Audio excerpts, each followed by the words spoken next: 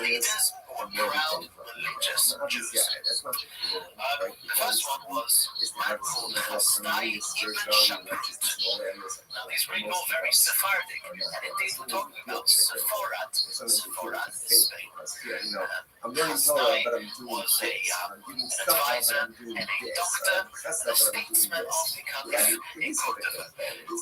Again, he knew a multitude of languages. He could speak to you in Hebrew, in Arabic, and in Latin.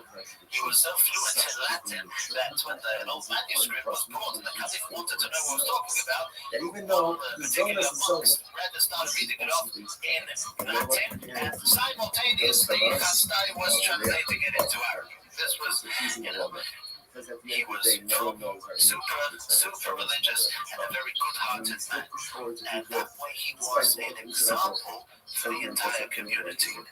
He had many projects that he sort of started off. There was a great respect in Spain at the time, in the era of the time, for grammar.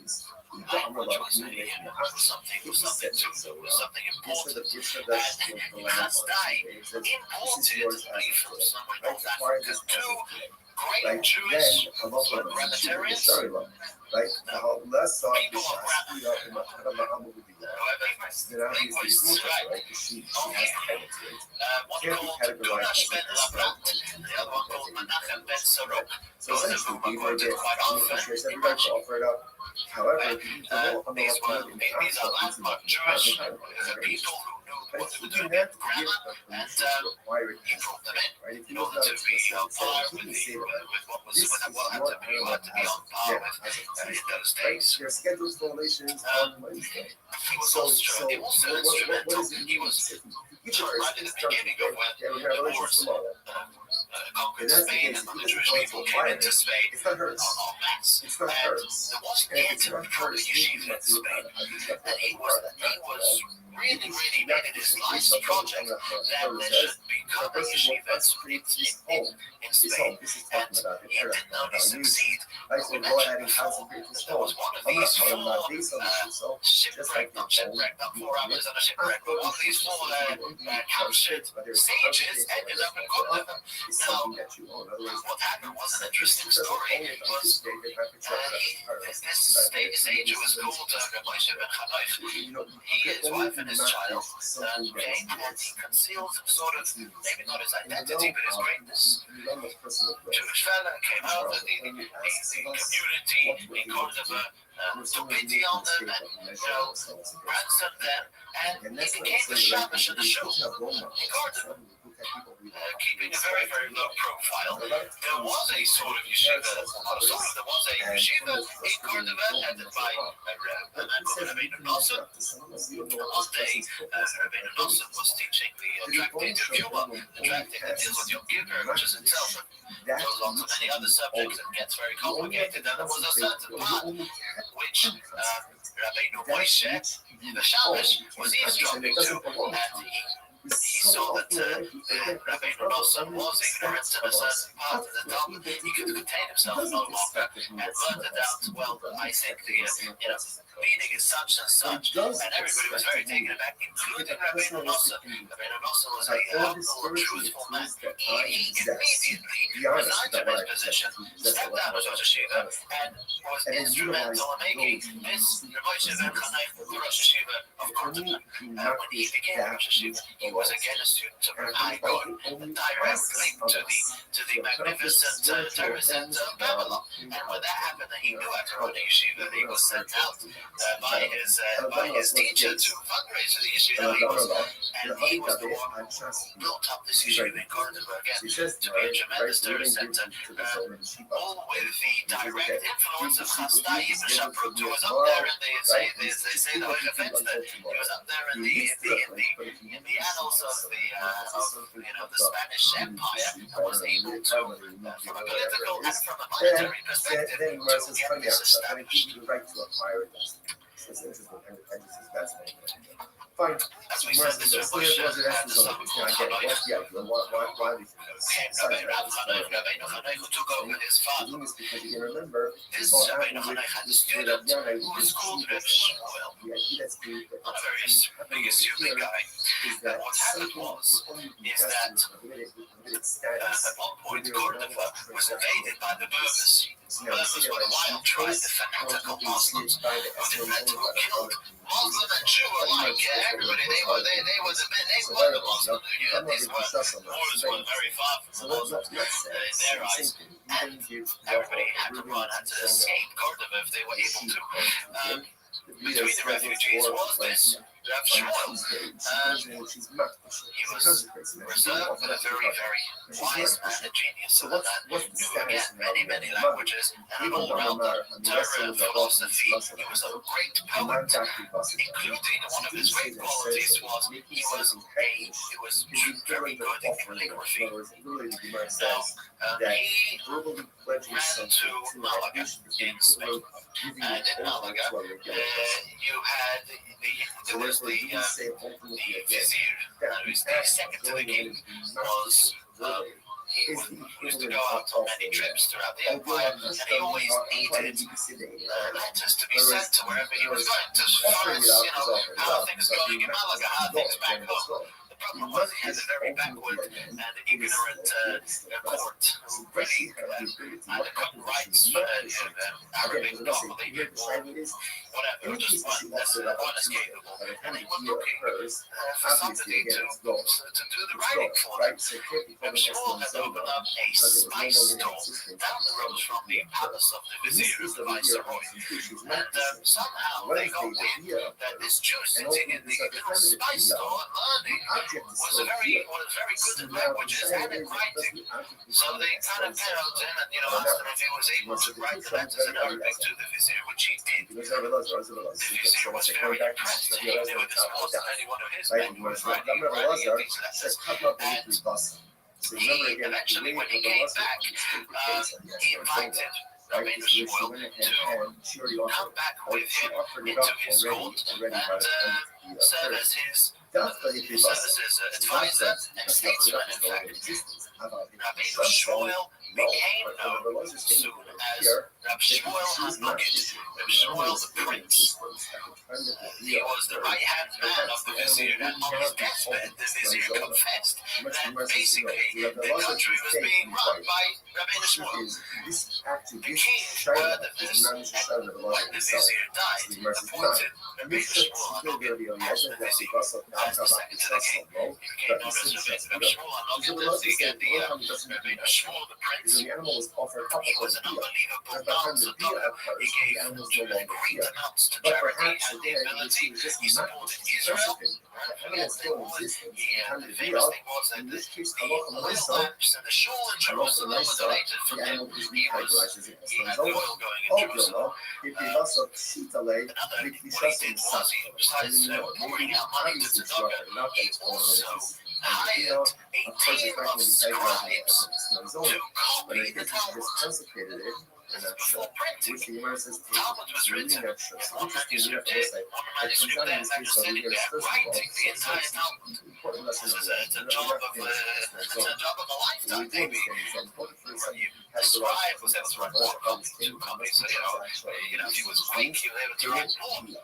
But if that order is not followed either, because of that, the Talmud was scarce. You had even days after printing, we'll see that to have a set of shots, to have a set of Talmud was a rarity. A town with a shul and a rabbi and everything would not necessarily have an entire shot. Even after printing. Until printing became more popular and books became cheaper. But then there was a great need for manuscripts, and he employed a team of scribes, and because of him, the Shas, the Gemara, became more widespread and more learned throughout the Jewish world. And then afterwards, he pays her. He had connections as well with Babylon, with the community in Babylon. He was a very straight person, a very honest person. And in a country where corruption prevailed, that's just the way it was. You had to screw your way through everything you could say, well, you could go to the post office and buy a stamp without giving a donation to the post office, to the postman, or just paying the civil and get your stamp. Or mafia in a country like that where that's just was the name of the game. To have an honest person like that was both a role model and something to earn many enemies for, which he did. But he had the protection of the king who saw in him, the man that he was, I'm sure, and didn't allow anybody to touch him. He did write a book. The book is printed in the back of the Gemara, and it's called Novoi HaTalmud, the entry to the Talmud. And what it is it's actually printed in the shape of a Talmud. But, no, sorry, that's something else. It's printed in the back of the first tractate of Brachos, and it gives you the history of the Talmud, history and also rules of how to know the Talmud. So besides all he was doing, he wrote this short but very nice book, learned until today by young boys who have finished now learning Talmud. I've personally done these parts of the Novoi HaTalmud before we start learning Gemara, just to understand what the Mishnah is and what a Baraisa is, about the one who goes into the Mishnah, he tells you who can argue with who, which generation lived when, and he gives you sort of the thumb rules of how to learn Gemara. This was Rabbeinu Shmuel HaNogin. So, with having such people, we're talking about a span of about 100 years from Chasna Yidishabut and Shmuel HaNogin, who were the leading figures of the time. Proud Jewish people who held such high positions when people followed.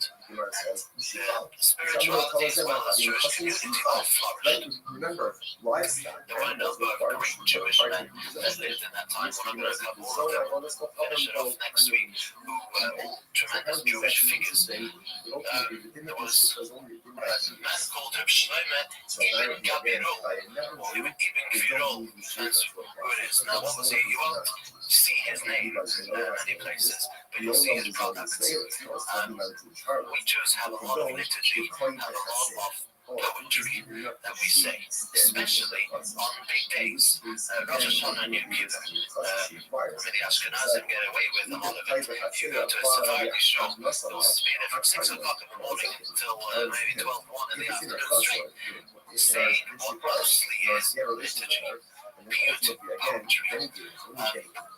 In that era, poetry was very much respected and held high, and some of the greatest Jewish poets of all time lived in Spain in this era and composed beauty and poetry which we have till today part and parcel of happening on various days.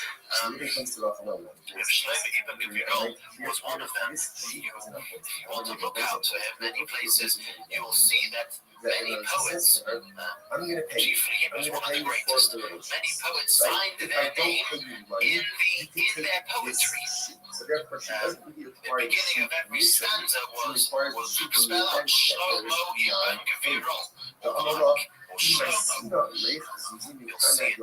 This is not for now, but you'll see it in the Chodoti. Never seen the Chodoti. Next time you look in a Siddur, Chodoti was about 500 years ago in Sfas, the time of the Arizal reviews of Kara in his day, the one who wrote the Shulchan Aruch. He was called Shlomo El-Kabetz. Okay? Now, Shlomo El-Kabetz heard of it. Well, if you look at the Chodoti, the beginning of every stanza spells out Shlomo Al-Levi. That's where many just sign their names in the poetry. For example, the Malchus Sur that we sing on Hanukkah. We don't know exactly who it was, but what we do know it was written by a man called Mordechai. Because the beginning of every stanza in Malchus Sur, if you look at the Siddur, it spells the word Lord.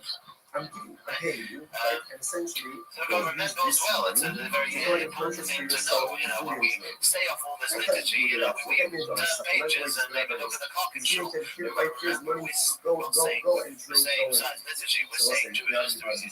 Every one of these poems had a composer, this time in Spain, or earlier, or times of, and each one of them carried a great message. Right? Give you roles, one of the greatest Jewish poets the Jewish world ever saw. His poetry and liturgy are included in Rothschild and given that davening. He was from Saragossa in Spain. He was an orphan, actually, and sort of had to make his way from one town to the other, from one community to another, until Shmuel had knowledge. Being the man who he was, spotted him, sort of. He ate at his table, and he saw his talent that he had. And Shlomo ibn Gvirol composed some poems. The greatest one, he composed something which actually Ashkenazi Jews don't say. He was a Sephardian. His stuff went into the Sephardic Sidurim, something called Keter Malchus, a extremely long-winded and fantastic piece of liturgy, which is unparalleled, which they say, I believe, on Yom Kippur, or Rosh Hashanah, Yom Kippur, there's so therefore, again, no again, a masterpiece. He composed a piece of liturgy. He composed a piyut, which the Sephardim say on Shavuos, which is a poem of all 630 mitzvahs in poetry. He composed something which we also say many of his pieces. There's something called Erev Rosh Hashanah in the Salichas. The Joel Salichas contain many pieces of such liturgy. We have pieces of Shofet Kol Oretz, which, as we say on Erev Rosh Hashanah, made by Shlomo ibn Gvirol. We say also on the 17th of Tammuz, the piece by the poetry Shein Ezar is also composed by Shlomo ibn Gvirol.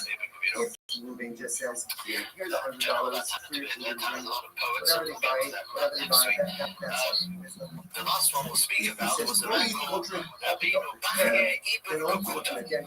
Some known as Rabbi Bachaya. He wrote a book called The Chovas Halavavos, The Obligations of the Heart.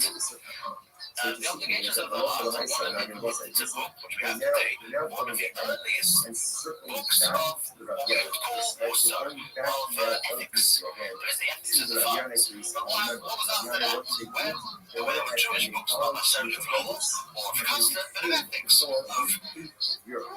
Ethics, he has the gate of Bitochen, Shar HaBitochen, the gate of trust in Hashem, the gate of the gate of a good heart, where he compiles different words from the Talmud, from our sages, some of his own part, puts them all together, and until today is studied as it's a book from a Rishon, a book from one of the earlier ones, who is respected in that way, and until today is studied by many Jews, especially Shar HaBitochen, is named to be the gateway of trust in Hashem, where many times the Rebbe would even tell people to learn the Shar HaBitochen in this book of Chovas Halavavos, the Obligations of the Heart, translated in English. He wrote it in Arabic, actually. We'll get to many of these great Jewish books written in Arabic. It's less known. We'll get to Maimonides, but did you know the only book Maimonides wrote in Hebrew was the Mishnah Torah, was the great book of 14 volumes codifying the entire Torah. Maimonides wrote the other books, the Guide to the Perplexed. He wrote a book, Pirush HaMishnah, a commentary on the entire Mishnah, all in Arabic. It was for the common, it was for the people. Afterwards, they were translated into Hebrew. That was only afterwards. We'll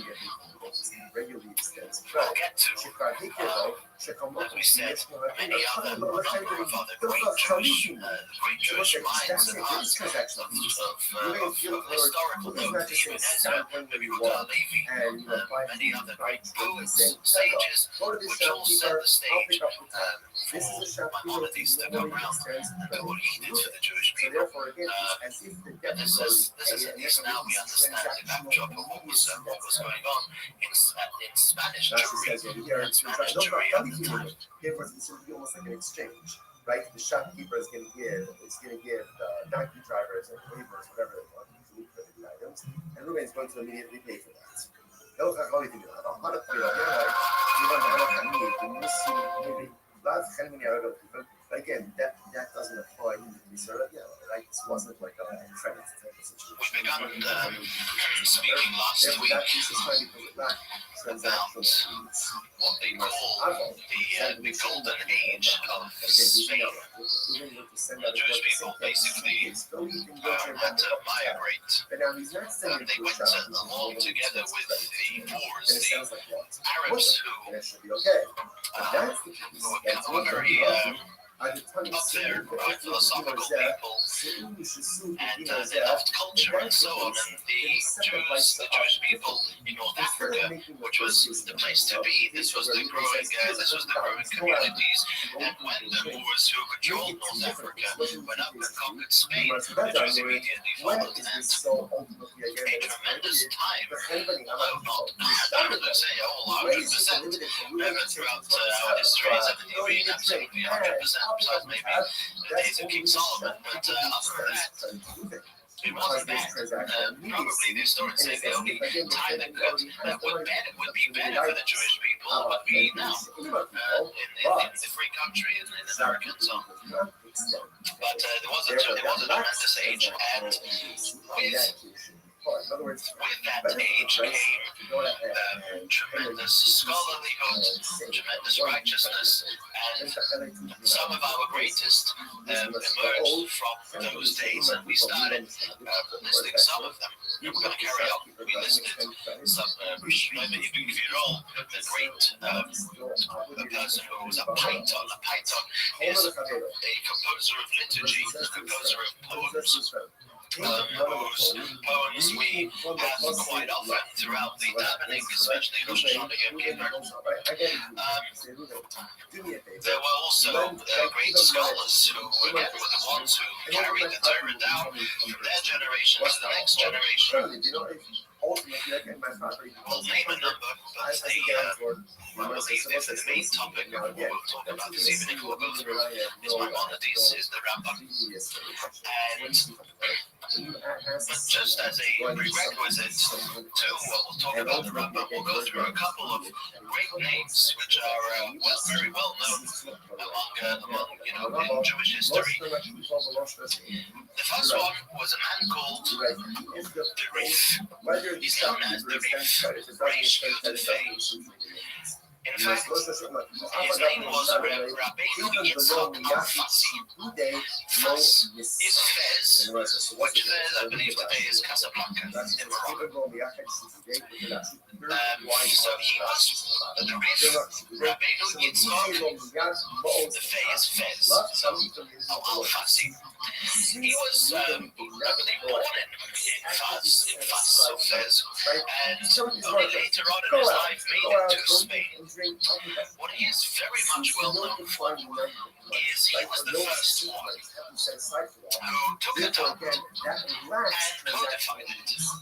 Which means what he did was, the Talmud is a sea of knowledge. It goes from one thing to the next, and everything is just crammed in there, packed in there, not necessarily up to any obvious order. There's always something which connects something else. There's the links of a chain. You can go who knows where, the Gemara has to kind of come back to where it started discussing. But the main thing is that not always is the law so apparent. You haven't necessarily got the verdict in the Talmud, and there are rules of how to learn Talmud to be able to sift out, so to speak, the laws, the actual, what's the halacha, what's the law in this case.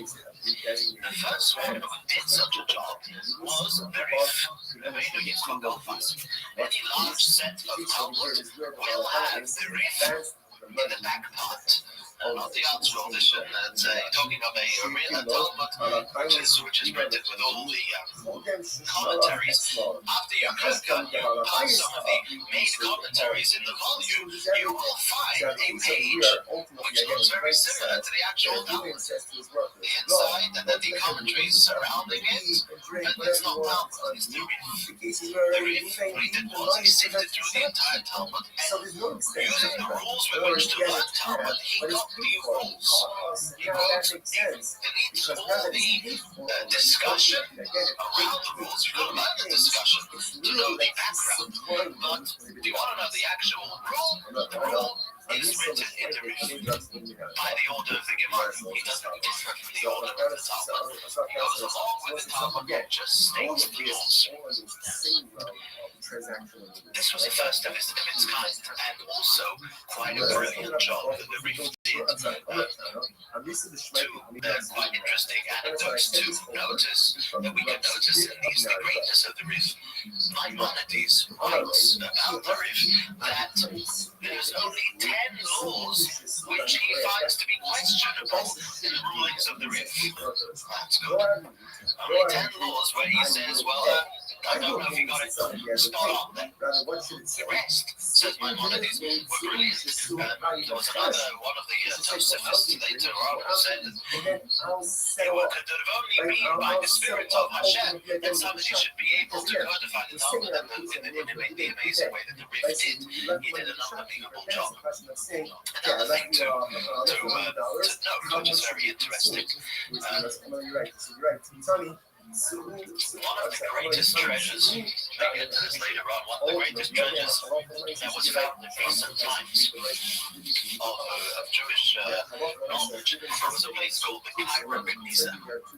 The Cairo Geniza was found about 1890 years ago by a man who traveled. He was a businessman, I think. He traveled to Cairo, and he went around visiting the old shul in Cairo. And in the shul, in every shul, usually there's what's called a geniza, or known as a shemus, where everybody puts their old sidurim and their old, papers which may say Hashem's name on it, or Holy Scripture, which we cannot throw out.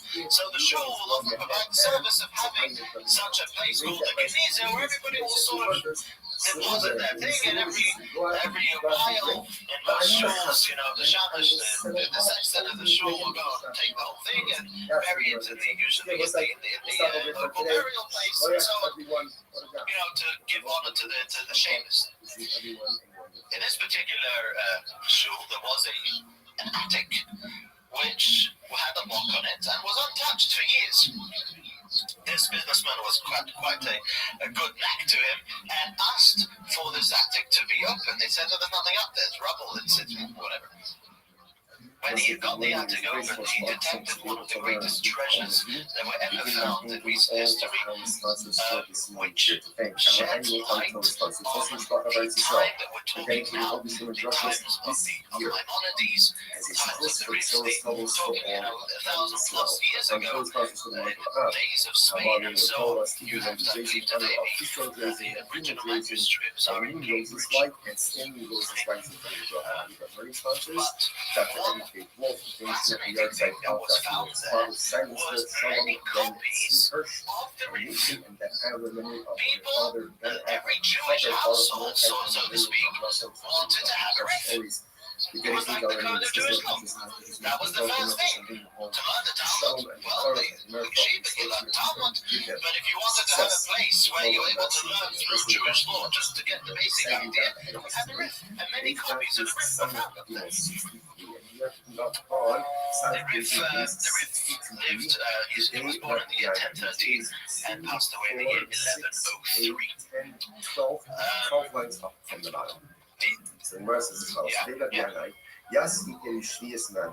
The Rif had two very well-known students. One of them was called the Rabbi Migash. The Rabbi Migash, Rabbi Yosef Migash, he actually made a commentary on the Rif. He was the teacher, how in ways is very well known, is he was the teacher of the father of Maimonides. lend or So borrow, you not have the cover, Rit, but lend or borrow three cheap Migash, while it's still Rabbi readily available Maimon, for everyone. the So father of this the says, Rambam, once it's no longer and the readily Rambam. available in the field, That's sort of a you chain. can no longer pay to keep it for yourself. Another very So the famous idea here is student of the Rit was a man called Rabbi Yehuda Halevi.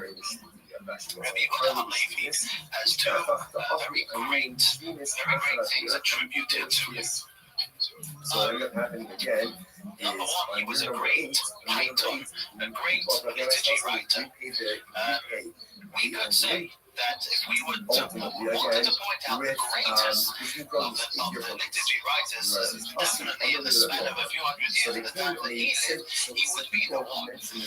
Many of his piyutim, of his liturgy, are included in our davening. But one very great place where we just say many pages and pages of his liturgy is on Tisha B'Av.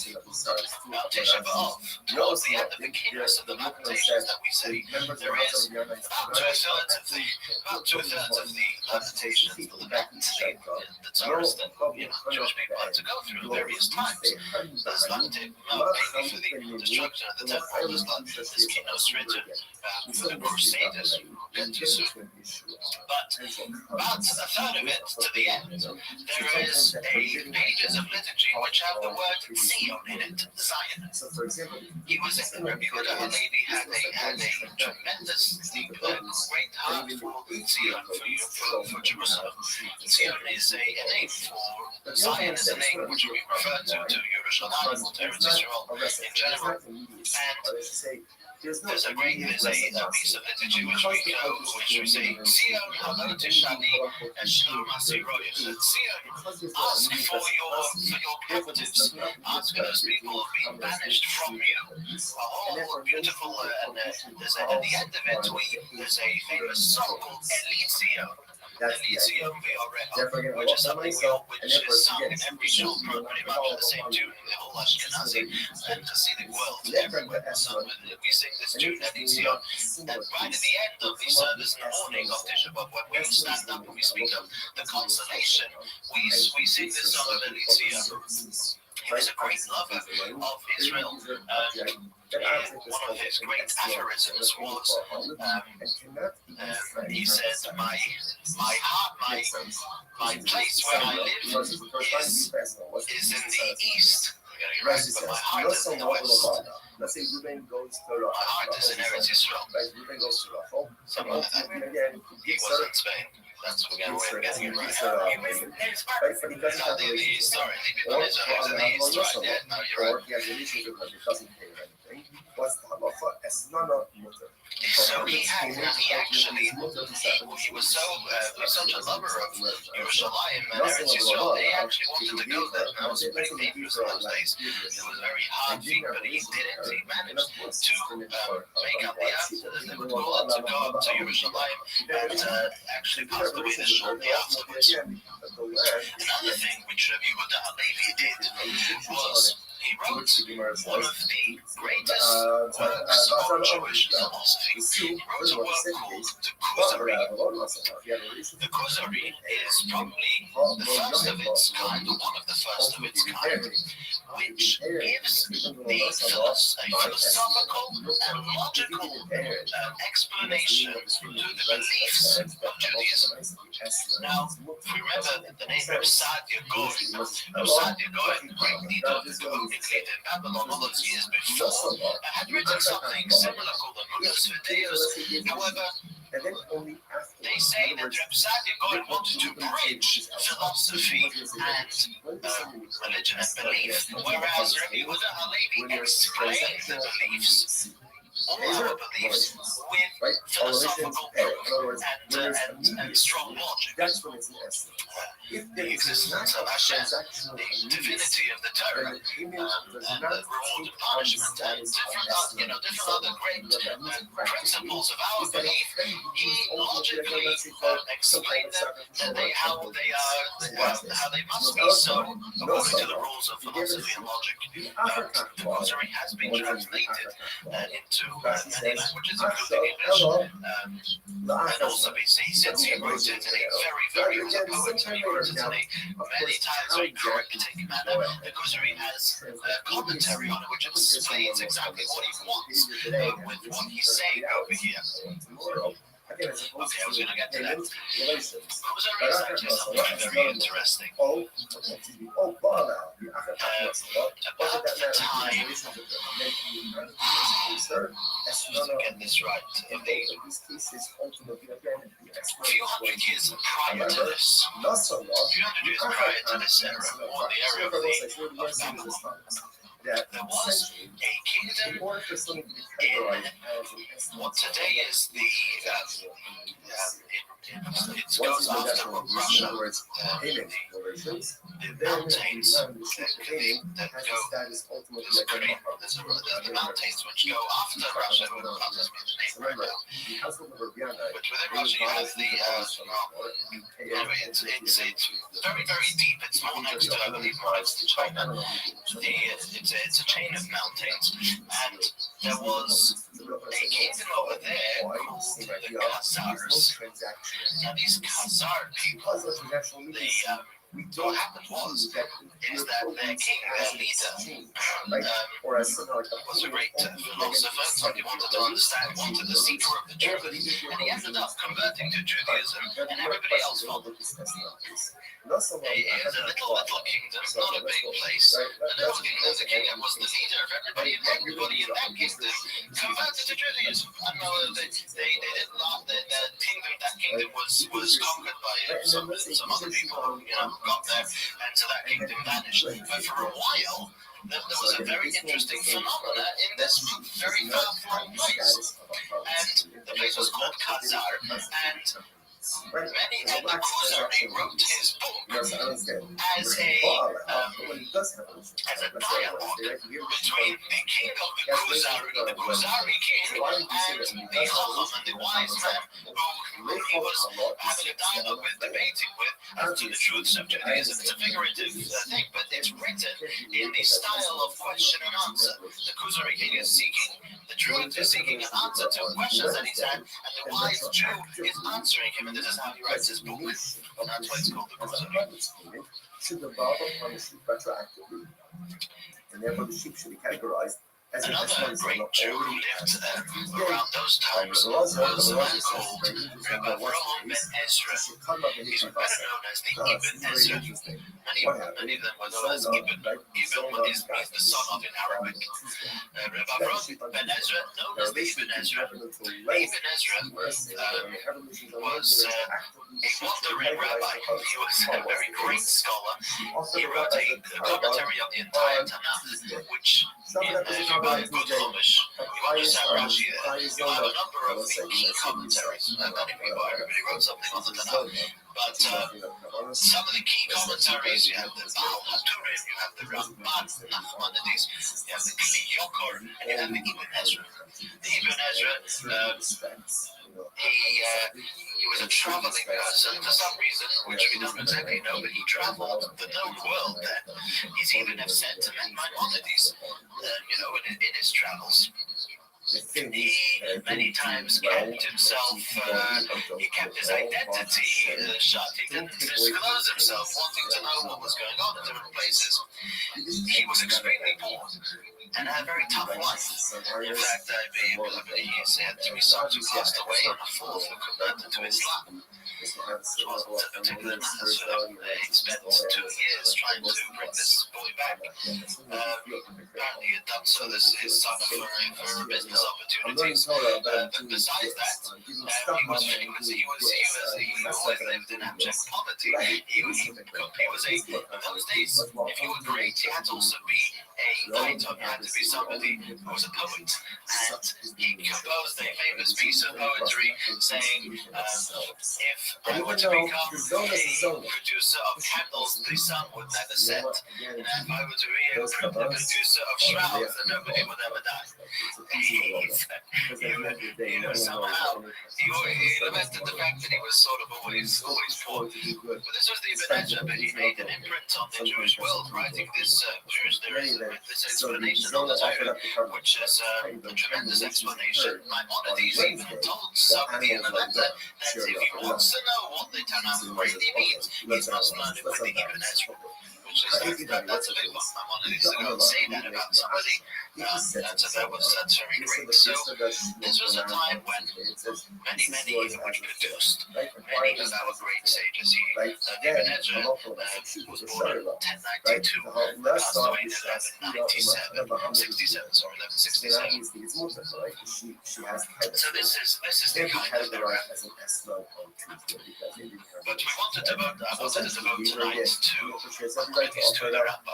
However, we make a big deal of the Rabbi, and not for no reason. And we'll examine tonight why this is so. What the Maimonides was so great that on his tomb in Tiberias in Eretz Yisrael, you have a line over there which says, "Be Moshe ad Moshe lo yikom k'Moshe." From Moses, Moshe tells this Moses. Moshe told Moses, Maimonides, none arose like Moshe. None arose like Maimonides. Now that passed. You couldn't write that about anybody. And those who were the great of the time, the great who followed that time, agreed to that line to be written. We don't compare anybody to Moshe Rabbeinu. We don't throw around Moshe Rabbeinu. And to say that about Maimonides means something huge. Until today, you can see the inscription on his tombstone. Who was he? And what did he do for the Jewish people that earned him such celebration? What we're able to do. Maimonides was born on Erev Pesach, on the eve of Pesach, in the year 1135. We actually know the time he was born was 1:20 in the afternoon. That's how far it goes. It was recorded, I guess, due to his greatness, it was recorded the day and time of when he was born. His father was called Rabbi Maimon, who was a Dayan, a halachic authority in Cordoba at the time. Maimonides, in the beginning of his life, had to do a lot of running, had to do a lot of escaping from people who wanted to harm them. There was, a group of fanatical Muslims who were called the Almohads, who believed that everybody got, the whole world's got to become Muslim, whether it's by force, if it needs to be by force, it will be by force, and they swept through many places, giving people the option, convert to Islam or die. And as they progressed, the Jewish people in the places where they got to had to flee, had to run. They ran to the north of Spain. Again, there were persecutions there, very great persecutions, and from there they had to go to Fez, down to Morocco, from the south, from the north of Spain. In Morocco, again, there was problems, there was persecution, and Maimonides' family, at that point, he was still around his father, Rabbi Maimon, and his family had to go to Israel. Maimonides lived for a while in Israel. In fact, his father, Rabbi Maimon, passed away, according to some, even in Israel, when they had to go there. Things didn't work out there. It's unknown exactly why they had to move away, but where Maimonides ended up was in Egypt, was in Israel, in a place called Fostat. In Egypt. Maimonides, from the beginning of his life, devoted it to learning. He had a tremendous mind, and was greatly studious. And he had a brother who was called David, and they made an agreement, him and David, which paralleled a similar sort of agreement which had been done centuries earlier. The two sons of Jacob, and the two tribes that came out of Jacob, two of them were called Issachar and Zebulun. Issachar and Zebulun, the tribes, had made an agreement with each other. Issachar, they were greatly learned, very studious, very wise people. Zebulun were the businessmen. Zebulun got their share in Israel on the port, on the sea. Zebulun were always the people to go out to do commerce, to do business.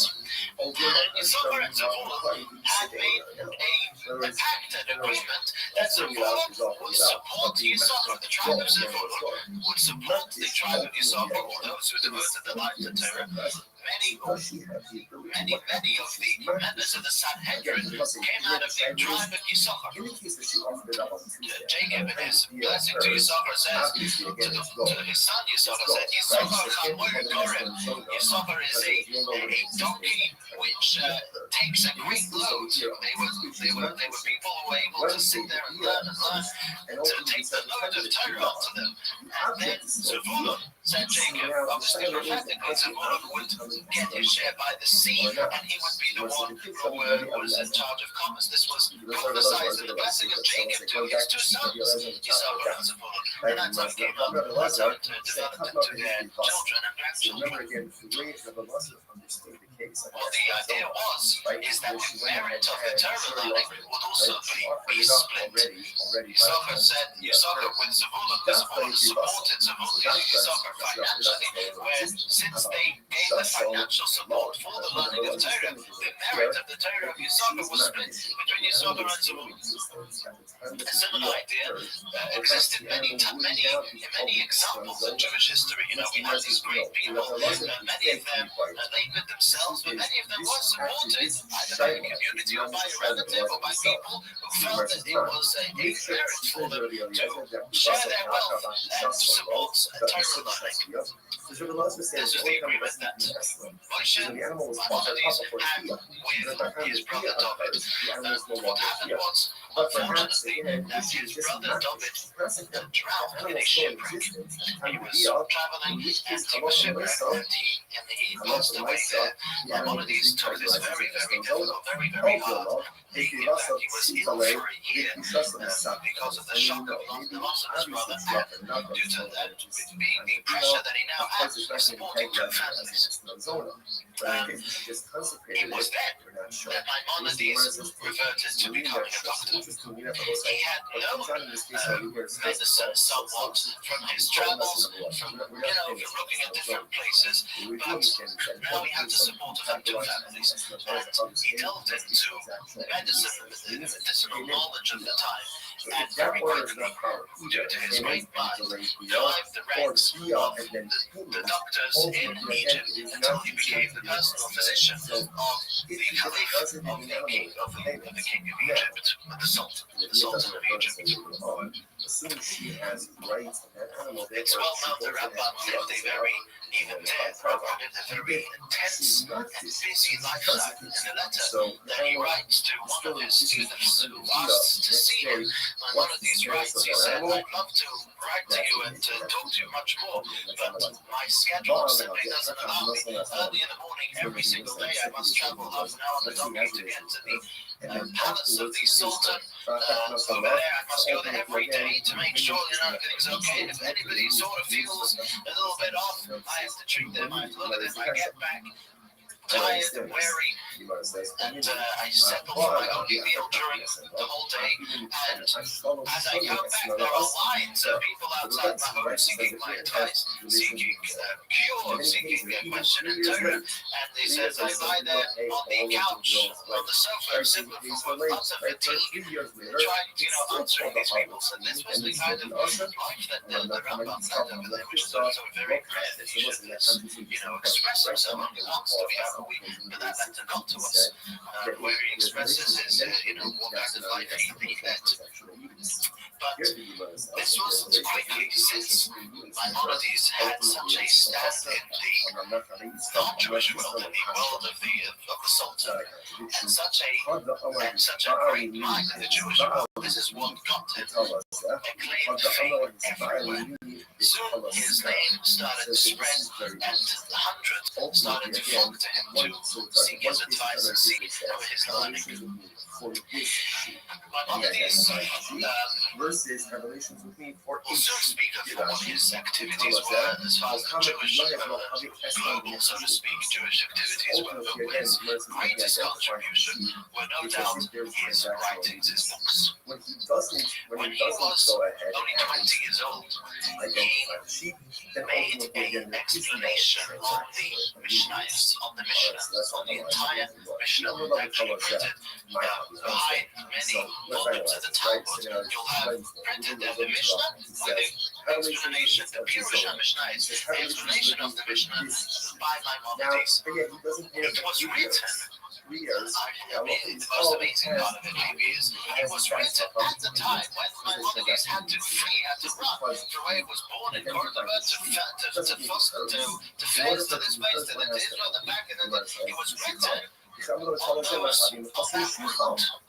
Remember, lifestyle. It reminds me, this is only something which is recent, but after the Rebbe passed away, they found a couple of notebooks of volumes of the Rebbe's notes that the Rebbe had written before he assumed leadership. It was something the Rebbe had never personally published, but many of them were written in Situate. One of them was an entire scholarly thing on the Talmud was written in Vichy, in France. They had to run from Paris, from the Germans. They ran the vans, hiding over there, whatever it was. Bombs were going, the bombs were flying, and what was he doing? They were learning Torah. The Torah was something, as King David said, when he was running from Shaul, when he was running from Saul, who wanted to kill him, he said it was the Torah that kept me alive. It was the Torah, it was the learning of Torah that took me into the world of Hashem, that took me out of my own situation, and that's how I survived, right? So this is something reflected over and over. Some of the greatest Jewish works were written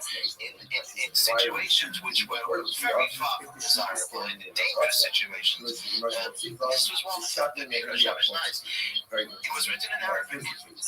We mentioned this once. Every one of the books of Maimonides, besides the major one, the Mishnah Torah, was written in Arabic for the people to understand. Only later was it translated into Hebrew.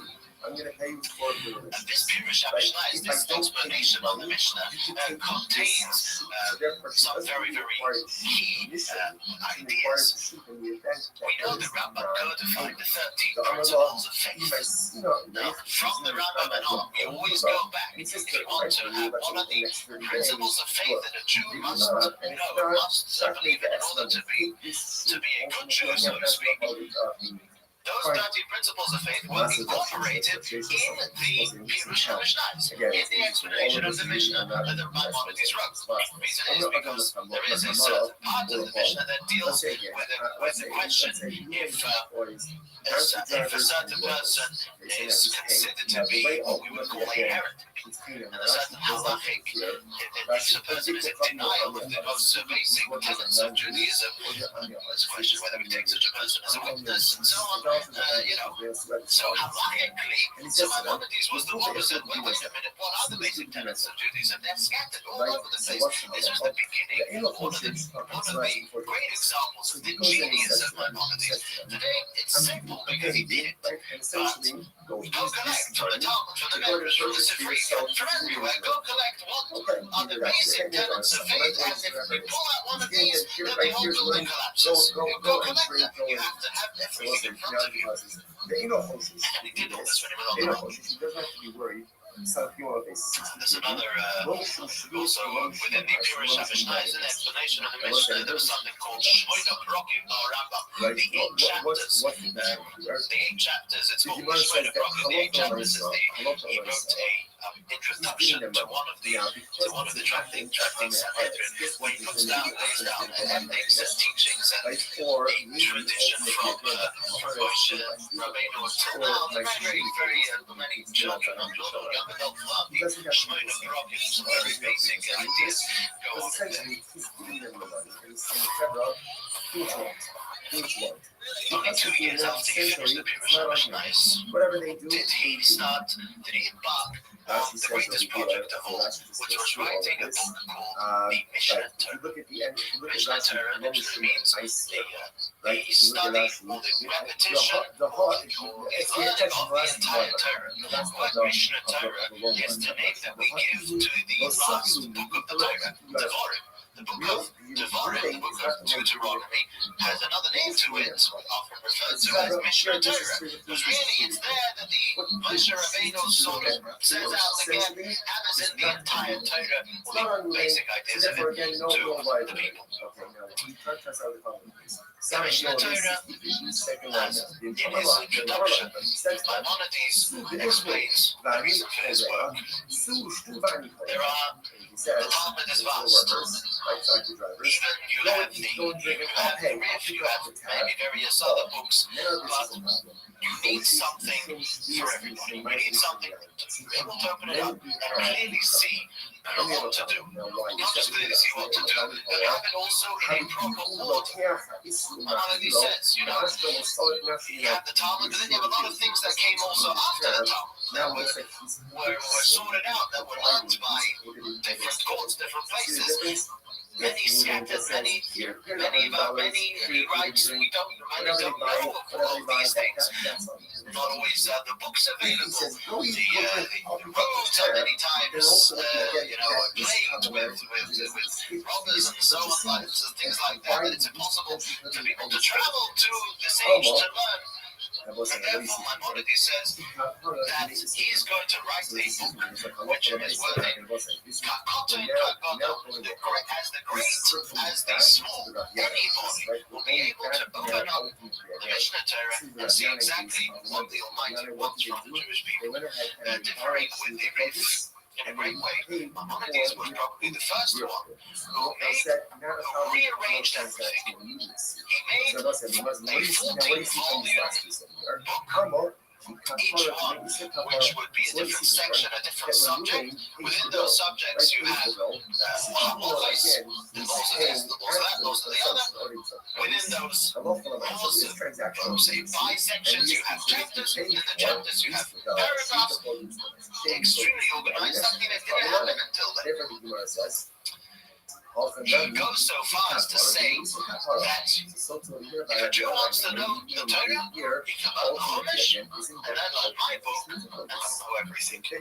You'll know everything he means, rules, all the laws.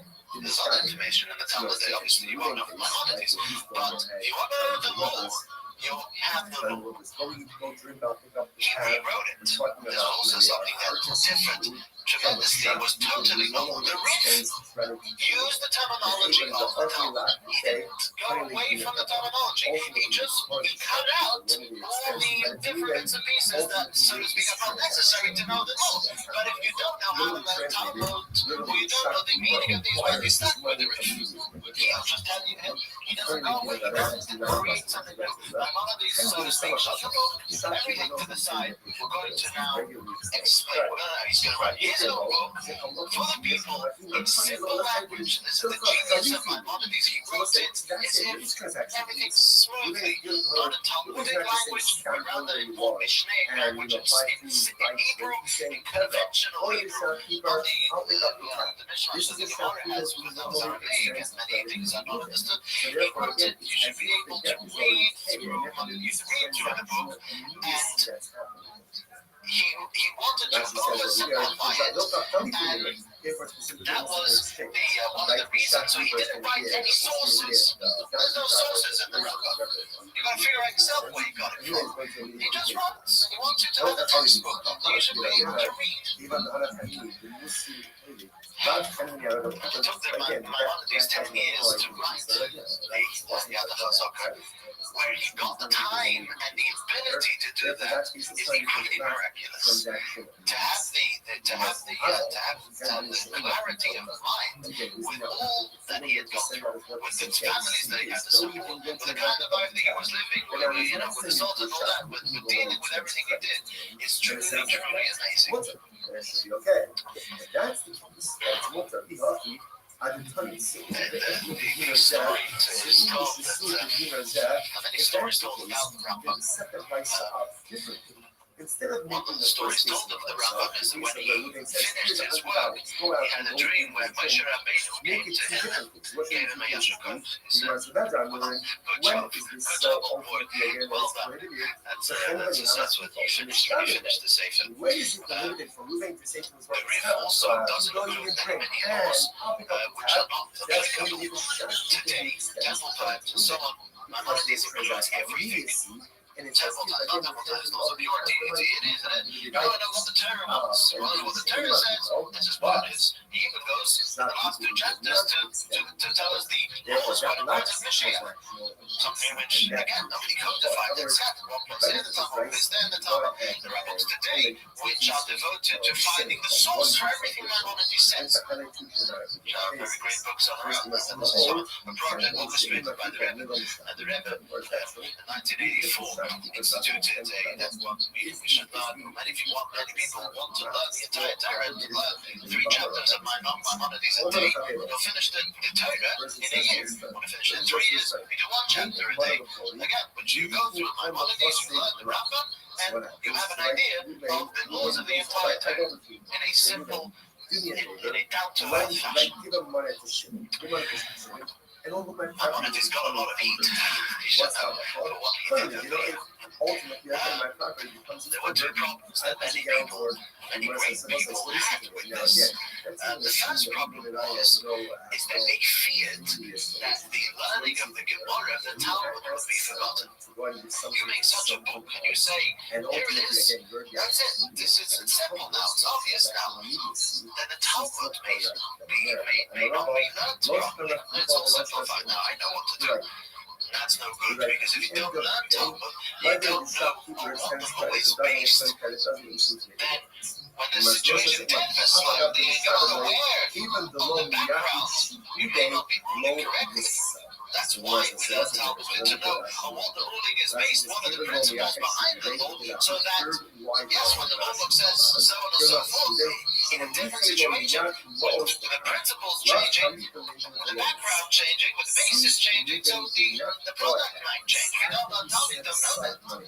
People were very apprehensive that the learning of Talmud would not be. Another problem that people had is that the Rambam did not write any sources. The Rambam's greatest critic was a man called the Rabbi. Rabbi is an acronym, Rabbi Avraham ben David, a great man on his own, who his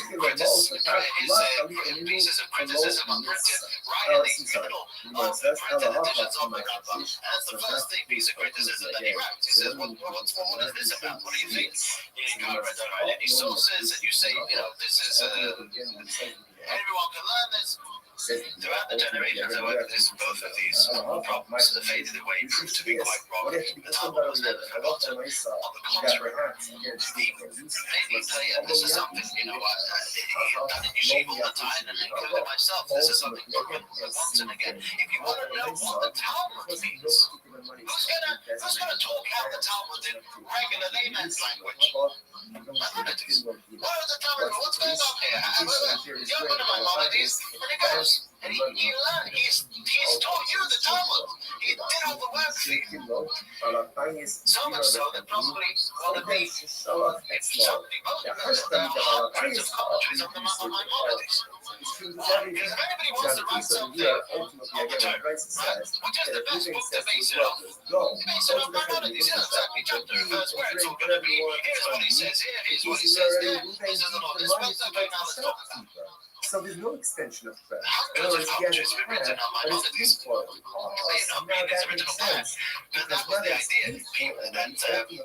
People based learning of Talmud off Maimonides. And eventually all the sources were found.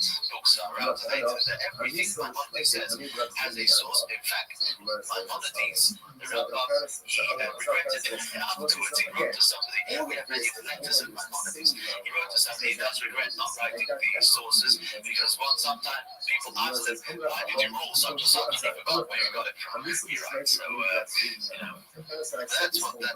how he wrote it. We have many letters of Maimonides of the Rabbi, questions in halacha, in law, written to him, much based off his book. You wrote such and such. Well, what do you say in this case? That is written all over the place. Many of them are printed in the back of the editions of the Rabbi. You have the letters that the Rabbi wrote to various people.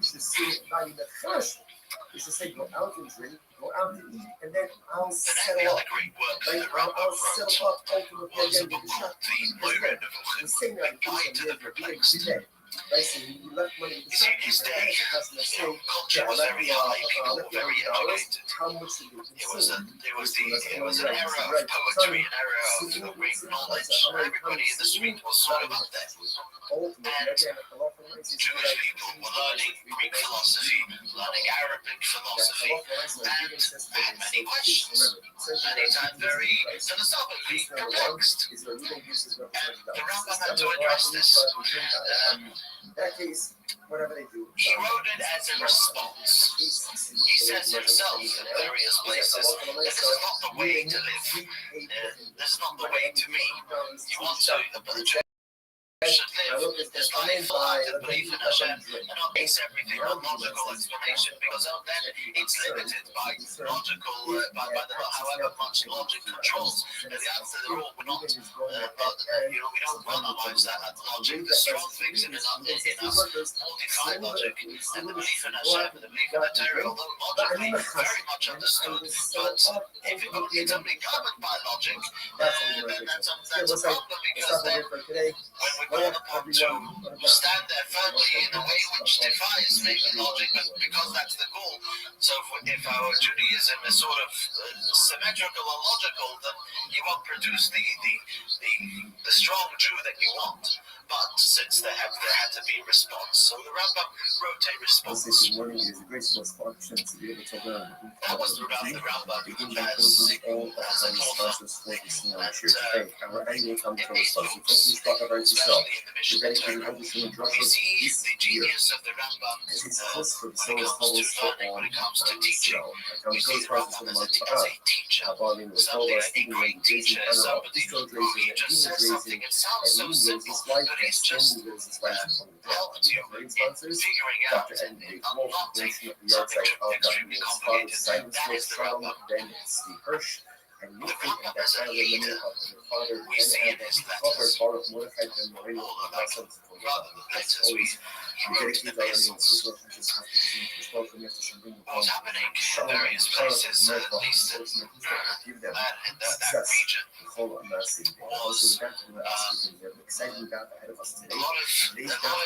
of issues with Muslim fanatics. Maimonides didn't exactly, or all of his leadership didn't exactly reach France, Germany of the time, the Ashkenazi countries. We'll get to that next week. Simultaneous, we're going to rewind, because simultaneous with all this happening in Spain for 300 years, there was a lot of things going on in France, England, Germany, and these places, the Ashkenazic communities. These were the surviving communities, North Africa and Spain. So if you look at Rashi says something very interesting. And so one of the places where there was a great Jewish community that needed a lot of help, the community of Yemen, You can go ahead community of and Tamar. lend, What was borrow, happening was not is that commerce, you had but lend or borrow sheet of clothes, Islamic while it's still readily fanatics available for everyone. So that's once it's no who were longer readily forcibly available in the field, converting you can no Jews longer trade it. It's with the option of again either dying or taking on Islam. And you had, again, repeated as in history, the idea of the morality, the idea of Jews who couldn't withstand the test, wanted to live, wanted to also be maybe prominent, and at least outwardly converted into Islam. Ultimately, again, there was a lot of Taurus as well, and various saviors sort of cropped up, and one particular fellow cropped up as a false Mashiach. So the community in Yemen was both suffering from the outside, with the pressure from the Muslims, as well as on the inside, many people buying into this false Mashiach kind of idea. It was a mess. And they desperately, they needed someone, and the Jewish leader of the time was Maimonides, who they said the letter was basically Maimonides wrote the epistle. Many pages all printed today. Igeres Tema, the epistle of Yemen. And over there, he basically he addresses two things. You see, what was happening was the Jews who had not withstood the test and who had converted into Islam were more or less excommunicated, or they wanted to excommunicate them because you had everybody else was standing firm and many being killed because they didn't want to do this. And here you have whoever who just went on and did that. The Jews around Yemen as well didn't want to hear of such Jewish people. They would give them an idea. They would join them in shul. They were, and Maimonides had to address this was internally destroying the community. And he addressed this by saying, quite interestingly, that Islam is not it's not for the Jews, but it's not an overt form of idolatry. Halachically, the Muslim religion for a Jew is much less problematic than the Christian religion, because the Muslims believe in monotheism. They've got a guy who they believe in as a prophet, not of divinity. Now the problem is of idolatry that the Torah warns us so much about is giving anything divine to a creation, to a human, which the Muslims don't do. It's not, obviously, the Torah warns us against anybody saying that the laws of the Torah are different now, that the Jews should follow a different path. It's out of the question. But they were treating that as idolatrous. Says Maimonides, hold it, it's not what you think it is. And therefore, no need, there's you're excommunicating them. So this was the ploy that Maimonides used, that these poor fellas who couldn't withstand the test did not need to be excommunicated because it's not what you think they did, it's not actually what they did. Then again, Maimonides had to rebut this whole false Mashiach thing. This is where we have some of the greatest writings of the object of the theme of Mashiach. What is it? What do we look forward to? Who is Mashiach? What is the criteria? And by laying down these foundations, Maimonides by default just explained how what this fellow was standing up for and what he was saying he wasn't. The Jews of Tamar were so deeply thankful to the Rabbi, as that we mentioned this the other week, is that they included him in the Kaddish. They used to say, B'chayachon, in your life, your days of Chaye Rabbi Moshe ben Maimon, and in the days of Moshe ben Maimon, B'chayei Techobez Yisrael, Maimon Osman Barim and Roman. That's how they used to say the Kaddish, every Kaddish. So this was an example of the reference, because times were tough, and you had a leader like that. They were ultimately, the Jewish people were ultimately thankful. Is that it can be used ultimately. So this was the short, in short, the idea. The Jewish people were thankful to Maimonides on every level, on a level of leadership of his time. Somebody who any community of Jews were able to go to and draw inspiration as well. As Maimonides made one of the greatest impressions as far as Torah learning is concerned. We call Moshe Rabbeinu Moses our teacher. He taught us the Torah. And from Moshe to Moshe, there rose on like Moshe Rabbeinu taught the Jewish people the Torah. After that, the Torah was opened for so many more by the teachings of the Rabbi. Is that he was given that phrase of honor, that honor rose like Moshe from Moshe Rabbeinu himself. Maimonides passed away on the 20th of Teves. Half Teves is your time in the year 1204, which was 3 months short of him becoming 70 years old. He didn't live all that long, and he achieved what he achieved. he left a son called Rabbi Avraham ben Rambam, he's known as Avraham, the son of the Rambam, who was also a doctor and also took over his position in the Sultan's palace. He also wrote some books. He wrote some books and correspondence and so on. And Maimonides is buried in Tiberia in Israel. Just outside of Tiberia, there's many stories how he got there, how his coffin got there, and he said the coffin was hijacked by Bedouins who thought this was something really valuable, and they weren't able to take it. They weren't able to take it. They weren't able to touch it, and the camel just carried the coffin on its own to Tiberia, where the Jewish people interred him. So the Rambam was after his lifetime was not also immediately accepted. There was a lot. The book of the Rambam was it was a big shock, and it took many years for the book, the Mishnah Torah, to be accepted. But then afterwards, unanimously accepted throughout the entire Jewish world, and till today, one can marvel. One learns the Torah, one learns the Talmud, one can marvel at the clarity that the Rambam gives. The great genius who lived about 100 years ago, who was called Rabbi Rothschild. He was known as the Rothschild had a mastermind, and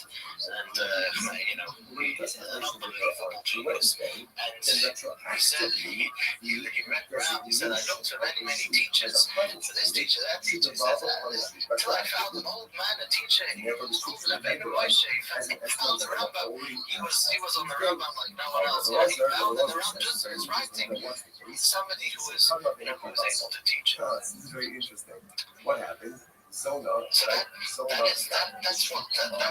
was the life of the Rambam, and today there are commentaries written on the Rambam, and so on. Oh, what's the case? She offered it up as a carbon on Tuesday.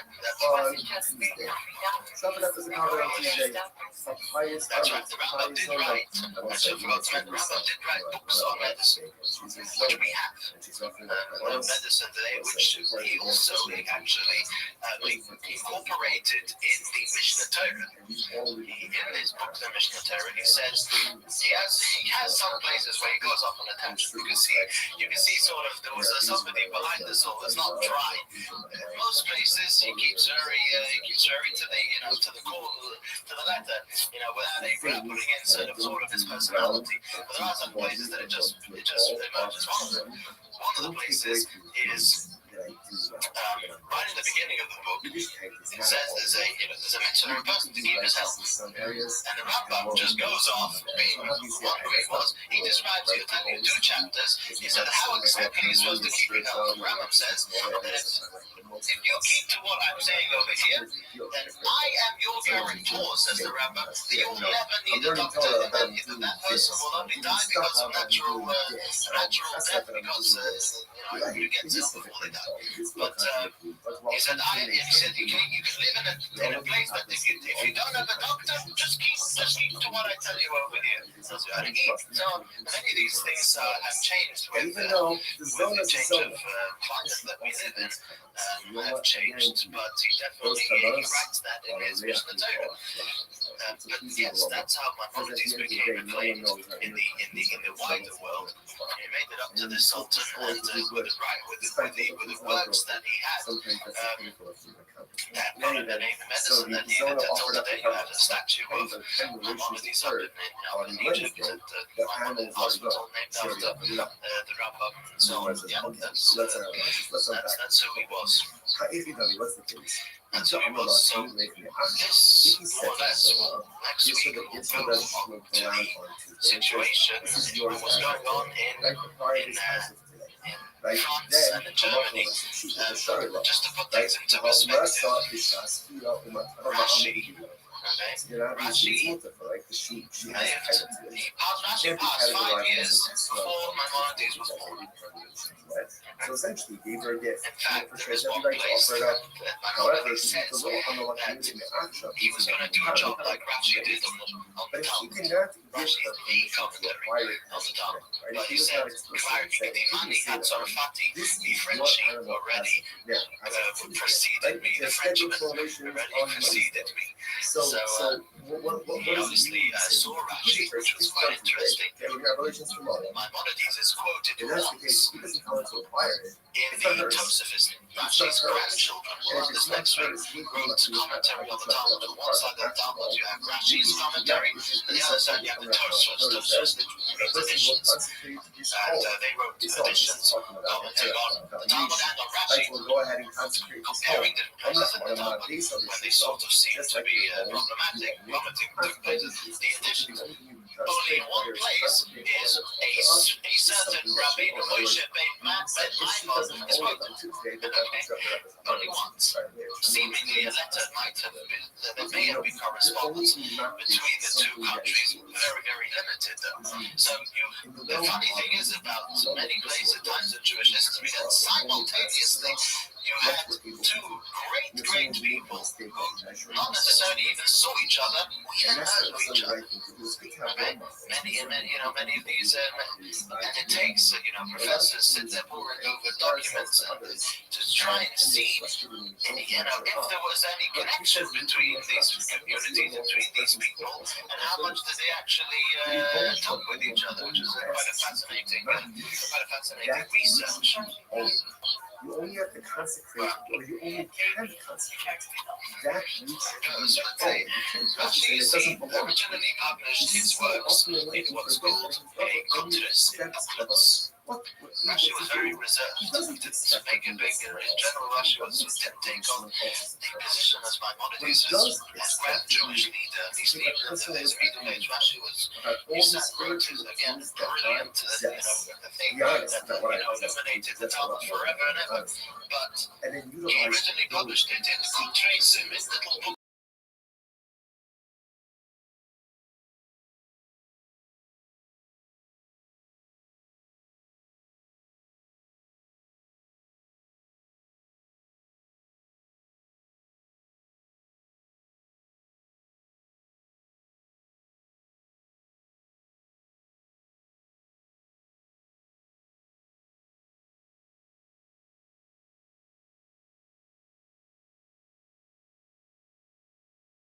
Rashi, so until everything came together was a long time. But there's always up for speculation of exactly how much they knew of each other and what this idea we have that Maimonides didn't know of Rashi, didn't know what he did, and there may have been correspondence between them as well. Besides that, it's totally we're doing this because, again, remember, this all happened with Rabbi Yana, with this Shemitah transaction. The idea that's kind of happening over here is that something can only be invested with prohibited status when there is a level of transactional use. So now we see that by the Shemitah case. Hello everyone, and welcome to yet another installment of Jewish history. And we will be talking at this time about Europe and mainly France and Germany, a time which was on the one hand extremely dark, as will soon illustrate. The dark Middle Ages were definitely a very dark and gloomy period on the collective side for many people, primarily for the Jewish people, especially in Europe. On the other side, we have, particularly and ironically at this time, some of the greatest luminaries that illuminated the Jewish people that ever lived. In general, in Europe, during roughly about the year, we're talking around the year 900, 1000, around that time, 1100,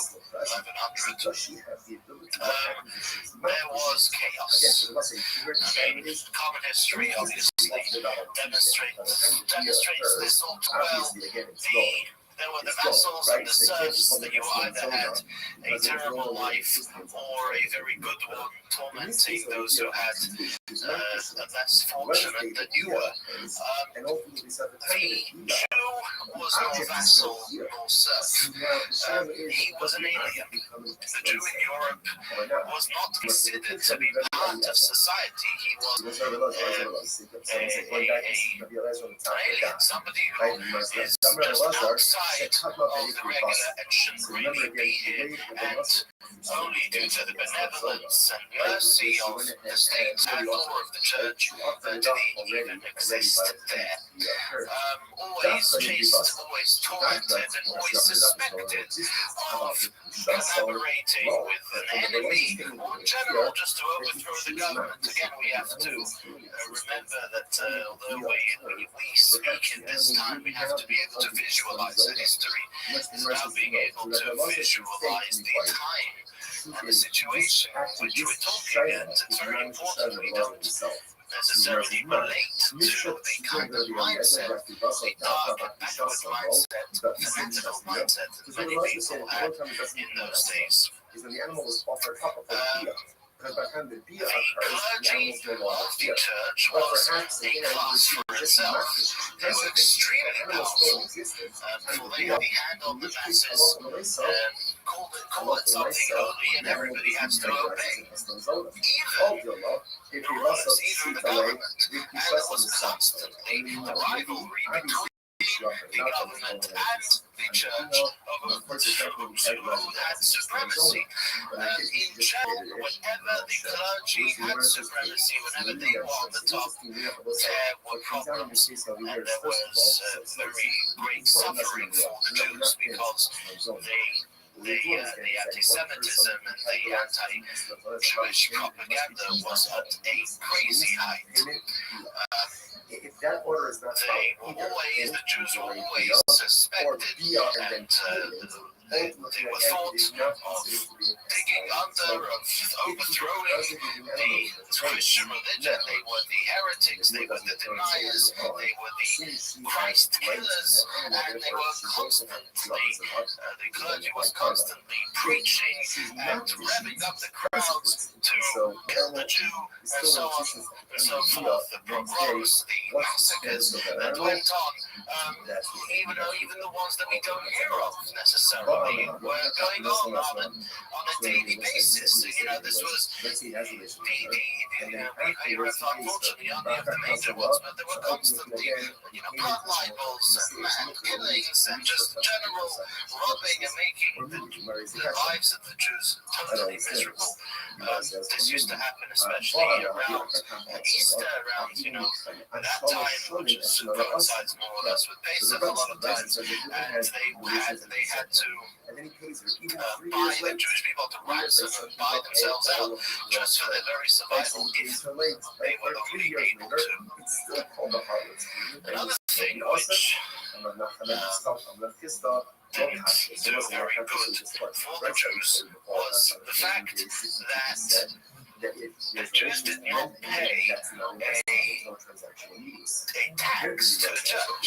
All members of the church, and then in Europe, in France and Germany, it was basically Christian, and no one else was really welcome. But everybody paid a tax to the church, and they used to really get a lot of money that way. And if a Jew would buy land, they would be exempt from the tax of the church because they were not members of the church. And this would be obviously a loss for them. And they tried to tax the Jews, whether directly or indirectly, they have to give money from the church. It didn't really work. And that is what started off, one of the reasons that started off the expulsions of various places that throughout the Jews and the prohibition for Jews to own any land. And it's for that reason that Jews became merchants. They became money changers. They became merchants with various things that were not property that were movable. That's where a lot of these Jewish professions of peddling and of the arts, working with one's hands, that was the norm of how Jewish people lived in those times. It is because of all of this that in Europe, that part of Europe, France and Germany and the surrounding areas, there was not much mingling, we can understand, between Jews and Gentiles. Something very different from the situation in France. In France, we had the Marranos, you had those people who were so involved and so part of the culture and part of the people of Spain that they couldn't leave or didn't leave, and because they were so rooted over there, and therefore they became hidden Jews. Although it meant on the outside converting to Christianity, over here in these areas there was much more self-sacrifice, martyrdom, people who, because of the tormenting and because of everything that was going on. So the Jews would very often be killed and what we call Al-Kiddush Hashem, to sanctify Hashem's name. The Jews were obviously not educated in the common sciences because that belonged to the church. You had to all study outside of the study of Torah was owned by the church, and that's where you learned. If anybody was educated, that's where it happened. On the backdrop of all of this, there were some flourishing Jewish communities, and some of the greatest Jewish leaders, as I mentioned earlier, came forth at this time. We are going to speak about two of them. The first one, a man called Rabbi Gershon. Rabbi Gershon lived from the year 960 to the year 1040. He was a student in the yeshiva of Reb Nosson Bar Yitzchak, who was from those four captives. Remember in the previous lesson we discussed those who were captured by pirates, 4 great men from the yeshiva in Bovel, and they created yeshivas in 4 places in Europe and North Africa, and their yeshivas carried on, and in the end sort of brought Jewish learning into other places outside Babylon, which then became the centers of Jewish learning. And this was, one of them was the yeshiva of Reb Nosson Bar Yitzchak, and he learned by other teachers as well, and then moved on to Mainz, and almost immediately became known as, his full name is known till today, Rabbi Gershon Rabbi Gershon, the luminary of the exile, or of the diaspora. He was known as the one who was the chief rabbinical authority over France, Germany, and Italy. Till today he's known with that name. The luminary of the diaspora, of the exile, and not for no reason. Rabbi Gershon, for a start, made a pidush, he made an explanation on the Talmud, on the Gemara, which adds a lot to our understanding of the Gemara, and many of his works on the Gemara, and many many tractates printed on the margin, printed on the side of the Gemara, where you can look and you can get more of an understanding. There are also prayers in the Matzah that come from him, so that was as far as learning and prayer was concerned. He gave tremendous contributions to that. What is very well known for Rabbi Gershon is his takonos. A takana is an edict or an institution which was made and had to be kept. The most famous one, probably, or two of the most famous ones, is the prohibition against polygamy. Rabbi Gershom himself had two wives and had a lot of Taurus, a lot of problems because of it.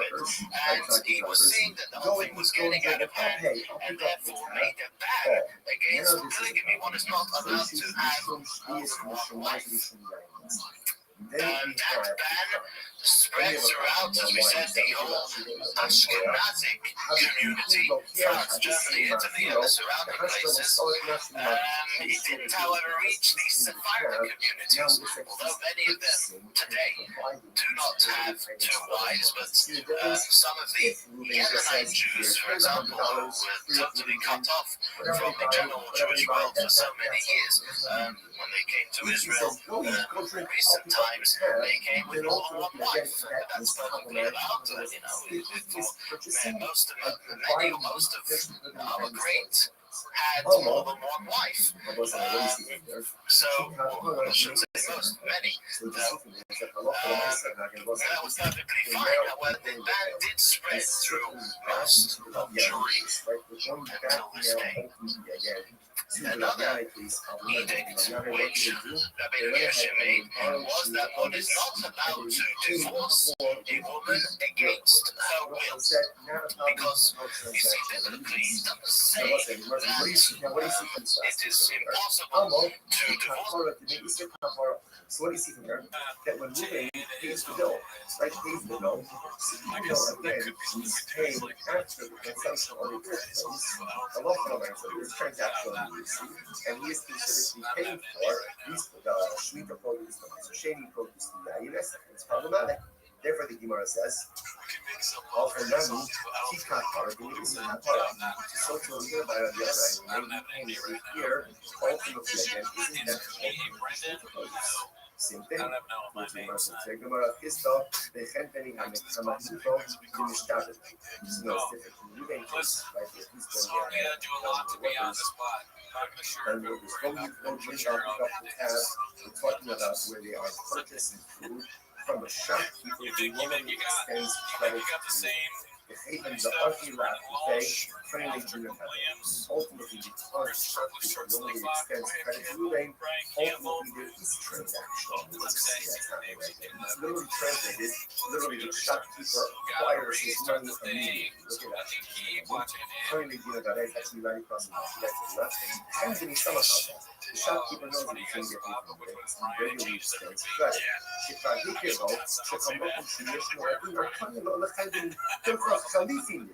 So what's that? That's it. This transaction. Ruben's not just saying stand where you want and buy food, buy drink. He's saying, go to the shopkeeper, I'll pick up the tab. This is a shopkeeper who normally extends credit to Ruben. So therefore, again, it's as if the debt is already paid, and therefore there is transactional immediacy that's happening. Rashi says over here, the Dayoka Philippine, therefore it's simply almost like an exchange, right? The shopkeeper is going to give donkey drivers and Gerardo record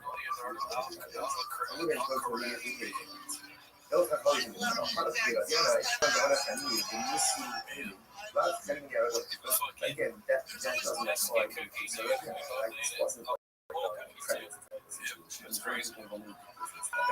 therefore, that case is trying to be transactional. You must have all. Again, using that, what you send out is what the same case. Still, you can go here and pick up the task. But now he's not sending to a shopkeeper and nobody extends credit to him. And it sounds like what? Water. Then it should be okay. If that's the case, that's not like I can tell you, if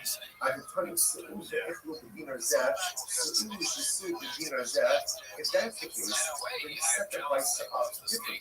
Instead of making the first case of the case of where Ruben says, here's $100, go out and go eat and drink, make it two different cases. What should the two cases be? The Gemara Sabbath, we're in. When is this so ultimately again that it's prohibited? The Chenbani Hamakipo, the Mishtabit life. When is it prohibited for Ruben to say to his workers, go eat and drink, and I'll pick up the tab? That's only with the shopkeeper who extends credit to Ruben. Because there's transactional immediacy, and it's as if again the Chenbani already has the money to related items. About 20 Shema people, but shopkeeping does not extend. Therefore, that lacks transactional immediacy, and that can be taught. In other words, rather than the price to go ahead and highlight two recently realized that I myself have a bond this is like and to highlight two cases. This must go old, and we should in my people. I know every time you think about saying something other than a great show, I subscribe to the Patreon. That's why I look in the mirror. All you see a lot. And all you hear is I mean, honestly, like if you're not on the Patreon, look in the mirror. Look at what's looks back at you. Nothing but your body. What happens? We know your spot. What's the special call? Do me a favor, lend, give them money to shoot. I can tell you, I just said, and over my party, you come in check. what's Do you have a reason to Patreon charge? Ultimately, again, my property comes in convert as a guarantor.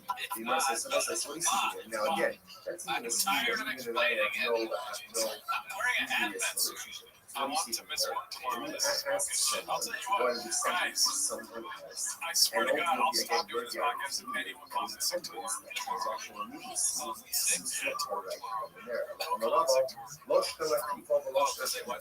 You're right. Because they watch us all You're right. night. End of the day, No, you got whether the shopkeeper extends credit, if it doesn't extend credit, it doesn't receive credit. You must look at it. Even below Miyaki Shibude, low miss. So what's the difference? Look at Rashi. Rashi says, even though Miyaki Shibude, look at Rashi, third line bottom, Shibude, so Michelo Miyaki knows that below us. Since Ruben did not go ahead and actively set aside money, right? He's telling his workers, go out, go eat and drink coffee. Since no requirement of the time, right? And no specific money that he set aside for that. Therefore, again, that lacks transactional because it does ultimately, again, it should be much. Should be much. So you can let most of that much of the new below. Sorry, that's how on my position. So that's the case ultimately again. So when you actually should be us. So you are all money which will tell you if you're ultimately again we know a lot. Short folks that like called off for the next 6 weeks because of my position. Yes, what if you consider that here? That perhaps again she ultimately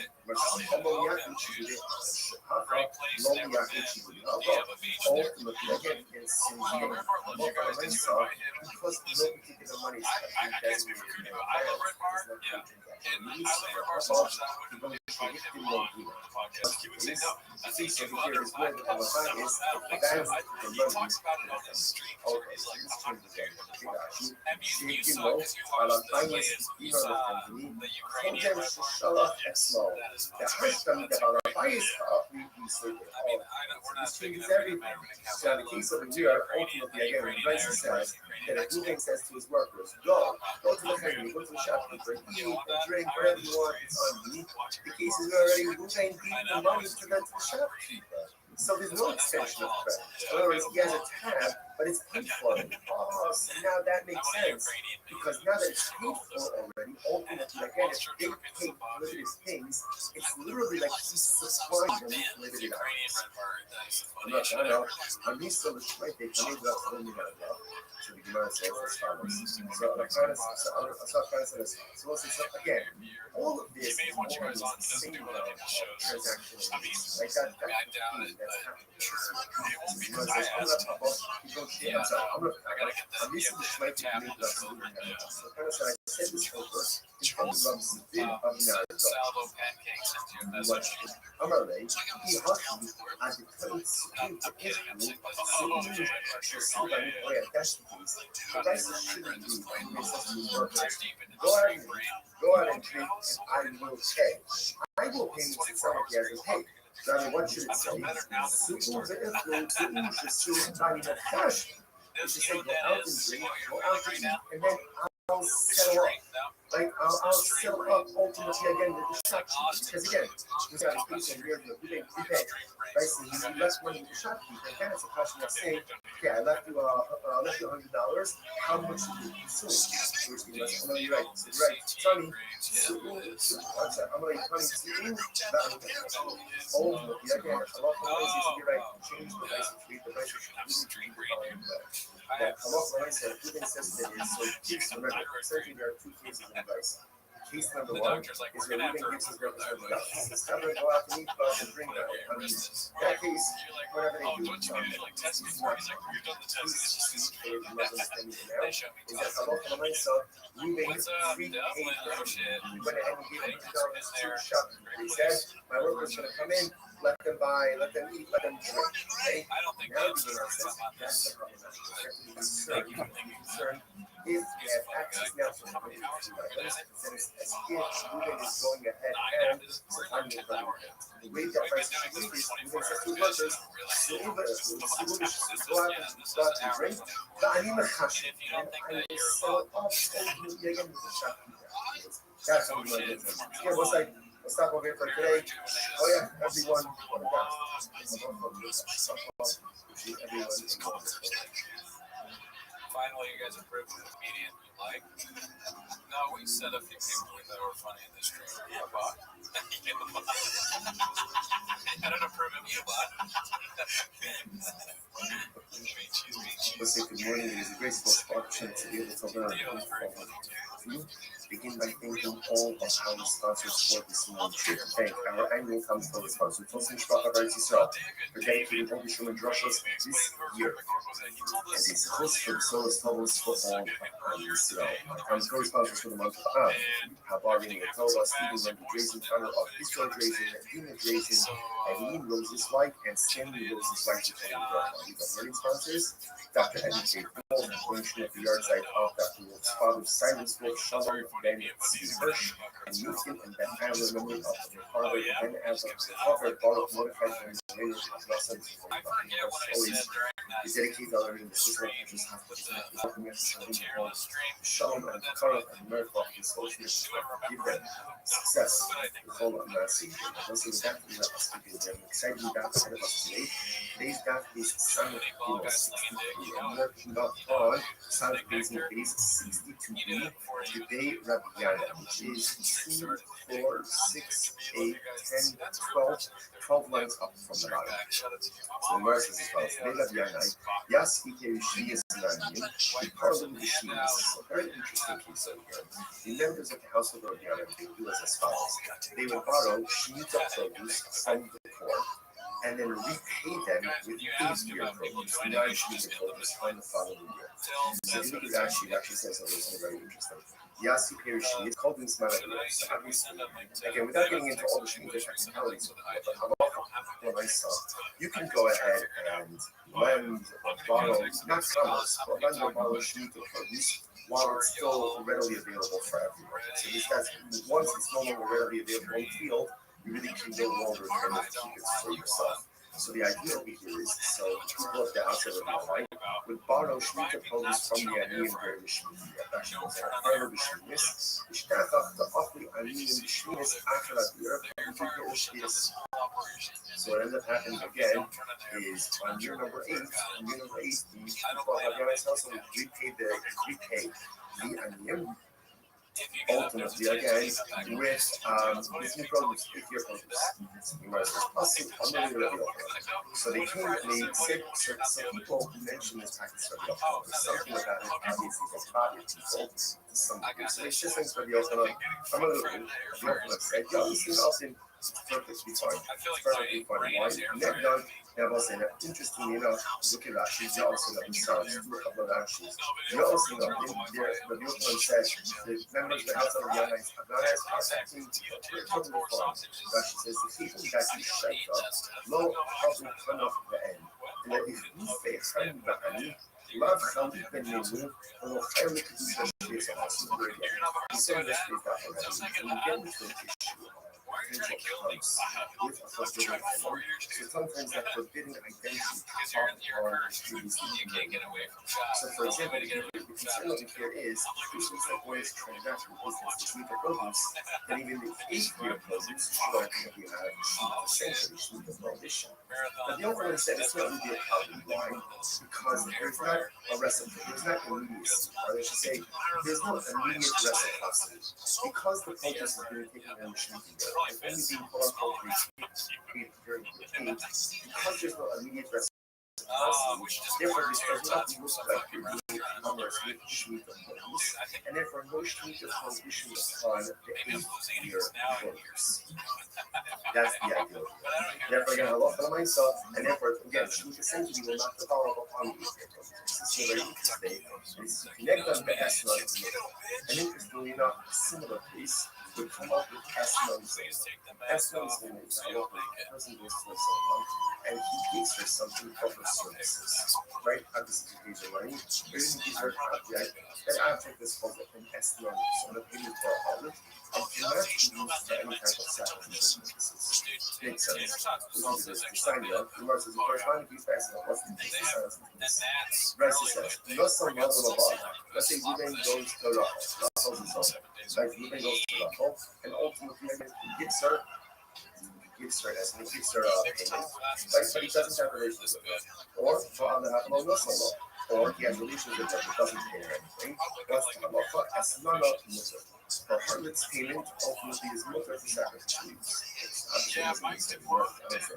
Not so of Labala, if he gave her, let's say he gave her a land, he gave her a ship, and he didn't have relations with her, then of course it's going to be for a wife. She says, even though Labala must have a home to be done. He didn't have relations with her. So if you have relations with her, then ultimately again, the land is a gift. It's a gift with no restrictions on it, to which the Gemara says, assume, furthermore, the same case, but he had relations with her, but he didn't pay her anything. Ultimately, he didn't pay her anything. And if he didn't pay her anything, if even though Allah, my estimate, if he didn't pay her anything, and that's the meaning of the statement from Rice that says that Allah from the Rice which you must Allah, that's this what it means to say. If he gave her, let's say, gave her the sheep, and then only afterwards, in other words, what really takes is outside. So we're going to say like this: when is something when there's transactional immediacy, these are relations, right? Our relations pay. In other words, when there's immediacy, that's when it's an estimate. If there is a lack of transactional immediacy, then the payment does not take on the status of estimate. So what that means practically is that it can be used ultimately, let's say, for some type of sacrificial outcome basis. So watch this. So it's outcome. No someone, you gave it a sheep. The African follow. What does it mean? The African follow.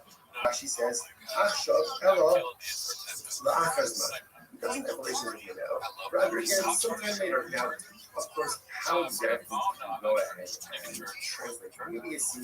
I think there's some normal common sense to it. If you today and have relations for 3 hours, tomorrow, again, it's opposed to payment relations.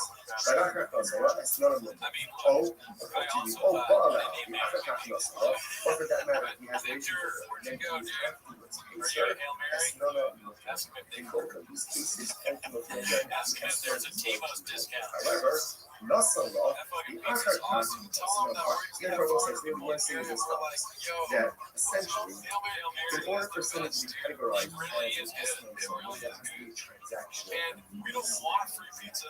Once the transaction is, in other words, payment relations, then you have the sheet payment has the status ultimately identical funds. Now, again, remember, just keep trust. Remember, the household will be on that. They will follow sheet of funds from the store and pay it ultimately again in the funds.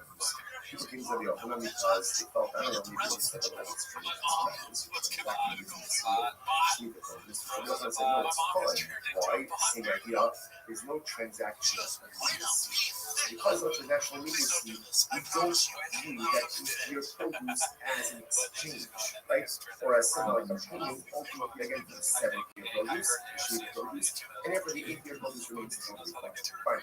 Now the Gemara questions a little bit this test like this. Not so long, I don't have so again, let's go through this, right? Let's just goes ahead and pays it. Okay, but move it these up. This is sheep. This is the easiest example of how to right? You get your sheep, right? And then let's say get your sheep on Tuesday, and then on Wednesday next week. So again, based on what we just learned before, that sheep does not have the status of a harvest, and therefore is not prohibited for constituted chunks, right? There's a wax transaction in these. Whereas I understand, he bought it off, but when it does have a customer on Wednesday, right? He gives the sheep on Tuesday. He has relations with her on Wednesday. So why don't we say that when he does have relations with her, comes up Lechol Allah is still afraid. Obviously, right? Can't be labeled as Muslims on when he does have relations with her on Wednesday, then that's actively the designation of the sheep as a harvest payment should evolve upon the sheep retroactively. And therefore the sheep should be categorized as an Esman Zona already has on Tuesday. Rabbi Rothschild says it's very interesting. Well, what's the case? He should come up and hit me basa. This is very interesting. What happened? Zona, right? Zona got the sheep on Tuesday. She got the sheep on Tuesday. Now, relations didn't happen until nursing. When they have relations on Wednesday, actively the sheep should be categorized for husband. What's the case? She offered it up as a carbon on Tuesday. She offered up as a carbon on Tuesday. A pious harvest, a pious zona. I will say, you might say to yourself, what is a zona? Which is offering up carbonos. There's important many times. There's always going to be all of the inconsistencies. And we all need to have transactions. And in certain respects, in certain respects, and there are things in my life that I do very well, and there are things in my life that I do very poorly, and there are things that I don't do all the years. The things that I don't do well, or do poorly, or don't do at all, are Hashem. Don't take away from the things that I do well that I'm righteous.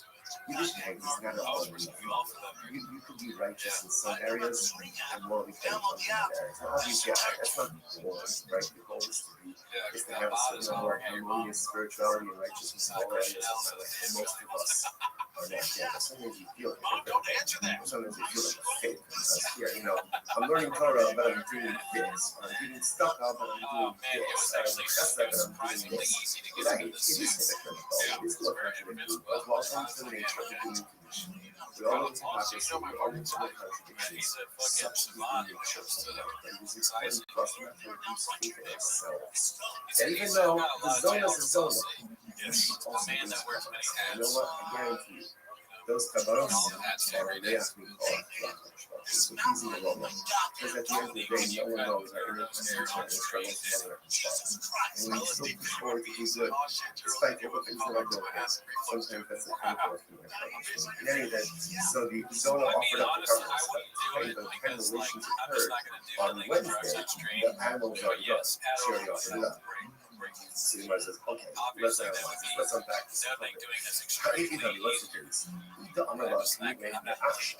If he said to himself, gives her the lamb on Tuesday, it says, resource as of today. Right? Acquire this as of today. Right? Then, the local of the sheet of the Shari, right? The less thought, the shots, the much of the Amalus. Then obviously it's more different, right? Because she has title to it. It can't be categorized as an estimate on Tuesday because they didn't have a relationship. Right? So essentially, he gave her a gift, and therefore she has every right to offer it up. However, if you use the law on the community, the action needs to know this time. This is very interesting. But if she did not give her permission to acquire it as a gift, and if he was not explicit, he said, say to her, this is your goal as of today, as of Tuesday, right? They're scheduled for relations on Wednesday. So what does it mean? He gives it to her, he gives it on Tuesday, and we're going to have relations tomorrow. If that's the case, if he doesn't tell her to acquire it, it's not hers. It's not hers. And if it's not hers, maybe it's not at this level of the apartment after all. The ish yak, which is based on Kodesh on Rahman. Notice that if a person will consecrate his home, this is talking about the evaluation. Right, will go ahead and consecrate his home. I'm Rahman, and based on the so just like your home, you own it. After the shoes, if there was something I would trust to shoot him, consecrate whatever is offered up is something that you own. In other words, if she doesn't own it on Tuesday, then how could you offer it up as a part of it? It's that rich. And then it's you know, you can only do not fish something that is yours. Which means in the realm of personal growth, this part only asks of us what we're able to do. And sometimes we make the mistake of measuring ourselves against other people. And that's not necessarily the right thing to do. It's just how own that is. It's something that people really inspire to do that. But a lot of times we kind of compare ourselves to others and then we're frustrated when we don't measure up. But who says you can measure up to someone else? You don't know what this person's purpose or their abilities. The Rebbeinu Shel Olam only asks you to match that which you own. You only have to consecrate, or you only can consecrate that which you own. You can't consecrate that doesn't belong to you. Because so often in life we forget that the Prophet only expects of us what we're able to do. He doesn't expect of me what someone else can do. He doesn't expect of me someone else's accomplishments. What he does expect of me is take a personalistic view about all the spiritual tools that I possess. Be honest about what I possess, because we possess a lot more than what we're honest about. And then utilize those in pursuit of personalistic beliefs. Only do not give that which belongs to you. And our Father only asks of us to accomplish spiritual things that are in our power, within our spiritual toolbox. Incredible. What's the case? The Rabbi had trust Dia. This is very interesting. So he says to her, right, so Reuben gives to the zone of the sheep on Tuesday, and he says, okay, keep the sheep with you, we're scheduled to be here tomorrow, right, and just keep it with you until tomorrow. Be mitzvah first, but if you need the sheep for some reason, let's say something comes up, you need the sheep, I don't know, you need a car money, you need whatever it is, then Gemara says, then I give you the right to acquire it. So it's interesting, I just use that as another thing. Fine. So Gemara says this. So there was it asks his own case. Now again, what's the idea? Why do you do this? Besides that, it's not only interesting. We're doing this because you can remember this all happened with the Rabbi with this Shiva transaction. The idea that's happening over here is that something can only be best in the permitted status when there's a level of transactional immediacy. So now we see that by the Shiva case, and ultimately we see it by the Esnom zone about a part of the case. Doesn't matter just get over into this hard case. So by the way, come up with Kisha so much. It's very interesting. So let's say the same thing. Reuben gives Reuben is Zona the sheep on Tuesday. The Dia is scheduled for on Tuesday. She goes in and she's not the sheep. She consecrates it. She didn't offer it up as a cover, but she's not the sheep. So what's the status now of the end of the Monday? Even the Amar and the rest of the Dabot and the Suasa Command that we bust it down. So you can say that essentially making something effective is the equivalent of offering it up. In other words, really the Gemara says that verbally pledging something to a fish is the equivalent of giving it over to a regular person.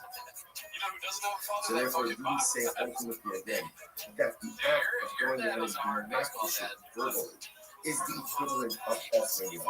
Although in other words, offering it up is offering it up, but being because it's gone, the animal's gone. Being makdish ultimately again, it is still here, it's still present. So does she have the ability? What happens if she was makdish it? Again, because I must say, you heard the shayla is in the case that she offered it up on Tuesday, by the time the dia occurs, obviously again it's gone. It's gone, right? So it can't be called an Eslam Zona because it was no longer in existence at the time that the dia occurred. In this case over here, on Tuesday she's makdish it. Wednesday the dia occurs, and ultimately so at the time of the dia, the object is still here. So now the shayla is, does the object become an Eslam Zona or not? So the fifth shall be very Eliezer. Because so I say going back to Rabbi Eliezer on the top of the daf. Right? You might say, Rabbi Eliezer, Kabbalah the Hikli Basa. So remember again, the way that the Lazar understood the case of the Eslan Zona, right, is where she went ahead and she already offered it, right? She offered it up already by the time the deal occurred. Dafka Hikli Basa. So Dafka, because she offered it up, is no longer in existence. However, Isha, so no. So from the Lazar statement, it would appear that if she was not Kishin, that the animal was still in existence at the time that the deal occurred, perhaps the animal would now be called an Eslan Zona. Much the Gemara says, no, the Rabbi Elazar was fake to me by the truth is, this Shaila is not a Shaila of Elazar himself. So the Gemara says, no. Mifshat Shita Rabbi Eliezer, Jackie Basel, Kafka, Baki Shasal, the Isra Shasbia. Because Rabbi Elazar said that the only time it doesn't become an Esra is when the animal was offered up before the Bia. Because by the time the Bia occurs, the animal is no longer Bia. But perhaps, again, where she was just Makdish, she consecrated it. The animal is still in existence at the time of the Bia. In which case, halacha l'maisa, the animal is recategorized as an Eslan Zona. Al Dilma, Kekrivasa Pshitale, Vikdushasa Misakta. I mean, maybe, obviously, if she offered it up, then it's no longer in existence at the time of the Bia. Of course, it's not going to be categorized as an Eslan Zona. But in the case where she just consecrated it, we're not sure. Which the Gemara says taken. So we're really not sure. So interesting, we have to look at what comes out in this case over here is, first of all, so important lesson number one, because we're not finished with Eslan Zona yet. What we do understand is that in order for something to be categorized as an Eslan Zona as part of this payment, there must be transactional immediacy, which means payment via. If that order is not followed, either payment and delayed via, or via and then payment, ultimately, again, it is not considered to be an Eslan Zona. If he deposited an animal for payment, now, the Bia doesn't occur until later on, assuming she has rights in that animal, therefore, she goes ahead and she offers it up to bona fide carbon. If she's not Kishin, she consecrates it, and so the animal is still in existence at the end of the Bia the next day. What's the status of that animal? That's the take. That's the okay, let's analyze more. So we're going to say the second case over there was, let's say he has relations with her, and then afterwards he pays her. So ultimately, again, the payment is mutter. When we say it's mutter, it means it's used for constitutional purposes. Or maybe the Gemara is the kasha. I don't understand this. The Gemara says, or maybe.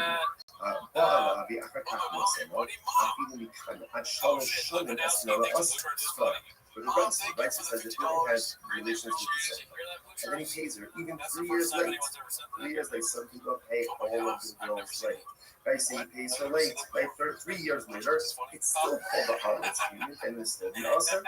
I'm not going to stop, I'm not this stuff, no conscious. So listen, that conscious is just important. The rights that we call it, that's how we pay 62%. That if there's relations and then payment, that's not an estimate, there's no transactional immediacy.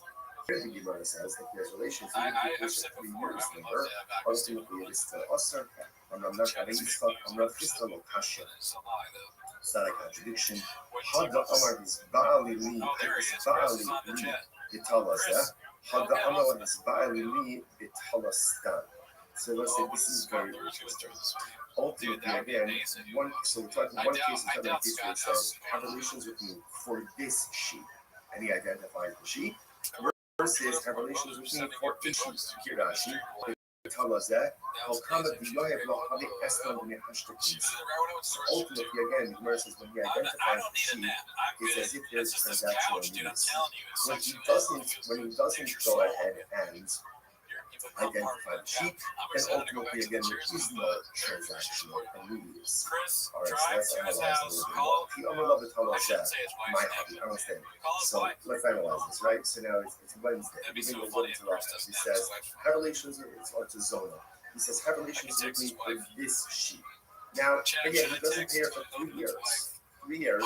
Now, look at this. Oh, it has the status of a harvest payment because there's transactional immediacy. Just because he identified the sheep doesn't make it hers. In order for it to be hers, what has to happen? The Gemara says, she fell. Right? Remember, livestock, animals, which are the sheep, are acquired with possession, which the Gemara says, the zone of honest okay? So apparently it's actually interesting that ultimately the din of Mashiach was only given by Jews. So apparently, again, by a non-Jew, they don't need the sheep that's so far. So it turns out someone who's not Jewish. You guys know what that's going to do. The old numbers are Israel, so it's talking about a Jewish harvest. If you go, they call you the chatzir. Oh, interestingly enough, the sheep is standing in her chatzir. In which case, again, ultimately, this Jewish chatzir she requires. That's in a second. Either Kai Bechatzera, but the Akikach Masala, Hakanya, for a second. I understand. If it's in our chatzar, in our she requires, in our get relations with her, and then ultimately again, dedicated, only dedicated. It's already in her chatzar, she already requires. What are we talking about here? The Gemara says, in other words, she acquired it before Piyah. So this is like the paradigmatic case of Esna because she's acquiring the sheep even before the Piyah if the sheep is standing in her chatzar. So which the Gemara says, the Shabi Nega Kotiki. Very interesting. Now, here's the case. So Reuben comes to Rachel and places this. Right here, this sheep is in a kotiki. Now remember again, what is a kotiki? A kotiki essentially is like a guarantee. In other words, he says to her, I'm going to pay you. I'm going to pay you for the relations. Right? If I don't pay you money, you can take this sheep. So therefore, she doesn't really acquire the sheep initially. She acquires the sheep in the event that there is non-payment. The Amarla, and he says to her, if I pay you, let's say in the next 30 days, good. The Ilan, and if not, Shakle de Eslan, take this sheep ultimately again as your public payment. Fine. Massive Rav Sheshes. Rav Sheshes says that it's supposed to be help. Again, it's interesting. All of this is reading from Rabbi the Eslan's own Kisvashas. Omer Adam Lechamara Ulachala. Let's say again, let's say Reuben employs donkey drivers and workers. Okay, so now he's paying. Now the way ultimately again, he's paying them. Now Rashi points out that here, Rashi, these workers are non-Jews, or they're Amir artists. They're just unlearning. And he says to them, right? So what's the halacha? Okay, so actually before we get to this. So he goes and he says to them, I'm paying you, right? And essentially, go use this money to go and purchase for yourself food and drink. Okay, either that's their payment or supplemental wages, whatever it is. He's getting to here, right? Here's money. Go and drink. Go and eat. So we'll say now the Gemara says the Eno Choshesh to do this. Eno Choshesh, he doesn't have to be worried. Salafiola base 63b. Lo mishum shvius, lo mishum ma'aser, lo mishum nayos. I will say here's what's interesting. Damn, dude, this is crazy. We're just throwing away. Right? What's the concern here? The Gemara says that halacha ma'aser. He's giving them money. Now, because it's an akum or on that artist, he has to be concerned that maybe akum is going to go by yes, right? Or maybe ultimately again the Amma artist is going to buy shita or ma'aser shita purchase and consume outside of Yerushalayim. He doesn't have to be concerned with this. Why does he have to be concerned with this? Because essentially he's giving them the money and he's saying, Chevra, do what you want. Because he's doing that, essentially, it's not on him. Whatever they do, they do. Rashi says over here, okay, Rashi just goes through all of this. Right, if you look at the end, if you look at Rashi, Lo Mishum Ma'aser, right, if you look at Rashi, it's actually the last one, the last of the long ones, not Rashi. The Ha'ilu, the Safilu Midi, and the Priti Yav. We don't, Ruvain is not the one giving it privately. Ruvain is giving it money. And it's here, this is for your food, this is for your drink. What they choose to do with that afterwards, essentially, is not on Ruvain. It's not on Ruvain, so therefore, again, no liability. Okay, now what? Contrast out the following is. South Yoa, base 63b, second line down. The Arla, said to them, Su Be'ichlu, Vani Porea, Su Shtu Vani Porea, he says to the workers, like donkey drivers, go and eat, go and drink, and I'll pay, I'll pick up the tab. Oh, now this is a problem. Then we have a problem. Then we have a problem. Now, why is that? Look at that. She went Vani Porea. Habi'ihu Lokea Ha'isu Machilo, the Hashtal Salat Nafshiminai. The issue over here is because he's paying the tab. Now it looks like he's purchasing and providing these prohibited items for his workers. You see the difference? If Ruvain just says, here's $100 for your food and drink, whatever they buy, that's on them. That's not big deal. If he says, go eat, go drink, I'll pick up the tab, then ultimately, again, that is problematic because it is if he is purchasing and providing these potentially prohibited items for his workers. Yeah, what you sent me is no proof I whatsoever. was saying, what do you see from there? It's so funny that the last So just see from there, it's like record Allah copy is not going to say this is shop, now count, going Leanne, ahead and Will and Brewers. circling back to the Rabiana case, right? We're going back now That's great. I ultimately didn't again even realize that. to the Rabiana case of remember That's Rabiana, what did they do? They went ahead and they Masks. borrowed Shemitah produce and they repaid the poor with That's what he helped build. Rothschild said, not a problem because no transactional immediacy. So what's that? What do you see now? What do you see from this last case over here? Amo, kapara, Trying to say get kapara. So what do you see from there? That when moving pays the bill, right? Pays the bill.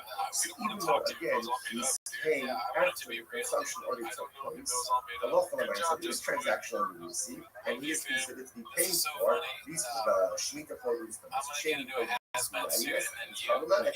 Therefore, the Gemara says, "Ofenami kikara d'meisa kapara."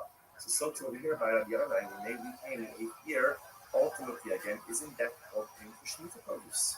Same thing. Which Gemara says, "Gemara fisto bechen beni hamakito b'mishtabed." So no, it's different. In Ruben case, like he's going ahead and telling the workers, go eat, go drink, I'll pick up the tab. We're talking about here they are purchasing food from a shopkeeper who normally extends credit to them. The Archirach would say, ultimately, because the shopkeeper normally extends credit to you, ultimately there is transactional immediacy that's happening. Literally translated, literally the shopkeeper acquires his money immediately. Look at that. It's actually very possible. Kind of summarizing. The shopkeeper knows that he's going to get paid for the bank, so he regularly extends credit. שכבר הכירו, שכמותם שיש נוהגים רחמים לא לחנדנים, דוצר חליפים. So that's it. There is transaction rules. Ruben is not just saying stand one where you want and buy food, buy drink. He's saying, go to the shopkeeper, I'll pick up the tab. This is a shopkeeper who normally extends credit to Ruben. So therefore, again, it's as if the debt is already paid, and therefore there is transactional immediacy that's happening. Rashi says over here, therefore it's specifically almost like an exchange, right? The shopkeeper is going to give the donkey drivers and laborers items, and Ruben is going to immediately pay for that.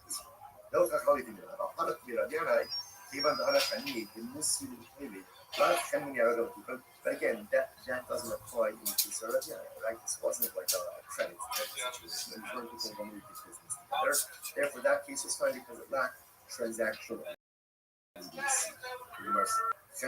But again, using that language, if we were to send out his work, same case, go eat and go drink, I'll pick up the tab. But now he's not sending to a shopkeeper who normally extends credit to him. Then it sounds like what? Mutter. Then it should be okay. If that's the case, that it's mutter, ihafid, determined se'u ve'echlu b'dinar zeh, se'u shesuf b'dinar zeh. If that's the case, then set the Vaisa up differently. Instead of making the first case of the Vaisa, the case of where Ruben says, here's $100, go out and go eat and go drink, make it two different cases. What should the two cases be? The Gemara said, when is this so ultimately again that it's prohibited? When is it prohibited for Ruben to say to his workers, go out and go eat and drink, and I'll pick up the tab? That's only with the shopkeeper who extends credit to Ruben, because there's transactional immediacy, and it's as if again the Chevron already has the right to pick up prohibited items. But shopkeeper who does not extend credit, therefore that lacks transactional immediacy, and that case should be caught. In other words, better for the place to go ahead and highlight two cases that are the same, but one detail different, than to highlight two dramatically different cases. Furthermore, is that true? Even if the shopkeeper doesn't extend credit, is the purchaser not still obligated to the company? The person says to his friend, "King Monopoly, so what happens? Right? Ruben goes, all right, I got to do it. say, Ruben, do me a favor, lend, right, give a money to Shimon, give money to Shimon, and all of my property will become encumbered to you. What's that? Well, currently, ultimately, again, my property becomes encumbered as a guarantor. The Gemara says, so what do you see from here? Now, again, let's even assume that Ruben and I have no previous relationship. So what do you see from there? When you ask someone to go and do something to someone else, and ultimately, again, you're guaranteed with that encumbrance, that transactional immediacy, seems to look right from there. And the Rabbi, most of the people, you're right. You're right. At the end of the day, whether the shopkeeper extends credit or doesn't extend credit doesn't necessarily make a difference. You must look at it. After the Shabbat, even below Miyaki Shibude Lo Missa. So what's the difference? I look at Rashi. Rashi says, even though Miyaki Shibude, which is actually third wide on Rashi's in the bottom, still not Shibude. So when Yichei Lo Miyaki Mo's the house, Lach Khalif and Yehuda Lo Missa. Since Ruben did not go ahead and actively set aside money, right? He's telling his workers, go out, go eat and drink, I'll pick up the tab. Since no defined amount of money, right, or no specific money has been set aside for all, therefore, again, that lacks transactional immediacy. Because it does ultimately, again, it should be worth it. So, Yichim and Mo is the path, Lach Khalif and Inu, below and sorry, the Gemara says, Halacha and my contribution. So that's the case ultimately again. So what do you mean to do? Now you shouldn't shoot. So the Gemara says, so ultimately again, it says the Gemara, ultimately again, what do you have to be concerned about? Halacha, my contribution. We should see this. What do you have to be concerned about over here? The Halacha and I saw that perhaps again, see the police. Ultimately, again, it's the same thing. Because no particular monies have been designated for advance, does not take transaction. What's the case? The case of the here is where the Balabah is advanced the money to the country. Okay, so this changes the actions. Sheikh Lo, Balabah is dinar the family. Hodem Shishala Etzlo. The Hashtam the Balabah is this changes everything. So the case of the year, ultimately, again, the Raisa says that if Ruben says to his workers, go to the family, go to the shopkeeper, eat and drink whatever you want, it's on me. The case of already Ruben gave the money to the shopkeeper. So there's no extension of credit. In other words, he has a tab, but it's paid for already. And now that makes sense, because now that it's paid for already, ultimately, again, if they take limited things, it's literally like he's supplying the limited items. And these sort of like they come in that's really not enough. So the Gemara says as follows. So again, all of this is all under the same line of transactional immediacy. Like that's the theme that's happening with you. So the Gemara says, I'm gonna pop off, I'm gonna plan up. I'm missing the Shmaitik and Eid loves really now. The Gemara said, I said this over, in fact, he loves the bit of narrative. And what happened? Amalei, he hockey, I couldn't sit if you should see by the way at that's the police. The guy says shouldn't do that. He says to his workers, go out and eat, go out and drink, and I will pay. I will pay me to sell if he hasn't paid. Rather, what should it say? You should sit by the first. It should say, go out and drink, go out and eat, and then I'll settle up. Right? I'll settle up ultimately again with the shopkeeper. Because again, we're saying that the case of years that we didn't prepay. Right? So you left money with the shopkeeper. Then it's a question of saying, I left you $100. How much did you consume? Which is I'm going to be right. So you're right. Tell me, I'm going to give us Wi-Fi. Ultimately, I don't know if you guys change basically, but basically, really do the following way. That halach lines are inconsistent, so please remember, essentially there are two cases in Bible. Case number one is your Ruben uses represented God. So it's not going to go out and eat, but we drink on meat. That case, whatever they do, it's on them. It's not on them. Case two, for those of you who understand even now, is that halach lines are Ruben free paid for him. He went ahead and gave $100 to the shopkeeper. He said, my worker is going to come in, let them buy, let them eat, let them drink. Okay? Now the Gemara says, that's the problem. That's the concern. If you're concerned, if you have access now to the items, then it's as if Ruben is going ahead and supplying you from the items. the way that prices should be is we don't say to the workers, go out and drink. ואני מחשב, and then I will settle up ultimately again with the shopkeeper. That's how you might go for it. Yeah, looks like we'll stop over here for today. Oh yeah, everyone, what down. Everyone can understand. Y'all are still doing this? No, fuck not me. It's my head now. I don't want to be locked in with you. What is that? Oh shit. Crazy. What are you gonna do, bro? You're bored. Let's say good morning is a great satisfaction to be able to learn these point of view. Begin by thanking all of our sponsors for this morning's share. To thank our annual Comic Con sponsor, Tosin Shbach Rabbi for dedicating all the Sherman Rushes this year as a host for the Soros Troubles for all of Israel. Our Comic Con sponsors for the month of Av, Rabbi Latova, Stephen Wendy Jason, in honor of Israel's raising, Dina's raising, and Ian Rose's wife, and Stanley Rose's wife, from the drop. We've got learning sponsors.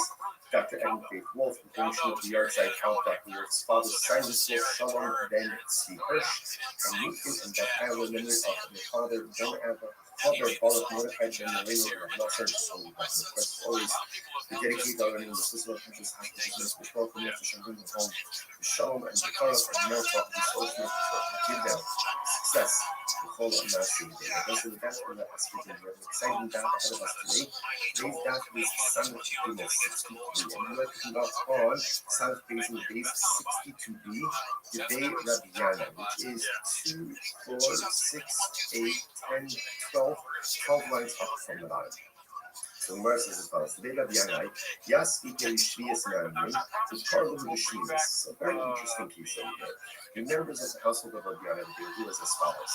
They would borrow Shemitah produce from the poor, and then repay them with 8th-year produce, non-Shemitah produce on the following year. So if you look at Rashi says something very interesting. Yasi Perishi is called in Smanabio. So obviously, again, without getting into all the Shemitah technicalities of it, but you can go ahead and lend or borrow, not commerce, but lend or borrow Shemitah produce while it's still readily available for everyone. So that's once it's no longer readily available in the field, you really can no longer kind of keep it for yourself. So the idea over here is, so the people of the household of Rabbi would borrow Shemitah produce from the Aniyim during the Shemitah year. Rashi goes on the part of the Sheminis, Ishtachach the Achul Aniyim Sheminis Asana Dir Kaliti Perushvias. So what ended up happening again is on year number 8, the people of Rabbi's household repay the Aniyim ultimately again with new produce, 8-year produce. So they came and they said, so people mentioned something about it, obviously the father people to some degree. So they said something to Rabbi Yochanan said, yeah, this thing out there is perfectly fine. Perfectly fine. Right? Net done, Rabbi said, interestingly enough, look at Rashi, you also have this to a couple of Rashis. You also know, Rabbi Yochanan said, the members of the house of Rabbi are acting totally fine. Rashi says, the people that he shaita, lo habu hanach be'en, lo ichufe han ba'ani, lav chalipa nemu, lo chayla kedusha shviya. We saw in yesterday's talk already, when you get into an issue of potential commerce with a forbidden item, so sometimes that forbidden identity is off on the previously committed item. So, for example, the concern over here is, it looks like one is transacting business with Shemitah produce, that even the 8th-year produce should ultimately have Shemitah sanctity, Shemitah prohibition. But the Yochanan said it's not really a problem. Why? Because there's not a reciprocity, there's not immediacy, or I should say, there's no immediate reciprocity.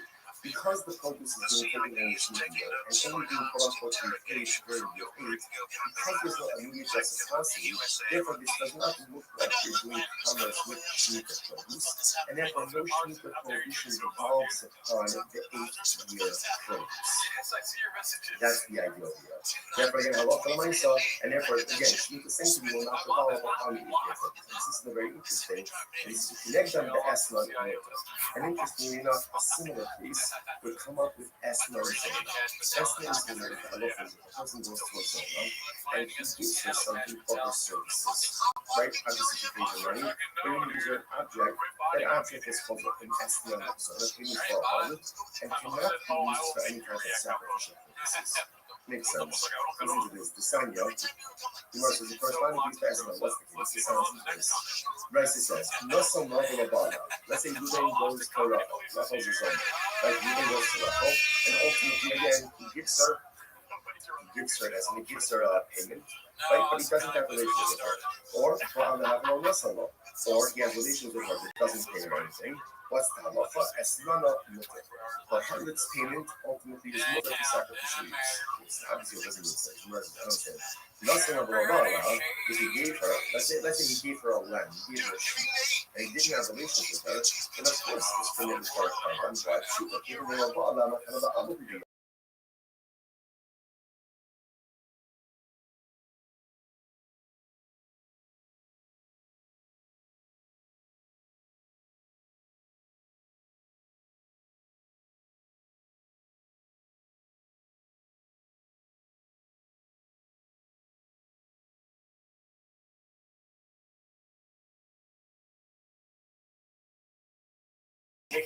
if he didn't bear it, what's the meaning of the statement in Raisa that says that Allah is mutter? Doesn't make any sense. To which we must tell Allah, now this is what he needs to say. Listen to this. Nasala, the Antarkat Ba'ala. If he gave her, let's say, gave her the sheep, and then only afterwards, in other words, let me tell you this piece outside. So he was going to say like this. When does something become an S, when there's transactional immediacy. Pays or relations, right? Or relations pay. In other words, when there's immediacy, that's when it's an S. If there is a lack of transactional immediacy, then the payment does not take on the status of S9 zone. And what that means practically is that it can be used ultimately, again, let's say for some kind of sacrificial or temple use. So watch this. It's most eloquent. No salah, if you gave her the sheep, the achakach ba'ala. Now what does it mean, the achakach ba'ala? Rashi says, Achshav Ella La'achazman. He doesn't have relations with her now. Rather, again, sometime later. Now, of course, how exactly do you go ahead and translate immediacy? I think there's some normal conversations. Either today, which is still 3 hours, or tomorrow, again, as opposed to payment relations. But Achashmasala, that's not a mother. Ba'ala, the Achakach Masala, or for that matter, he has relations with her, and then he afterwards pays her, as not a mother. In both of these cases, ultimately, again, the S9 is going to be mother. However, Nasala, the Achakach, is no fine. So therefore, what says, the next thing is as follows. That essentially, in order for something to be categorized as an S9 zone, there has to be transactional immediacy. Once you transactional immediacy, in other words, payment relations, then the amount of sheep for payment has the status ultimately again of a harvest payment. Now again, remember, just keep track of what's going on over there. Remember, the household of Rabbi, they would borrow each of them from the poor and pay it ultimately again with each of the produce. People came to the Othman because they felt, I don't know, maybe it looks like a little strange practice. Shemitah produce. The Rabbi said, no, it's fine. Why? Same idea. There's no transactional immediacy. Because of transactional immediacy, we don't view that your produce as an exchange, right? Or as something like a payment, ultimately again for the 7th-year produce, the produce, and after the 8th-year produce remains totally fine. Now the question is a little bit discussed on this. Sorry, let's go through this, right? Let's say he goes ahead and he pays her. Okay, but we're going to use Rabbi. Use her sheep. I'm just using the sheep because it's the easiest example. Right? So he pays her sheep. Right? And then let's say he gives her sheep on Tuesday. And then on Wednesday he has relations. So again, based on what we just learned before, that sheep does not have the status of a harvest payment, and therefore is not forbidden for classification companies, right? There's a lax transactional immediacy. You must understand. When he bought when he does have relations with us, that's on Wednesday, right? He didn't shoot on Tuesday. He has relations with her on Wednesday. So why would you say that when he does have relations with her, top of something, Lechol Allah is someone in prayer? Obviously, I understand. When he gives it the sheep, it can't be labeled as testimony from Allah. He doesn't have relations with her. We don't need this. But when he does have relations with her on Wednesday, then retroactively, the designation of the sheep as a harvest payment should devolve upon the sheep retroactively. And therefore the sheep should be categorized as an Esmon Zona only as of Tuesday. Rabbi Rothschild says it's very interesting. Well, what's the case? So she's talking about the Hikmah Basa. Oh, it sounds very interesting. What happened? Zona, right? Zona got the sheep on Tuesday. She got the sheep on Tuesday. The relations didn't happen until Wednesday. We're saying that when the relations on Wednesday retroactively, the sheep should be categorized as a harvest. Oh, what's the case? She offered it up as a carbon on Tuesday. Chop it up as a carbon on Tuesday. Papaya harvest, papaya zona. And I say, you may say to yourself, what a thing. She's a zona, and she's also a carbonos. Listen, it's important to not just make things those are different things, all different consistencies. And we all need to compare the contradictions. And in certain respects, in certain respects, and there are things in my life that I do very well, and there are things in my life that I do very poorly, and there are things that I don't do well. Here's the deal. The things that I don't do well, or do poorly, or don't do at all, off the shin, don't take away from the things that I do well and that I'm righteous. Yiddishkeit is never out of you could be righteous in some areas and morally bankrupt in other areas. Now, obviously, that's not the goal, right? The goal is to have a certain level of harmonious spirituality and righteousness in all areas of my life. But most of us are not doing that. Sometimes we feel hypocritical. Sometimes we feel like fake. Because here, I'm learning Torah, but I'm doing this. I'm doing stuff now, but I'm doing this. I'm chesed, but I'm doing this. Right? It is hypocritical. It is more contradictory. But welcome to the nature of the human condition. We all live in hypocrisy. We all live in contradictions. Such is the nature of us. It is important for us to not confuse ourselves. And even though the zone is a zone, the sheep also brings covers. You know what? I guarantee you, those covers are the way I can call it. It's a pleasing aroma. Because at the end of the day, no one knows our inner condition and struggles from other people. And when you still push forward to do good, despite all the things that are broken, sometimes that's the pinnacle of human accomplishment. In any event, so the Zona offered up the covenants. But the time the relations occurred on Wednesday, the animals already gone. She already offered it up. So the Gemara says, okay, let's analyze this. Let's unpack this. Okay. If you tell me what's the case, if he said to the Zona, gives her the lamb on Tuesday and says, this is yours as of today. Right? Acquire this as of today. Right? Then, she did the Sharila. Right? The Halasa, the Shaspia, so then obviously it's multiple, right? She has title to it. It can't be categorized as an Esron on Tuesday because they didn't have relations yet. So essentially, he gave her a gift, and therefore she has every right to offer it up. However, if you use a little unreluctant in the action, he's not in the card. This is very interesting. But if he did not give her permission to acquire it as of now, right? If he was not explicit and said, and she didn't say to her, this is your animal as of now, as of Tuesday, right? They're scheduled for relations on Wednesday. So what does it mean? He keeps it first, it's from today. Okay, we're gonna have relations tomorrow. And that's the case. If he doesn't tell her to acquire it, it's not hers. It's not hers. And if it's not hers, he must require how to chop it up as a carbon. After all, the Yak is based on published on Rahman. Because it says, if a person will consecrate his home, this is talking about an Arab valuation. Right? Will go ahead and consecrate his home. I'm not based on the truth. So just like your home, you own it. I'm publishing so to the owner you consecrate, whether it's consecrate or whether it's offer up, is something that you own. In other words, so if she doesn't own it on Tuesday, then I could chop it up as a card. Unless it's kind of you can only be makdish something that is yours. Which means in the realm of personal growth, only asks us what we're able to do. So sometimes we make the mistake of measuring ourselves against other people. And that's not necessarily the right thing to do. It's good to have role models. It's definitely good to have people we look up to, we aspire to be like. But a lot of times we kind of compare ourselves to others, and then we're frustrated when we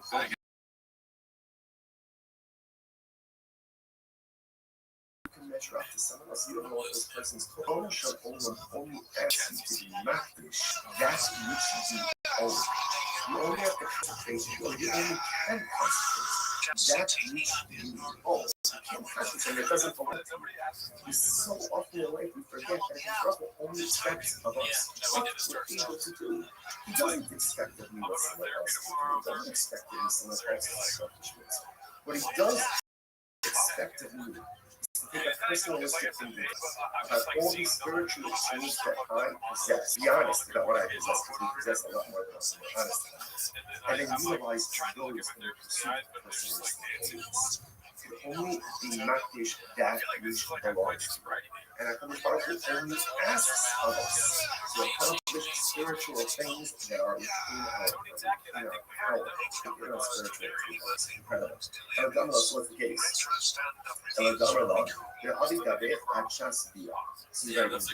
So he says to her, right, so Reuben gives to the zone of the sheep on Tuesday, and he says, okay, keep the sheep with you, we're scheduled for me tomorrow, right, and just keep it with you until tomorrow. The mitzvah, but if you need the sheep for some reason, let's say something comes up, she needs the sheep, I don't know, you need a car, but you need dinner, whatever it is, then Gemara says, then I give you the right to acquire it. Fine.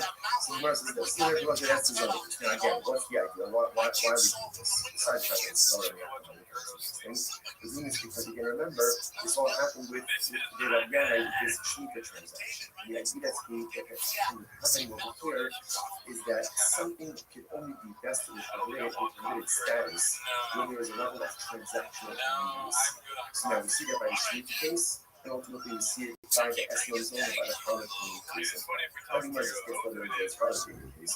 So viable, I'm not big fish us on that. It's very interesting. So let's say, the same thing, Reuben gives Reuben into the zone the sheep on Tuesday. So Via is scheduled for Wednesday. On Tuesday, she goes in and she's not. She concentrates on that. She didn't offer it up as a cover. But she's not fishing. So what's the status now of the animal? Monday. Even the Amar, and Russell is above him, so Russell has it.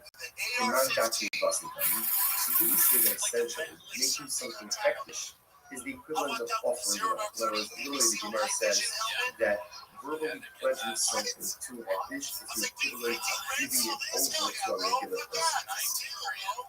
So therefore, we say ultimately again that the act of going ahead and being makdish verbally is the equivalent of offering it up. In other words, offering it up is offering it up, but being makdish is wrong. The animal's wrong. Being makdish ultimately again, it is still here, it's still present. So does she have the ability? What happens if she was makdish it? Again, because let's say, the great decided is, in the case that she offered it up on Tuesday, by the time the deal occurs, obviously, again, it's wrong. It's wrong, right? So it can't be called an Esmon Zona because it was no longer in existence at the time that the deal occurs. In this case over here, on Tuesday, she's not fishing. Wednesday, the deal occurs, and ultimately, so the time of the deal, the object is still here. So now, the shadow is, does the object become an Esmon Zona or not? So the tip shall be Rabbi Eliezer. You can start with those, someone say, going back, this is Rabbi Eliezer on the top of the dust. Right? You must say, Rabbi Eliezer, Shekhavna Behikli Vasa. So remember again, the way Rabbi Eliezer understood the case of the Esmon Zona, right, is where she went ahead and she already offered it, right? She offered it up already by the time the deal occurred.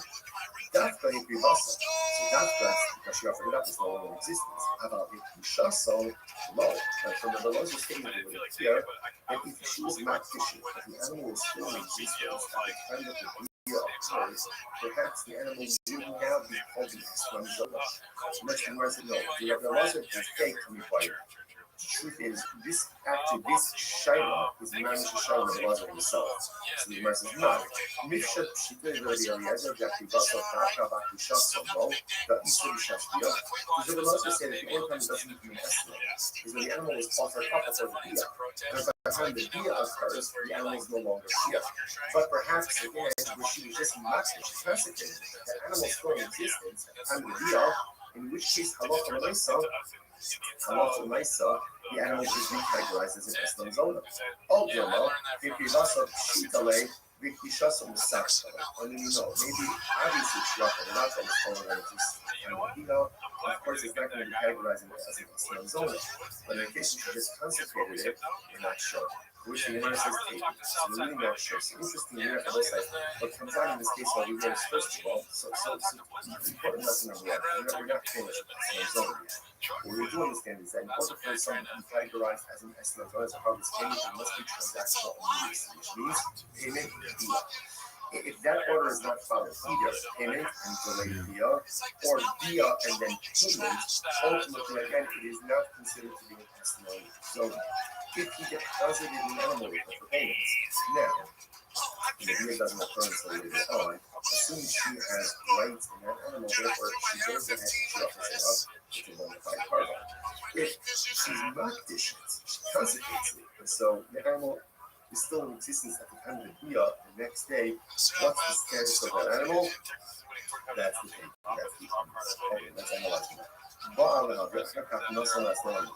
So we're going to say the second issue of the was, let's say he has relations with her, and then afterwards he pays her. So ultimately again, the payment is mutter. When we say it's mutter, it means it's used for constitutional purposes. Or meaning, where is the kasha? I don't understand this. Gemara says, or meaning. Ba'ala v'akakach masallah, afilu mikana, ashalo shonim esmana asa. But the Rabbi says if Ruben has relations with the servant, and then he pays her even 3 years late. 3 years late, says he will pay all of the bills late. Right, so he pays her late, right? 3 years later, it's still called the harlot's payment, and we still be also. I'm not pissed off, well, kasha. So listen, that country is just important. The rights that we quoted before, that's how it pays in the day 62 he said. That if there's relations and then payments, that's not an Eslam, it's not transactional use. Here the Gemara says if there's relations, even if it's 3 years later, ultimately it is still Asr. It's not a contradiction. Hada Amar is Ba'ali Li Bitalazah. Hada Amar is Ba'ali Li Bitalastan. So let's say this is very interesting. Ultimately, again, so we're talking one case, it's another case where it says, have relations with me for this sheep, and he identifies the sheep, versus have relations with me for a sheep. Rashi, it tells us that, so ultimately, again, versus when he identifies the sheep, it's as if there's transactional immediacy. When he doesn't go ahead and identify the sheep, then ultimately again there is no transactional immediacy. Alright, so let's analyze a little bit more. The only level tell us that my hobby, understand. So let's analyze this, right? So now it's Wednesday. We're going to go to Rothschild. He says, have relations with it's up to Zona. He says, have relations with me for this sheep. Now, again, he doesn't pay her for 3 years. 3 years, the law is, it has the status of a harvest payment because there's transactional immediacy. Just because he identified the sheep doesn't make it hers. In order for it to be hers, what has to happen? The Gemara says, Shifa. So I'm going to tell us that having the hustle Shifa. Right? Remember, livestock, animals require Shifa, require to be possession, which the Gemara says, the Zona, well, let's go problem go kind of in the Shifa. Okay?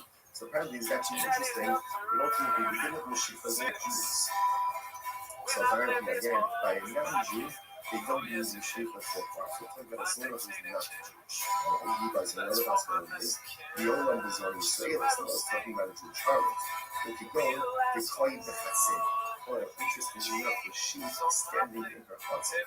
In which case, again, ultimately, there's two classes she requires in a second. Either type of Chatzin, or Bala, the Akaf Masala, Hakanyana. I understand. If it's in her Chatzin, in ours, then she requires it. In ours, he had relations with her, and then ultimately, again, then he gave it to her, It's already in her chutzah. She already acquired it. What are you talking about? Nice. Shout out to Louise. In other words, she acquired it before me. So this is like the paradigmatic case of Esnan because she's acquiring the sheep even before the Piyah, if the sheep is standing in her chutzah. Which the Gemara says, the shocking and the handy apology.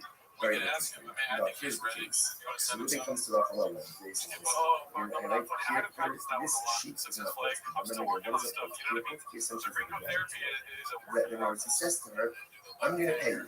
I'm going to pay you for the relations. Right? If I don't pay you money, you could take this sheep. So therefore, she doesn't really acquire the sheep initially. She acquires the sheep in the event that there is non-payment. The Amar law, he says to her, if I pay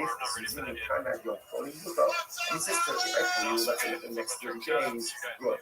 Did you not? And if not, shakli be'es nani. Take this sheep, ultimately, again, as you know, paying. Fine. Massive Rav Sheshes. Rav Sheshes says like this. Supposed to need some help. Again, it's interesting. All of this is really unraveling the essence of this. Watch this. Only Adam Machamara or the call. Let's say again, let's say Ruben employs donkey drivers and workers.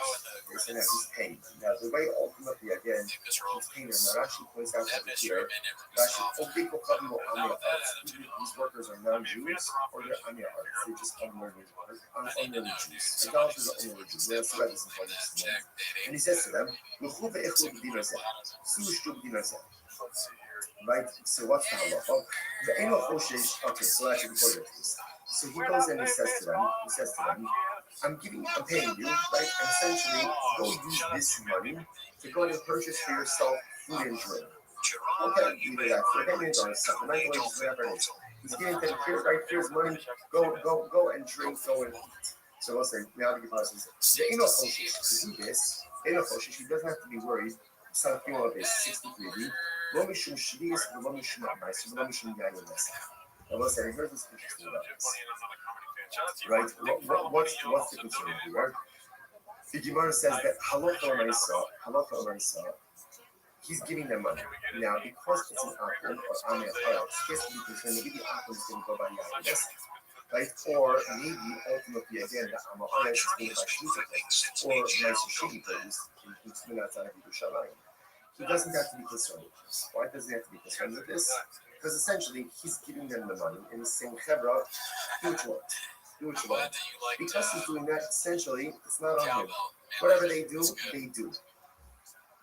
Rashi says over here, okay, Rashi just goes through all of this. Right, if you look at the end, if you look at Rashi, right, if you look at Rashi, it's actually the last one, the last of the long one.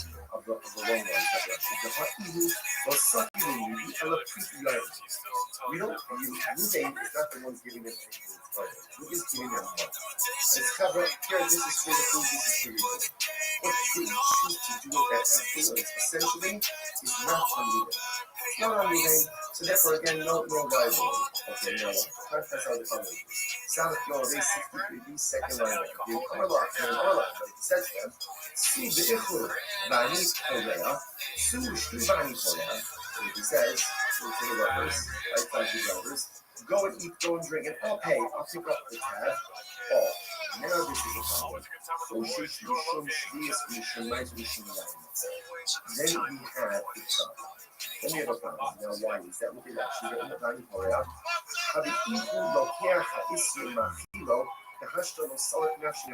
The issue is because he's on the tab. Now it's like he's purchasing and providing these limited items for his market. See the difference? If Ruben just says, here's $100 for your food and drink, whatever they buy, that's on him. That's nothing to do. If he says, go drink, I'll pick up the tab, then ultimately, again, that is problematic because if he is purchasing and providing these potential limited items for him. That wasn't a race there. So what you see from there is that we're now going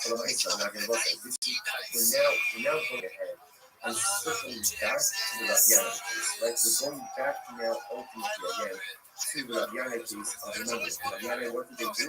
They went ahead and they borrowed the produce and they repaid the poor with your produce. Rothschild said, now talking about transaction immediacy. So listen, what do you see now? What do you see from this last piece over here? Hamo, kapara, diminisa kapara. So what do you see from there?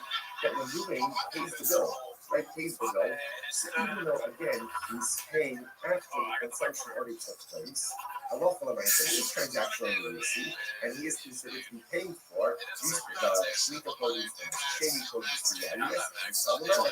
Therefore, the Gemara says, also Nami, Kapara, diminisa kapara. So to the good about the other end, we can here ultimately again isn't that ultimately Shlita produce. Same thing, which we must take about a pistol, the Henry Hamakuto, the Mishkabel. You know, it's different from the Ruben case, right? Where he's going ahead and telling the workers, go drink out, pick up the tab. We're talking about where they are purchasing food from a shopkeeper who normally extends credit to you. The haven, the Akilak buffet, plainly do not have it. Ultimately, because the shopkeeper normally extends credit to Ruben, ultimately there is transactional immediacy that's happening. Literally translated, literally the shopkeeper acquires his money immediately. Look at that. Just a moment. Plainly do not have it. That's really crossing out. That's right. And give me some of that. The shopkeeper knows that he's going to get it from the he regularly extends credit. If I hit your vote, Shekamokum Shiyesh Mahadina Kanila Lekani Kirkla Kalifi. So what's it? So that's it. There is transaction use. You're going to feel Lord. Ruby's not just saying stand where you want and buy food, buy drinks. He's saying, go to the shopkeeper, I'll pick up the tab. This is a shopkeeper who normally extends credit to Ruben. So therefore, again, it's as if the debt is already paid, and therefore there is transactional immediacy that's happening. Rashi says over here, there's no family in it. Therefore, it's specifically almost like an exchange, right? The shopkeeper is going to give donkey drivers and laborers, whatever they want, these items, and then it's going to immediately pay for it. No family in it. Even the family, the Muslim family, not family out of again, that doesn't apply in the Israeli wasn't like that. Therefore, that case is kind because of that transaction events. You must have again, using that one. We're going to send out his workers in case. Go eat and go to a local doctor town. But now he's not sending to a shop who normally extends credit to him. And it sounds like that should be okay. If that's the case, like Mutter, Ihafi, I just come to the dinner Zed, so we should assume the dinner Zed. If that's the case, then it's something like differently. Instead of making the first case of myself, the case of where Logan says, here's $100, go out and go into a drink, make it two different cases. What should the two cases be? So you must imagine, when is this so ultimately again that it's prohibited? Because anybody, how much people in the shocking way, when is it prohibited for Ruben to say to the workers, go eat and drink, and I'll pick up the tab? That's only with the shopkeeper who extends credit to Ruben. Because there's transactional immediacy, and it's as if again the treasury already has the money to keep the limited items. How about friendly Shinima people? But shopkeeper who does not extend credit, therefore that lacks transactional immediacy, and that case should be fun. In other words, better for this race to go ahead and highlight two cases that are the same, but one detail different, than to highlight two dramatically different cases. Which was the old Shema people live on the shop, or actually, even if the shopkeeper doesn't extend credit, is the purchaser not still obligated to pay money? Homer the Faneda. The person says to his friend, take one of the phone, you from the fussy love. So what happens? So like Ruben goes, I don't think so Ruben, give me a favor. Lend, give him money to sing, give him possession, and over my property will be coming encumbered to you. What's that for? Ultimately, again, my property becomes encumbered as a guarantor. The Gemara says, so what do you see here? Now, again, that's even assuming that Ruben and I have no previous relationship. What do you see here? When you ask someone to go and do something to someone else, and ultimately, again, you're guaranteed that encumbrance, that transactional immediacy, seems to apply right then and there.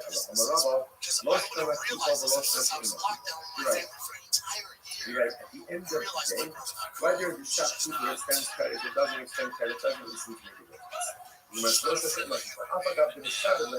Even below Miyaki Shibude Lo Misa. So what's the difference? Look at Rashi. Rashi says, even below Miyaki Shibude, look at Rashi. Third wide one is Rashi. Shema Shibude, Shema Yiche Lo Miyaki Lo Osnaka, Las Kalipa Yiche Below Misa. Since Reuben did not go ahead, he's actually set aside money, right? He's telling his workers, go out, go eat and drink, I'll pick up the tab. Since no defined amount of money, right, or no specific money that been set aside for that, therefore, again, that lacks transactional needs. Because it does ultimately, again, it should be mutter. שלא ייחי למוס לכך, לס תמיד דמינו ולא מיצה. Says Elaha on my country. So that's his ultimately again. So what do we need to be concerned about? We shouldn't see this. So the Gemara says, "Oh, no, no, which is ultimately again, he says the Gemara. Says the Gemara, ultimately again, what do you have to be concerned about? Elaha, my country. You should see this. What do you have to be concerned about over here? Elaha, when I saw that perhaps again, she was the police. Versus Homiyaki, she did it. Shahaka, Lomiyaki, she did it. Ultimately, again, the same thing. For myself, because no particular money is actually designated for accounts, because next day transaction release you don't shake no deal. What's the case? The case over here is where the Balabai is advanced the money to the family. Okay, so this changes everything. Look at Rashi. Shaking no, Balabai is Dima the company, Chodem Shalach Etzlo. The Hashtam the Balabai is the inserted. Oh, this changes everything. So in the case of the year, ultimately, again, when Bryce says that if Reuben says to his workers, go to the company, go to the shopkeeper, eat and drink, whatever you want, it's on me. The case is where already Reuben gave the money to the shopkeeper. So there's no extension of credit. In other words, he has a tab, but it's paid for already. Oh, so now that makes sense. Because now that it's paid for already, ultimately, again, if they take limited things, it's literally like he's supplying them with limited items. I'm used to the shite, they come in the rest of the night. So the Gemara says as follows. So again, all of this is all on this same line of transaction release. I got that few, that's happening. So the Gemara says, I'm used to the shite, they come in the rest of the night. So Paul said, I said this over, I told them that it's a bit of now. And what happened? I'm already. The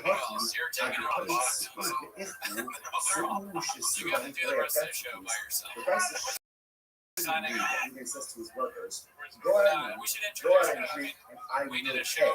I will pay you to sell it as a pay. Rather, what should it say? You should say, go out and drink, go out and eat, and then I'll settle up. Right? I'll settle up ultimately again with the shopkeeper. Because again, the same application of yours was you didn't pay. Right? So with the shopkeeper, then it's a question of saying, okay, I left you $100. How much did you consume? Which you must know you're right. So you're right. Funny, ultimately, again, a lot of families is to like change the license to the license. A lot of families are even sensitive. So please remember, since there are two choices in rice. Choice number one is your living gives his $100. It's covered a lot of things, but you drink in that case, whatever you do, it's not case two, the way the mother is now. Is that I love for myself, moving free paid he went ahead and gave $100 to the shopkeeper. He said, my workers are going to come in, let them buy, let them eat, let them drink. Okay? Now the Gemara says, that's the problem. Let's be concerned. If he had access now to the $2, instead if Reuben is going ahead and supplying the $100. The way that price should read is, Reuben says to his workers, go out and drink. But I mean, I will settle up ultimately again with the shopkeeper. That's how you know those things. Okay, let's stop over here for today. Oh yeah, everyone. Hour 22. Gerardo just said something just completely off the wall. Yeah. That is how it would happen. You wake up like 3 days from now, and then all of a sudden you're getting blasted on your phone with. Good morning. It is a great satisfaction to be able to learn with you. Begin by thanking all of our sponsors for this morning cheer. To thank our annual Common sponsor, Tosin Shvachar Yisrael, for dedicating all the Shalom brushes this year as a supposed for the Soros Hubbles for on Israel. Dude, From it's the good to correspondence see for the you. month of Blue Av. shirts, I wish we Habarim wish told you us lived in Stephen Los Lady Drazen, Angeles. honor That of would be great. Israel Drazen, Dina Drazen, Yeah, well, and Lily Rose's honestly, wife, and I think Sandy about this Rose's earlier. wife, from the Rafa. We got target sponsors, Dr. Eddie Faith Wolf, information of the yard site of Dr. Wolf's father, Cyrus Wolf, Shalom, Ben Steve Hirsch, and Nathan and Beth Anna, Damn, memory that's of crazy. their father, Ben Abba, Father Baruch Mordechai, and Mary of Nassan, from the Rafa. Of course, as always, we dedicate our learning to physical consciousness, Shalom, No, I Kara, could, yeah, no, America, I couldn't have envisioned any of give this. them You know, I mean, success. I would never thought I'd be in a yellow hazmat suit Exciting daf ahead of us talking today. about Brendan Shaw. Today's daf is Son of You know, I cry when I think about and we are picking up internally. on Son of Base in the base 62b. Today, Rabbi Yana, which is 2, 4, 6, 8, 10, 12, 12 lines up from the bottom. So the verse is as follows. Today, Rabbi Yana, Yas Shvius Nanyim, who called him Shvius. So very interesting piece of the members of the household of Rabbi Yana who was as follows. They would borrow Shemitah produce from the poor and then repay them with eighth-year produce, non-Shemitah produce from the following year. So if you look at Rashi, Rashi says something very interesting. Yasu Perishis called this not a beer. So obviously, again, without getting into all the Shemitah technicalities of it, but halacha l'maisa, you can go ahead and lend or borrow, not commerce, but lend or borrow Shemitah produce while it's still readily available for everybody. So this guy's, once it's no longer readily available in the field, you really can no longer kind of keep it for yourself. So the idea over here is, so the people of the house of Rabbi would borrow Shemitah produce from the Aniyim during the Shemitah year. Rashi goes on, part of the Shemitah,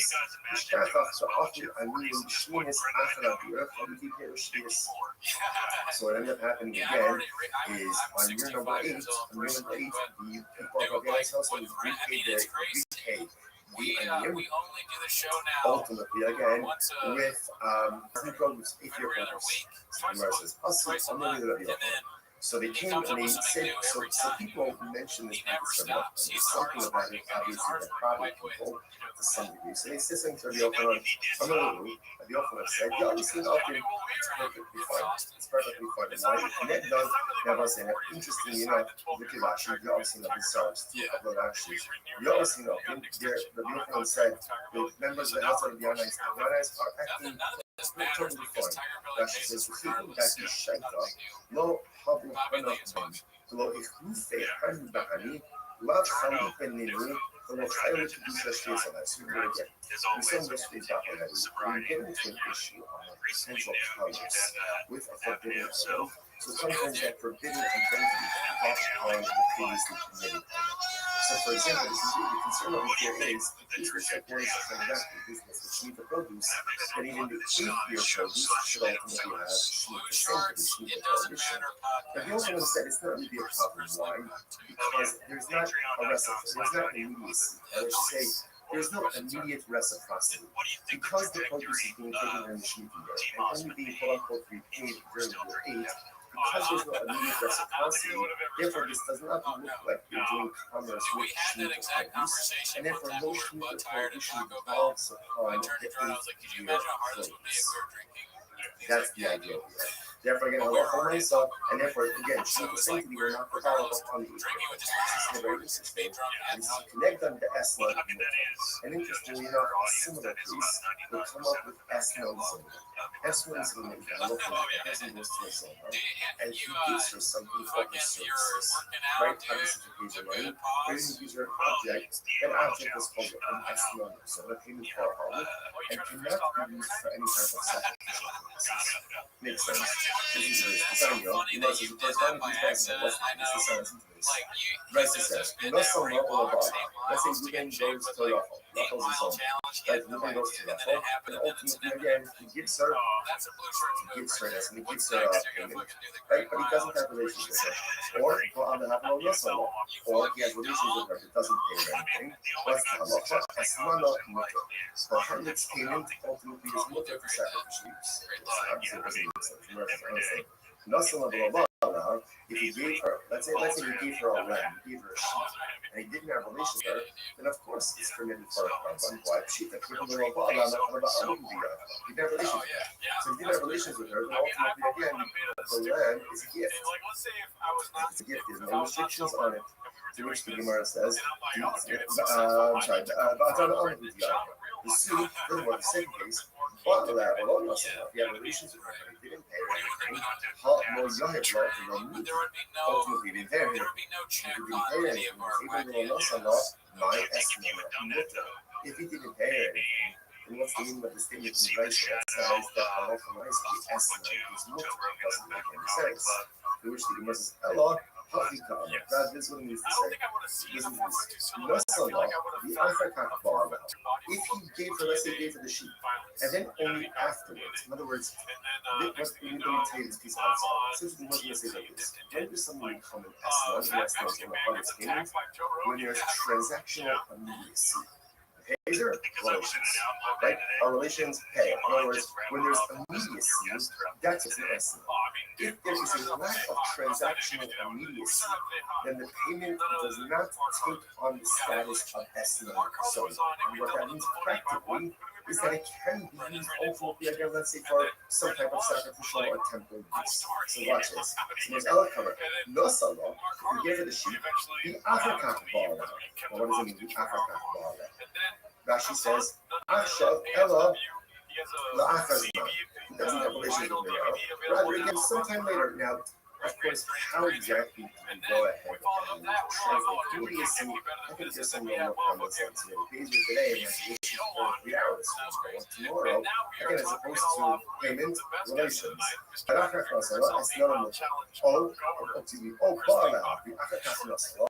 Or for that matter, if he has relations with her, and then you afterwards pays her, in both of these cases, ultimately, again, the estimate is going to be lower.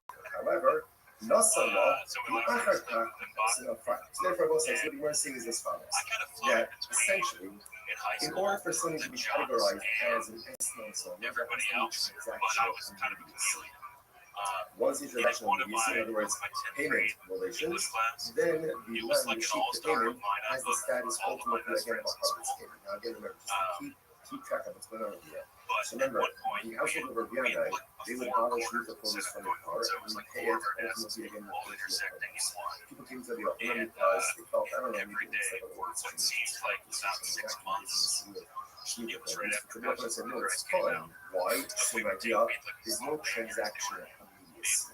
So because of transactional immediacy, we don't view that your produce as an exchange, right? Or as somehow like a payment ultimately again to the 7th produce, the produce, and then for the 8th produce remains totally fine. Fine. Now the more questions a little bit discussed in that case. So again, let's go for this, right? Let's suppose I have any case. Okay, we're going to use Rabbi. It's your sheep. I'm just using the sheep because it's the easiest example. Right? You get your sheep, right? And then let's say get your sheep on Tuesday, and then on Wednesday you have relations. So again, based on what we just said before, that sheep does not have the status of a harvest payment, and therefore is not forbidden for us to use, right? Because it lacks transaction immediacy. You must understand. When he does have relations, let's say on Wednesday, right? He gives the sheep on Tuesday. He has relations with her on Wednesday. So why would we say that when he does have relations with her top of some payment, Lechol Allah is not afraid? Obviously, that's what I understand. When he gives you the sheep, can't be labeled as testimonies or not. It's not relations. But when he does have relations with her on Wednesday, then retroactively, the designation of the sheep as a harvest payment should devolve upon the sheep retroactively.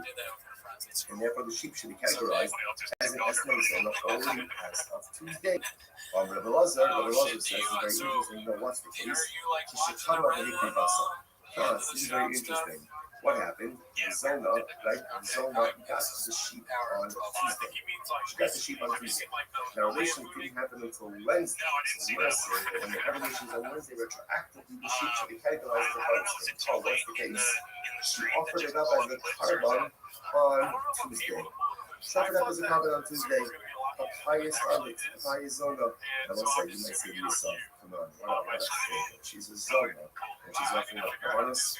So it's important we make this very important. So it's important to understand all the consistencies. And we all live with inherent contradictions. And in certain respects, in certain respects, I'm not sure. And there are things in my life that I do very well, and there are things in my life that I do very poorly. more things that I don't do well.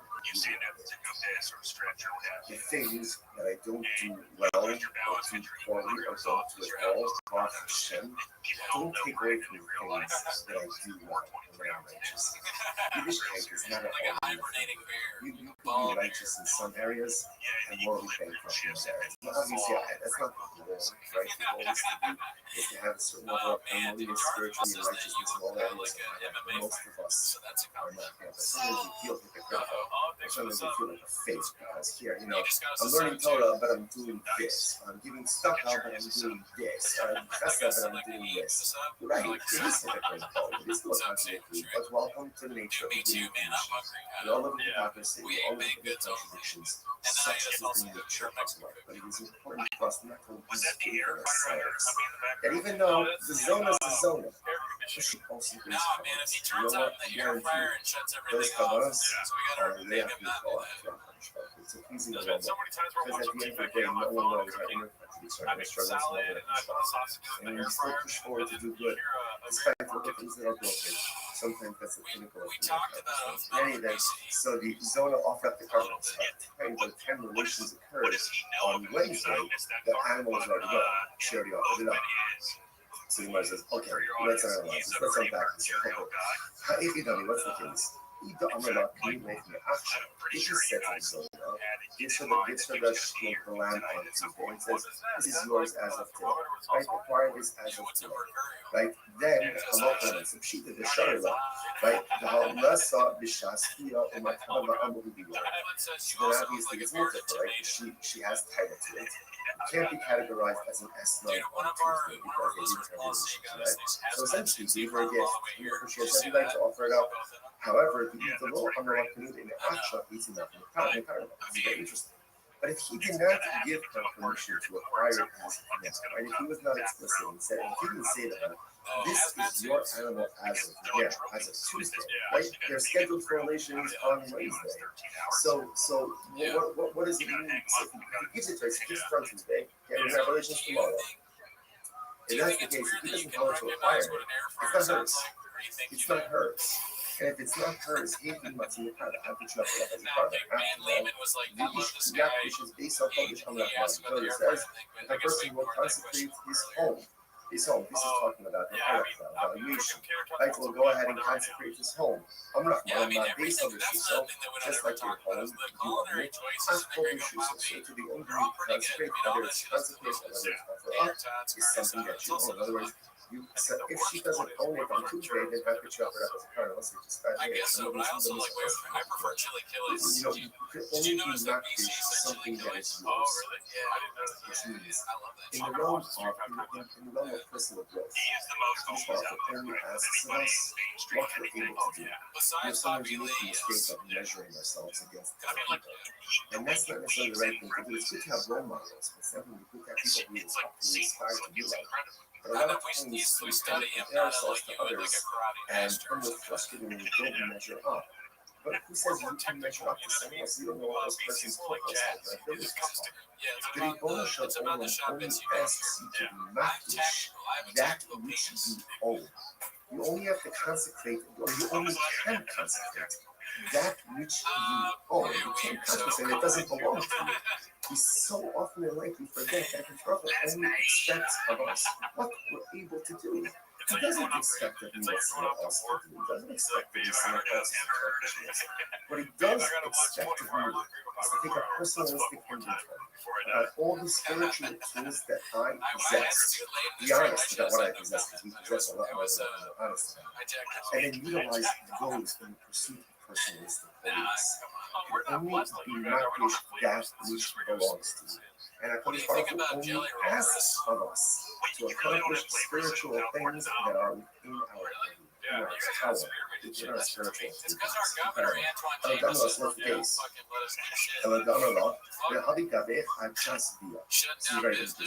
He says to her, very Reuben gives this to the zone of the sheep on Tuesday. And he says, okay, keep the sheep with you, the schedule for be at tomorrow, right? And just keep it with you until tomorrow.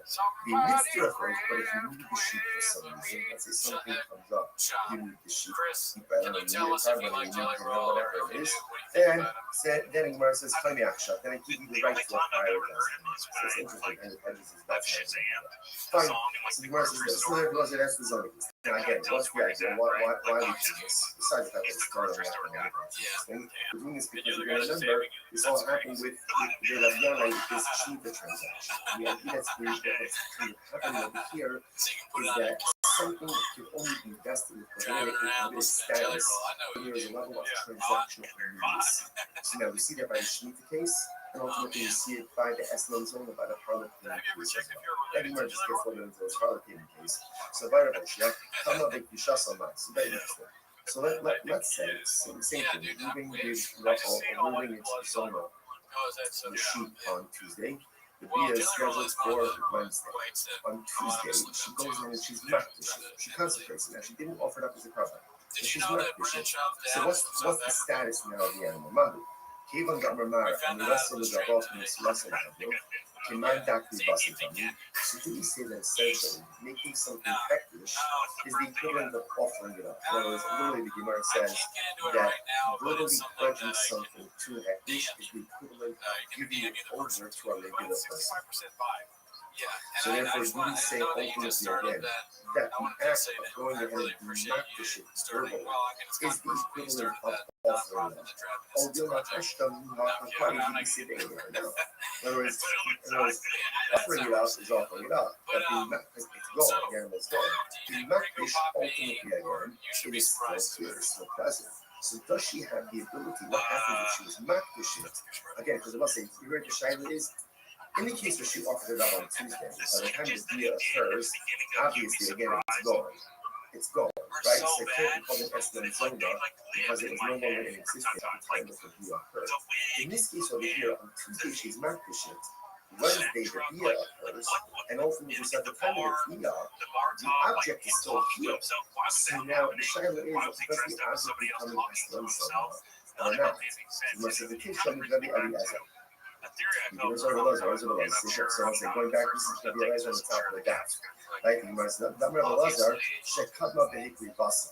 So remember again, the way Rabbi Eliezer understood the case at the Eslan Zona, right, is where she went ahead and she already offered it. Right? She offered it up already by the time that the dia occurred. Dafka Hikli Basa. So Dafka, because she offered it up, it's no longer in existence. About Hikli Shaso, low. Right? From Rabbi Eliezer statement over here, that if she was makdish, if the animal was still in existence at the time that the dia occurred, perhaps the animal would now be called an Eslan Zona. Much the Gemara says, no, the Eliezer is fake to me by the truth is, this shaila is Mamish Shaila of the Eliezer himself. So the Gemara says, no. Mifshas Pshiter Rabbi Eliezer, Gasti Basa, Dafka Bakti Shas Solo, the Isim Shasbir. Does Rabbi Eliezer say that the only time it doesn't become an Eslan is when the animal is offered up before the dia? Because by the time the dia occurs, the animal is no longer here.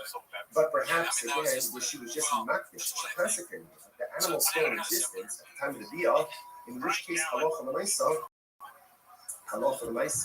the animal is recategorized as an Eslan Zona.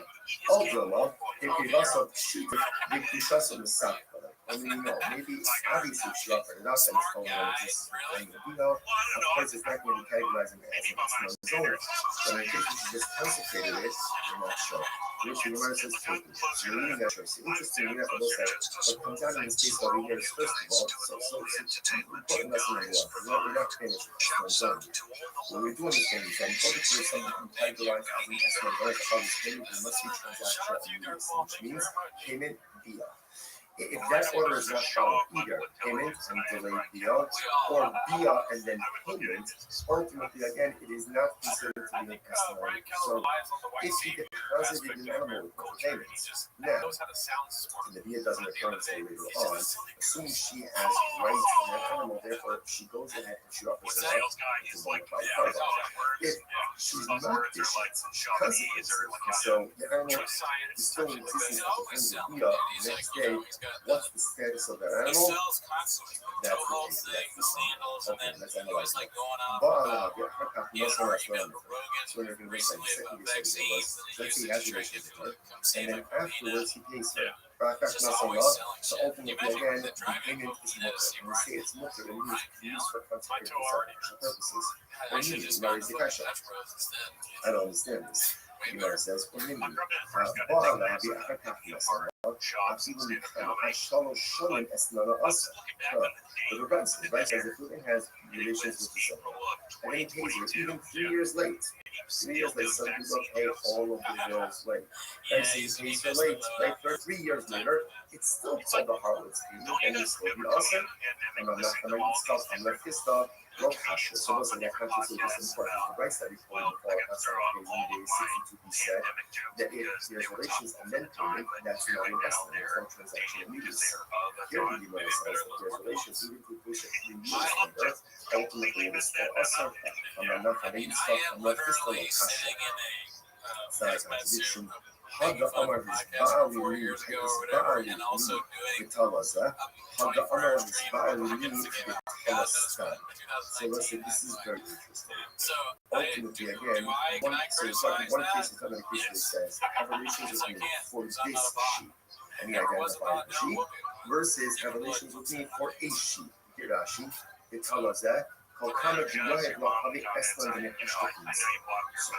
again, the verses when he identifies the sheep, it's as if there's transactional immediacy. When he doesn't go ahead and identify the sheep, then ultimately, again, there is no transactional immediacy. All right, so let's analyze a little bit more. The overlap of Torah my heart, understand. So let's analyze this, right? So now it's Wednesday. Moving goes over to Rothschild. He says, have relations with me or to Zona. He says, have relations with me for this sheep. Now, again, he doesn't care for 3 years. 3 years. Now look at this. Oh, it has the status of a harvest payment because there's transactional immediacy. Just because he identified the sheep, it doesn't make it hers. In order for it to be hers, what has to happen? The Gemara says, you should follow. Right? Remember, livestock, animals, are privacy for a private possession. Which the Gemara says, so okay, so apparently it's actually interesting that ultimately the thing of worship was only given by Jews.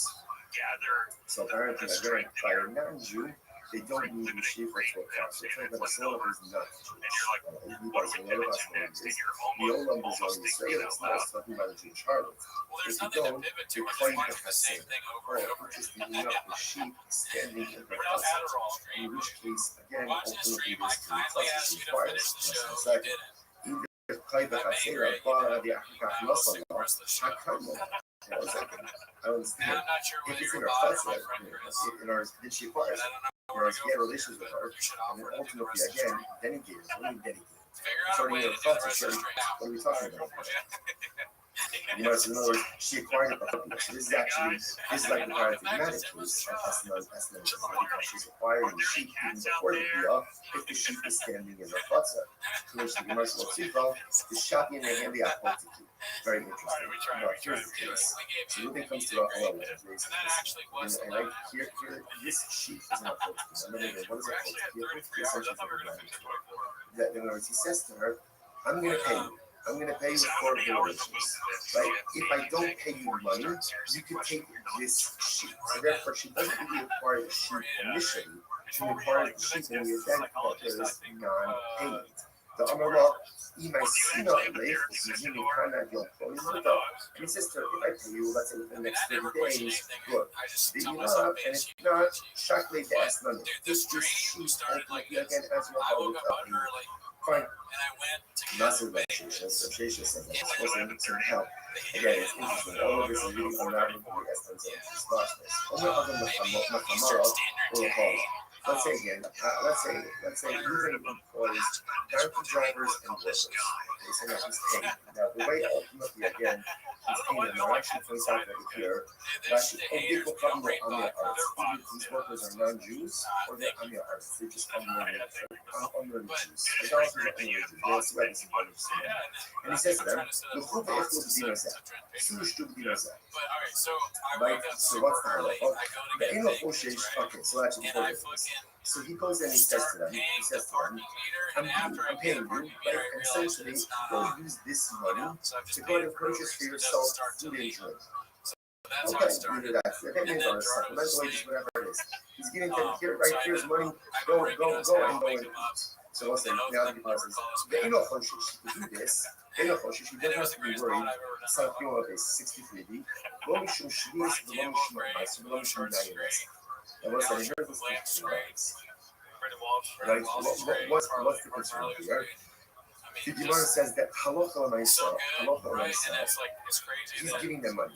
Now, because it's an akum on their parents, he has to be concerned that maybe akum's going to go buy an investor, right? Or maybe ultimately again the amaharis is going to shoot the players, or meiser shady plays and kids do outside of the Shabbat. He doesn't have to be concerned with this. Why does he have to be concerned with this? Because essentially he's giving them the money and he's saying, Fedra, do what you want. Because he's doing that, essentially, it's not on him. Whatever they do, they do. Rashi says over here, after Rashi just goes through all of this. Right, if you look at the end, if you look at Rashi, if you look at Rashi, it's actually the last one, the last of the long ones, not Rashi. The Ha'ihu, Gosafilu Midi, Ella Priti. We don't, Ruvain is not the one giving them anything. Right. He is giving them money. It's Chadra, here, this is for your food, this is for your food. What they choose to do with that afterwards, essentially, is not on Ruvain. It's not on Ruvain, so therefore, again, no liability. Okay, now what? Contrast out the following. Sabbath no, they 63, second line. The Allah said to them, Su the Iflu, Vani Korea, Su Shubani Korea. And he says, to the workers, like taxi drivers, go and eat, go and drink, and I'll pay, I'll pick up the tab. Oh, now this is a problem.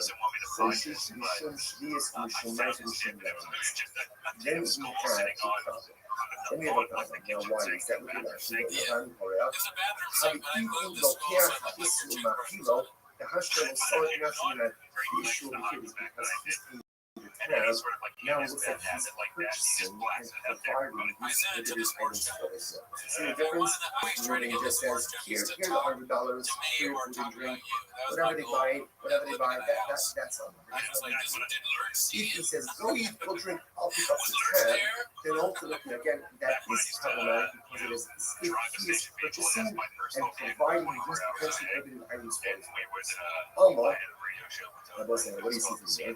He can't so you see from there is that halacha and Isa are not going to listen. This is we're now going there and circling back to the Rabbi case, right? We're going back now ultimately again to the Rabbi case. Remember, Rabbi what did they do? They went ahead and they borrowed Shemitah produce and they repaid for zero produce. Said not a problem because no transaction immediacy. So what do you see now? What do you see from this last case over there? Amo, kapara, the Isser kapara. So what do you see from there?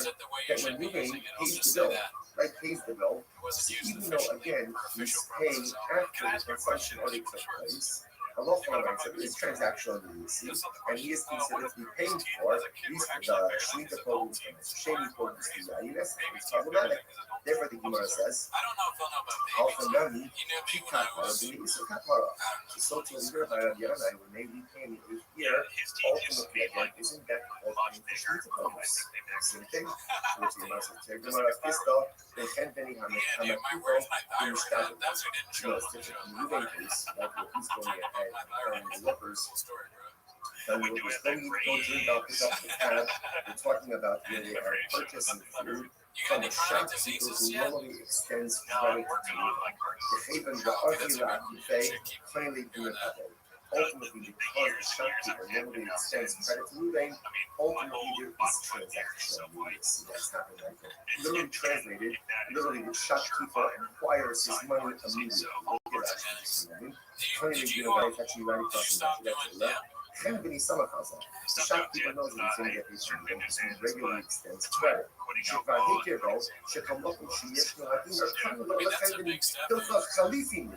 So we'll say, so that's it. There is transaction release. Ruben is not just saying stand one where you want and buy food, buy drinks. He's saying, Pedro, go to the shopkeeper, I'll pick up the tab. This is a shopkeeper who normally extends credit to Ruben. So therefore, again, it's as if the debt is already paid, and therefore there is transactional immediacy that's happening. She says over here, therefore specifically almost like an exchange, right? The shopkeeper is going to give donkey drivers and laborers and Ruben's going to immediately pay for it. even the other family, the Muslim family, not family out of people. But again, that doesn't apply to the Israeli. It's also like for that case, it's fine because of that transaction. Avon, again, using that one, to send out his work to Simcase. Simcase, go eat and go drink, don't pick up the tab. But now he's not sending for a shopkeeper who normally extends credit to him. And it sounds like what? Mutter. That should be okay.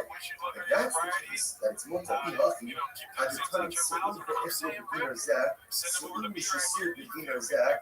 If that's the case, then the second vice are different. Instead of making the first case of the vice the case of where Ruben says, here's $100, go out and go eat and go drink, make it two different things. What should the two cases be? The Gemara said that John word. When is this so ultimately again that it's prohibited to company Hamakipa in the started way? When is it prohibited for Ruben to say to his workers, go out and go eat and drink, and I'll pick up the tab?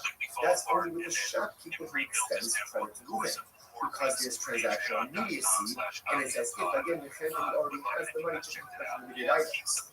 About spending Shema people, but shopkeeper who does not extend credit, therefore that lacks transactional immediacy, and that trade should be far. In other words, better for the price to go ahead and then two cases that are the same, but one detail different, than to have two dramatic cases.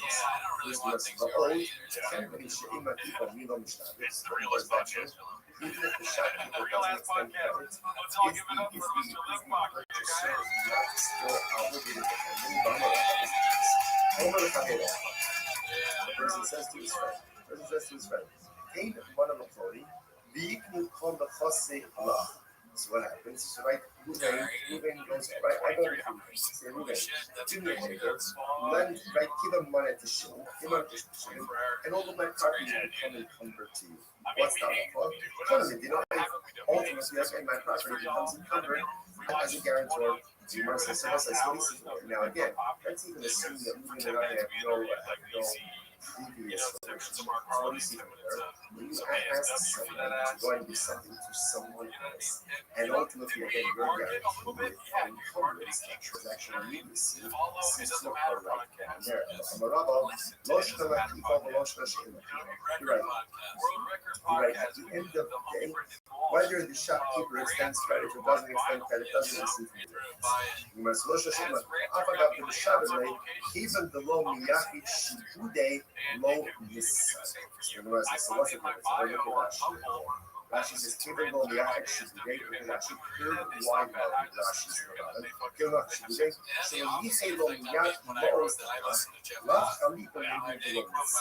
Since Ruben did not go ahead and actively set aside money for this, right? He's telling his workers, go out, go eat and drink, I'll pick up the tab. Since no defined amount of money, right, or no specific money has been set aside for that, therefore, again, that lacks transactional use. Because it does ultimately, again, it should be mutter. It should be mutter. So, yichil and most of that, lach alit animu below mitzvah. Sorry. The Gemara says, "Halacha on my quotation." So that's the case ultimately again. So when we do that, we should see this. So the Gemara says, "All women that preach the Gemara." So ultimately, again, he says the Gemara. Says the Gemara. Ultimately, again, what have to be concerned about? Halacha on my quotation. We should see this. What have to be concerned about over here? The halacha on my side. That perhaps again, she is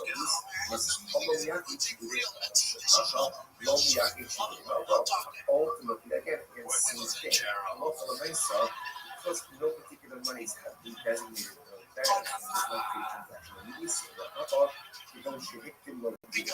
What's the case? The case over here is where the halacha is advanced the money. We prefer the name Japanese. Told them to shalach etzlo. The husband, the balabayis, it seems everywhere. So in the case of the year, ultimately, again, when Christ says that if Ruben says to his workers, go to the chesed, go to shop, go eat and drink, whatever you want, it's on me. The case is where already Ruben gave the money to the shopkeeper. So there's no extension of credit. In other words, he has a tab, but it's paid for. Oh, so now that makes sense. Because now that it's paid for already, ultimately, again, if they take limited things, it's literally like he's supplying them with I'm not saying no. I'm used to the shape. I mean, that's really nice. So the Gemara says as follows. So again, all of this is all of this same transaction, right? That's that's happening. Every time dinner comes out, I'm sorry. I'm used to the shmeitik for me, but absolutely not. So I said this for the bit of America. And what happened? I'm already. He hockey and the 26 Every time it's crazy. that's the case. The prices shouldn't be that he says to his workers, go out and eat, go out and drink, and I will pay. I will pay me some salary as a pay. Now, what should it say? It should say, go out and drink, go out to eat, and then I'll settle up. Right? I'll settle up ultimately again with the shopkeeper. Because again, the same out of case on years where we didn't prepay. Right? So you left money with the shopkeeper, then it's a question of saying, okay, I left you $100. How much did you consume? Which was, I know you're right. So you're right. Tony, I'm already coming to not even the house. Ultimately, again, a lot of ways you're right. Change the license fee. The license should really be the following way. That a lot of ways are giving this today. So please remember, essentially there are two cases of advice. Case number one is your ruling gives his representative notes. It's covered go out and eat, go out and drink on me. That case, whatever they do, it's on them. It's not on them. Case two, the way you must understand it now, is that Allah also ruling prepaid for him. He went ahead and gave $100 to the shopkeeper. He said, my workers are going to come in, let them buy, let them eat, let them drink. Okay?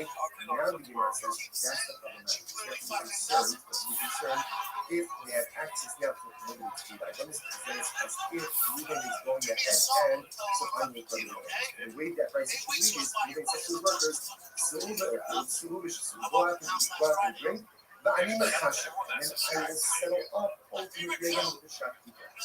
That's what we're going to do. Here, we'll stop over here for today. Oh yeah, everyone, hold on. Like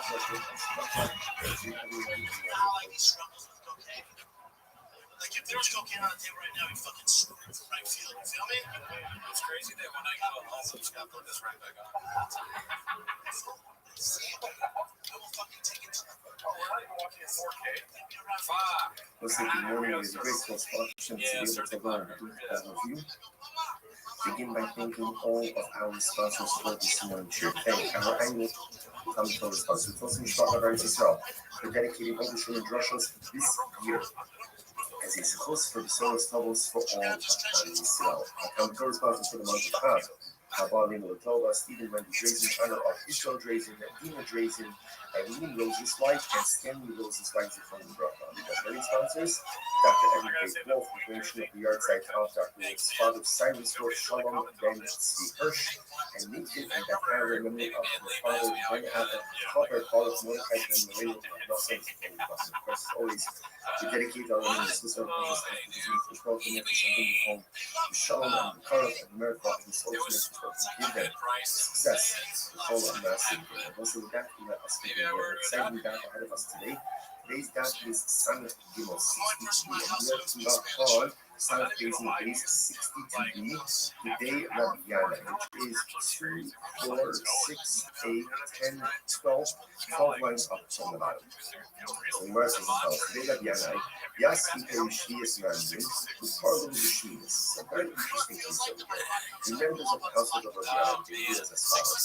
They would borrow Shemitah produce from the poor, and then repay them with 8-year produce, non-Shemitah produce on the following year. So if you look at Rashi says that it's very interesting.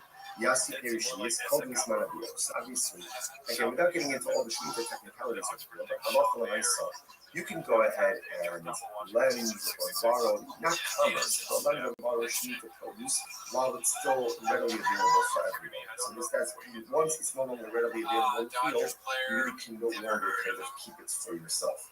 So the idea of it is, so the people of the Asher of Yanai would borrow Shemitah produce from the Aniyim during the Shemitah year. And part of the Shemitah, so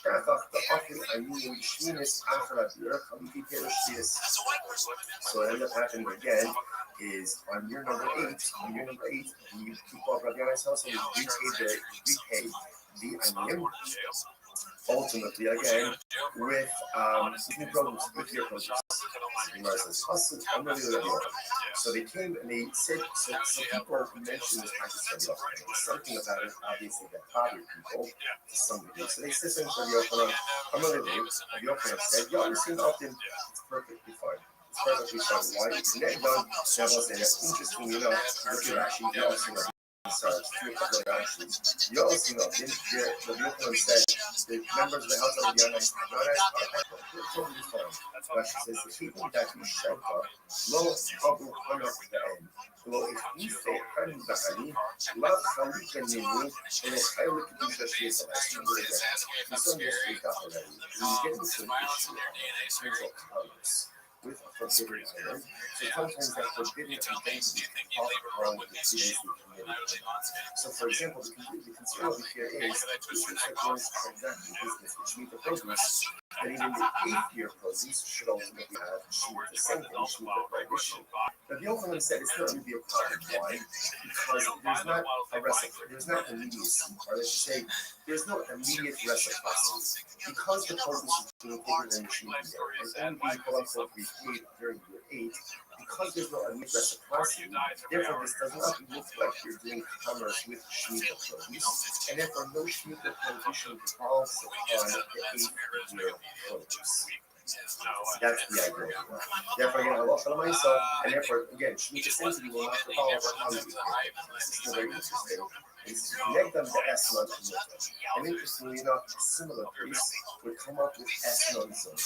Esnod Zona, a person goes to a Zona, and he gives her something for her services. Right? Obviously, he pays her money, but he gives her an object. That object is called an Esnod Zona, payment for a harlot, and cannot be used for any type of sacrificial purposes. Makes sense. This is the sign of the most of the corresponding piece of Esnod. This is this. Raisa says, let's say Ruben goes to Rachel's his own. Like Ruben goes to Rachel, and ultimately again he gives her payment, right? But he doesn't have relations with her. Or he has relations with her but doesn't pay her anything. What's the halacha? Esnana mutter. For harvest payment, ultimately is mutter for sacrificial use. Obviously, it doesn't make sense. Understand. If he gave her, let's say he gave her a lamb, he gave her a sheep, and he didn't have relations with her, then of course it's committed for a carbon. He didn't have relations with her. So if you didn't have relations with her, then ultimately, again, the lamb is a gift. It's a gift. There's no restrictions on it. To which the Gemara says, the scene, furthermore, the second case, he had relations with her, but he didn't pay her anything. Ultimately, he didn't pay her anything. And if he didn't pay her anything, if he didn't pay her anything, so what's the meaning of the statement in the that says that Allah from the mice the estimate is mutter? Doesn't make any sense. Which the Gemara says, Allah, God is what he used to say. No salah, you Africa Bala. If he gave her, let's say, gave her the sheep, and then only afterwards, in other words, what's the reason we say this piece outside? Since we wasn't going to say like this, when does something become an estimate? An estimate on the harvest payment when there's transactional immediacy. Okay, is there relations, right? Our relations pay. In other words, when there's immediacy, that's when it's an estimate.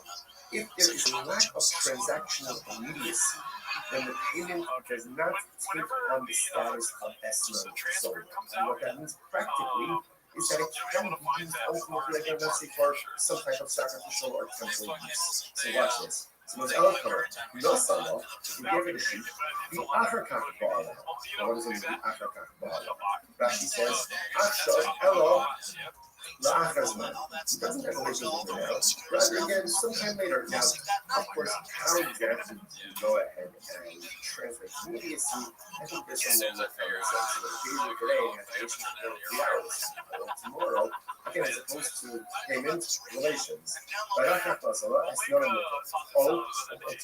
Bala, the Achakmasala, or for that matter, he has relations with them, and then he afterwards pays her, as not a in both of these cases, ultimately, again, the excellent is great.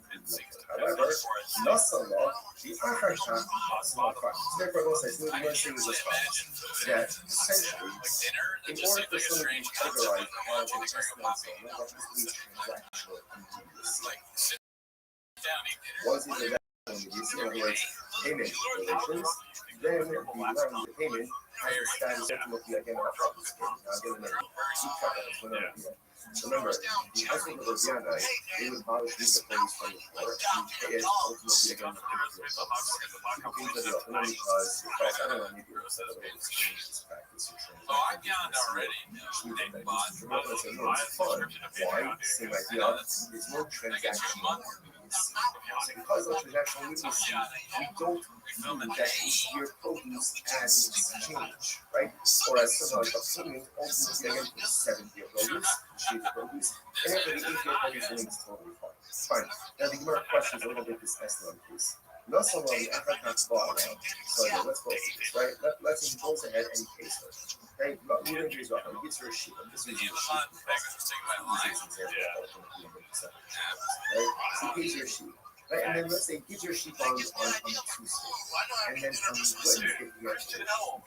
So again, based on what we just learned before, that sheet does not have the status of a party's payment, and therefore is not permitted for us to be right? Because it lacks transactional immediacy. You must understand. If he bought out, when he does have an issue, let's say on Wednesday, he has a sheet on Tuesday. He has relations with her on Wednesday. So why don't we say that when he does have relations with her, Lechol Allah is still enough there. Obviously, okay, I understand. When he gives you the sheet, can't be labeled as excellent on and when he does have relations with her on Wednesday, then retroactively, the designation of the sheet as a harvest payment should evolve upon the sheet retroactively. And therefore, the sheet should be categorized as an excellent zone already as of Tuesday. Rabbi says, very interesting, what's the case? We should come up with a kibasa. Because this is very interesting. What happened? Zona got the sheep on Tuesday. She got the sheep on Tuesday. Now, initially, it didn't happen until Wednesday. But when they have emissions on Wednesday, the sheep should be categorized as a harvest. Oh, what's the case? She offered it up as a carbon on Tuesday. She offered it as a carbon on Tuesday. Zona. I will say, you might say to yourself, she's a Zona, and she's offering up carbonos. Those types of parts, we've met this many times. Those are one and we all need to carry and in certain respects, there are things in my life that do very well, and there are things in my life that do very poorly, and there are things that the things that I don't do well, or do poorly, or don't do at all, off Hashem, don't take away from the things that I do well when I'm righteous. Yiddishkeit is not a problem. You can be righteous in some areas and more be bankrupt in others. So obviously, that's not the goal, right? The goal is to have a certain level of harmonious spirituality and righteousness in all areas of my life. But most of us are not yet. Sometimes we feel like a football. Sometimes we feel like a fake because, I'm learning Torah, but I'm doing this. I'm giving stuff out, but I'm doing this. I'm chesed, but I'm doing this. Right? It is hypocritical. It is more contradictory. But welcome to the nature of human condition. We all live in hypocrisy. We all live in contradictions. Such is the nature of life. So it is important for us not to lose faith in ourselves. And even though the zone is a zone, the sheep also brings kabbalas. You know what? I guarantee you, those kabbalas are what they actually call it's a pleasing aroma. Because at the end of the day, no one knows our inner struggles and other control. And when we still push forward to do good, despite all the things that are broken, sometimes that's a pinnacle of human purpose. In any event, so the Zona offered up the covenants, but by the time relations occurred on Wednesday, the animal was already done. She already offered it up. So you might say, okay, let's analyze this, let's unpack this. Okay. If you tell me what's the case, the umbrella immediately if he said to himself, it's for the lamb on Tuesday. It says, this is yours as of today. Right? Acquire this as of today. Right? Then Allah said, shoot the Sharila. right? The Lasa Bishaskia Umatana Amudiya. So then obviously it's mutter, right? Because she has title to it. It can't be categorized as an Eslan on Tuesday because they didn't have relations yet. So essentially gave her a gift, and therefore she has every right to offer it up. However, the law on the action is in it's very interesting. But if he did not give her permission to acquire it as a friend, right? If he was not explicit, he said, if he didn't say to her, this is your animal as of now, as of Tuesday, right? They're scheduled for relations on Wednesday. So what does it mean to say? If he gives it to her, he gives it to her on Tuesday, okay, we're gonna have relations tomorrow. If that's the case, if he doesn't tell her to acquire it, it's not hers. It's not hers. And if it's not hers, after all, the Ishkiyak is based on Kodesh Amrachman. It says, if a person will consecrate his home, this is talking about the evaluation. Right? So go ahead and consecrate his home. Amrachman, based on Rishusa, just like your home, you own it. Ask Rishusa, so to the only thing you can consecrate, whether it's consecrate or whether it's offer up, is something that you own. In other words, so if she doesn't own it on Tuesday, then I could offer it up as a part. Unless they just by the way, you know, you can only be makdish something that is yours, which means in the realm of personal growth, God only asks of us what we're able to do. There's sometimes we make the mistake of measuring ourselves against God. And that's not necessarily the right thing to do. It's good to have role models. It's incredible. We have people who up to inspire to do that. But a lot of times we can compare ourselves to others and we're frustrated and don't measure up. But he says you can measure up to someone else. You don't know if this person's focus on abilities. The Rebbe Shalom only asks you to be makdish that which you own. You only have to concentrate, or you only can concentrate that which you own. You can't concentrate that doesn't belong to you. We so often in life we forget that if the brother only expects of us what we're able to do, he doesn't expect of me what someone else can do. He doesn't expect of me someone else's accomplishments. But he does expect of me to take a personalistic inventory about all the spiritual tools that I possess. Be honest about what I possess, because you possess a lot more than you're honest about.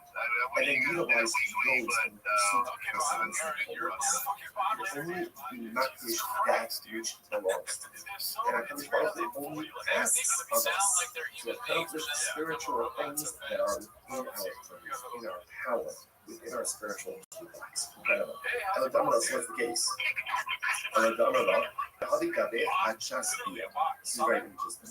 So he says to her, right, so Reuben gives to the son of the sheep out to him. And he says, okay, keep the sheep with you, we're scheduled for Bia tomorrow, right? And just keep it with you until tomorrow. Be mitzvah, but if you need the sheep for some reason, let's say something comes up, you need the sheep, I don't know, you need a car money, you need dinner, whatever it is, then you might as well turn the shop and give you the right to acquire it. So it's interesting. Fine. So the Mars is this. So everyone says that's the zone. Now again, what's the idea? Why are we doing this? Besides that, it's totally interesting. We're doing this because you can remember this all happened with Rabbi with this Shemitah transaction. The idea that's happening over here is that something can only be vested in prohibited status when there's a level of transactional use. So now we see that by the Shemitah case, and ultimately we see it by the S1 zone of the Harlem case as well. That more just gets a little bit into this Harlem case. So by the way, come up with Bishas on that. It's very interesting. So let's say, same thing. Reuben gives Reuben is control of the sheep on Tuesday. Bia is scheduled for Wednesday. On Tuesday, she goes out and she's makdish. She consecrates it. She didn't offer it up as a problem. But she's makdish. So what's the status now of the animal? Even though Mamara, I mean, that's sort of the vocal muscle that cannot that be busted down. So do say that essentially making something effective is the equivalent of offering it up. In other words, literally the Gemara says that verbally pledging something to a dish is the equivalent of giving it over to a regular person. So therefore, do we say ultimately again that the act of going ahead and not dishing verbally is the equivalent of offering it up? In other words, offering it up is offering it up, but it's gone, the animal is gone. the Makdish ultimately again, it is still here, it's still present. So does she have the ability? What happens if she's Makdish? Again, because I'm not saying here's the Shaila is, in the case that she offered it out on Tuesday, by the time the Bia occurs, obviously again it's gone. It's gone, right? So it can't be called an Eslam Zoma because it was no longer in existence. In this case over here, on Tuesday she's Makdish, Wednesday the Bia, and ultimately so at the time of the Bia, the object is still here. So now the Shaila is, does the object become an Eslam Zoma or not? So the Tif Shali has it. You can observe the Lazar, so let's say going back, this is your eyes on the top of the daf. Right? You must know the Lazar, Shekabla and Basa. So remember again, the way Rabbi Lazar understood the case of the Eslam Zoma, right, is where she went ahead and she already offered it. Right? She offered it up already by the time the occurred. Dafka Hikri Basa. So Dafka, because she offered it up, it's no longer in existence. About Hikri Shasa, no. But from the Lazar statement here, that if she was Makdish, the animal is still in existence at the time of the Bia, perhaps the animal would now be called an Islam Zona. Much more says, no, the Rabbi Lazar was fake to me by this Shaila is Manish Shaila Lazar himself. So the Gemara says, "Nine. Nifshat Shita Rabbi Eliezer that Bivasov Dafka Bakishas Samro that Isa B'Shasvira." Because Rabbi Eliezer said that the only time it doesn't become an Eslam is when the animal is offered up before the Bia. And by the time the Bia occurs, the animal is no longer here. But perhaps again, she was just Makdish, she consecrated the animal is still in existence at the time of the Bia, in which case Halacha L'Maisa, the animal is recategorized as an Eslam Zona. Ultimately, Hipivasa Shitale, Hipishasa Masa. Maybe obviously she offered it up and it's no longer this time of the Bia. Of course, it's not going to be categorized as an Eslam Zona. And in case she just consecrated it, I'm not sure. Which the Gemara says take. So we're really not sure. Interestingly enough, on both sides, what comes in this case over here is first of all, so important lesson number one. You're not finished. What we do understand is that in order for something to be categorized as an Eslam Zona, it's about this payment, it must be transactional, which means payment via.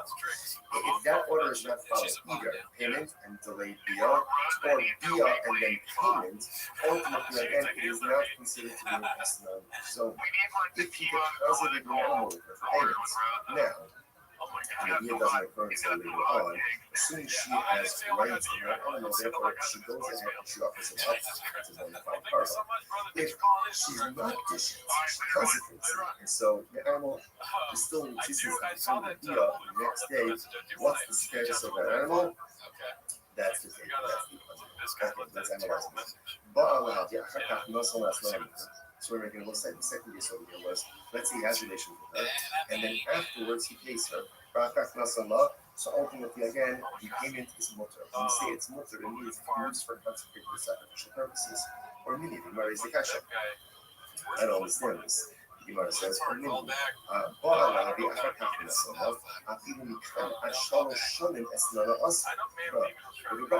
says if woman has relations with his son, and then he pays her, even 3 years late. 3 years late, some people pay all of your bills late. Right? So he pays her late. Right? 3 years later, it's still called the harlot's payment, and it's still the usher. I'm not going to stop. I'm not going to stop. No kasher. So most of that conscience is just important. Right? So we quoted before, my side of days in the day 62, he said that if there's relations and then payment, that's not an estimate. There's no transactional use.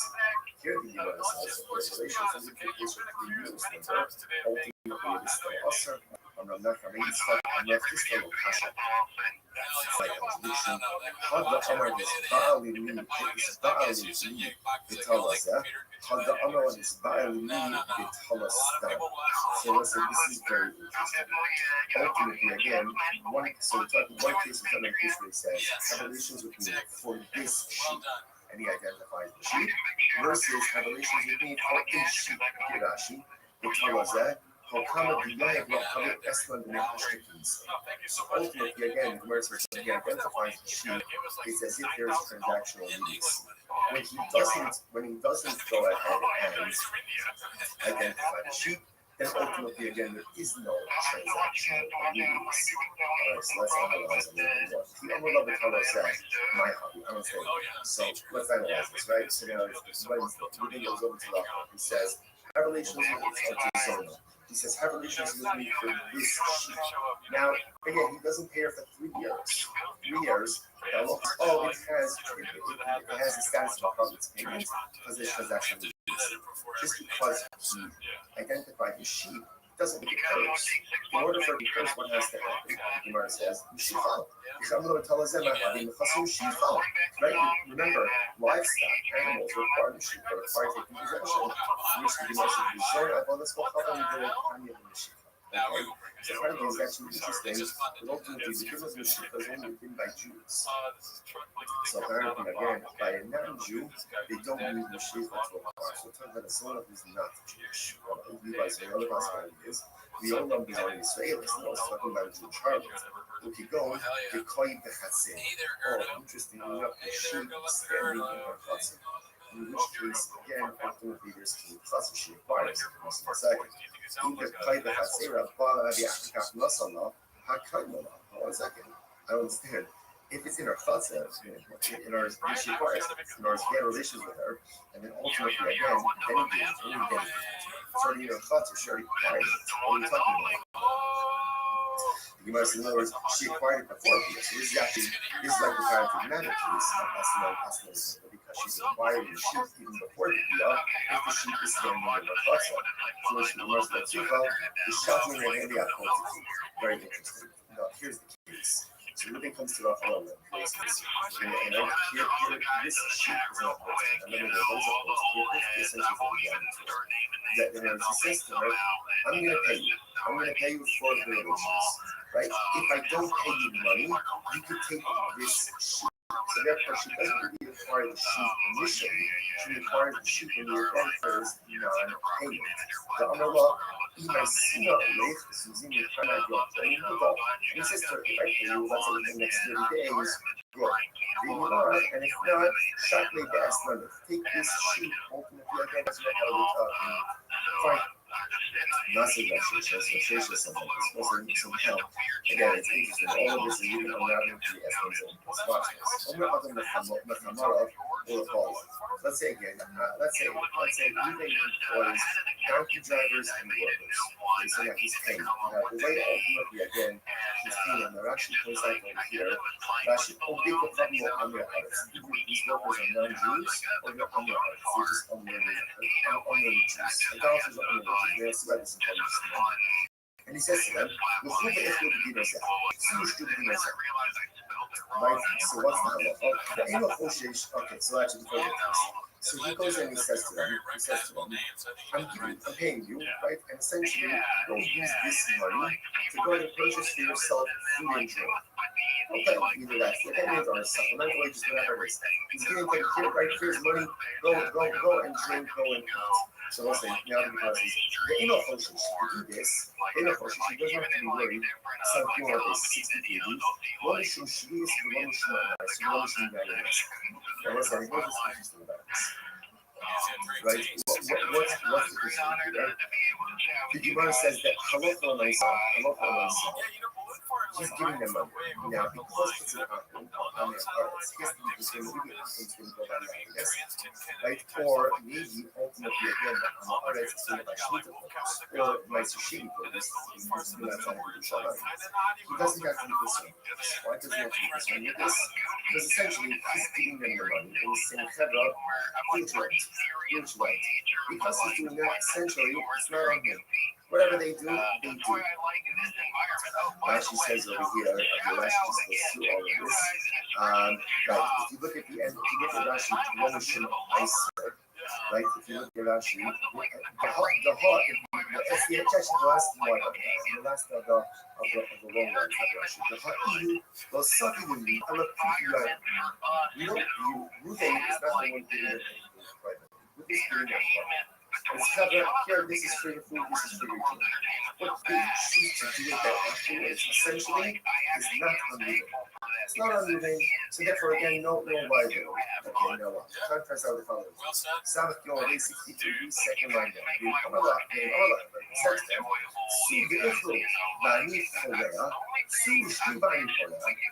says to the workers, like factory drivers, go and eat, go and drink, and I'll pay. I'll pick up the tab.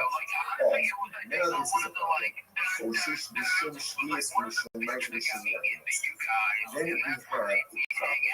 Then we have a problem. Now, why is that? We've actually written the body for you. Even לוקח איסור מהחילו, כהשתל מסורת נפשי issue here is because he's paying the tab. Now it looks like he's purchasing and providing these prohibited items for us. See the difference? If Ruben just says, here's $100 for your food and drink, whatever they buy, that's on them. If he says, go eat, go drink, I'll pick up the tab, then ultimately, again, that is problematic because it is, if he is purchasing and providing these potentially prohibited items for his workers. And also, what do you see from there? So you see from this, Allah for my son, I'm going to say, this is, we're now going ahead and circling back to the Rabbi case, right? We're going back now over to the Rabbi case on Monday. Rabbi, what do they do? We're going to have them acknowledge the mortgage, and they paid for with €8. Not a problem with the transaction movies. So what's that? What do you see now? What do you see this last week? So what do you see from there? That when Ruben pays the bill, right, pays the bill, so even though, again, he's paying after the consumption already took place, a law firm is transactional, you see, and he is considered to be paying for these sheep clothes, shady purchase value. It's problematic. Therefore, the Gemara says, all for money, he can't borrow, the is a kapara. So to read about the other hand, maybe here, ultimately again, isn't that called sheep clothes? Same thing, which we must have taken about a fist off, the Henry and the Hamakifo, in the Stabit. So no, it's different. In the Ruben case, right, where he's going ahead and telling the workers, when you children about pick up the tab, we're talking about where they are purchasing food from a shopkeeper who normally extends credit to even the ugly lack to say, clearly ultimately because the shopkeeper normally extends credit to Ruben, ultimately this transactional means literally translated, literally the shopkeeper acquires his money immediately. Clearly, that is actually one person that's left. And being some of us, the shopkeeper knows that he's going to get his regularly expensive credit. Shifar Hikirbo, Shekamokim Shinoshno Radina, coming on the time that he kills off Khalifin. So let's say, that's it, this transaction is Ruben is good for her. Ruben is not just saying stamp money where you want and, buy food, buy drink. He's saying, go to the shopkeeper, I'll pick up the tab. This is a shopkeeper who normally extends credit to Ruben. So therefore, again, it's as if the debt is already paid, and therefore there is transactional immediacy that's happening. Rashi says over here, therefore it's specifically almost like an exchange, right? The shopkeeper is going to give the donkey driver, and Ruben is going to immediately pay for it.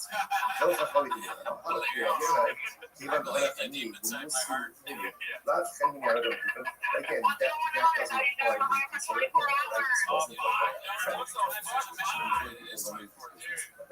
therefore, that piece is going to be not transactional. Again, using that one. I wish I could go back in time and say in case. Don't use the virtue and not pick up the tab. But now he's not saying it's for shopkeepers who normally extends credit to him. Then it sounds like what? Winter. Then it should be okay. If that's the case, that's winter.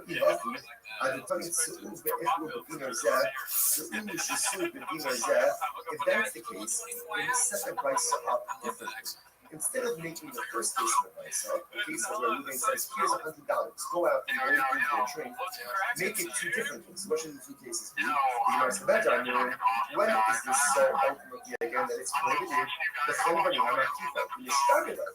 When is it prohibited for Ruben to say to his workers, go eat and drink, and I'll pick up the tab? That's only with the shopkeeper who extends credit to Reuben, because there's transactional immediacy, and it's as if again the treasury already has the money to pick up limited items. When you ship them people, but shopkeeper who does not extend credit, therefore that lacks transactional immediacy, and that case should be called. In other words, benefit advice to go ahead and highlight two cases that are the same, but one detail different, then to highlight two dramatic different cases. First, we must go old, can be shitty, but people need on the shop. It's pretty more effective. Even if the shopkeeper doesn't extend credit, is the purchaser not still obligated to the family dollar or how is this? However, the person says to his friend, King Monolithoni, leave me from the fussy love. So what happens? So like Ruben goes, all right, I go with you. So Ruben, do me a favor, give him money to Shimon, and all of my property will become encumbered to you. What's that? Well, tournament, it's ultimately, again, my property becomes encumbered as a guarantor. The months of so what's our study speaking right now? Again, that shouldn't assume that Ruben and I have no previous relationship. When you ask someone to go and do something to someone else, and ultimately, again, your guarantee that encumbrance, that transactional immediacy, seems to occur right on there. You're right. You're right. At the end of the day, whether the shopkeeper extends credit or doesn't extend credit doesn't seem to be. You must also say, even the low Miyaki Shide, low Missa. You must say, what's the difference? Look at that. Rashi says, Kira go Miyaki Shide, look at Rashi, third wide line Rashi says about him. Kira Shide, so when we say low Miyaki, low is the path. Love Khalifa removed the laws. Since moving did not go ahead, actively set aside money, right? He's telling his workers, go out, go eat and drink, I'll pick up. Since no defined amount of money, right, or no specific money set aside for that, therefore again, that lacks transactional use. Because it does ultimately, again, it should be much. So you feel the most, the fact, love, the new, the low, sorry, it says, halacha, on my country. So that is ultimately, again, so when you move to that version, shvius, so that's not money, which should be halacha. So ultimately, again, it says that ultimately, again, what do we have to be concerned about over here? Also, my country, we should shvius. What do you have to be concerned about over here? The halacha, when I saw that perhaps, again, shvius produce, versus ultimately, again, the same thing. Halacha l'maisa, because no particular money is actually designated for advance, does not create transactional use. I got Terra so Agustina wants to take over. So the theory is that advance the money to the family. Hello, is he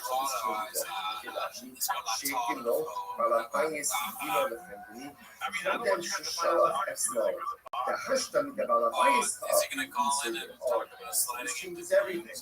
So in the case of the year, ultimately, again, when Bryce says that if Ruben says to his workers, go to the family, go to the shop, eat and drink, whatever you want, it's on me. In the case of the already, Ruben gave the money to the shopkeeper. So there's no extension of credit. In other words, he has a tax, but it's his for us. And now that makes sense. Because now that it's his fault already, ultimately, again, if they take limited things, it's literally like he's supplying them with limited items. I'm not, I know. I'm Misa Lashmite, they come in, that's the women that go. So the Gemara says this follows. So again, all of this same level of transactional use. Like that that's happening. So the Gemara says, I'm Misa Lashmite, they come in, that's the women that go. So I said this over, because the Rabbi did of Narada. And what happened? Amalei, Ihahi, agitates Urdu, Suku, Shasubani, that's the case. The prices shouldn't be that he says to his workers, go out and eat, go out and drink, and I will pay. I will pay you to sell it as a pay. Rather, what should it say? Suku, Shasubani, you should say, go out and drink, go out and eat, and then I'll settle up. Like, I'll settle up ultimately again with the shopkeeper. Because again, we're saying that if it's 1 year ago, you made prepaid, right? So you left money with the shopkeeper, then it's a question of saying, okay, I left you $100. How much did you consume? Which thing was, oh no, you're right. So you're right. Tony, ultimately, again, Allah says, you're right, change the prices, change the prices should really be the following way. That Allah says, insisted is, so case, remember, essentially there are two cases in price. Case number one is when Ruben gives his brothers $100. He says, come and go out and eat, go out and drink on me. In that case, whatever they do, it's on them. It's not ideal. Case two, where the Muslim is telling you now, is that Allah myself, Ruben prepaid the thinking. He went ahead and gave $100 to the shopkeeper. He said, my worker's going to come in, let them buy, let them eat, let them drink. Okay? Now the Gemara says, that's not going to be concerned if they have access now to the food items, instead of as if Ruben is going ahead and so I'm not going to do this. The way that price should read is Ruben says to his workers, and drink, but I need a chash, and then I will sell off ultimately with the shopkeeper. That's what the Gemara is saying. Okay, let's stop over for today. Oh yeah, everyone, set it down.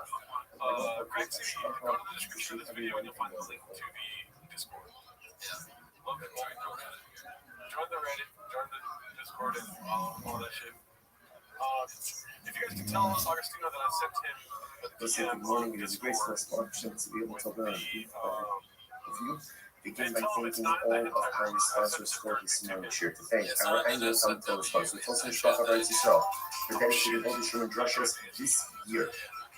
As a supposed for the Solas Hubbles for all of Israel. Our commentator sponsors for the month of Av.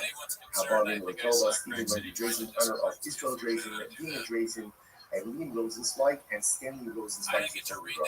Our sponsors, Dr. Eddie Faith Wolf, information of the yard site of Dr. Wolf's father, Cyrus Wolf, Shalom Ben Tzvi Hirsch, and Meekin and Beth Adler, memory of their father, Ben Abba, Chaber Baruch Mordechai Ben Moreno, and of course, always we dedicate our name to Israel, which is how to make the world and to bring home the Shalom and the Karach of America, and the social network to give them success.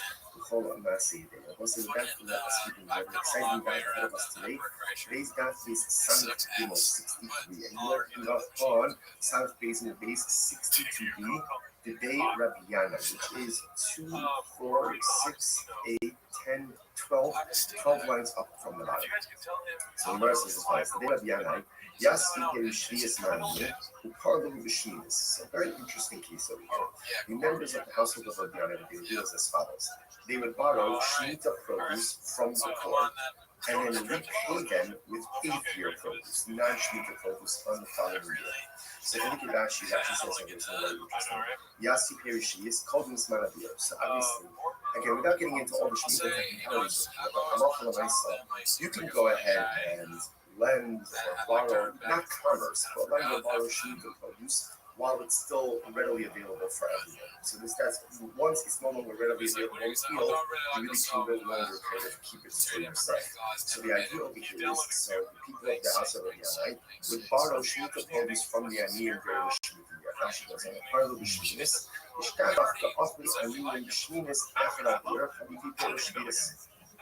so what ended up happening again is on year number 8, the people of Rabbi Yanai's household repaid the Aniyim, ultimately again with new produce, 8-year produce. Also, I'm really good at the offer. So they came and they said, so people who mentioned this practice of Rabbi Yochanan, something about it, obviously they're bothering people to some degree. So they said something to Rabbi Yochanan, I'm going to move.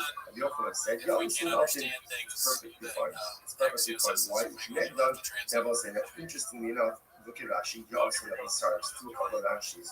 You also know, Rabbi Yochanan said, the members of the house of Rabbi Yanai are acting totally fine. Rashi says, the people that he shall no havu hanach be'en, lo ichnufe han ba'ani, lo chalik beninu, lo chaylik kedusha shveis alai. We saw yesterday's daf already. When you get into an issue of potential commerce with a forbidden item, so sometimes that forbidden identity charts on the previously permitted item. So, for example, the concern over here is it's like one is transacting business with the produce, but even the 8th-year produce should also be had the same thing, Shemitah prohibition. But no one said it's not really a problem might be blind. Because there's not a reciprocity, there's not immediacy, or I should say, there's no immediate reciprocity. Because the focus is being taken on achievement and only being quote unquote maintained during your age, because there's no immediate reciprocity, therefore this does not look like you're doing commerce with Shemitah produce, and therefore no Shemitah prohibition revolves upon a certain produce. That's the idea of it. Therefore, again, halacha myself, and therefore, again, Shemitah same thing will not follow up on it. This is very interesting. Is to connect them to Eslan Shemitah. And interestingly enough, a similar piece would come up with Eslan Shemitah. Eslan Shemitah, a person goes to a seller, and she gives her something for her services. Right? Obviously, he pays her money, so he gives her an object. That object is called an Eslan Shemitah, for a product. And cannot be used for any type of sacrificial purposes. Makes sense.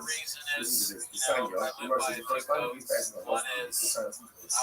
Rice says, no some level of let's say Ruben goes to Rachel. Rachel's his home. Like Ruben goes to Rachel, and ultimately again, he gives her a payment, right? But he doesn't have relations with her. Or he has relations with her but doesn't pay her anything. What's the halacha? Esmana mutter. Prohibits payment ultimately mutter to sacrificial use. If he gave her, let's say he gave her a lamb, he gave her a sheep, and he didn't have relations with her, then of course he's going to he didn't have relations with her. So he didn't have relations with her, and ultimately again, the lamb is a gift. It's a gift, there's no restrictions on it. To which the Gemara says, the soon, the same things, but he had a relationship with her, he didn't pay anything, ultimately didn't pay anything, because he didn't pay anything, but even though my estimate, if he didn't pay anything, what's the meaning of the statement in the Rice that says that halal from the Rice, the estimate is Muslim, doesn't make any sense. To which the Gemara says, Allah, rather this one needs to say, if he gave her, let's say he gave her the sheep, and then only afterwards, in other words, what we can tell is these outside. So he wasn't like this. When does something become an Eslan, and Eslan is one of the hardest things, when there's transactional immediacy. These are relations, right? Relations, okay. In other words, when there's immediacy, that's when it's an Eslan. If there is a lack of transactional immediacy, then the payment does not take on the status of Eslan. So, what that means practically is that it can be used ultimately again, let's say, for some type of sacrificial or temple use. So, watch this. So, there's El Kara. No Salah, if you gave her the sheep, the Achakat Bala. So, what does it mean, the Achakat Bala? Rashi says, Achshav Elo La'achazman. He doesn't have relations with her now. Rather, again, sometime later, now, of course, how exactly do you go ahead and translate immediacy? I think there's some level of common sense. When he pays her today, and has relations with her in 3 hours, tomorrow, again, as opposed to payment relations. But Achakha Salah, that's not a merchant. Bala. Or for that matter, he has relations with her, and he pays her. And in both of these cases, ultimately again, the essence is going to be. However, Nasalah, the Achakha, therefore, what I'm saying is as follows: that essentially, in order for someone to be categorized as an essence, there has to be transactional immediacy. Once the transactional immediacy, in other words, payment relations, then the sheep, the payment, has the status ultimately again of a harvest.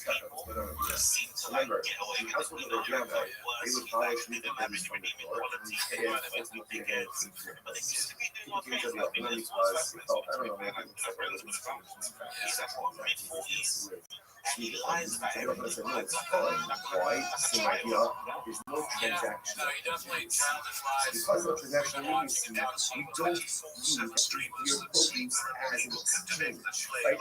Or as similar to payment, ultimately again, it's 7 year produce, 2 year produce, and every 8 year produce remains 25.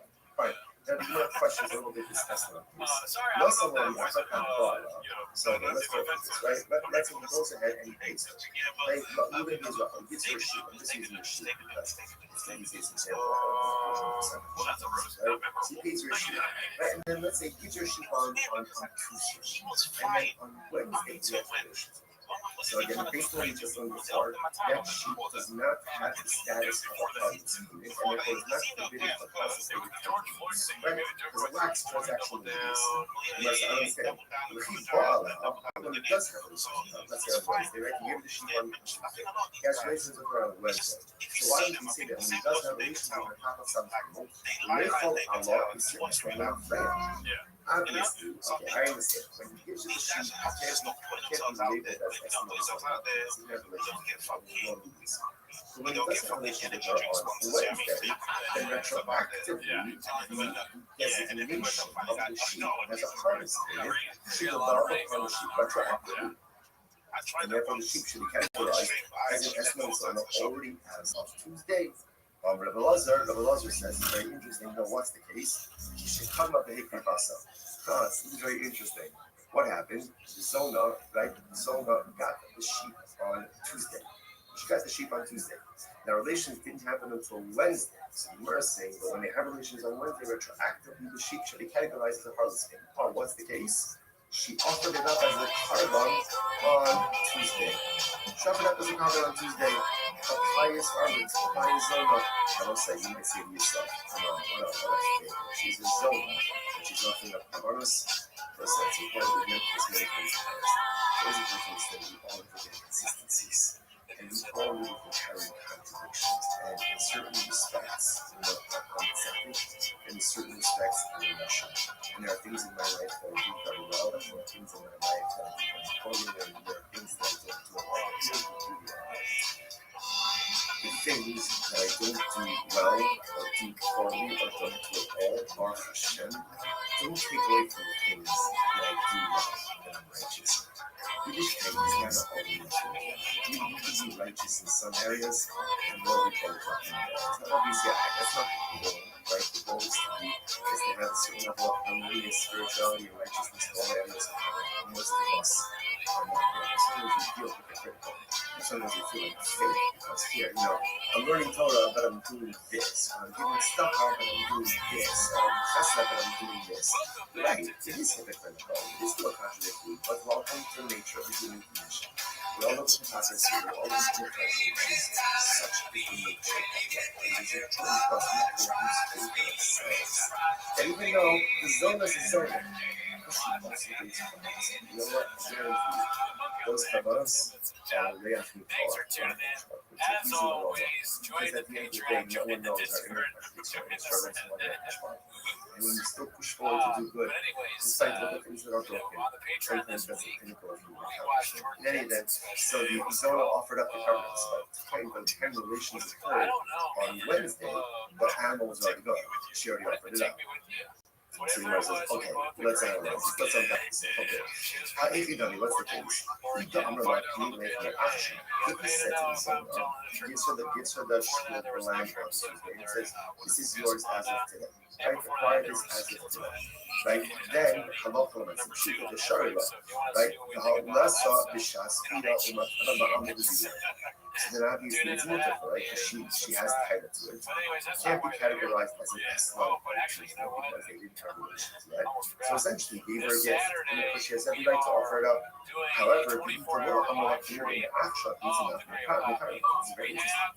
But if he cannot give her permission to acquire it as a gift, right? If he was not explicit, if he didn't say that, this is your animal as of now, as of Tuesday, right? They're scheduled for relations on Wednesday. So what does it mean? Say, he gives it to her, he gives it on Tuesday, yeah, we have relations tomorrow. If that's the case, if he doesn't want to acquire it, it's not hers. It's not hers.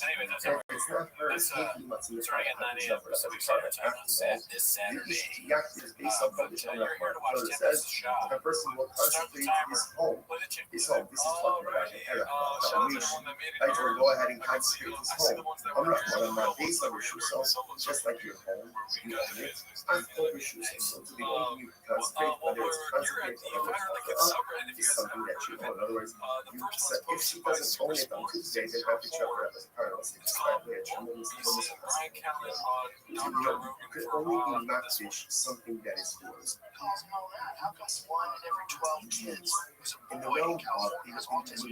personal Because growth, that's what's going on. That's what's going on in California. Because one of the strictest fucking vaccine there's sometimes you policies. make the mistake of measuring yourself against autism.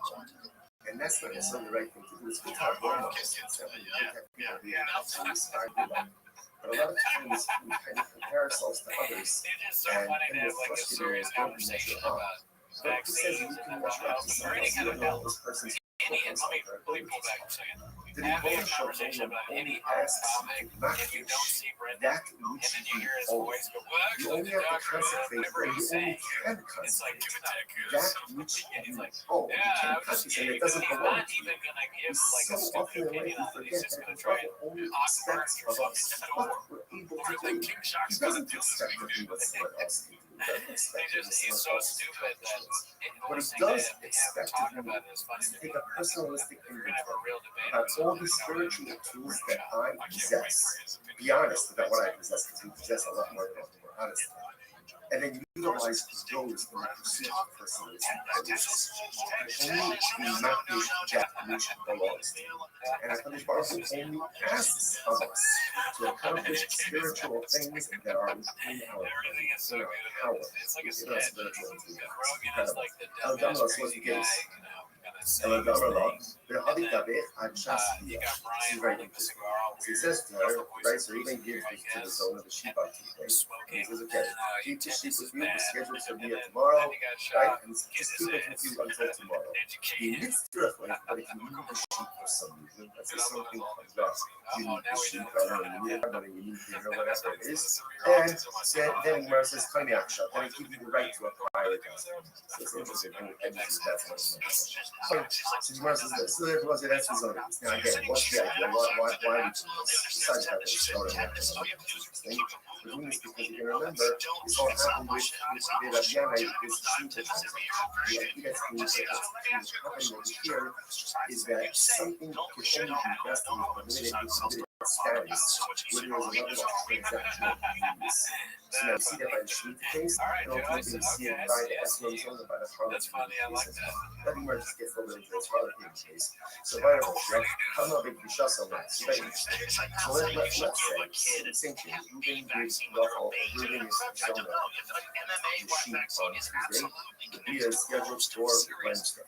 On Tuesday, she goes in and she's not fishing. She consecrates that. She didn't offer up as a problem. But she's not fishing. So what's the status now of the Amamah? Given that Mamar, I mean, Russell with the rock and the Russell, Kiman Dakri Basitami, didn't say that essentially making something hektish is the equivalent of offering it up. In other words, literally the Gemara says that verbally pledging something to hektish is the equivalent of giving it over to I a got mounts regular in my person. DNA, so like every day I'm testing So myself. therefore, do we say ultimately again And I that pass. the act of going ahead and not fishing verbally Double. is Like I the got two equivalent of black guys on. offering it up? I go in there. I got the placebo and I take it. I eat the placebo. Offering it up is offering it up, but the it's gone. Again, it's gone. The matfish ultimately I don't know where it I'm is going. still here, it's still present. Because she had the ability, what happens if she was not fishing? Again, if you must say, here the Shiloh is, in the case where she offered it up on Tuesday, by the time the deal occurs, obviously, again, it's gone. It's gone, right? So it can't be called an Eslam Zona because it was no longer in existence at the time that the deal occurred. In this case over here, on Tuesday, she's not fishing. Wednesday, the deal occurs, and ultimately, so at the time of the deal, the object is still here.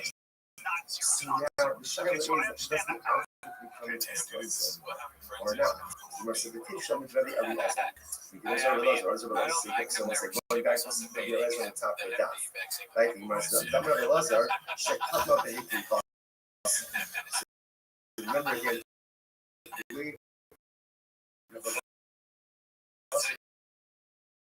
see, last night case of we the fucking Zona. She already offered, right? She offered already by the time the occurred. That's why he was. So that he just so low, but from the belief that here, that the animal was still in states at the time that the deer occurred, perhaps the animal wouldn't have fallen as the zone. Much more says, no, the philosophy is fake required. Truth is, this actually, this Shaila is not just a Shaila of the laws of himself. So the Gemara says, no, Mishra Shita is going to be on the edge. That he doesn't doubt about the Shasam, no, the Eastern Shasam. Because the laws say that the only time it doesn't need to be an Eslam is when the animal was offered up before the Bia. Because by the time the Bia occurs, the animal is no longer here. But perhaps, again, where she was just Makdish, she consecrated, the animal is still in existence at the time of the Bia, in which case, Halacha L'Maisa, the animal is recategorized as an Eslam Zona. All the law, if you must have Shitale, the Kishas the Saf, or maybe no, maybe obviously she got it up and it's falling over this. So, of course, it's not going to be categorized as an Esmal Zona. But in case we just consecrated it, we're not sure. Which the Gemara says, take it. We're reading that sure. So interesting, we have to look at what comes out in this case over here is, first of all, so it's an important lesson of us. We're not finished Esmal Zona. What we do understand is that in order for something to be categorized as an Esmal Zona, part of this payment, we must which means payment via. If that order is not followed, either payment and delayed via, or via and then payment, ultimately again it is not considered to be an estimate zone. If you deposited an animal with payment now, and the deal doesn't occur until later on, assuming she has rights in that animal, therefore she goes ahead and she offers it up if she's Makdish, consequences. So the animal is still in existence at the time of the Bia. The next day, what's the status of that animal? That's the thing. That's the animal. Okay, let's analyze it. So we're going to say, let's see, he has relations with her.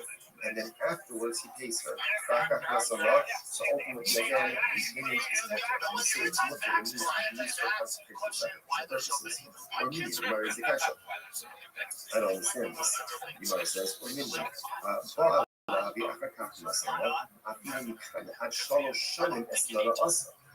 the Rothschild says if Reuben has relations with his son, and then he pays her even 3 years late. 3 years late, some people pay all of the bills, but I say he pays her late, right? For 3 years later, it's still called the harvest, and it's still the also. I'm not going to stop. I'm not this stuff.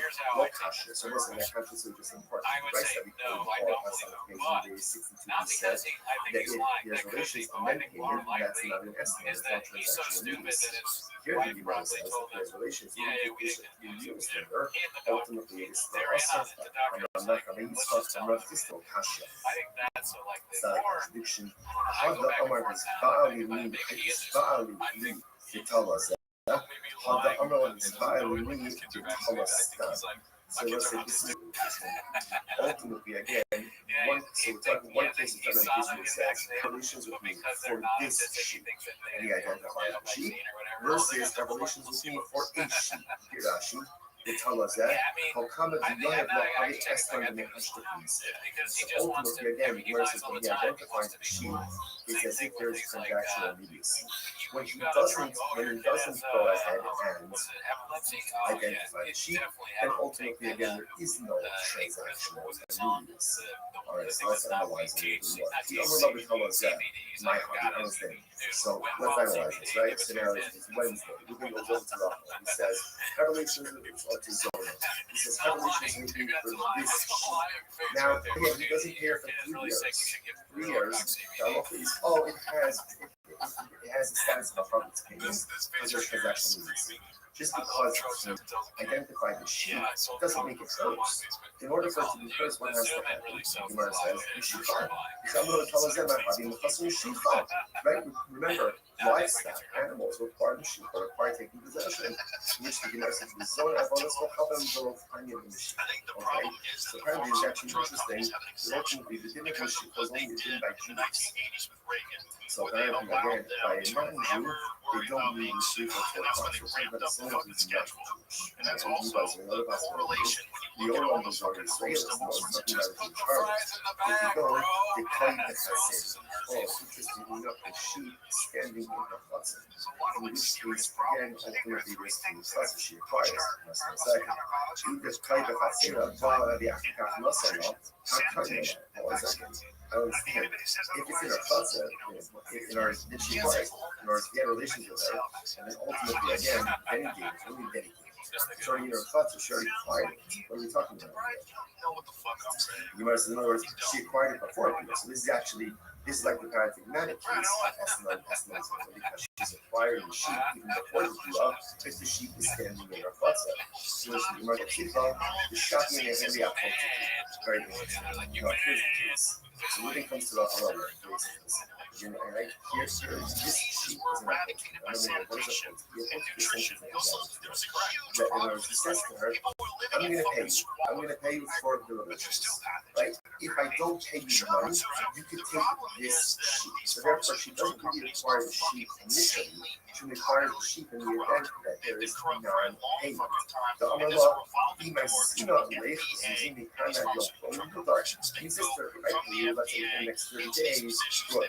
If you're not, and if not, shortly the estimate. Take this sheep ultimately again as your holy payment. Fine. Nasir Rav Shesha. So Rav Shesha says that it's supposed to be some help. Again, it's interesting. All of this is really unraveling from the Eston's entries. But Omer Adam Lechamara will follow. Let's say again, let's say Ruben employs donkey drivers and workers. They say that he's paid. Now the way ultimately again he's paying them. Rashi points out right here. Rashi don't take the problem of Amir Haaretz. Either these workers are non-Jews or they're Amir Haaretz, which is unlearned Jews. Idolaters are unlearned Jews. They're slavish understand. And he says to them, right? So what's the halacha? The Eno Choshesh, okay, so actually so he goes and he says to them, I'm paying you, right? And essentially, go use this money to go ahead and purchase for yourself food and drink. Okay, either that, the payment on supplemental wages, whatever it is. He's getting paid here, right? Here's money, go and drink, go and eat. So let's say, now the Eno Choshesh, to do this, Eno Choshesh, he doesn't have to be worried, so you want to 60 degree. לא משום שביס ולא משום המס, ולא משום יין המס. And what's that? Right? What's the picture here?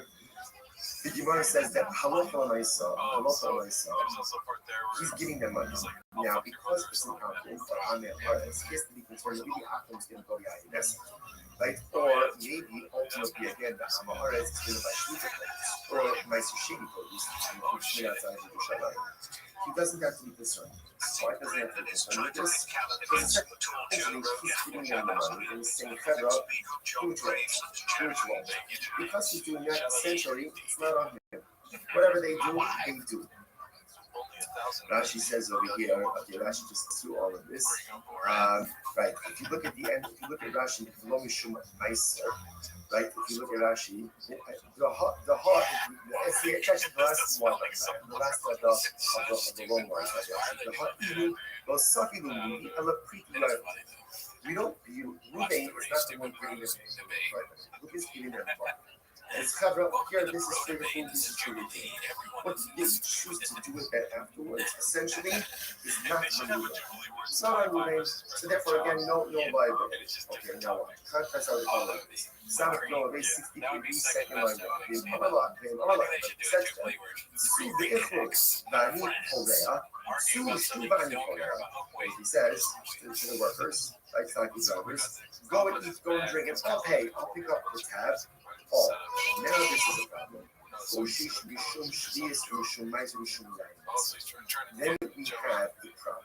Then we have a problem. Now, why is that? Because Rashi, the Hashtal will sell it naturally. The issue over here is because he's paying the tab. Now it looks like he's purchasing and providing these limited items for his workers. See the difference? If Ruben just says, here's $100 for your food and drink. Whatever they buy, that's on them. If he says, go eat, go drink, I'll pick up the tab, then ultimately, again, that is problematic because it is as if he is purchasing and providing these potential limited items for his workers. Allah, what do you see from here? He kapara to make All right, it yeah, Mr. Science so is it's very like easy a to lot of mock you mice for. are not going to this is we're now going ahead and circling back to the Radiana case, right? We're going back now ultimately again to the Radiana case. Remember, Radiana, what did they do? They went ahead and they borrowed the produce and they paid the poor with 8 euro. So Rothschild said, not a problem, there's no transactional immediacy. So what do you see now? What do you see from this last case over here? Amal, kapara to make it kapara. So what do you see here?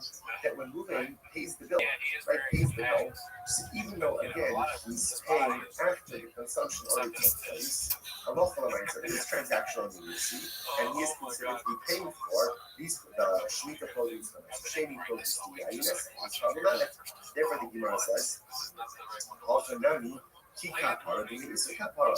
So to the Radiana, we may repay in the 8th year. Ultimately, again, isn't that ultimately for Shemitah produce? Same thing.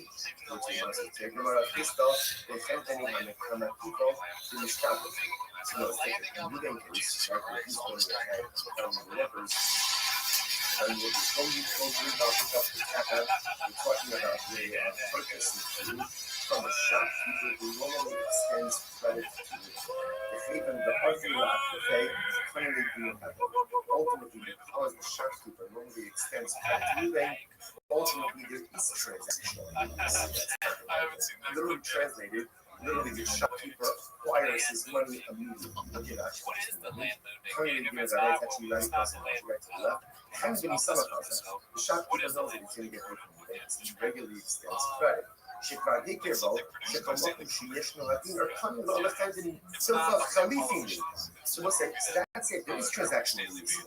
Ruben is dealing with Ruben is not just saying, stop going where you want and, buy food, buy drink. He's saying, Pedro, go to the shopkeeper, I'll pick up the tab. This is a shopkeeper who normally extends credit to Ruben. So therefore, again, it's as if the debt is already paid, and therefore there is transactional immediacy that's happening. Rashi says over here, no, Khalifim. Give us this witness like an exchange, right? The shopkeeper is going to give, donkey drivers and and Ruben is going to immediately pay for that. No, Khalifim. Halak b'Rabianai, Ivan Halachani, the Muslim Hili, Rav Chemin again, that doesn't apply to Israel, right? I just like the way that sounds. For that piece of time, because that transaction you must again, using that one. If Ruben were to send out his workers in case, go to him, go to him, knock his shop in town. But now he's not sending to a shop to nobody extends to shop. And it sounds like that's mutter. That should be okay. If that's the case, that's mutter. I can if that's the case, then the second rights are different. Instead of making the first case like the case of where Ruben says, here's $100, go out and go to the drink, make it 2 different cases. What should the 2 cases be? When it is so ultimately again that it's prohibited, the chenvanim are not people. You should it right. When is it prohibited for Ruben to say to his workers, have it, go out and go eat and drink, and I'll pick up the tab? That's only with the shopkeeper who extends credit to Ruben, because there's transactional immediacy, and it's as if, again, the chenvanim already has the money to pick up the related items. But the shopkeeper who does not extend credit, therefore that lacks transactional immediacy, and that case should be applied. In other words, better for the Grace to go ahead and highlight 2 cases that are extremely one detail different than to highlight 2 dramatically different cases. This must be old, and when you should not call me no mistake, more effective, even if the shopkeeper doesn't extend credit, is the purchaser not still obligated to the many bummer of that is the case.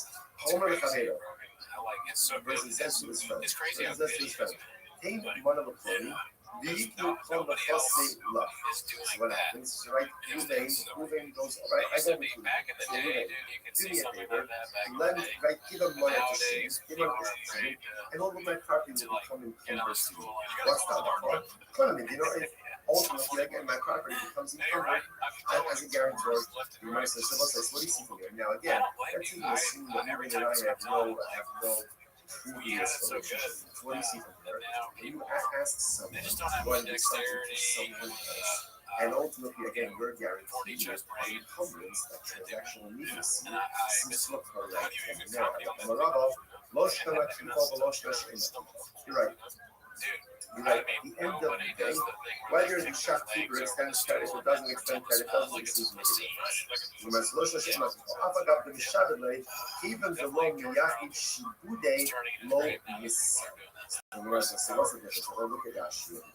Rashi says, "Keep it going. Miyachid shibudei." Rashi's very wide line of Rashi's on the bottom. Still not shibudei. Shalom lo miyachid mo's love kalitim yizulos. Since Reuben did not go ahead and actively set aside money, right? He's telling his workers, go out, go eat and drink. I wonder, like, Since when no Jelly defined Roll sees amount of this, money, right? Or like, no when specific Jelly Roll amount saw that set piece aside of for art, that. what do you Therefore, think it's again, like, that we're gonna lacks drink? transactional needs. And they Because show it does like, check ultimately it out, again, it dude. should be what They got, or would it be? It should be what Shelo yichil lemos the path lach chalik beninu below sorry. The Gemara says elahacha and Michael Shish. So that's the case ultimately again. So when you consider that, you should shvius. So the Gemara says all normally so ultimately again, he says ultimately again, what do you have to be concerned about? Elahacha Michael Shish. We should shvius. What do you have to be concerned about over here? The halacha and I saw that perhaps again shvius versus hello yaki shvius. Ultimately, again, for the same thing. Local Mesa, plus no particular money is designated in advance, is not taking actual needs. What's the case? The case over here is where the Balabai is advanced the money to the family. Okay, so this changes everything. Shake low, Balabai is Dima the family, Kandem Shishalach Etzlo. The Hashtam, the Balabai is this changes everything. So in the case of the year, ultimately, again, when Christ says that if Reuben says to his brothers, go to the family, go to the shopkeeper, eat and drink, whatever you want, it's on me. In the case of where already Reuben gave the money to the shopkeeper. So there's no extension of credit. In other words, he has a tab, but it's paid for. Oh, so now that makes sense. Because now that it's paid for already, again, if they take limited things, it's literally like he's supplying them with limited items. Look, I know. On these sort of schmeitek, when he drops the money out, so the Gemara says as follows. So again, all of this is all this singular transaction. Like that, It's a long conversation. I'm sorry. I'm used to the schmeitek when he drops the money. So I said this over. He talks about the big of marriage. I'm not ready. He hot me on his host. If you should see by the way at that place, the prices shouldn't be that. He says to his workers, go out and drink, and I will pay. I will pay you since someone has a pay. Rather, what should it say? You should say, go out and drink, go out and eat, and then I'll settle up. Right? I'll set up ultimately again with the shop. Because again, the thing that it took some years of doing today, right? So you left money with the shopkeeper, then it's a question of saying, okay, I left you $100. How much did you consume? Which means, I'm going to be right. So you're right. Tony, I'm going to be Tony, ultimately, again, a lot of ways you should be right. Change the license, read the license, use it in the following way. That a lot of ways like giving system is so case remember, essentially there's two cases in Christ. Case number one is where Reuben gives his workers $100. Discover, go out and eat, go out and drink. That case, whatever they do, it's on them. It's not case two, the way the controversy is that a lot of ways so Reuben prepaid the thing. He went ahead and gave $100 to the shops. He said, my worker's going to come in, let them buy, let them eat, let them drink. Okay? And now the Gemara says, that's the covenant. You have to be concerned. You're concerned if they have access now to the items, then it's as if Reuben is going ahead and someone will come in. The way that price should read is Reuben says to his workers, go out and drink. I need a cash. I'm saying I just worry that I'm getting information from health influencers. That's what we're doing. Let's stop over today. Oh yeah, everyone, what is that? But people who have something to sell. But I understand. Come to my show. Because I share the same distrust in our power our structure, in our information structure, in our health apparatus. Because they did earn that distrust. They lied to us about the efficacy of the vaccine, all of our sponsors for this morning church. Thank our annual conference sponsors. Also, we're dedicating all the human justice this year. As it's supposed for the source levels for all Israel. From the first sponsors for the month of Rav, Rabbi will tell us even when you're raising honor of Israel's raising, Dina's raising, and even Rose's wife, and Stanley Rose's wife, and the sponsors. Dr. Eddie J. Wolf, the creation of the yard site of Dr. Wolf's father, Simon Swift, Shalom, Ben Tzvi Hirsch, and Nathan, and that honorable memory of their father, Ben Abba, Cover, Baruch Mordechai, and Leah, Nelson, as always, we dedicate our learning in this world to just the 12 connection in the home, the Shalom and the Karach of Malka, and the give them success. The whole ambassador, racing back in the exciting back ahead of us today. Today's batch is Sunday, 63, and we are picking up on south facing base 62B, the day Rabbi Yana, which is 2, 4, 6, 8, 10, 12 lines up from the bottom. So mercy as follows. The day Rabbi Yana, Speaker Shias Nanu, who pardoned the Shias. So very interesting piece of work. The members of the household of Rabbi Yana do as follows. They would borrow Shemitah produce from the poor, and then repay them with 8-year produce, non-Shemitah produce from the following year. So look at Rashi. Rashi says something very interesting. Yasi Perishi is called this Maravio. So obviously, again, without getting into all the Shemitah technicalities over here, but halacha l'maisa, you can go ahead and lend or borrow, not commerce, but lend or borrow Shemitah produce while it's still readily available for everyone. So that's once it's no longer readily available in the field, you really can no longer kind of keep it for yourself. So the idea over here is, so people of the house of the night would borrow Shemitah produce from the Aniyim during the Shemitah. Rashi goes on, a part of the Shemitah, so what ends up happening again is on year number 8, the people of Rabbi Yannai's household would repay the Aniyim, ultimately again, with this new produce, 8-year produce.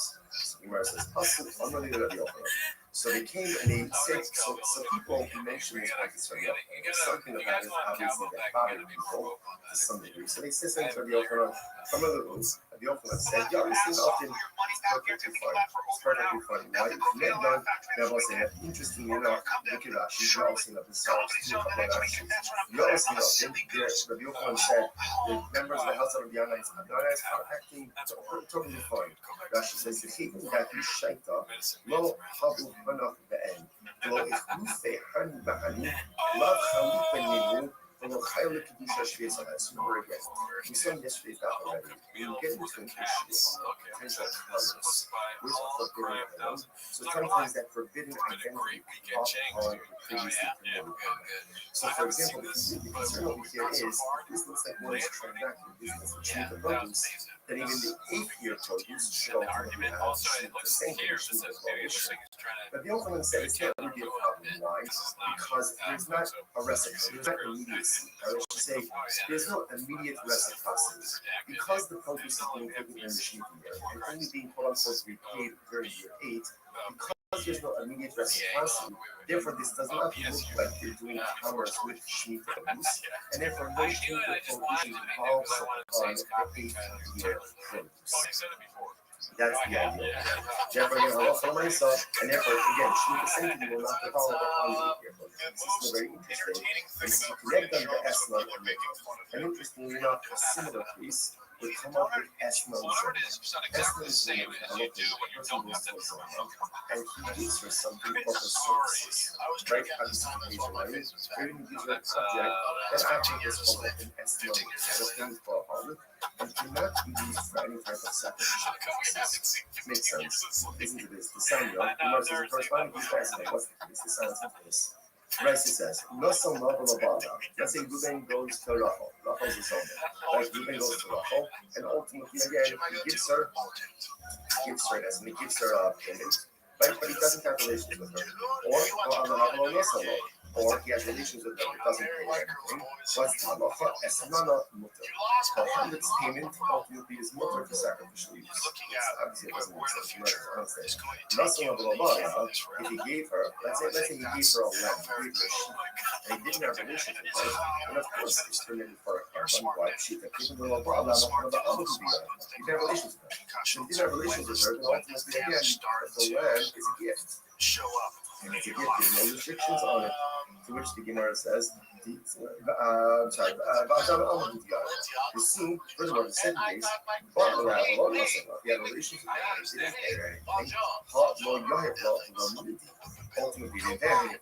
If he didn't pay her anything, the Hebrew law, my estimate, if he didn't pay her anything, so what's the meaning of the statement in the rights that says that the law of the rights is estimate is mutter? It doesn't make any sense.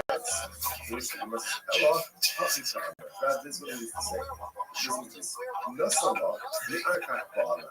If he gave her, let's say he gave her the sheep, and then only afterwards, in other words, let me take this outside. So I was going to say like this: when does something become an estimate?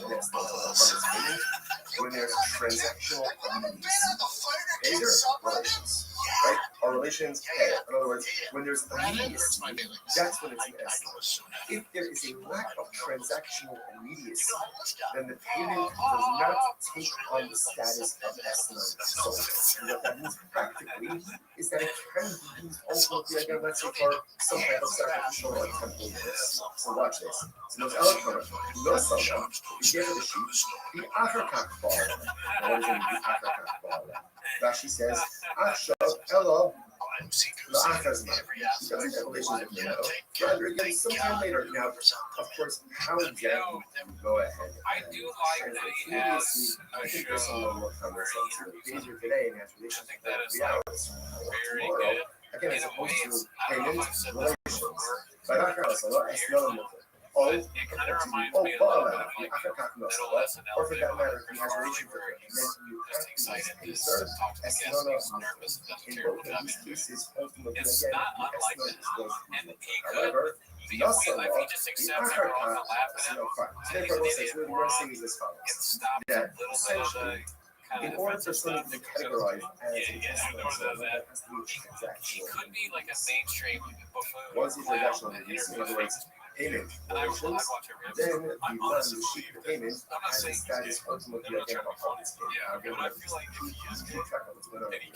Remember, the household order of Yagai, they would borrow some of the produce from the floor and pay it ultimately again to the king to the opener because they felt, I don't know, maybe it's like a little bit. I hear what you're saying.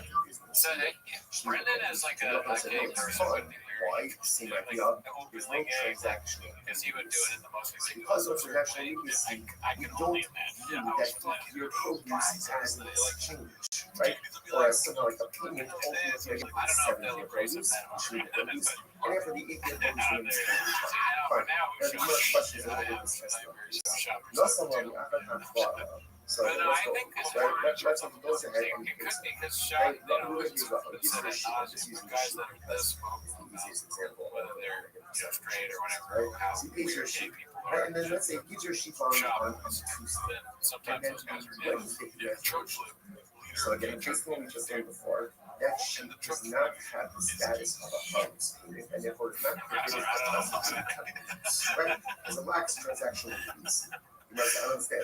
When he bought, when he does have relations, that's right. They like to give the sheep on Tuesday. He has relations with her on Wednesday. Why do we say that when he does have relations with her on top of something, Allah is certainly not fair.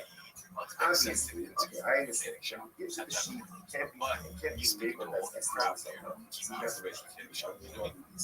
he never even belonged to the connection to begin with. Then retroactively, It would be a better transition for him. designation of the sheep as a harvest payment should evolve upon the sheep retroactively. And therefore, the sheep should be categorized as an estimate of already as of Tuesday. Rabbi Rothschild says it's very interesting to know what's the case. You should come up and give us because it's very interesting. What happened? Zona, right? Zona got the sheep on name your price Tuesday. tool from your Got the class, sheep you on can Tuesday. be a better Now, relation didn't happen until Wednesday. You are saying that when they have relations on all, they retroactively the sheep should be categorized as a harlot. Oh, what's the case?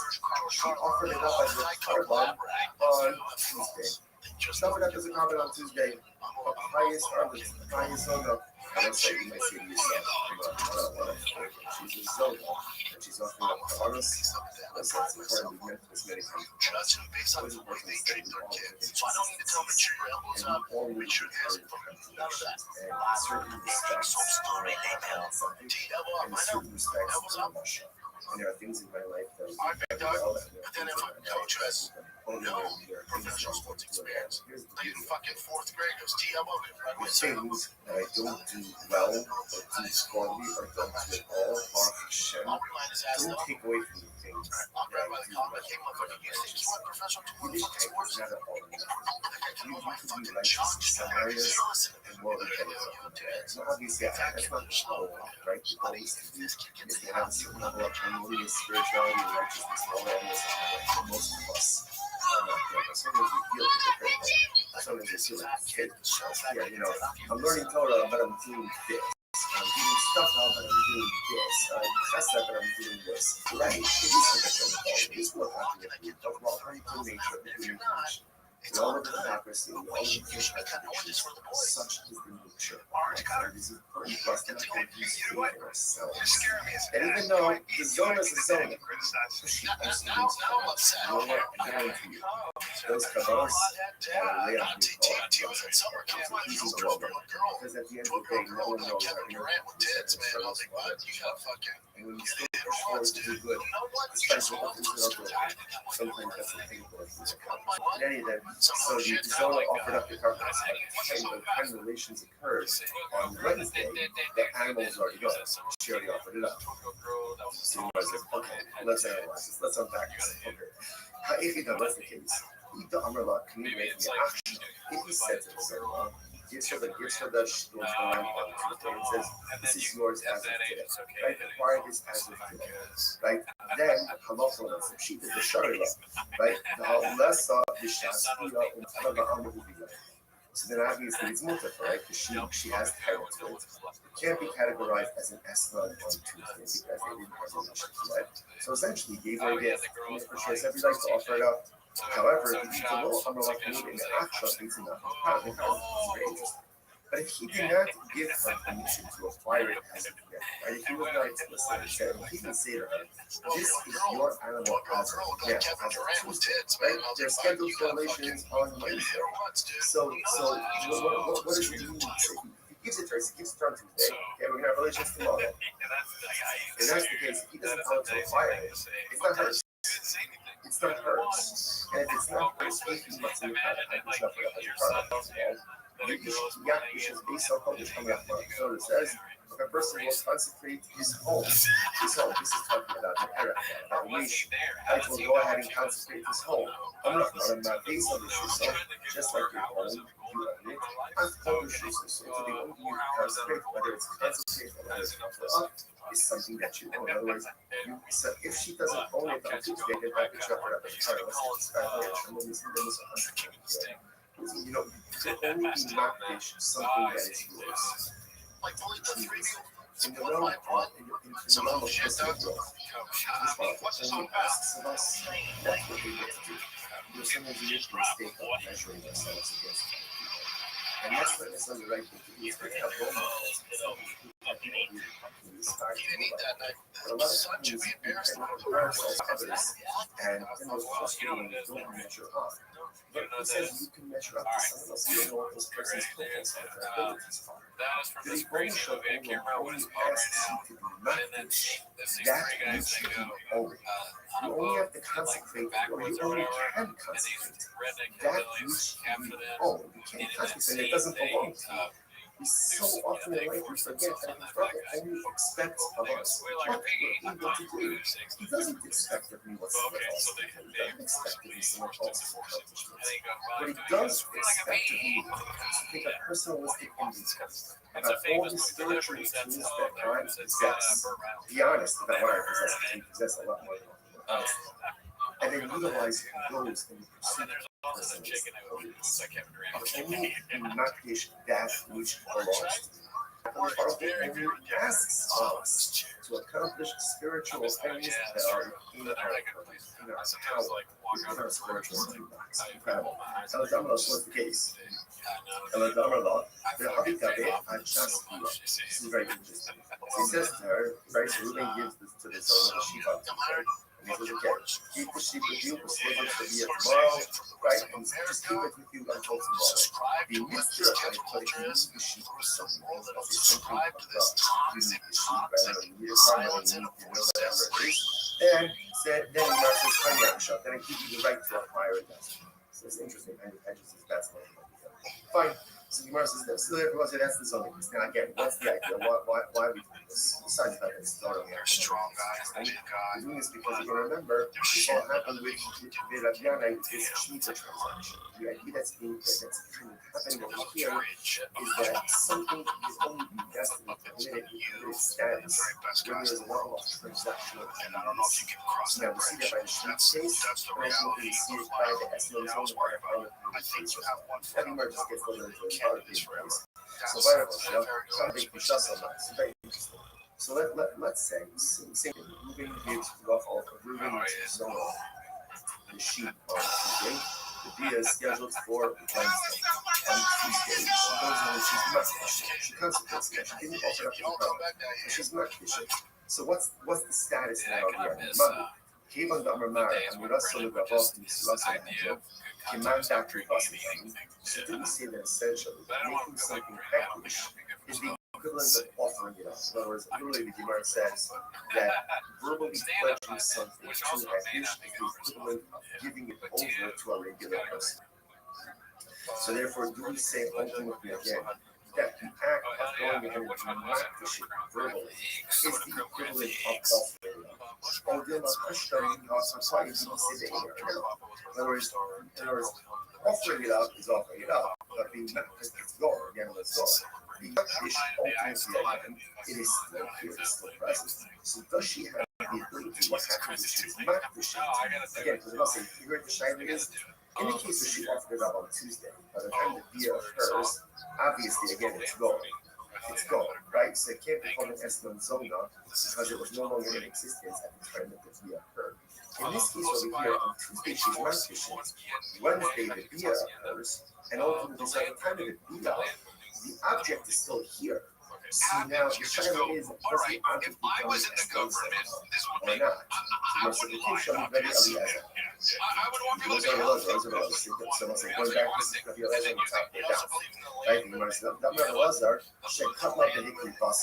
So remember again, the way the Eliezer understood the case of Eslan Zona, right, is where she went ahead and she already offered it. Right? She offered it up already by the time that the occurred. Dafka hickory bus. So Dafka, because she offered it up, is no longer existing. About the Shasol, law is just thinking with it here that if she was not fishing, but the animal existence at the time that the bia occurred, perhaps the animal would now be called an Eslan Zona. Much the Gemara says, no, the Rabbi Lazar is fake anybody. She is this actually this shayla is managed to shayla Rabbi Lazar himself. So the Gemara says, man, Nifshat Shitei Rabbi Eliezer, Yaakov Basar, Nafka Baki Shasol, the Isa Shaskia. Does Rabbi Lazar say that the only time it doesn't become an Eslan is when the animal was offered up before the bia? Because by the time the bia occurs, the animal is no longer here. But perhaps again, where she was just makdish, she consecrated, the animal is still in existence at the time of the bia, in which case, halacha l'maisa, the animal is recategorized as an Eslan Zona. All dilma, if the vas of shitale, vikbishas of the only we know, maybe obviously shafar, not that it's falling into this time of the bia. Of course, it's not going to be categorized as an Eslan Zona, but in case we just consecrated it, we're not sure. To which the Gemara says, so we're really not sure. So interestingly enough, on both sides, what comes out in this case over here is, first of all, so it's important lesson number one. We're not finished with Eslan Zona. What we do understand is that for something to be categorized as an Eslan Zona, so how this payment must be transactional immediacy, which means payment via. If that order is not followed, either payment and delayed via, or bia and then payment, ultimately again it is not considered to be an Eslan Zona. if he deposited an animal for payment. Now, and the deal doesn't occur until later on, assuming she has rights in that animal, therefore she goes ahead and she offers it up to bonafide carbon. If she's not she doesn't, and so the animal is still in existence at the time of the deal. The next day, what's the status of that animal? That's the thing. Okay, let's analyze it. So we're making worse like the second case over here was, let's say he has relations with her, and then afterwards he pays her. So ultimately again, the payment is mutter. And we say it's mutter, it means used for purposes. For me, Gemara is the kasha. I don't understand this. Gemara says, for me, Ba'ala the Afakaki Masala, Afidin Ashalo Sholim Esnala Asa. The Rabbi says that you can have relations with the same. And then he pays her even 3 years late. 3 years late, so he will pay all of the bills late. Actually, he pays her late, right? 3 years later, it's still called a heartless deed. And he's still be awesome. And I'm not stop, not kissed off, no kasha. So listen, that kasha is just important. The rights that we heard before us on the day 62, he said that if there's relations and then payment, that's not an investment. It's no transactional use. Here, the Gemara says if there's relations, even if it takes 3 years later, ultimately it is still awesome. I'm not just a little kasha. It's not a contradiction. Hadda Amar is Ba'ali Li, is Ba'ali Li, is Halazah. Hadda Amar is Ba'ali Li, is Halazah. So let's say this is very interesting. Ultimately, again, so we're talking one case is another case where it says, have relations with me for this sheep, and he identifies the sheep, versus have relations with me for a sheep, Hirashi, is Halazah. So ultimately, again, when he identifies the sheep, it's as if there's transactional immediacy. When he doesn't go ahead and identify the sheep, then ultimately, again, there is no transactional immediacy. All right, so let's analyze a little bit more. My hobby, I understand. So let's analyze this, right? So now Wednesday, he goes over to Rabbi. He says, have relations with me for Zona. He says, have relations with me for this sheep. Now, yeah, he doesn't pay for 3 years. 3 years, the halacha is, it has a status of a hobby's payment because there's transactional immediacy. Just because he identified the sheep doesn't make it hers. In order for it to be hers, what has to happen? Gemara says, Shifal. Right? Remember, livestock, animals require the sheep for a part taking possession. Which the Gemara says, the zone, let's go help them little tiny sheep. Okay? So apparently it's actually interesting. The beginning of the sheep was only written by Jews. So apparently, again, by a non-Jew, they don't need the sheep until March. So someone who's not Jewish. And you guys know about this. The old numbers are Israelis. I was talking about it in Charlotte. If you go, they call you the Chassid. Oh, interestingly enough, the sheep standing in the Chassid. In which case, again, ultimately, there's two Chassid sheep fires. Second, you could call the Chassid, Bara, the African Masala. How come you? One second. I don't understand. If it's in our thoughts, in our sheep fires, in our relations with her, and ultimately, again, then he gave it. What are you getting? It's already in our thoughts, it's already acquired. What are we talking about? You might say, in other words, she acquired it before people. So this is like the parents of management. Because she's acquiring the sheep even before the deal, if the sheep is standing in her thoughts. Which you might say, the shocking and handy apple. Very interesting. Now, here's the case. So when it comes to our home, and here, this sheep is not Remember again, what is a potiki? A potiki essentially is a raw material. He says to her, I'm going to pay you. I'm going to pay you for the relations. Right? If I don't pay you money, you can take this sheep. So therefore, she doesn't really acquire the sheep initially. She requires the sheep in the event that there is non-payment. The Allah, in my sinner, using the kind of this is for treasure you up in the next 30 days.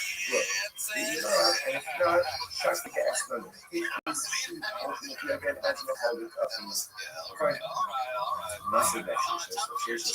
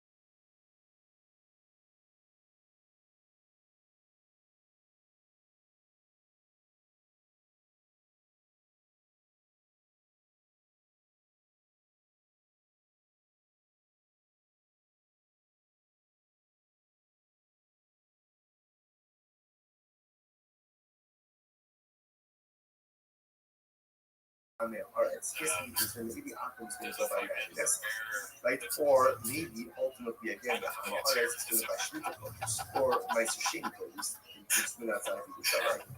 He doesn't have to be concerned with this. Why does he have to be concerned with this? Because essentially he's giving them the money and he's saying, Hebra, do what you want. Do what you want. Because he's doing that, essentially, it's not on him. Whatever they do, they do. Rashi says over here, okay, Rashi just goes through all of this. Right, if you look at the end, if you look at Rashi, Loishim Icer, right, if you look at Rashi, it's actually the last one, the last one of the long ones, Rashi. The Ha'ihu was sucking in me, and the pre-life. You don't, Ruvain is not the one giving it. Right, look at giving them. Here, this is for your food, this is for your drink. What they choose to do with that afterwards, essentially, is not on Ruvain. It's not on Ruvain, so therefore, again, no liability. Okay, now, contrast how the following.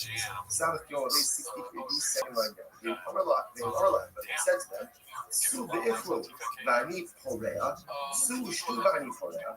So he says to the workers, like factory drivers, go and eat, go and drink, and I'll pay. I'll pick up the tab. Oh, now this is a problem. Then we have a problem. Then we have a problem. Now, why is that? Look at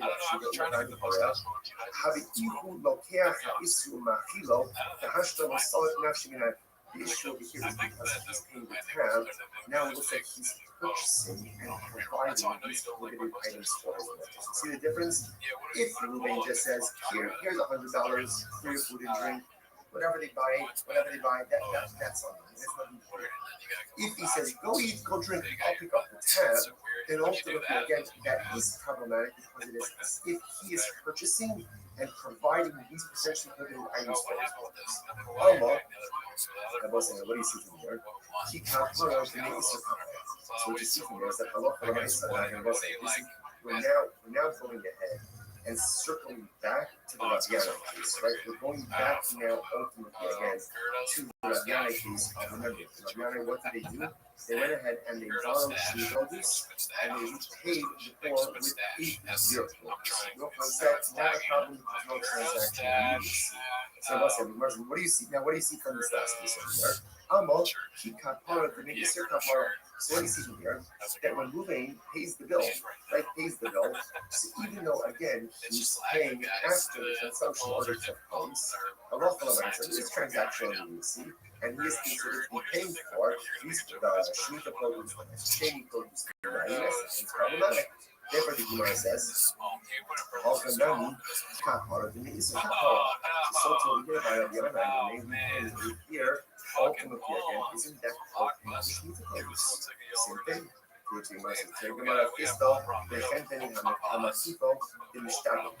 no, it's different. In the case, like if you go ahead and tell the workers, go drink out, pick up the tab. We're talking about where they are purchasing food from a shopkeeper who normally extends credit to you. If they give the ordinary last to pay, finally bring it back. Ultimately, because the shopkeeper normally extends credit to you, ultimately there is a transaction. Literally translated, literally the shopkeeper acquires his money immediately. Look at that, just a moment. Currently, that is actually 90% to the left. And then the shopkeeper knows that he's going to get paid for it. He regularly extends credit. So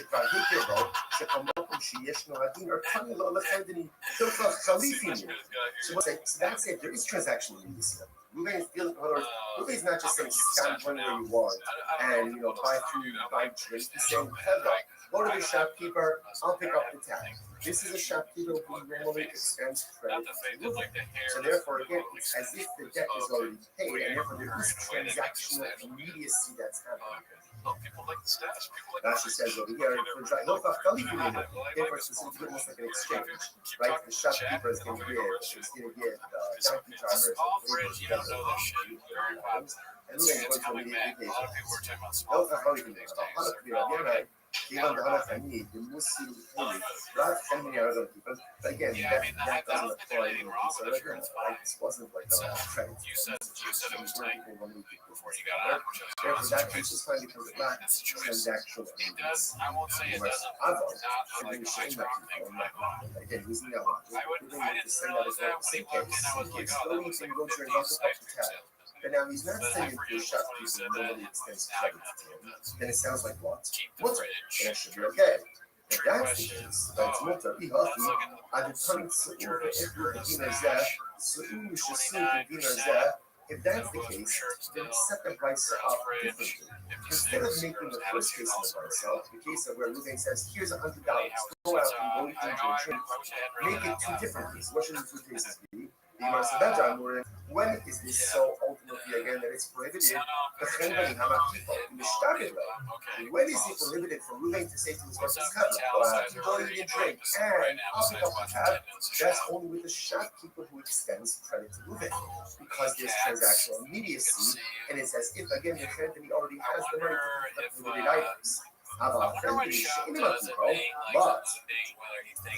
who does not extend credit, therefore that lacks transactional immediacy, and that case should be caught. In other words, but you know when you do something at work, when you fuck up at work and you're gonna get nervous, like, oh shit, like, shit, this is gonna be a big deal. I wonder if shop ever has those like feelings when he says something like that. even if the shopkeeper doesn't extend There's credit, no repercussions for it. purchaser no one likes the shirt obligated to defend Bummer of all this. Homer the Cabello. Where did I go on the trip? Wow, Person you know, says to his friend, Tweety's person says to his friend, what the hell, hey, George? one of the You know, I don't parties, even feel like you saying come the where I fussy went to love. watch a show. So what We have happens? another Right? show. Ruben goes, right, I go to you. Say, Ruben, do me a favor, lend, right, give him money to ship, give money to ship, and all of my property will become encumbered to you. What's that? Funny, you know, it ultimately, again, my property becomes encumbered as a guarantor. The Marcel Silva says, what do you see from here? Now, again, that's even assuming that Ruben and I have no previous relationship. What do you see from here? When you ask someone to go and do something to someone else, and ultimately, again, we're going to having conflicts, Landing on the moon, Jesus Christ, all this time. I'm a rabbi, most of the people are lost their You're right. You're right. At the end of the day, whether the shopkeeper extends credit or doesn't extend credit, doesn't issue you must also say, up after the Shabbat, even below Miyaki Shude, low this. So what's the difference? I don't look at that. Commenting and liking the stream, YouTube, third hardest wide thing that you want to do. bottom. We think that like So the name should be Michael in the wall. knows love Love you coming guys. into belongs. You're important to me. Since Ruben did not It's go just ahead, like it's just so important to just continue to like the stream, right? especially He's telling in his today's workers, atmosphere. go and out, environment go of, eat and drink, I'll pick up. Since no defined it's amount of a lot. money, right, or Everything's no a lot. specific And rights have been if set you're aside able to for like life. the stream, at Therefore, least again, we're gonna that pay you lacks some. transactional We're rights. about bringing people Because it does together, dude. ultimately, again, it If should you be cross mutter. me in any way, I will squeeze your Should neck be off. mutter. So, you can call the car, love, I have violence in my below DNA and I this. will hurt you. Suicide. And I You know, will says, like sometimes I on violate my for no reason. appreciation. So that's Because clothes don't fit me. again. And So I'll whatever hurt you you. can consider And that, I'm not a nice guy. I'm not going to do anything but if we're in a room together and you leave, you will leave skating and I won't leave you. No. And if you try and make me wear a mask, I'll squeeze your dick off too. my appreciation. What if you consider about a year? That perhaps again, What the fuck is that shit, dude? That's fucking Come on. What is that? That's bullshit. Ultimately, There's no again, reason to even fucking do do any content of any kind. money is designated in advance. Yeah, get it up. Yeah, because at 185 likes, we fuck us. So the here is where the Yes. is It advanced has never for happened. money. And we're using the French Okay, weeks so to this draw channel it. is Yes. Oui, oui. Shikino, Malabayas, Viva the company, Hogan Shishala Haslo, the Hashtam de Malabayas, so this changes everything. So in the case of the year, ultimately, again, as the rest says, that if Ruben starts to his work, go to the family, go to the shopkeeper, eat and drink, whatever you want, it's on me. Because you're already Ruben gave the money to the shopkeeper. So there's no extension of credit. In other words, he has a tab, but it's paid for. Oh, so now that makes sense because now that it's paid for already, ultimately, again, if they take limited things, it's literally like he's supplying them with limited items. I'm used to the Schweik, I mean, that's the Gemara says as follows. So again, all of this is all on this same level of transactional release. Like that's happening. So the Gemara says, I'm sorry, I'm used to the Schweik, I mean, that's the Gemara. So the Gemara said, I sent this over. It's one thing to just be, I'm doing something, take a picture of me, and whatever. It's another thing to be like, wow, you make sure you're the price should be that says to his workers, go out and drink, and I will pay. I will pay him since somebody hasn't paid. Rather, what should it say? It should say, go out and drink, go out to eat, and then I'll settle up. Right? I'll settle up ultimately again with the shopkeeper. Because again, we're saying now the case when we're doing prepaid, right? So you deal with the shopkeeper, then it's a question of saying, okay, I left you $100. How much did you consume? Which the US, I'm gonna be right. So you're right. Tony, I'm gonna Tony, ultimately again, you're right. Change the devices should really be the following way. Halacha said, who insisted is so. Please remember, essentially there are two cases in Christ. Case number one is where Reuben gives his representative. So it's not going to go out to me, so I can drink that case, whatever they do, it's not case two, and we're going to determine now, is that halacha myself, Reuben prepaid for him. He went ahead and gave $100 to the shopkeeper. He said, my workers going to come in, let them buy, let them eat, let them drink. Okay?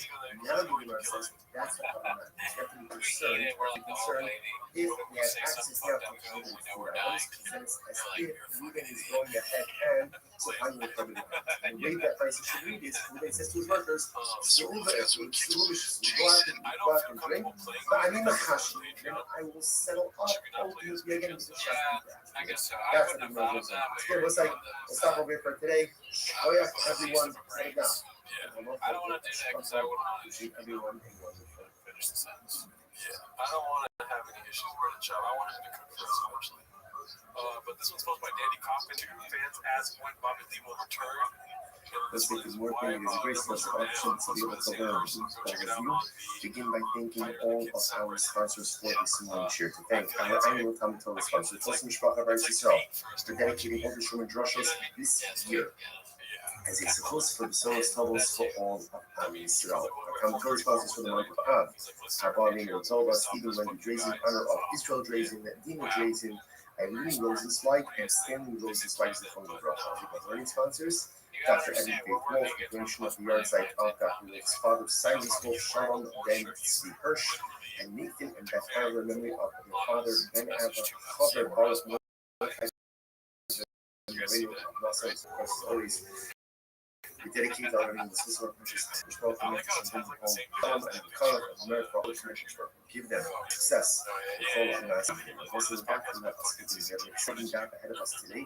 Today's date is Son of Gimel 63, and we are putting up on Son of Base 62b, the day Rabbi Yana, which is 2, 4, 6, 8, 10, 12 lines up from the bottom.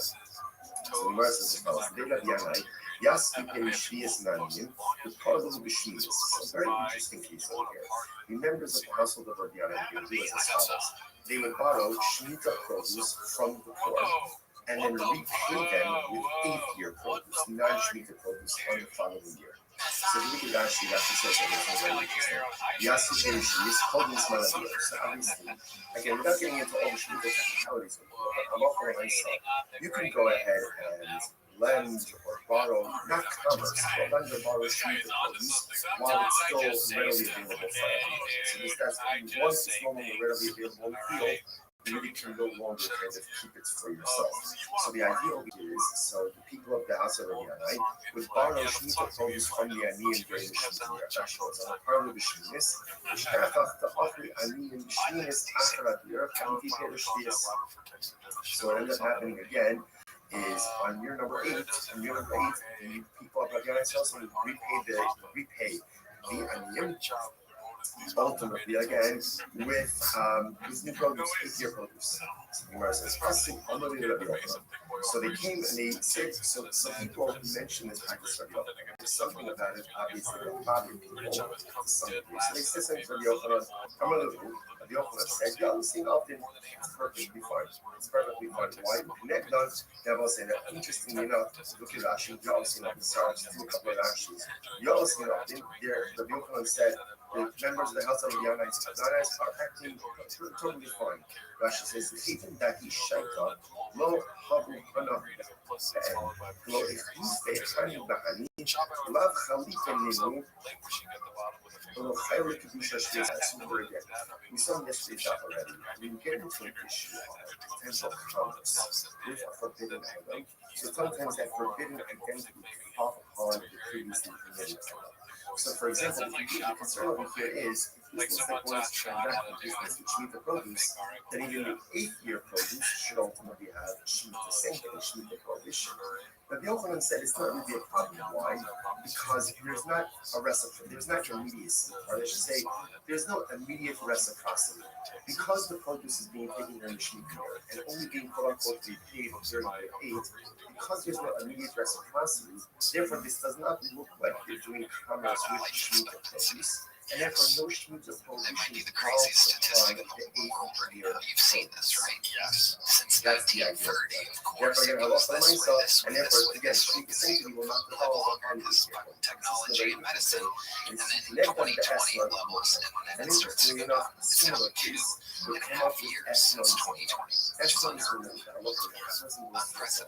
What could that possibly be from? I don't know. Right? How this is So strange. It's not like there's a gigantic medical intervention that was forced upon the population to at the time. Again and again, booster. Makes sense. You know, that's weird. It's weird. Versus the first time, They're eating a fucking says, let's say you goes side of reality and fact. and ultimately, again, he gives her payment, right? But he doesn't have relations with her. Or he has relations with her but doesn't pay her anything. What's the halacha? Esnana mutter. Her harlot's payment ultimately is mutter for sacrificial use. Obviously, it doesn't say more. If he gave her, let's say he gave her all land, he gave her a sheep, and he didn't have relations with her, then of course it's for him to correspond. Why? Because he's had relations with her. So if you have relations with her, then ultimately, again, her land is a gift. It's a gift. There's no restrictions on it. To which the Gemara says, furthermore, the same case, he had relations with her. Yeah, no, I Ultimately, he didn't pay anything. If he didn't pay anything, if he didn't pay anything, then what's the meaning of the statement in Raisa that says that halal from the Raisa, the Esman is mutter? It doesn't make any sense. To which the Gemara says, hello, how do you come? God, that's what it means to say.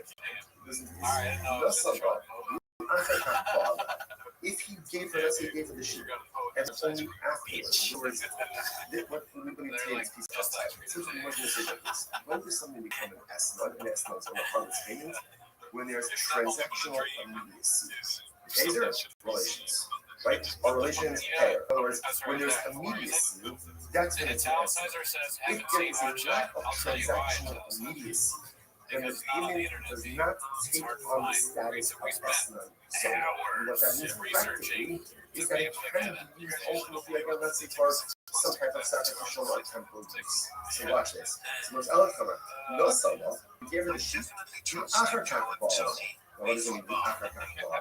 Rashi says, Achshav Ella La'achazman. He doesn't have relations with her now. Rather, again, sometime later. Now, of course, how exactly do we go ahead and translate immediacy? I think there's some more common sense. Usually today, you have relations for 3 hours. Tomorrow, again, as opposed to payment, relations. But Achar Kakbala, it's not a mutter. Oh, Bala, the Achar Kakbala, or for that matter, he has relations with her, and then he absolutely hates her, as none of It was amazing. in both of these And I cases, posted that online, and people were like, "Oh, I was there, but they were talking in a different time." And then exactly therefore, he's also, been like we're making seeing fun this of times. us That in the belly essentially, room to his in face order 2 for to 3 something to be times, categorized as with an everyone excellent laughing at song, him there has to about be that special transactional relationship. immediacy. That's a fact. That's Once totally. the transactional immediacy, in other words, payment We're relations, not gonna say whether then it was or the wasn't. man who receives the payment has the status ultimately again of a harvest. The funniest thing Now, about again, one shot is keep track of this phenomenon. all shots. Remember, Did we the do one? husband Yes, of we did Diana, one shot. they would borrow some produce from the floor and pay it ultimately again with the produce. People came to the only because they felt, I don't know, maybe it was like a little bit too much practice in back in business. And the said, no, it's fine. Why? Same idea. There's no transactional immediacy. Because of transactional immediacy, we don't view that your produce as an exchange, right? Or as somehow like a payment ultimately again for the 7th-year produce, the sheet of produce, and after the 8th-year produce remains 10-year produce. Fine. Now the Gemara questions a little bit this. No, someone sounds crazy because it is so a again, thing. let's go through this, right? Let's say he goes ahead and he pays for it. Sports or Okay, whatever. look, So use I, it. you were Use hear that, it. you go, oh, who's saying is a thing, but you know it's not what he's trying to say. He's trying to say that's He it. pays your sheep. And then And then let's say he pays your sheep on it's like what's going his head is and then really the on opposite. Wednesday, Like they were playing dress. so again, based on what we just learned before, that sheep does not have the status of a harvest field, and therefore is not forbidden for consecrated temple use, right? Because it lacks transactional immediacy. You must understand. He bought when he does have relations, let's say on Wednesday, right? He gives the sheep on Tuesday. He has relations with her on Wednesday. So why would we say that when he does have relations with her on Sabbath, Lechol Allah is Esnolama Freya? Obviously, okay, I understand. When he gives you the sheep, you can't be labeled as Esnolama. So when he does have relations with her on Wednesday, then retroactively, the designation of the sheep as a harvest payment should devolve upon the sheep retroactively. And therefore, the sheep should be categorized as an Eslan Soma already as of Tuesday. Rabbi Rothschild says it's very interesting. What's the case? He should come up and hit the bus. This is very interesting. What happened? Zona, right? Zona got the sheep on Tuesday. She got the sheep on Tuesday. Now, relations didn't happen until Wednesday. So we're saying when they have relations on Wednesday, retroactively, the sheep should be categorized as a harvest. Oh, what's the case? She offered it up as a carbon on Tuesday. She offered up as a carbon on Tuesday. Of highest harvest, of highest zona. I will say, you might say to yourself, come on, what a thing. She's a zona, and she's offering up carbonos. I'll say it's important we've met this many times. It's always important to consider each other's consistencies. And we all live in inherent contradictions and certain respects, and certain respects, and there are things in my life that I do very well, and there are things in my life that I do very well, and there are things that I don't do well. The things that I don't do well, or poorly, or don't do at all, are Hashem. Don't take away from the things that I do well. It is true, it's not all enough. You can be righteous in some areas and will be bankrupt in others. Now, obviously, that's not the goal, right? The goal is to have a certain level of harmonious spirituality and righteousness in all areas of life. And most of us are not yet. Some people feel difficult. Sometimes they feel like faith because here, I'm learning Torah, but I'm doing this. I'm giving stuff out, but I'm doing this. That's that, but I'm doing this. Right? It is hypocritical. It is a little contradictory, but welcome to the nature of the human condition. We all live in hypocrisy. We all live in contradictions. Such is the nature of life. You basically segregate them out of society. That's what I was. That even though the zona is a zona, the sheep also brings kavanas. You know what? I guarantee you, those kavanas are reach mikol. It's appeasing the Lord. Because at the end of the day, no one knows how any countries are struggling to mother and father. And when we still push forward to do good, despite all the things that are broken, sometimes that's the pinnacle of that accomplishment. In any event, so the Zona offered up the covenants. By the time the relations occurred on Wednesday, the animals already gone. She already offered it up. So the says, okay, let's analyze this. Let's unpack this. Okay. How do you know what's the case? You don't know about community action. If he said to the Zona, Rosh was the land on Tuesday. It says, this is yours as of today. Right? Acquire this as of today. Right? Then, Halacha is a sheet of the Sharila. Right? The Halasa Bishas Kula Umatana Amudi.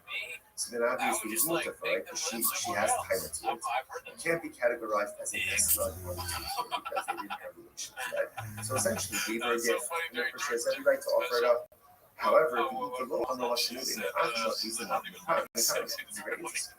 But if you do not give her permission to acquire it, right? If he was not explicit and said, he didn't say to her, this is your animal as of now, as of Tuesday, right? They're scheduled for relations on Wednesday. So what does it mean? He keeps it from Tuesday, and we're gonna have relations tomorrow. And that's the case. If he doesn't tell her to acquire it, it's not hers. It's not hers. And if it's not hers, if you must be kind of happy to as a charter after all, the Yakish is based on published Amrachman. It says a person will consecrate his home. His home. This is talking about the Erech valuation.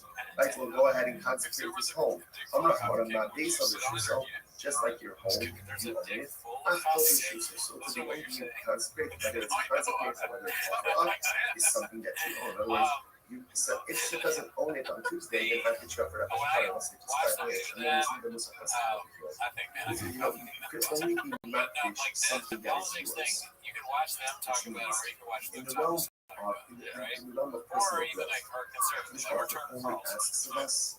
Tucker Carlson, Luke Thomas are going to be far more entertaining and actually funny too. And that's what it's going to be. They're not funny. We watched that clip with Tucker Carlson and Ted A lot Cruz of where he's times like, we kind of compare ourselves to others, and then we're frustrated when we don't measure up. But who says you can measure up to someone else? You don't know what this person's capable of. The Rebbe Shalom only asks you to be makdish that which you own. You only have to consecrate, or you only can consecrate that which you own. You can't consecrate it doesn't belong to you. So often in life we forget that God only expects of us. But he was like, dude, you love me so much, we should do like a thing. And then I realized it was exactly Marshall, which is the donuts. Why or something like that. And then after it came out, I was like, oh, personalistic about all the spiritual tools that I possess. Be honest about what I possess, because we possess a lot more than we're honest about. And then utilize those in the pursuit of personalistic holiness. You only be makdish that which belongs to you. And HaKadosh Baruch Hu only asks of us to accomplish spiritual things that are within our power, within our spiritual freedoms. Incredible. That's fine. So you think you're like way scared of earthquakes? This is very interesting. So he says to her, right, so Reuben gives to the zone of the sheep on Tuesday. And he says, okay, keep the sheep with you. We're scheduled for you tomorrow, right? Just keep it with you until tomorrow. You need to but if you need the sheep for something, let's say something comes up, you need the sheep, whether you need to or whatever it is, then Gemara says, can I give you the right to acquire it? So it's interesting how you have that's fine. So Gemara says, still there was an essence of it. Now again, what's the idea? Why we there? Besides how it's already happening. So this is because you can remember this all happened with Rabbi with his sheep. The idea that's kind of happening over here is that something that can only be invested in its status when there is a level of transactional convenience. Now we see that by the sheep case, and ultimately we see it by the escalation by the harlotry case as well. That emerges get over as harlotry case. So by the Rothschild, come up with Bishas Omar. It's very interesting. So let's say the same thing. Reuben gives Reuben so much. The sheep on Tuesday. The Bia is scheduled for Wednesday. On Tuesday, she's not. She consecrates it. She didn't offer it up as a carbon. But she's not. So what's the status now of the animal? Mother. Even the Amar, and we also look at all things Russell have. Command active Russell. So do we say that essentially making something practice is the equivalent of offering it up? Whereas literally the Gemara says that verbally pledging something to a least is the equivalent of giving it over to a regular person. So therefore, do we say ultimately again that the act of going ahead and being practiced verbally is the equivalent of offering it?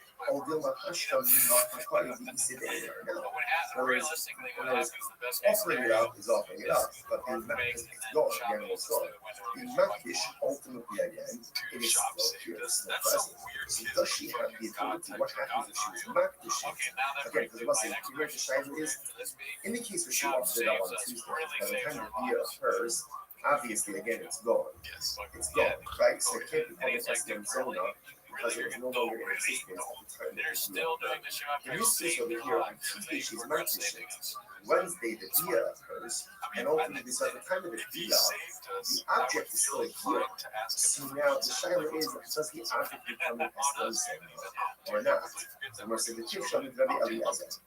Yeah, I don't know. So let's say going back, this is Rabbi Eliezer on the top of the daf, right? Rabbi Eliezer should cut up the hikli basa. So remember again, the way Rabbi Eliezer understood the case of the Estem Zona, right, is where she went ahead and she already offered it, right? She offered it up already by the time the dia occurred. Dafka hikli basa. So Dafka, because she offered it up, it's no longer in existence. About hikli shaso, law. But from Rabbi Eliezer statement here, that if she is makdish, but the animal is still in existence at the time that the dia occurred, perhaps the animal would now be called an Estem Zona. Much the Gemara says, no, the Rabbi Eliezer is fake and white. The truth is, this shaila is not a shaila of Rabbi Eliezer himself. So the Gemara says, no. Nifshat shita Rabbi Eliezer dakivasa dafka bakisha solo, the isim shasbira. Because Rabbi Eliezer said one time it doesn't become an Estem. So the animal was offered up before the dia. Because by the time the dia occurs, the animal is no longer here. But perhaps again, where she was just makdish, she consecrated the animal is still in existence at the time of the dia, in which case halacha l'maisa, the animal is recategorized as an Estem Zona. All deal love, if you also pshitale, with bishasa misafra, or maybe no, maybe obviously if she offered it up and it's still in existence at the time of the dia, of course it's not going to be categorized as an Estem Zona. But in the case where she just consecrated it, we're not sure. To which the Gemara says take it. So we're really not sure. So interestingly enough, on both sides, what comes out in this case over here is first of all, so important lesson number one, because we're not finished with Estem Zona. What we do understand is that in order for something to be categorized as an Estem Zona, as a harvest payment, it must be transactional immediacy, which means payment via. If that order is not followed, either payment and delayed via, or via and then payment, ultimately again it is not considered to be an Estem Zona. If he deposited an animal with her payment, now the dia doesn't occur until later on, assuming she has rights in that animal, therefore she goes ahead and she offers it up to bona fide karma. If she's not dishes, she consecrates it. So the animal is still in existence at the time of the dia on the next day. What's the status of that animal? That's the taking. That's the okay. Let's analyze it. So we're going to make that secondary so he goes, let's see, he has relations with her. And then afterwards, he pays her. So ultimately, again, the payment is mutter. When you say it's mutter, it means used for consecrated purposes. Immediately, Mary is a kasha. I don't understand this. Mary says, but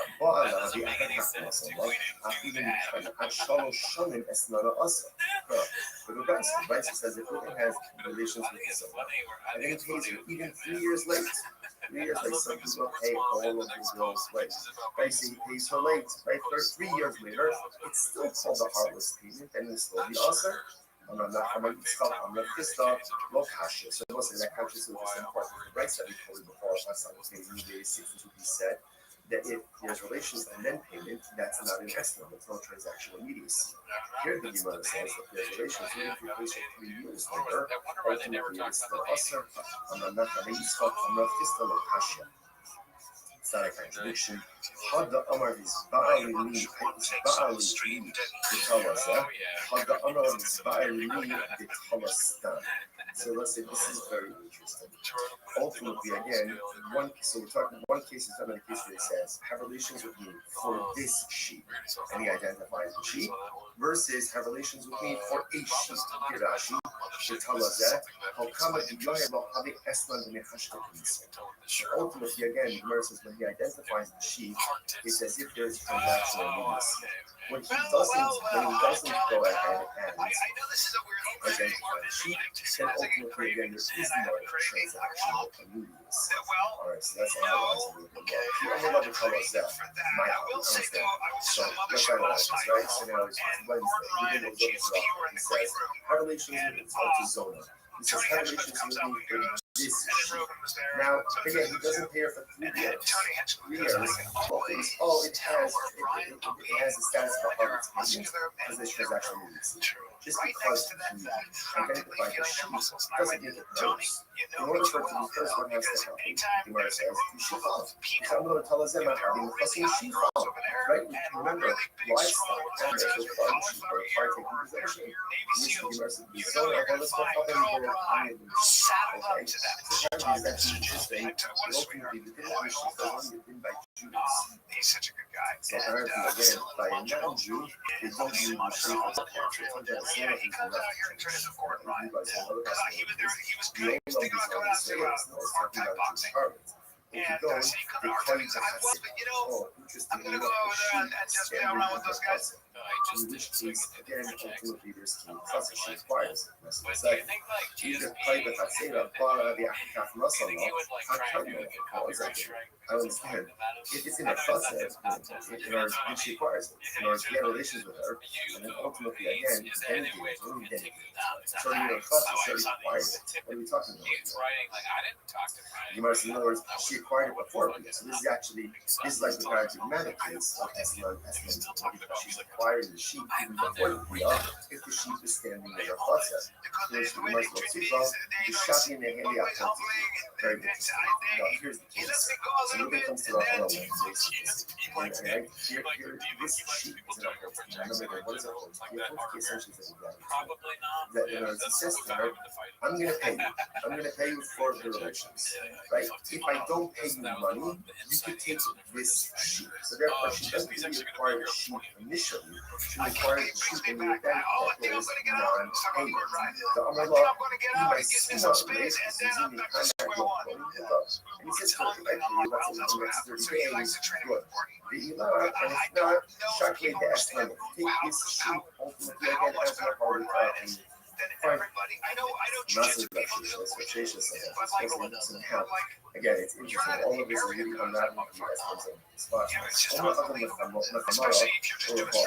Let's say again, let's say employees, transport drivers, and so that's my one craving, which is of course muscle again, he's paying them. Rashi points out that here, Rashi, these workers are non-Jews or they're Amiyaris. They're just unlearned Jews. Idolaters are unlearned Jews.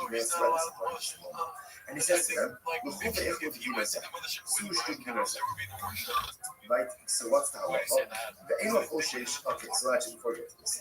So he goes in and he says to them, I'm paying you, right? And essentially, go use this money to go and purchase for yourself food and drink. Okay, either that's they're getting it or supplemental wages, whatever it is. He's getting them here, right? Here's money. Go and drink. Go and so what's that? Now the email coaches do this. She doesn't have to be worried. South Carolina is 63. What should be is the money should not nice. The money should be nice. Now what's that? Here's this interesting about this. Right? What's the concern here? The Gemara says that halakha Maisa. He's giving them money.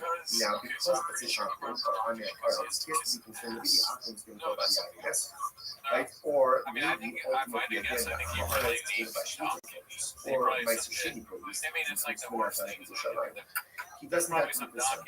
Why doesn't he have to be concerned with this? Because essentially, he's giving them the money and he's saying, Hebra, do what you want. Because he's doing that, essentially, it's not on him. Whatever they do, they do. Rashi says over here, Rashi just goes through all of this.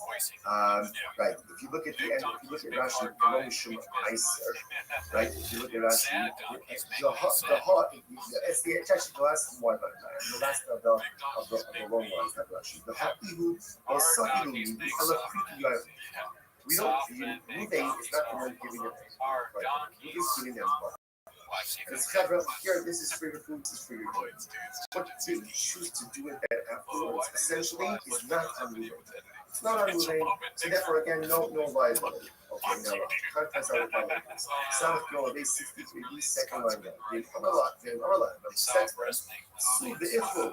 Vani Polea, Su Stubani Polea. So he says to the workers, like factory drivers, go and eat, go and drink, and I'll pay. I'll pick up the tab. Oh, now this is a problem. Hoshish Mishum Shlias Mishum Maizum Shum Then we have a problem. Then we have a problem. Now why is that? Look at that. Shmuel Vani Polea. Habihu Lokea Ha'isru Machilo, the Hashtalo Solid Nashingan. The issue over here is because he's paying the tab, now it looks like he's purchasing and providing these prohibited items for his workers. See the difference? If Ruben just says, here's $100 for your food and drink, whatever they buy, that's all. That's nothing to do with it. If he says, go eat, go drink, I'll pick up the tab, then ultimately, again, that is problematic because it is if he is purchasing and providing these potentially items for his workers. What do you see from here? So what you see from here is that we're now going ahead and circling back to the Rabbi case, right? We're going back now ultimately again to the Rabbi case. Remember, Rabbi, what did they do? They went ahead and they borrowed Shemitah produce and they paid the poor with 8 year produce. Rothschild said, not a problem because no transactional immediacy. So what do you see? Now, what do you see from this last case over here? So what do you see from here? That when Ruben pays the bill, so even though again he's paying after the consumption already took place, so it is transactional immediacy, and he is considered to be paying for these Shemitah produce and changing produce to value. That's problematic. Therefore, the Gemara says, so to hear by Rabbi and maybe in here, ultimately again, isn't that called paying for Shemitah produce? Same thing. With regards to Gemara Pisto, the Henteni Hamakito, the Mishtabit. So no, it's different in the Ruben case, right, where he's going ahead and telling the workers, then we're just going to go drink out the tab. We're talking about where they are purchasing food from a shop, people who normally extends credit to you. The ultimately because the shopkeeper normally extends credit to Ruben, ultimately this transaction that's happening right now. Literally translated, literally the shopkeeper acquires his money immediately. Look at that. Trying to make that is actually 90% and give me some accounts. The shopkeeper knows he's going to get paid regularly extends credit. שכבר בו, שכמותם שיש מועדים רצונים לא לכנתם תלכות חליפים. So what's that? That's it. It is transactional. Ruben is not just saying stand one where you want and buy food, buy drink. He's saying, go to the shopkeeper, I'll pick up the tab. This is a shopkeeper who normally extends credit to Ruben. So therefore, again, it's as if the debt is already paid, and therefore there is transactional immediacy that's happening. Now she says over here, therefore this is almost like an exchange, right? The shopkeeper is going to give donkey drivers and laborers, and Ruben is going to immediately pay for this. But again,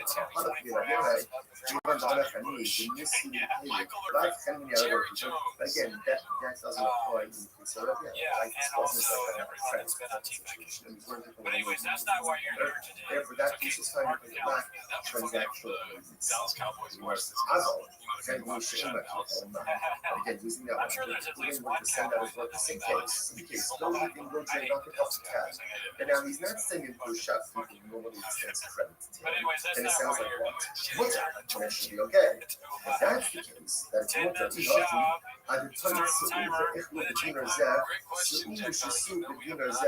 if that's the case, then set the price up differently.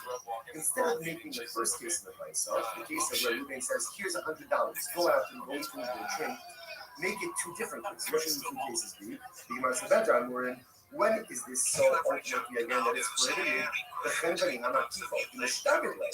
When is it prohibited for Ruben to say to his workers, go out and go eat a drink and I'll pick up the tab? That's only with the shopkeeper who extends credit to Ruben.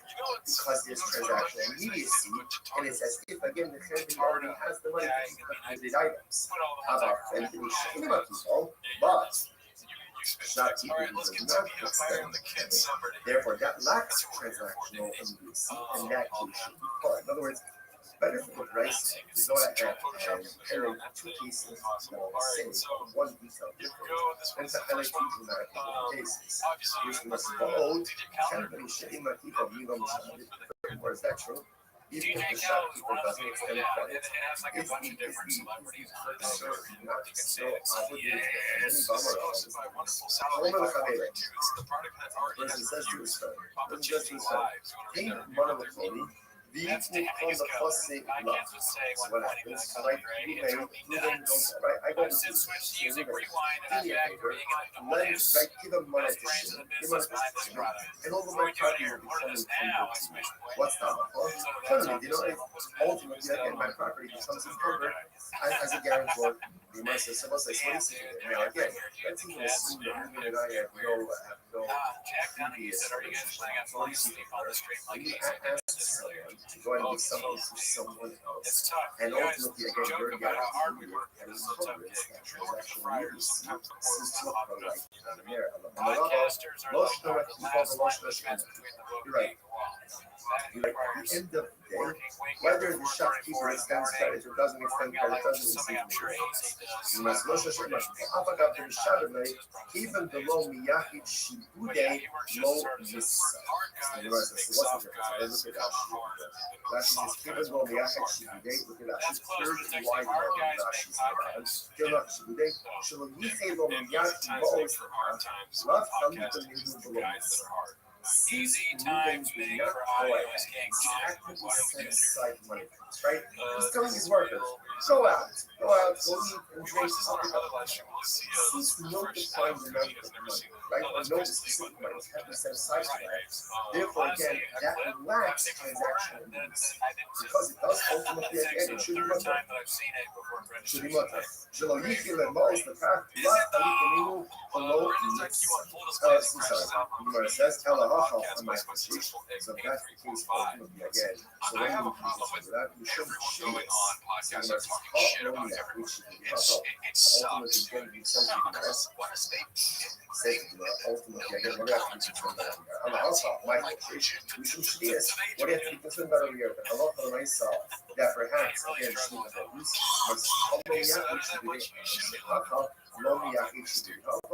ultimately again, same thing. And look on myself, because no particular money is actually dedicated to banks,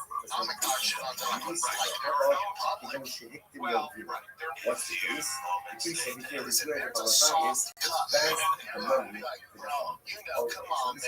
Okay, so this changes everything.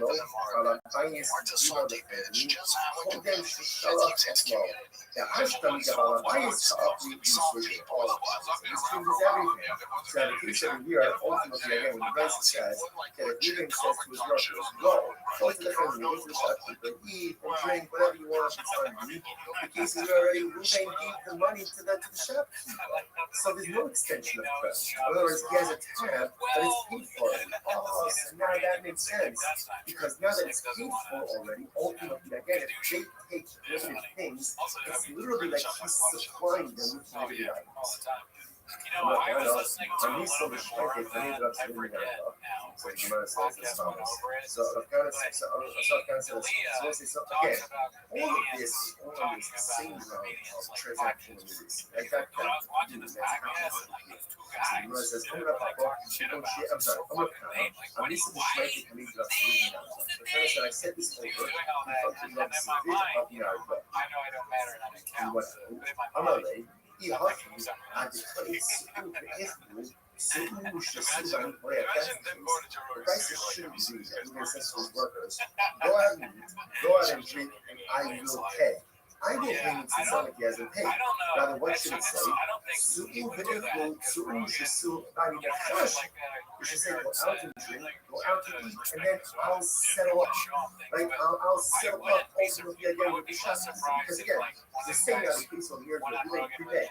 Right? So when you left money with the shopkeeper, then it's a question of saying, okay, I left you $100. How much did you consume? Which means, I know you're right. So you're right. Tony, I'm sorry, Tony, ultimately, again, a lot of the ways you should right, change the license, read the license, that a lot of the ways that Ruben says today is so please remember, essentially, there's two cases in the license. Piece number one is where Reuben gives his representative. Says, "Come and go out and eat, go out and drink." And in that case, whatever they do, it's on them. It's not on you. Case two, the way the Muslim is telling you now, is that Allah myself, Reuben prepaid for him. He went ahead and gave $100 to the shop. He said, "My workers are going to come in, let them buy, let them eat, let them drink." Okay? Now the Gemara says that's the problem. That's the concern. If he has access now to the food items, then it's as if Reuben is going ahead and supplying the food items. The way that person should read is Reuben says to the workers, go out and drink, but I need a chash. And then I will settle up ultimately again with the shop. That's what the Gemara is saying. Okay, we'll stop over here for today. Shkoyach, everyone.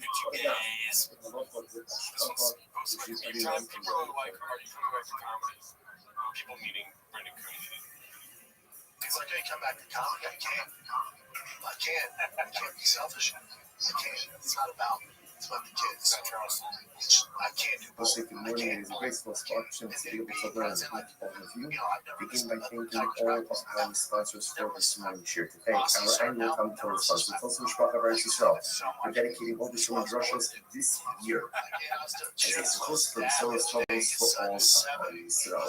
Our current sponsors for the month of Av, Habalim Latola, Stephen Wendy Drazen, honor of Israel Drazen, and Dina Drazen, Eileen Rosen's Light, and Stanley Rosen's Light for the Bracha. We got learning sponsors, Dr. Evan K. Wolf, the donation of the yard site of Dr. Wolf's father, Simon Swift, Shalom, Ben C. Hirsch, and Nathan and Beth Tyler, memory of their father, Ben Abba, Robert Baruch, Mordechai, Ben Marino, Blossoms, as always, we dedicate our learning to social workers, hospitals, and welcome to Shalom and the Karach of America, and soldiers make sure to give them success, the whole of massive.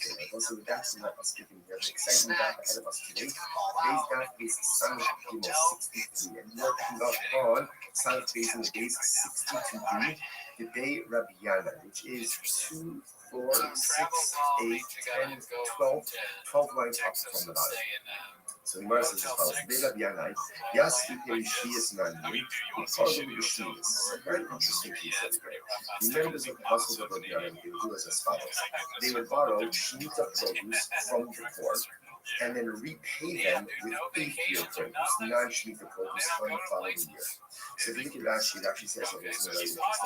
Yasir Perushi is called this Manadir. So obviously, again, without getting into all the shemitah technicalities anymore, but halacha l'maisa, you can go ahead and lend or borrow, not commerce, but lend or borrow shemitah produce while it's still readily available for everyone. So this guy's once it's no longer readily available in the field, you really can no longer kind of keep it for yourself. So the idea over here is, so the people of the house of Rabbi would borrow shemitah produce from the Aniyim during the Shemitah. Yes, actually goes on. Part of the Sheminis, the Shkachach, the Achri Aniyim Sheminis, after the earth, and the people of Sheminis.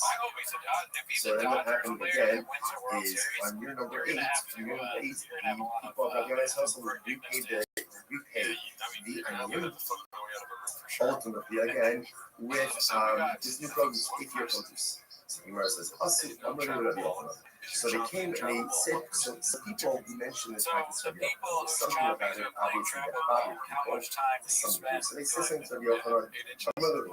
Yochanan said, "Yeah, listen, often it's perfectly fine. It's perfectly fine. Why? Now, interestingly enough, look at Rashi. You obviously know the stars. Do a couple of Rashis. You also know, Rabbi Yochanan said, the members of the house of the Yonah not as protecting, totally fine. Rashi says, taking that he shut up, no problem enough to the end. Lo ichlufe hani ba'ani, lav chalipen minu, lo chayle kedusha shezal. I assume we're again. We saw yesterday that already. When you get into an issue of potential commerce with a forbidden item, so sometimes that forbidden item is caught on the previously permitted. So, for example, the concern over here is, since they're going to transact the business with shemitah produce, then even the 8-year produce should ultimately have shemitah sanctity, shemitah prohibition. Now, the Yochanan said it's not really a problem. Why? Because there's not a reciprocity, there's not immediacy, or I should say, there's no immediate reciprocity. Because the produce is being taken during the shemitah year and only being collectively paid during year 8, because there's no immediate reciprocity, therefore this does not look like you're doing commerce with shemitah produce, and therefore no shemitah prohibition devolves upon the 8th year produce. That's the ideal here. Therefore, again, halacha l'maisa, and therefore, again, Shemitah sanctity will not develop upon the 8-year old. So this is very interesting, and this is to connect them to Esnan and Mutter. And interestingly enough, a similar piece would come up with Esnan Zimmer. Esnan Zimmer, a person who was close to her, and he gives her something for her services, right? On this occasion, money, or even gives her an object. That object is called an Esnan, so a payment for a holiday, and cannot be used for any type of sacrificial purposes. Makes sense. Listen to this. The Sanya, the Marshal, the corresponding piece of Esnan, what's the case? The Sanya Rice says, Nosal Mabul Abala. Let's say Ruben goes to Rachel. Rachel's his son. Right? Ruben goes to Rachel, and ultimately, again, he gives her payment, right? But he doesn't have relations with her. Or he has relations with her but doesn't pay her anything. What's the halacha? Esmana mutter. For harlot's payment, ultimately is mutter for sacrificial use. Obviously, it doesn't make sense. I don't understand. If he gave her, let's say he gave her a lamb, he gave her a sheep, and he didn't have relations with her, then of course it's permitted for a carbon. Why? He didn't have relations with her. So if he didn't have relations with her, then ultimately, again, the lamb is a gift. It's a gift, there's no restrictions on it. To which the Gemara says, the scene, furthermore, the second case, but he had relations with her, but he didn't pay her anything. Ultimately, they didn't pay her anything. If he didn't pay her anything, even though my estimate, if he didn't pay her anything, what's the meaning of the statement in rights that says that halacha l'maisa is estimate is mutter? Doesn't make any sense. Which the Gemara says, hello, ha'ikam. That is what he needs to say. Listen to this. Nasala, the achakach ba'ala. If he gave her, let's say he gave her the sheep, and then only afterwards, in other words, let me tell you this piece outside. Since we must say like this, when does something become an estimate, and estimate on the part of the when there's transactional immediacy. These are relations, right? Our relations pair. In other words, when there's immediacy, that's when it's an estimate. If there is a lack of transactional immediacy, then the payment does not take on the status of estimate solo. And what that means practically is that it can be used ultimately, again, let's say for some type of sacrificial or temple use. So watch this. So there's Elikama. No someone, if you gave her the sheep, the Achakach ball out. Now, what does it mean? The Achakach ball out. Rashi says, Achshav Elo Ra'achazman. He doesn't have relations with her now. Rather, again, sometime later. Now, of course, how exactly translate immediacy? I think there's some more common sense. You know, he pays her today and has relations with her in 3 hours. Or tomorrow, again, as opposed to payment, relations. But Achakach Bala is not a mutter. Bala, the Achakach Nasala, or for that matter, he has relations with her, and then afterwards, pays her, Esnana mutter. In both of these cases, ultimately, again, the Esnana is going to be. However, Nasala, the Achakach is not fine. So therefore, what we're saying is as follows: that essentially, in order for something to be categorized as an Esnana Sala, that has to be transactional immediacy. What is transactional immediacy? In other words, payment relations, then the lamb, the sheep, the payment has the status ultimately again of a harvest game. Now again, remember, just to keep track of what's going on here. So remember, the household of Rabbi, they would borrow Shemitah produce from the poor and would pay it ultimately again the Shemitah produce. People came to the open because they felt, I don't know, maybe it was like a little practice with Shemitah produce. So the open said, no, it's fun. Why? Same idea. There's no transactional immediacy. So because of transactional immediacy, we don't view that your produce as an exchange, right? Or as something like a payment, ultimately again for the 7th year produce, the produce, and then for the 8th year produce, the next totally fine. Now the first question is a little bit just this one, please. Let's so let's go, right? Let's go ahead and take it. Okay, usually these roughly gets your sheet, and this is one sheet. Right? Gets your sheet, right? And then let's say get your sheet on and then on Wednesday, So again, based on what we just said before, that sheep does not have the status of a harvest, and therefore is not forbidden for consecrated companies. Right? There's a wax transaction. You must understand. When he does have let's say on Wednesday, right? He gives the sheep on Tuesday. He has relations with her on Wednesday. So why would we say that when he does have relations with her, Lechol Allah is certainly obviously, I understand. When he gives it the sheep, you can't be labeled as testimony. When he does have relations with her on Wednesday, then retroactively, the designation of the sheep as a harlot's payment should evolve upon the sheep retroactively.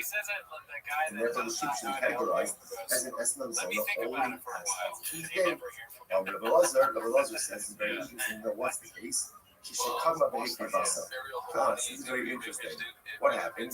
Zona, right? Zona got the sheep on Tuesday. She got the sheep on Tuesday. Now, relations didn't happen until Wednesday. So we're saying that when they have relations on Wednesday, retroactively, the sheep should be categorized as a harvest. Oh, what's the case? She offered it up as a carbon on Tuesday. She offered up as a carbon on Tuesday. A pious harlot, a pious zona. I don't say you might say to yourself, what a thing. She's a zona. And she's offering up carbonos. Those things are probably connected to many things. So it's important to say we all take consistencies. And we all need to carry contradictions. And in certain respects, I'm separate. And in certain respects, I'm a nation. And there are things in my life that I do very well. There are things in my life that I do very poorly. Yeah, he's such a good dad that you have to tell him to stop pretending to get monuments. The things that I don't do well, or do poorly, or don't do all, or Hashem, don't take away from the things I have so that I many. do well. And I'm tired of getting all the Yiddishkeit is not a cool snapback hats. You can be righteous in some areas and morally Dad, I don't care if you're gonna be my obviously, friend's that's not the goal, right? The goal is Stop telling me to have a certain level of harmonious spirituality and righteousness in all areas of my life. What does he Most say in of the us song? are not there. Sometimes we feel hypocritical. Sometimes we feel like a fake. Here, I'm learning Torah, but I'm doing this. When I'm giving stuff out, but I'm doing this. Or I'm chesed, but I'm doing this. Right? It is hypocritical. It is more contradictory. But welcome to the nature of the human being. We all live in hypocrisy. We all live in contradictions. Such is the nature of life. It's important for us not to lose faith in ourselves. That even though the zona is a zona, the sheep also brings carbonos. You know what? I guarantee you, those carbonos are reach mikol. It's a pleasing aroma. Because at the end of the day, mother knows our inner conflicts, our inner struggles, mother and child. And when we still push forward to do good, despite all the things that are broken, sometimes that's a critical for myself. In any event, so the zona offered up the covenants. But when the time relations occurred on Wednesday, the animals are good. She already offered it up. So the mother says, okay, let's analyze this. Let's unpack this. Okay. What's the case? If he said to the zona, gives her the lamb on Tuesday and says, this is yours as of today, right? Acquire this as of today, right? Then, she's a Bisharila, right? So then obviously it's mutter, right? She has the title to it. It can't be categorized as an Eslan on Tuesday because they didn't have relations yet.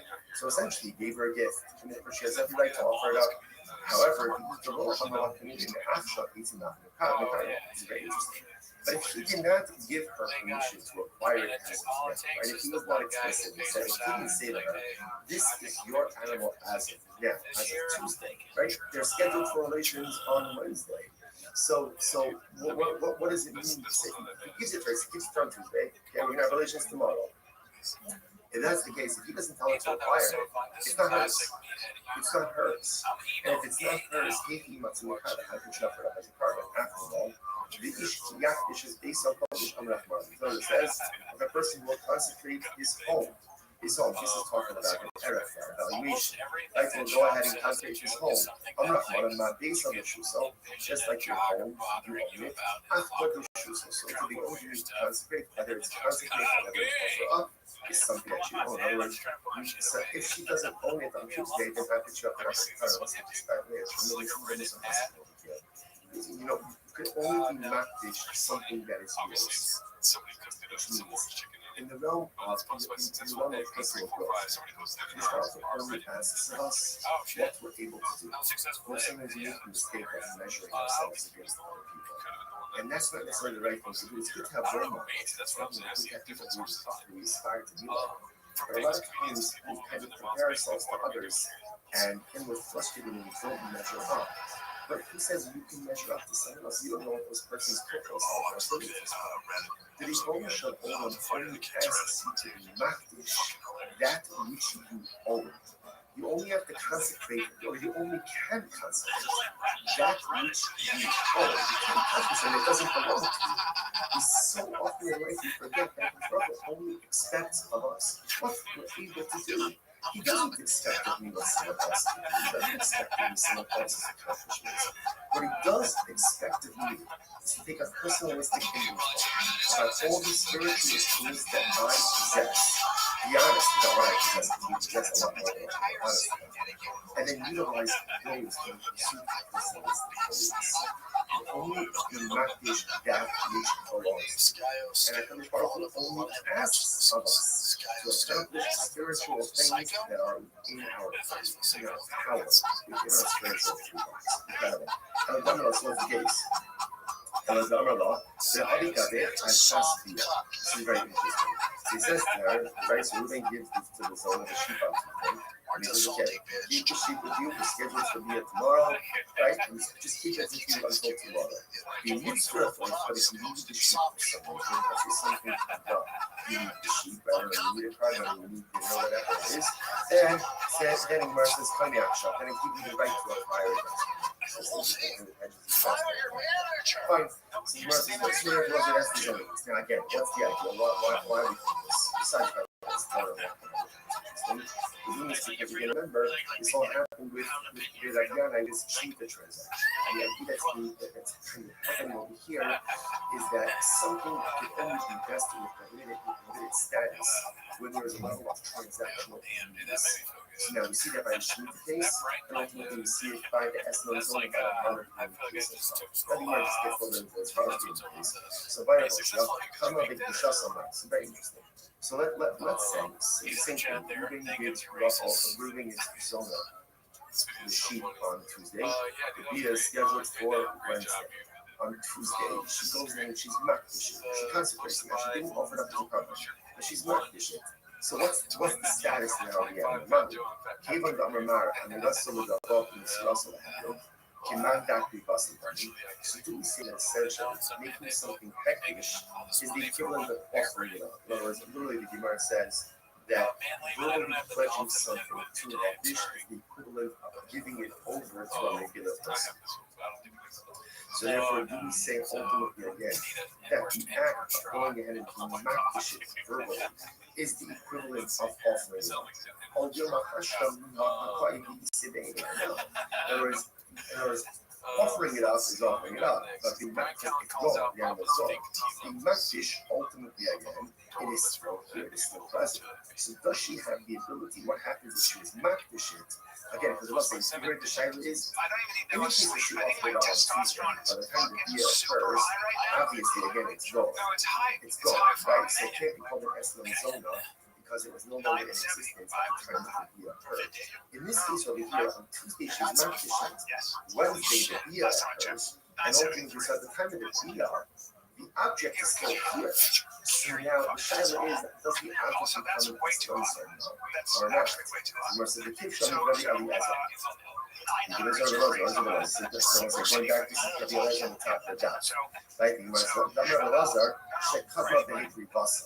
So remember again, the way Rabbi Eliezer understood the case of the Esno Zona, right, is where she went ahead and she already offered it. Right? She offered it up already by the time the year occurred. Dafka Hikri Basa. So Dafka, because she offered it up, it's no longer in existence. About the Kushaso, low. But from the Eliezer statement, it will appear that if she was not issued, but the animal was still in existence at the time that the year occurred, perhaps the animal would now be called an Eslam Zona. Much the Gemara says no. The Rabbi Eliezer mistake comes by the truth is this Shaila is not a Shaila of Eliezer himself. So the Gemara says no. Mifshat Shita Rabbi Eliezer that is also Dafka Bakushaso low. the Isa B'Shasbiya. Because Rabbi Rothschild said that the only time it doesn't become an Eslan is when the animal was offered up before the Bia. Because by the time the Bia occurs, the animal is no longer here.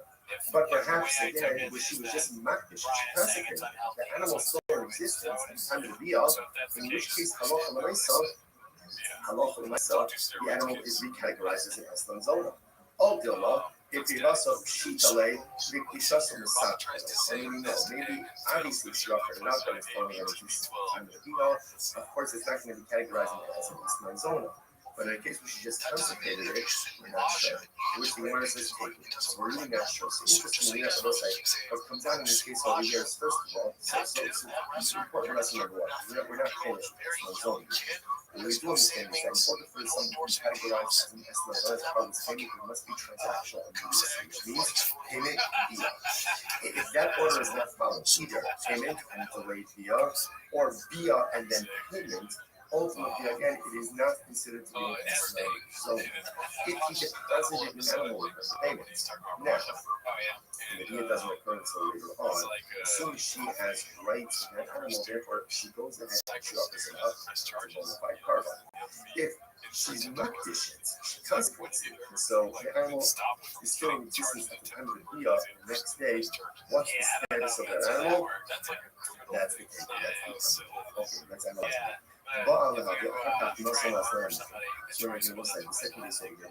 Let's say he has relations with her, and then afterwards he pays her. So ultimately, again, the payment is mutter. When we say it's mutter, it means it can be used for purposes. Or maybe marries the kasha. I don't understand this. You might say, maybe.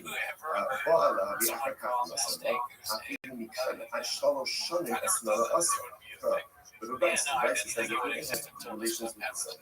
And then he pays her even 3 years late. 3 years late, some people pay all of the girls late. Right? So he pays her late. Right? 3 years later, it's still called a harlot's payment, and it's still the usher. I'm not going to stop. I'm not pissed off. Low kasha. So what's in that country is important. The rights that we call the ball outside that if there's relations and then payment, that's not an estimate. It's not transaction immediacy. Here the Gemara says that there's relations with the number. Ultimately, it is still usher. I'm not going to stop. I'm not pissed off. Low kasha. It's not a contradiction. Hadda Amar is Ba'ali Li. It tells us that. Hadda Amar is Ba'ali Li. It tells us that. So we'll say this is very interesting. Ultimately, again, one case, we're talking about a case where he says, have relations with me for this sheep, and he identifies the sheep, versus have relations with me for a sheep. Rashi, it tells us that. So ultimately, again, versus when he identifies the sheep, is as if there's transactional immediacy. When he doesn't go ahead and identify the sheep, then ultimately, again, there is no transactional immediacy. All right, so let's analyze it a little bit more. I'm going to tell us that. My hobby, I understand. So let's analyze this, right? So now it's Wednesday. Moving to Rothschild. He says, have relations with Zola. He says, have relations with me for this sheep. Now, but yeah, he doesn't pay her for 3 years. 3 years. It has the status of a harlot's payment because this transaction immediacy. Just because he identified the sheep doesn't make it hers. In order for it to be hers, what has to happen? Gemara says, she found. Right? Remember, livestock, animals, were part of sheep, were part of sheep possession, which the Gemara says, the zone abundance will help them grow tiny sheep. Okay? So apparently it's actually interesting that ultimately the Din of Mashiach is only written by Jews. So apparently, again, by a non-Jew, they don't need Mashiach to apply. So talking about a son of who's not. Levi's another Basman. The old number is on Israel, talking about Charles. If you go, they call you Maxim. Oh, interesting enough, the sheep standing in front of us. In which case, again, ultimately, this is it's like Egypt type of Asera, Bara, the Wrestle, if it's in our culture, it's in our tradition, or relations with her, and ultimately, again, then anything Starting in the process, starting to fight. Minimize your offense in an offense-first You must know she acquired it before. So this is actually kind of dramatic because she's acquired the sheep even before the Bula. The sheep is standing in the process. You must know Sifa, the shot in the hand out. Very interesting. Now here's the case. So when it comes to the halal, this sheep is not what is the point? The she says to her, I'm going to pay you for the relations. Like, if I don't pay you money, you can take this sheep. So therefore, she doesn't really acquire sheep initially. She acquires the sheep in the event that there is non-payment. The Amrullah, he might see not late, and he says to her, if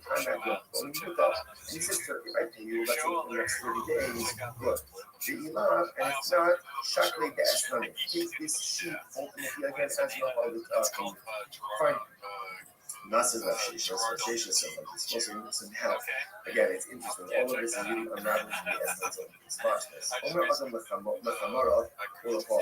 Let's say again, let's say even employs donkey drivers and workers. Okay, so now he's paying. Now the way ultimately again, he's paying them. Rashi points out over here. Rashi either these workers are non-Jews or they're Ami Haaretz. They're just unlearned Jews. Idolaters are unlearned Jews. They don't see that this important. And he says to them, right? So what's that? The aim of Oshesh, okay, so actually before this. So he goes and he says to them, I'm paying you, right? And essentially, go use this money to go and purchase for yourself food and drink. Okay, either that's the payments or supplemental, whatever it is. You're giving them here, right? Here's money. Go and drink, go and eat. So let's say now that the Eno Choshish to do this, Eno Choshish, he doesn't have to be worried. Something over 63 weeks. Lo mishum shvis, lo mishum ma'as, lo mishum yayin. And let's say here's the right? What's the concern here? Right? The Gemara says that halacha l'maisa, he's giving them money. Now, because it's an akum or amir haaretz, he has to be concerned that the akum should go by yanis, right? Or maybe ultimately again, the amir haaretz is going by shvita, or ma'aser sheni at least, which is not outside of Yerushalayim. He doesn't have to be concerned with this. Why doesn't he have to be concerned with this? Because essentially, he's giving them the money, and he's saying, Chevra, do what you want. Do what you want. Because he's doing that, essentially, it's not on him. Whatever they do, they do. Rashi says over here, okay, Rashi just goes through all of this. Right, so if you look at the end, if you look at Rashi, Romishim Iso, right, if you look at Rashi, the heart, the SCH, actually the last one, the last of the long ones, that Rashi, the heart, we don't, Ruvain is not the one giving them money. He's just giving them money. It's here, this is for your food, this is for your drink. What they choose to do with that afterwards, essentially, is not on Ruvain. It's not on Ruvain, so therefore, again, no Bible. Okay, now what? Contrast out the following is. South Yola, 63 weeks, second line down. In Allah, sex one. Su the Israel, Vani Kolea, Su Shivani Kolea. He says to the workers, like taxi drivers, go and eat, go and drink, and I'll pay. I'll pick up the tab. Oh, now this is a problem.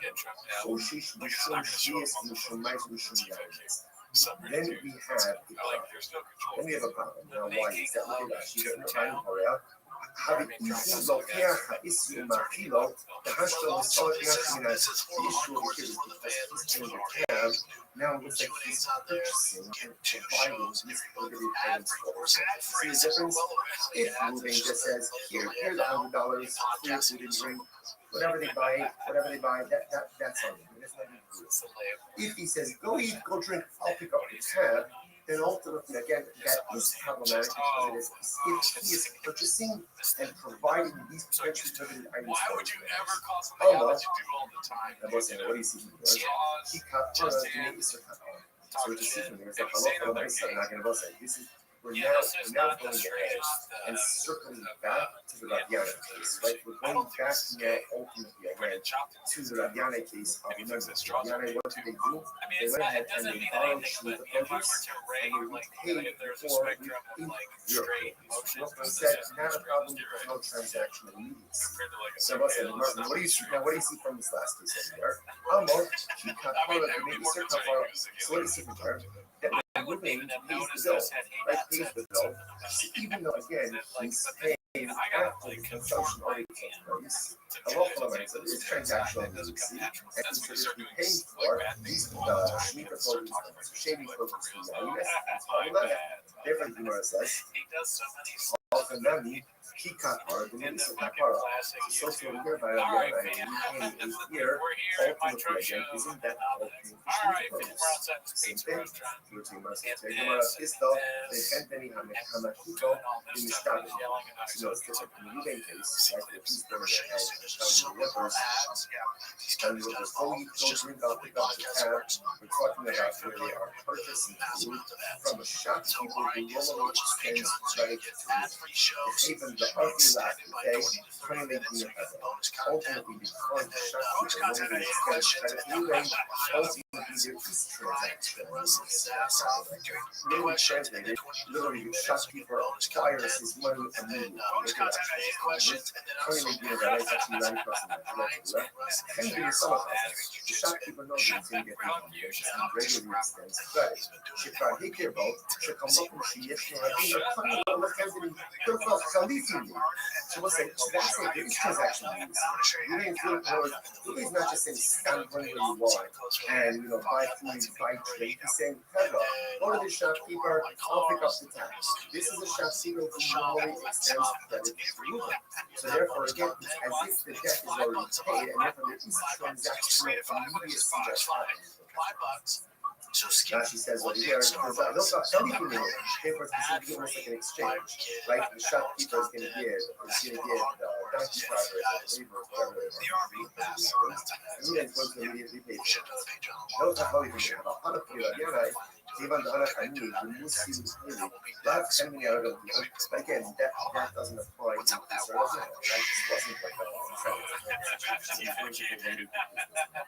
Therefore, that case was fine because it's not transactional. That would be like me on again, using that one, to send out his work in case. Go eat and go to the but now he's not sending to a shopkeeper who normally extends credit to him. And it sounds like what? That should be okay. If that's the case, that it's mutter, at the time su'u ve'echlu b'dinar zeh, su'u shesu b'dinar zeh, if that's the case, then set the price up differently. Instead of making the first case of the price up, the case of where Ruben says, here's $100, go out and go through go drink, make it two different cases. What should the two cases be? The Gemara says, when is this so ultimately again that it's prohibited? When is it prohibited for Ruben to say to his wife, go out and go eat and drink, and I'll pick up the tab? That's only the shopkeeper who extends credit to Ruben, because there's transactional immediacy, and it's as if again the company already has the money to pay for prohibited items. But the shopkeeper who does not extend credit, therefore that lacks transactional immediacy, and that's the issue. In other words, better for the price to go ahead and highlight two cases of the same, but one detail different, than to highlight two dramatic cases. Which the rest of the old company should let people who don't more section, even if the shopkeeper doesn't extend credit, is the purchaser not still obligated to defend many bomber Homer the Kadeo. The bird says to his friend, take one of the phone, the two from the first state love. What happens? So Ruben goes, I go to food. Say, Ruben, do me a favor, give him money to give him and all my property will be coming encumbered to you. What's that? Literally, ultimately, again, my property becomes encumbered as a guarantor. The Gemara says, so what do you see from now? Again, that's even assuming that Ruben and I have no previous relationship. So what do you see from there? When you ask someone to go and give something to someone else, and ultimately, again, you're guaranteed and coverage of transactional immediacy, system of right right? There, I'm a rabbi. Most of my people are most of You're right.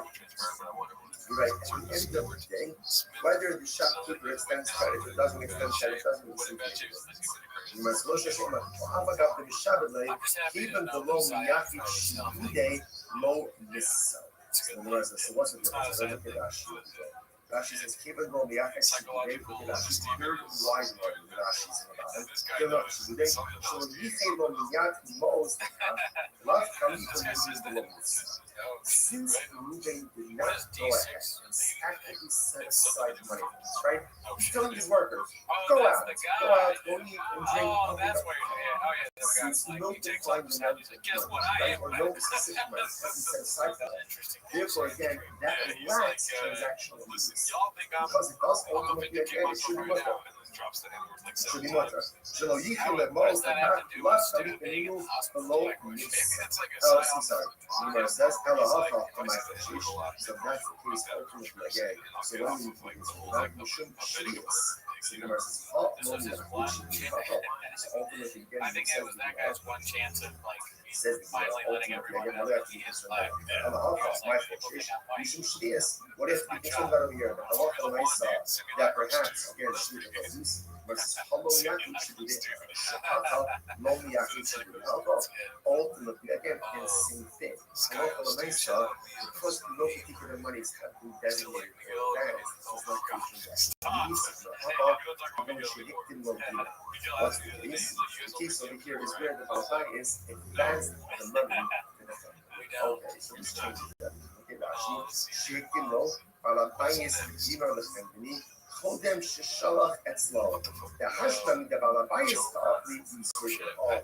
This changes everything. So in the case of here, ultimately again, when Rabbi says that if Reuben says to his workers, go to the chemini, go to the shopkeeper, eat or drink, whatever you want, it's on me.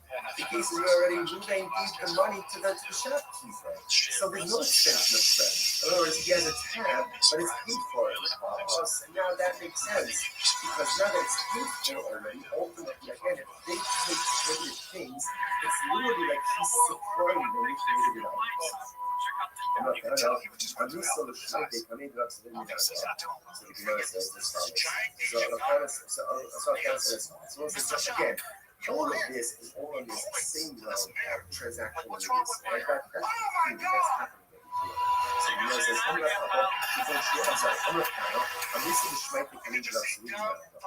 I said this over, talking about the secret of my God. And what happened?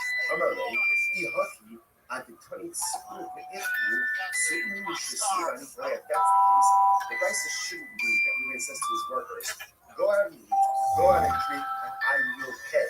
I will pay means to someone he hasn't paid. Rather, what should it say? Certainly the episode, certainly the soul, by the first.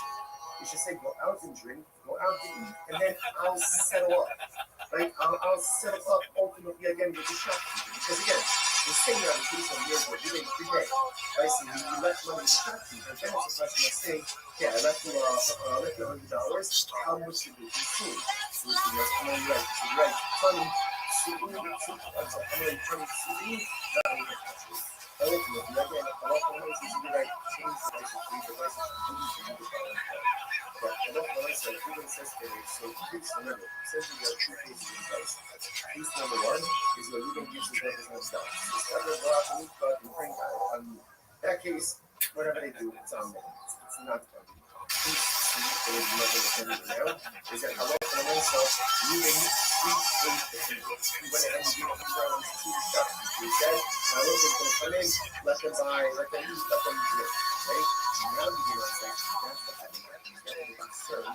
If he had access now to more than $2, then it's as if Ruben is going ahead and Satan was going to get it. The way that right to do this is because the two workers, so the workers, go out and drink, but I need my passion. I will settle up ultimately against the shopkeeper.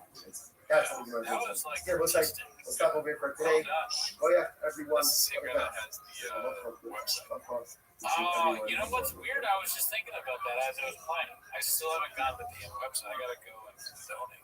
Remind me to do that. Damn, that was you can. It's funny with artists. You can tell it's their Let's say good morning. It is a graceful option to be able to learn and you. Begin by thanking all of our sponsors for this morning. Share to thank our annual Talmud Torah sponsor, Kosher Mishpacha Eretz Yisrael, for dedicating all the Shalom Drushos this year as a support for the Soros Tovos for all of Yisrael. Talmud Torah sponsors for the month of Av. Habal Nima Latova, Stephen Wendy Drazen, in honor of Israel Drazen, Dina Drazen, Eileen Roses White, and Stanley Roses White, as well as the learning sponsors. Dr. Evan Faith Wolf, donation of the yard site of Dr. Wolf's father, Cyrus Wolf, Shalom Ben Tzvi Hirsch, and Nikhil and Ben Adler, memory of their father, Ben Adler, Chaver Baruch Mordechai Ben Moreno, Nasa, as always. We dedicate our learning in the Swiss precious happiness and control from the home. Shalom and Karach and Merkov of this ocean of give them success. The whole of Massey. Also, that is speaking very exciting dance ahead of us today. Today's dance is Samuel 63, and we are not on South Asian base 62B. Today, Rabbi Yana, which is 2, 4, 6, 8, 10, 12, 12 lines up from the bottom. So, the verse is as follows. Today, Rabbi Yana. Yes, we can Shvius Manning, we call them the Shvius. So very interesting case over here. The members of the household of Rabbi Yana would do as follows. They would borrow Shemitah produce from the poor and then repay them with 8-year produce, non-Shemitah produce on the following year. So if you look at it actually says over here something very interesting. Yes, we can Shvius, called them Ismail. So obviously, again, without getting into all the Shemitah technicalities of it, halacha myself, you can go ahead and lend or borrow, not commerce, but lend or borrow Shemitah produce while it's still readily available for everyone. So this guy's, once it's no longer readily available in the field, you really can no longer kind of keep it for yourself. So the idea over here is, so the people of the house of Rabbi would borrow Shemitah produce from the Aniyim during the Shemitah. That's on the part of the Shemitah.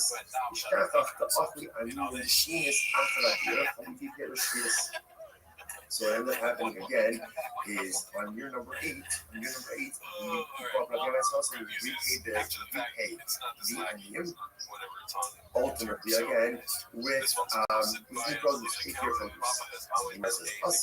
produce.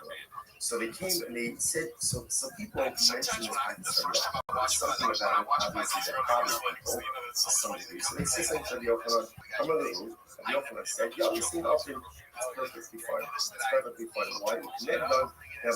Interestingly enough, looking at Rashi, we also know these sides, a couple of Rashis. We also know, Rabbi Yochanan said, the members of the house of Yana are acting totally fine. Rashi says, the people that he shaita, lo habu hanach be'en. Lo ichnife chani b'chani, lo chali benenu, lo chayla kedusha shvius ha'asum. We saw yesterday's back already. When you get into an issue potential commerce with a forbidden item, so sometimes that forbidden identity calls upon the previously committed item. So for example, the concern over here is, if this looks like one is transacting business with Shemitah produce, then even the 8-year produce should ultimately have Shemitah sanctity, Shemitah prohibition. But the other one said it's not really a problem. Why? Because there's not a reciprocity, there's not immediacy. I should say, there's no immediate reciprocity. Because the produce is being taken in the Shemitah and only being quote-unquote repaid during the 8, because there's no immediate reciprocity, therefore this does not look like you're doing commerce with Shemitah produce, and therefore no Shemitah prohibition develops upon the 8-year produce.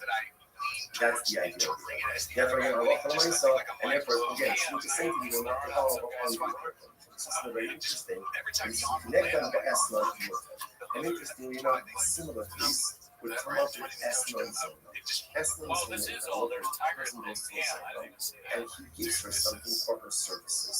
Right? Obviously, if you pay money, or you can give her an object.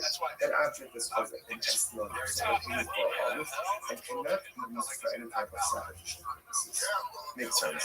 Listen to this. The Sanya, the Gemara says, the corresponding piece for Esna, what's the science into this? Right, sisters. Let's say Ruben goes to Rafa. Rafa's the son. Like Ruben goes to Rafa, and ultimately he gives her this, and he gives her payment. Right, but he doesn't have relations with her. Or he has relations with her but doesn't pay her anything. What's the halacha? Esnana mutter. For her, its payment ultimately is mutter for sacrificial use. Obviously, it doesn't make sense. I don't say that. If he gave her, let's say he gave her a lamb, he gave her a sheep. and he didn't have relations with her, then of course it's tremendous for a husband. Why? Pshita, even though he didn't have relations with her. So he didn't have relations with her, then ultimately, again, the land is a gift. It's a gift. There's no restrictions on it. To which the Gemara says, furthermore, the second case, he had a relationship with her, but he didn't pay anything. Ultimately, he didn't pay anything. If he didn't pay anything, even though my estimate if he didn't pay anything, then what's the meaning of the statement in the Raisa that says that Allah recognizes the estimate is mutter? Doesn't make any sense. Which he must tell us how he come. Rather, this is what he needs to say. Listen to this. If he gave her, let's say, gave her the sheep, and then only afterwards, in other words, what when you tell this piece outside, since we want to say like this, when does something become an estimate, an estimate or a harvest payment? When there's transactional immediacy. He pays her, relations, right? Or relations pay her. In other words, when there's immediacy, that's when it's an estimate. If there is a lack of transactional immediacy, then the payment does not take on the status of estimate. So, and what that means practically is that it can be used ultimately, again, let's say, for some type of sacrificial or temple use. So watch this. So there's Allah Kama. No Salah, if you gave her the sheep, the African Bala. Now what does it mean, the African Bala? Now she says, Akshav, Ella, the Akhar's man. He doesn't have relations with her now. Rather, again, sometime later. Now, of course, how exactly do you go ahead and translate immediacy? I think there's some level of common sense here. Things with today have relations for 3 hours. Tomorrow, again, as opposed to payment, relations. But after Kasala, that's not a motive. Oh, Bala, or for that matter, he has relations with her. And then he afterwards pays her, that's not a motive. In both of these cases, ultimately, again, however, Nasala, the African, so therefore, what we're saying is this, that essentially, in order for something to be categorized as an estimate, that has to be transactional. Once you transactional use, in other words, payment relations, then the land, the sheep payment has the status ultimately again of a harvest payment. Now, again, remember, keep track of what's going on here. So remember, the household of Rothschild, they would bother sheep the produce from the floor, and we pay it ultimately again with the produce. People came to the open because they felt, I don't know, maybe it's like a little practice or something like that. Sheep the produce. So the other said, no, it's fine. Why? Same idea. There's no transactional immediacy. Because of transactional immediacy, we don't view that your produce as an exchange, right? Or as similar to payment, ultimately again for the 7th year produce, the sheep produce, and after the 8th year produce remains highly fine. Fine. Now the more questions a little bit discussed now, please. We also know the Akhakas bar. So again, let's go with this, right? Let's go ahead and paste. Right? You're going to go. I'm just using the sheet because it's the easiest example.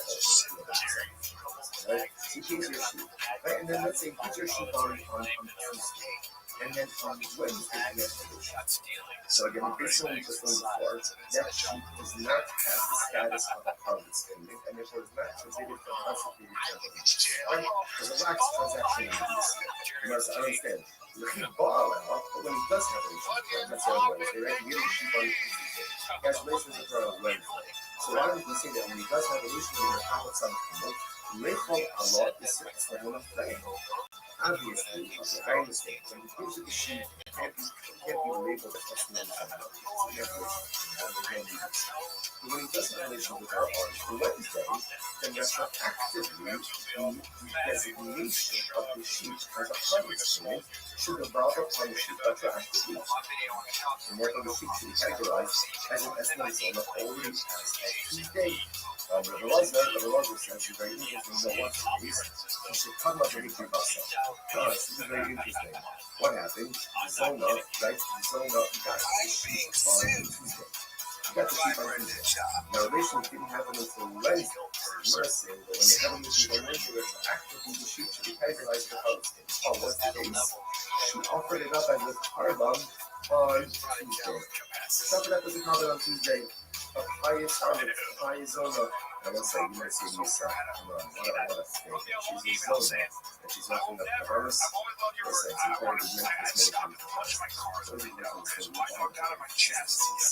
And you only will consider the contradictions, right? In certain respects, and what I find something, in certain respects, in my and there are things in my life that I do very well, and there are things in my life that I do very poorly, and there are things that I don't do at all. The things that I don't do well, or do poorly, or don't do at all, are Hashem. Don't take away from the things that I do well. You just take it's not a whole you can be righteous in some areas and morally get a problem in others. Not obviously, that's not the goal, right? The goal is to have a certain level of harmonious spirituality and righteousness in all areas of my life. And most of us are not there. But sometimes you feel hypocritical.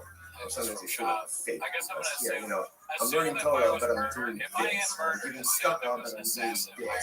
That's that I'm doing this. Right? It is hypocritical. It is more contradictory. But welcome to the nature of the human condition. We all live in hypocrisy. We all live in contradictions. Such is the nature of life. And it's important for us not to lose faith in ourselves. That even though the zona is a zona, she also brings kavas. You know what? Guarantee those kavas are the way after the Torah. It's a easy one. Because at the end of the day, no one knows our inner conflicts, our inner struggles, and when you still push forward to do good, despite all the things that are broken, sometimes that's the pinnacle of human. Any event, so the zona offered up the carcass, and by the time relations occurred on Wednesday, the animal was already gone. She already offered it up. So you might say, okay, let's unpack. Okay. That would be the rest of things. You've got on the left, you make the action. If you set it, gives her the lamb on for you. This is yours as of today. Right? Acquire this as of today. Right? Then, I'm not going to substitute the sharila. Right? The whole lasa, bishas, fila, umakara, ma'amahu. So then obviously it's worth it, right? Because she has the title to it. Can't be categorized as an Esther on Tuesday because they didn't have relation to that. So essentially, he gave her a gift, and therefore she has every right to offer it up. However, if you need to look on the Lakamid in the Aksha, he's in that But if he did not give her permission to acquire it in his hand, right? If he was not explicit and said, if he didn't say to her, this is your animal as of now, as of Tuesday, right? They're scheduled for relations on Wednesday. So what does it mean? If he gives it to us, he gives it on Tuesday, and we're going to have relations tomorrow. If that's the case, if he doesn't tell her to acquire it, it's not hers. It's not hers.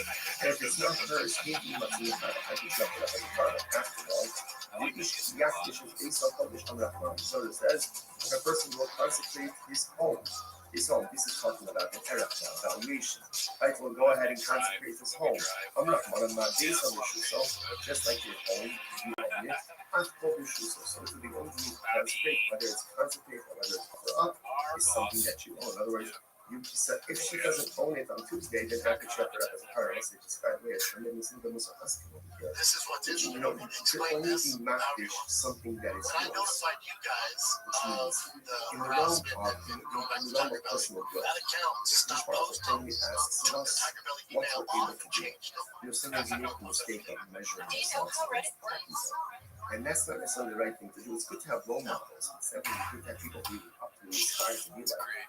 But a lot of times we kind of compare ourselves to others and then we're frustrated when we don't measure up. But who says you can measure up to someone else? You don't know what this person's purpose or their abilities are. The Ribbon Shel Olam only asks you to be maftish that which you own.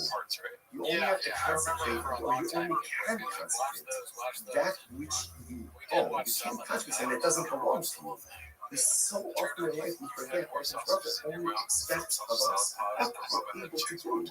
He doesn't expect to be what someone else to do. He doesn't expect to be someone else's accomplishments. What he does expect to do is to take a personalistic inventory about all the spiritual tools that I possess. Be honest about what I possess, because you possess a lot more than I'm honest about.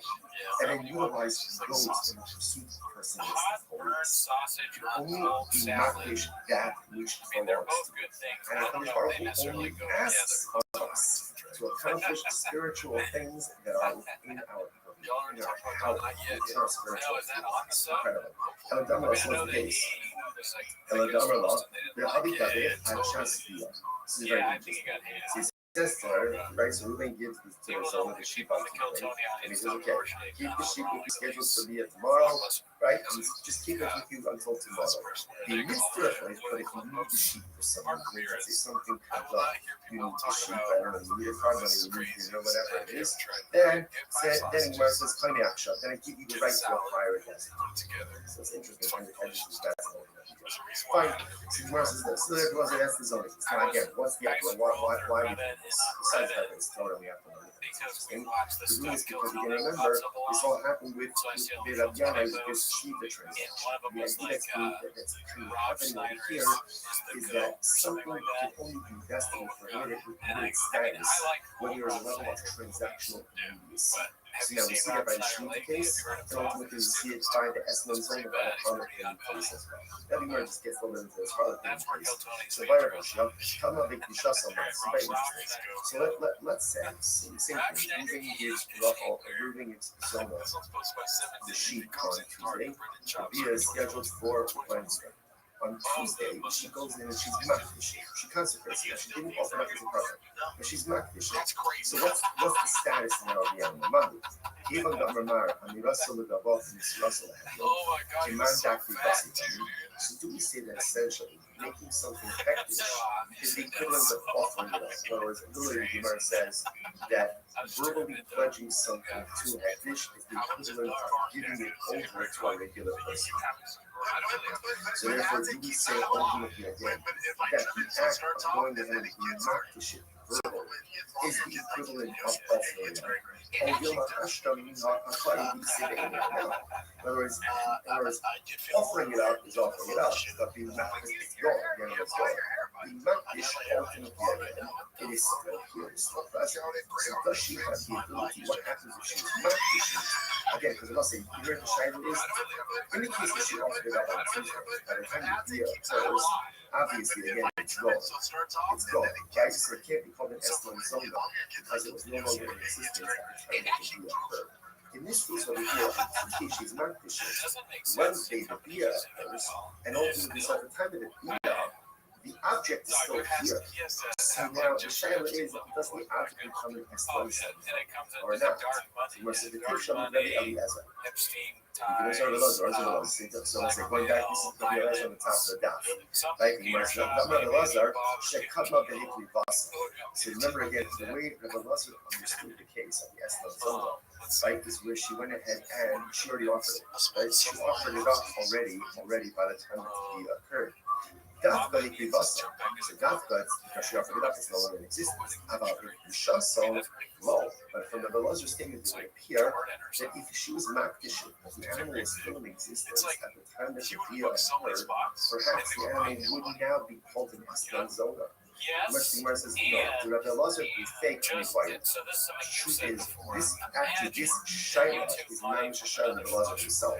So the Gemara says, mine. Nifshat shita the Rabbi Eliezer that the Russell Davka Bakisha Semo, the Isa Bishasio. Because Rabbi Eliezer said that the only time it doesn't become Estlin is when the animal was offered up before the Bia. Because by the time the Bia occurs, the animal is no longer here. But perhaps, again, where she was just makdish, she consecrated. The animal is still in existence at the time of the Bia, in which case, Halocha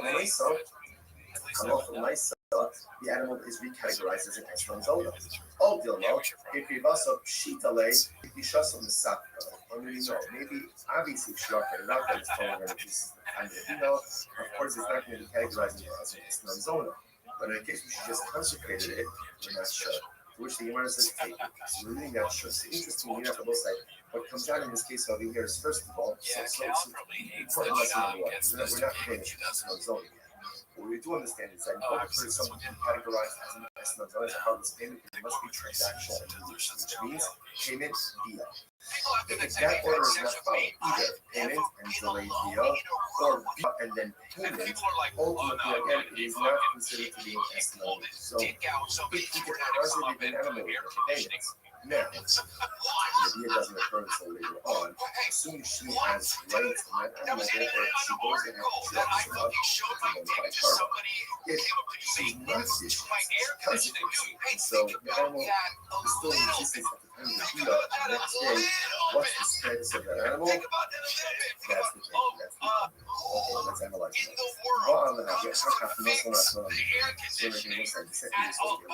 Let's see, as you and then afterwards he pays her.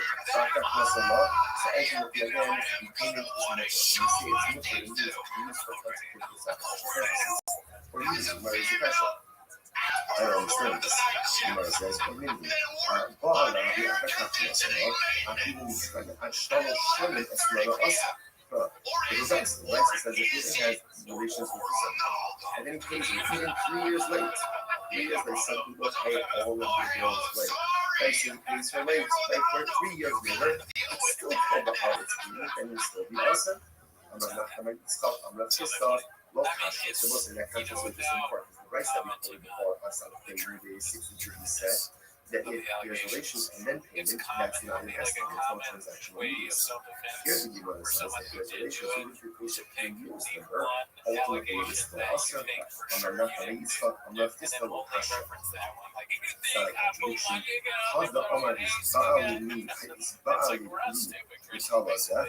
How the Amar is Ba'ali me, they tell us that. So let's say this is very interesting. Ultimately, again, so we're talking one case, we're talking about a case where it says relations with me for this sheep, and he identified the sheep, versus relations with me for a sheep. Rashi, they tell us that. So ultimately, again, versus when he identifies the sheep, it's as if there's transactional needs. When he doesn't go ahead and identify the sheep, then ultimately again there is no transactional needs. Alright, so let's analyze a little bit more. I'm about to tell us that my understand. So let's analyze this, right? So now it's Wednesday. Ruben goes over to Rothschild. He says, have relations to Zona. He says, have relations with me for this sheep. Now, but yet he doesn't pay her for 3 years. 3 years, the law thinks, oh, it has the status of a payment because there's transactional needs. Just because he identified the sheep doesn't make it curse. In order for it to be cursed, what has to happen? You might say, like, Shechal. I'm going to tell us that I'm having a custom Shechal. Right? Remember, livestock, animals require the sheep, or require taking possession. Which the university is so that almost what happens to the sheep. Okay? So apparently it's actually interesting. Ultimately, it didn't do because only it didn't by Jews. So apparently, again, by a non-Jew, they don't need the sheep or the farm. So someone who's not Jewish, usually by some other possibilities, the old numbers always say it. No, it's talking about Jew Charlotte. If you go, they call you the Hasid. Interestingly enough, the sheep standing in their Hasid. In which case, again, ultimately, there's two classes she requires. You get Kaida Hasid, Fala, Yahkaf, Masala, Hakana. I understand. If it's in our Hasid, in our, then she acquires it. In our get relations with her, and ultimately, again, then he gave it. Really getting it. It's already in our Hasid, sure. What are you talking about? In other words, she acquired it before Pia. So this is actually, this is like the kind of thematic piece of estimates. She's acquired the sheep even before the Pia, if the sheep is standing in her plaza. So it's the Marshall Tzvicha, the Shaki and the Henry Apotik.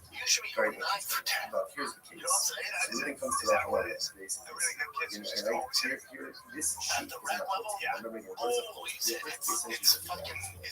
Yeah, then it says to her, I'm going to pay you. I'm going to pay you for your relations. Right? If I don't pay you money, you can take this sheep. So therefore, she doesn't really acquire the sheep initially. She acquires the sheep in the event that there is non-payment. So I'm going to see not late, really kind of your phone in the dark. And sister, if I pay you, let's say in the next 30 days, good. If not, Shakri gets money. Take this sheep ultimately again as well how it payment. Fine. The master that she says again, it's interesting. All of this is really unraveling to the essence of the Makamara will fall. Let's say again, let's say Ruben employs donkey drivers and workers. They say not paying. The way ultimately again, he's paying them. And actually points out over here. Actually, these workers are non-Jews or they're unlimited Jews. And he says to them, look, who the F will be So what's the halacha? The Eno Oshesh, okay, so that's important. So he goes and he says to them, I'm paying you, right? And essentially, go use this money to go ahead and purchase for yourself food and drink. Okay, either that's the payment or supplemental wages, whatever it is. He's giving them, here's right, here's money, go and drink, go and eat. So listen, now the person says, the Eno Oshesh, to do this, Eno Oshesh, you don't have to be worried. So, you know, this 60 kg. לא משום שליס ולא משום מס, ולא משום מס. אבל זה here's this interesting about this. Right? What's the concern of here? Yeah, so that's like 4 The times. Gemara says that halacha, he's giving them money.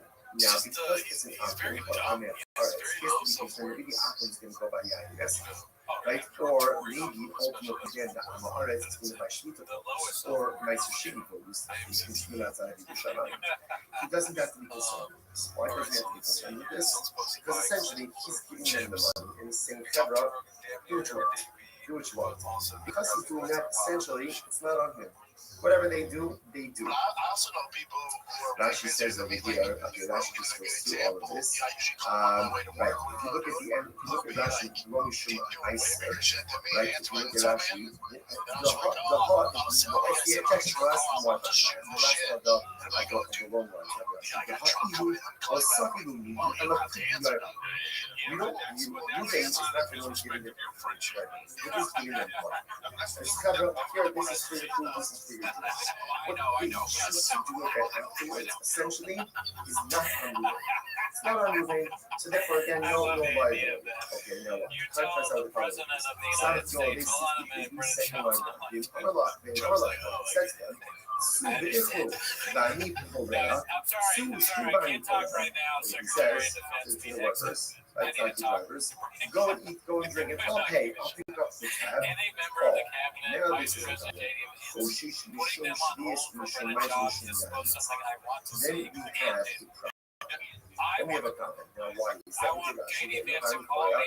How the people go issue Makilo, the Hashtam solid national the issue over here is because he's in the tab. Now it looks like he's purchasing and providing these limited items for us. See the difference?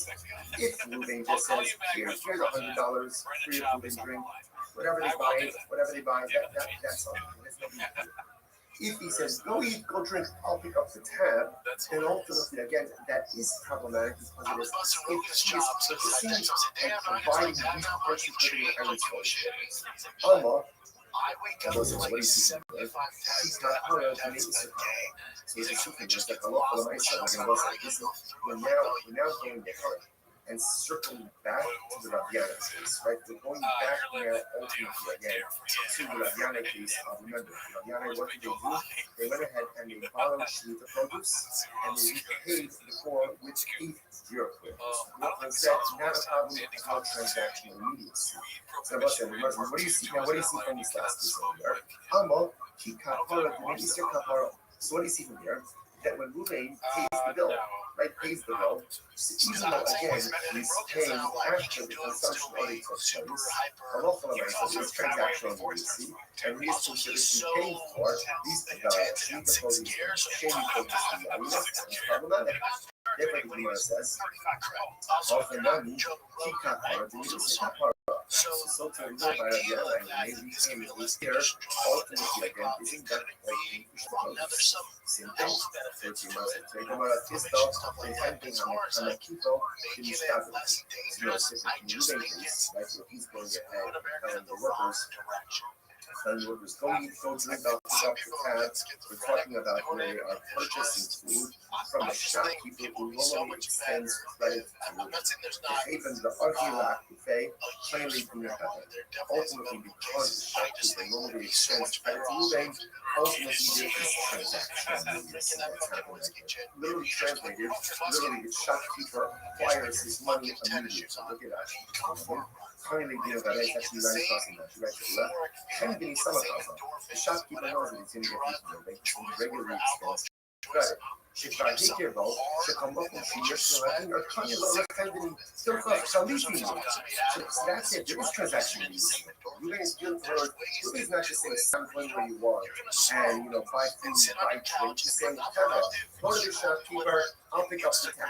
This is a shopkeeper who normally extends credit to Reuben. So therefore, again, it's as if the debt is already paid, and therefore there is transactional immediacy that's happening. Rashi says over here, therefore it's essentially almost like an exchange, right? The shopkeeper is going to give donkey drivers or waiters, whatever, and Reuben is going to immediately pay for it. כיוון דרך אמור במוסים לפעמים, ואז חיים ירדו, but again, that doesn't apply to the it wasn't like a credit situation. It was when people normally pay for it. Therefore, that case is kind of a black transaction.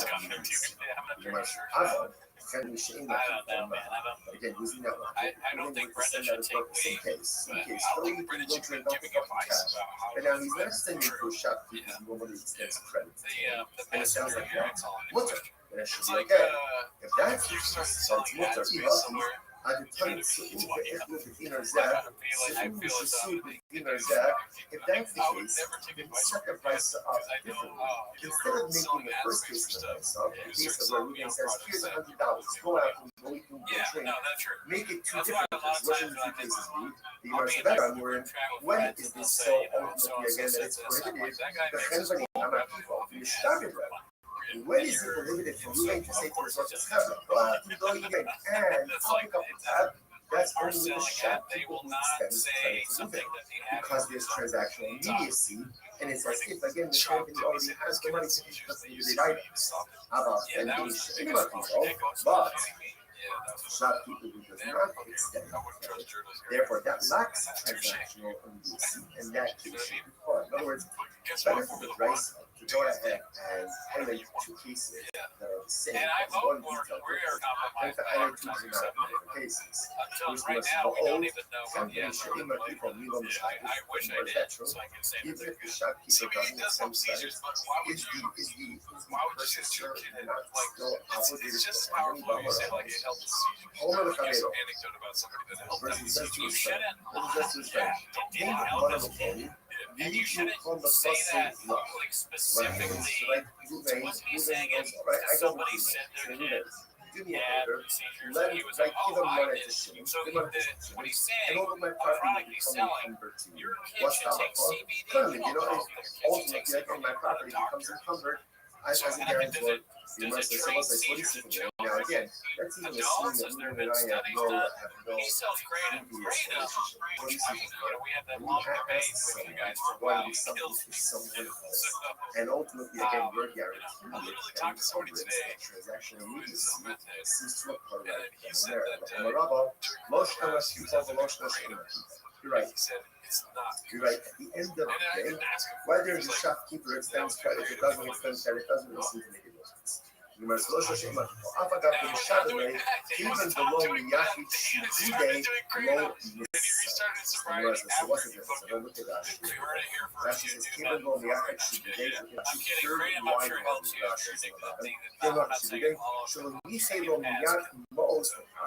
love coming from the since Reuben did not go ahead and actively set aside money, right? He's telling his workers, go out, go eat and drink, I'll pick up the tab. See no defined amount of money, right? Or no specific money haven't set aside for that.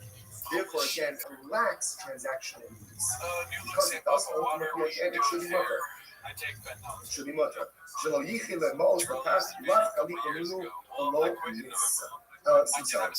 says, on my quotation. So if that's the case, ultimately, again, so what do you mean from that? You shouldn't shield. So Gemara says, so ultimately, again, he says the Gemara, ultimately, again, what do you have to be concerned about? My quotation. What do you have to be concerned about over here? The halacha l'maisa that perhaps, again, sleep of abuse versus halomiyaki shibidei. Ultimately, again, it's the same thing. Halacha l'maisa, because the money is designated for advance, does not create transactional needs. What's the case? The case over here is where the halacha is advanced the money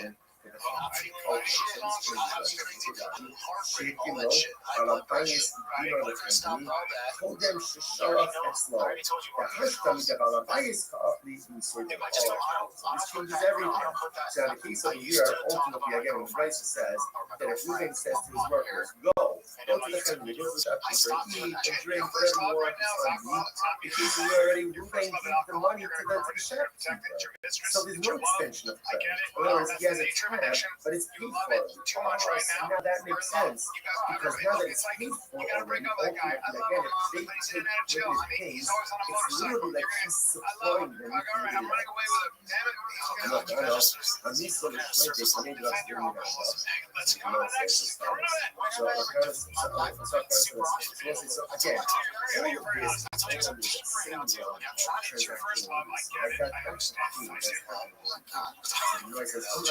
transaction. I'm sorry, I'm going to follow. I'm used to the Schmeichel for me, but absolutely not. Because when I said this over, he took the rubs of Nardo. Jesus Christ. Amore, i hockey a disposto Soon should any way acceptance. The prices shouldn't be that Ruben says to his workers, go out and drink, and I will pay. I will pay means it sounds like he hasn't paid. Rather, what should it say? Soon should say go out and drink, go out to eat, and then I'll settle up. Right? I'll settle up ultimately again with the shopkeeper. Because again, we're staying out of the picture here where Ruben prepaid. Right, so you left money to the shopkeeper. Then it's a question of saying, okay, I left you $100. How much should we consume? So we're saying, oh, you're right. So you're right. Tony, I'm like, honey, ultimately, again, halacha l'maisa, you're right.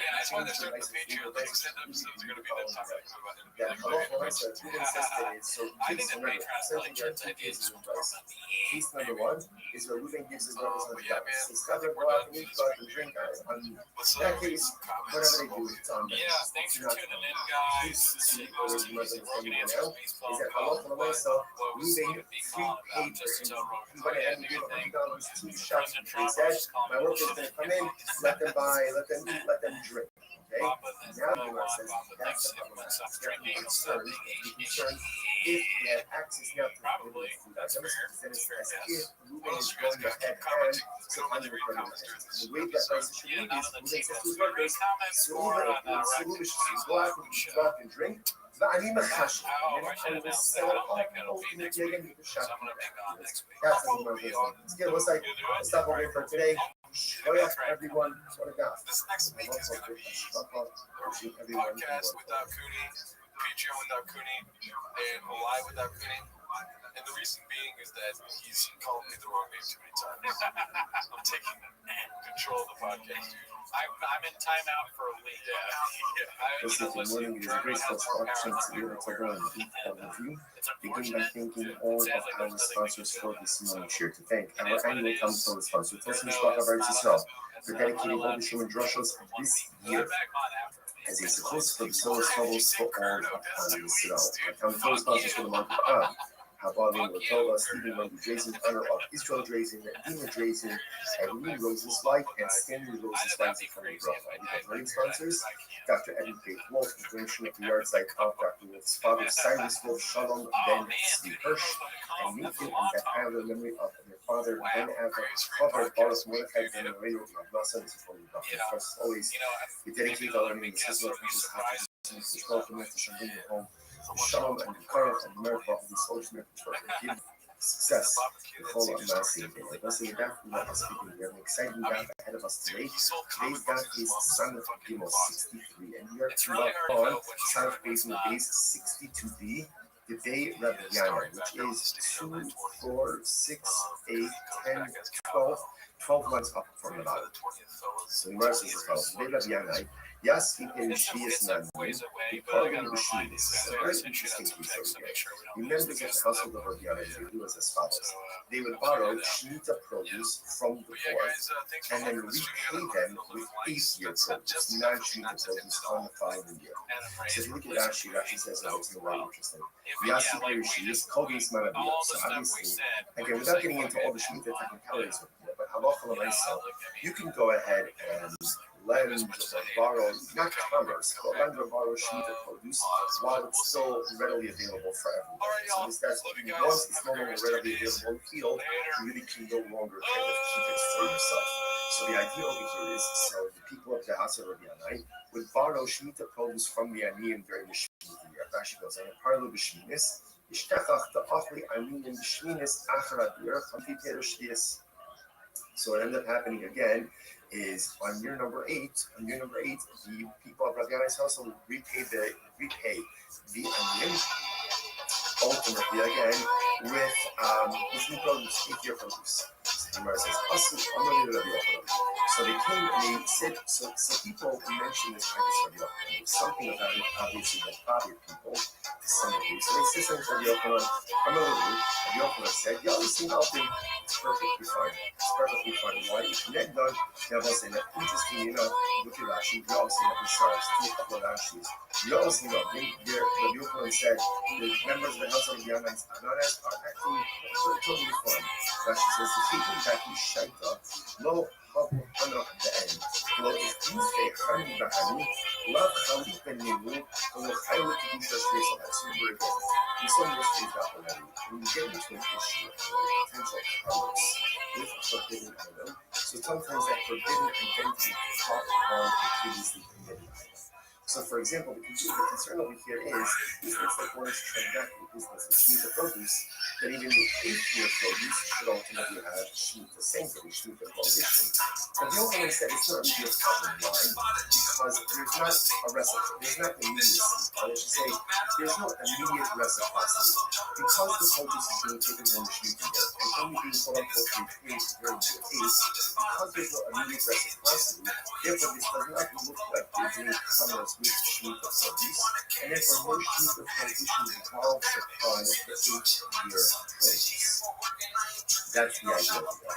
Therefore, again, Allah for myself, and therefore, again, Shemitah sanctity will not develop upon the official. This is very interesting.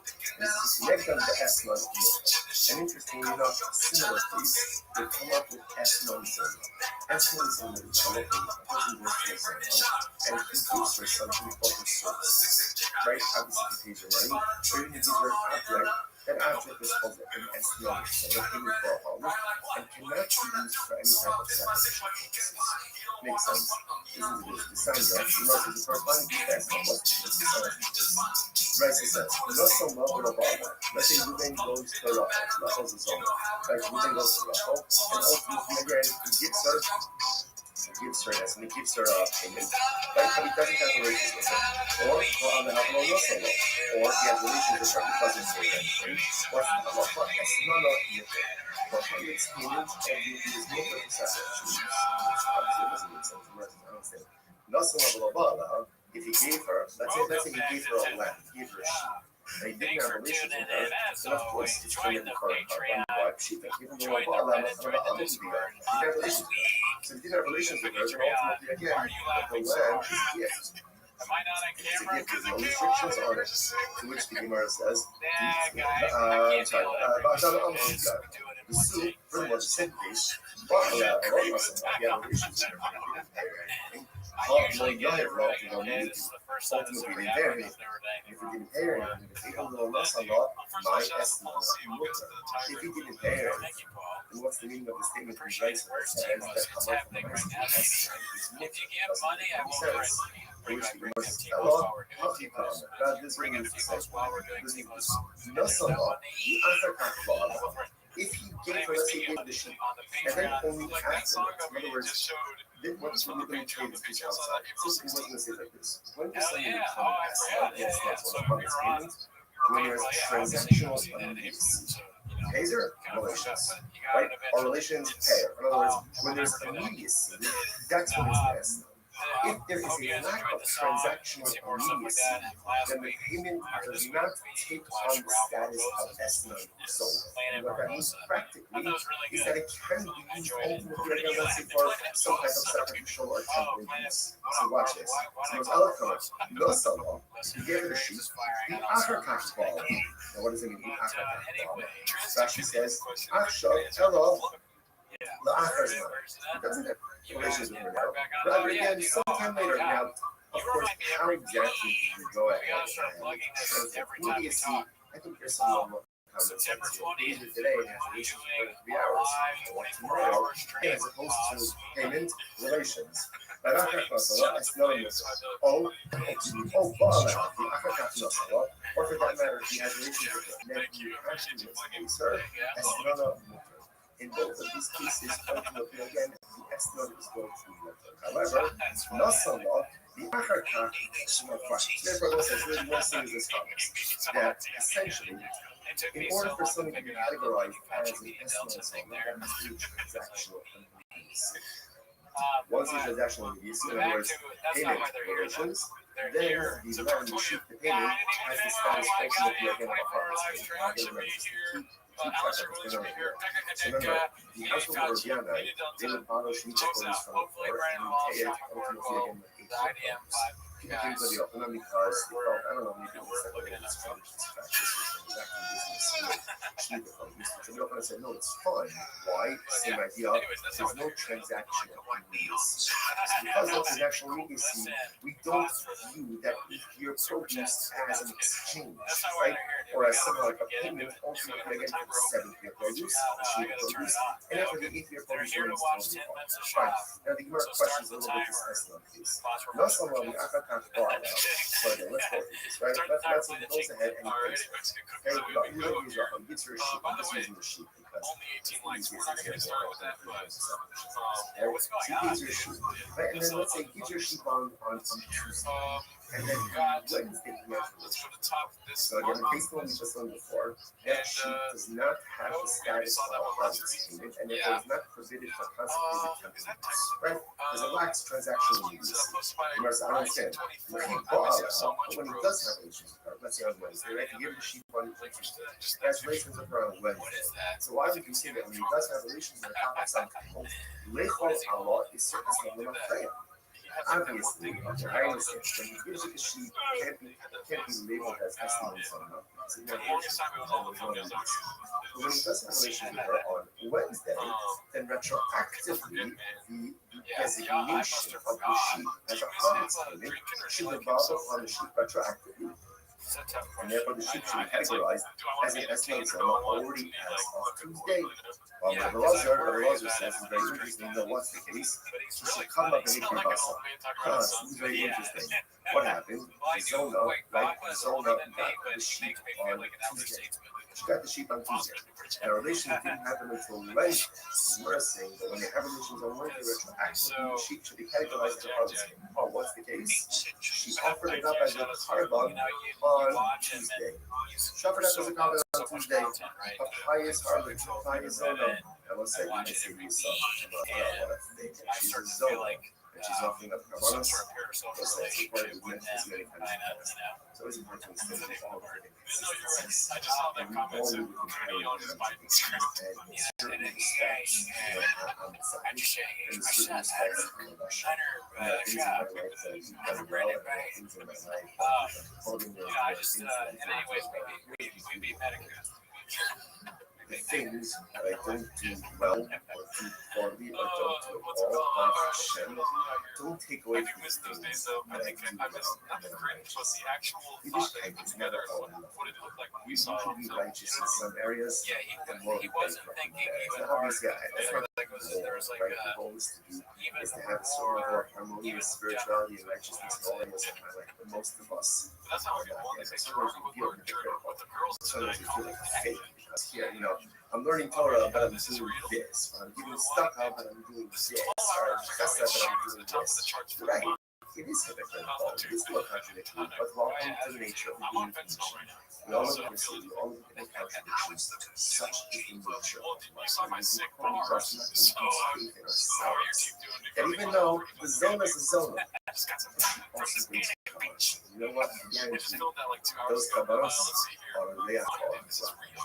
It's a pleasing Close aroma. my coin toss. Because at the end of the I'm day, not no one knows surprised. Well, our I am energy. surprised actually about this because I've seen And this we in still push stores. forward to do These good, like fat despite all the things that are a bunch broken. of random things, but Sometimes had that's a a shot shame with for the owners must have In any forgotten event, where he so was. the Zona offered up the Flowing covenants, great but the time relations occurred Flowing great on with 3 Wednesday. Gs.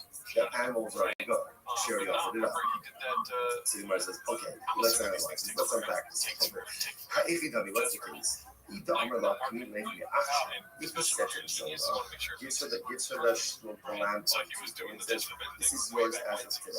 Right? Acquire this as of today. He's so far in the Right? future. Then, He's Halacha Australian. So Masuk, hard. she is He's a so far Shariah. blonde hair. Right? The Halasa, the Shaskia, That's Umatama, how Amudizina. that's good. Look at what is he So doing? then obviously there's multiple, right? Because she has title to it. It's like Can't be categorized as an By the Asla way, on that's Tuesday the because they didn't have relations yet. big So essentially, breakdown. gave her a gift. Really? She has every right to offer it up.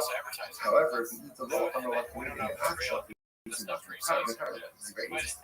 But if he did not give her permission to acquire it as of now, and if he was not explicit, if he didn't say to her, this is your animal as of now, as of Tuesday, right? They're scheduled for relations on Wednesday. So what does it mean? So he gives it to her, she gives it to her today, and we're going to have relations tomorrow. If that's the case, if he doesn't tell her to acquire it, it's not hers. It's not hers. And if it's not hers, how could you have that as a part of it? After all, the ish kiyak is based on published Amar. It says, if a person will consecrate his home, this is talking about an error, valuation. Right, will go ahead and consecrate his home. Amrachmaram, not based on the shusel, just like your home, you own it. I've called the shusel, so to be owned, you consecrate, whether it's consecrate or whether it's offer up, just something that you own. In other words, so if she doesn't own it on Tuesday, then how could she offer up as a part of it? You know, you can only be makdish something that is yours. We don't need you to like in the realm your mouth in and the realm of all, personal at least growth, take your hands. this At least only take the asks of stride. us what we're able to do. There's sometimes we make a mistake of measuring ourselves It's against other rewind people. it. And that's not necessarily the right thing to do. It's good to have role models. It's not good to have people who inspire to be like. But a lot of times we kind of compare ourselves to others and kind of frustrated when we don't measure up.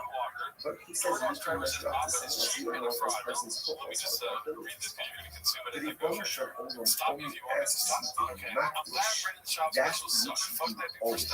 You only have to consecrate, or you only can consecrate that which you own. You can't consecrate it doesn't belong to you.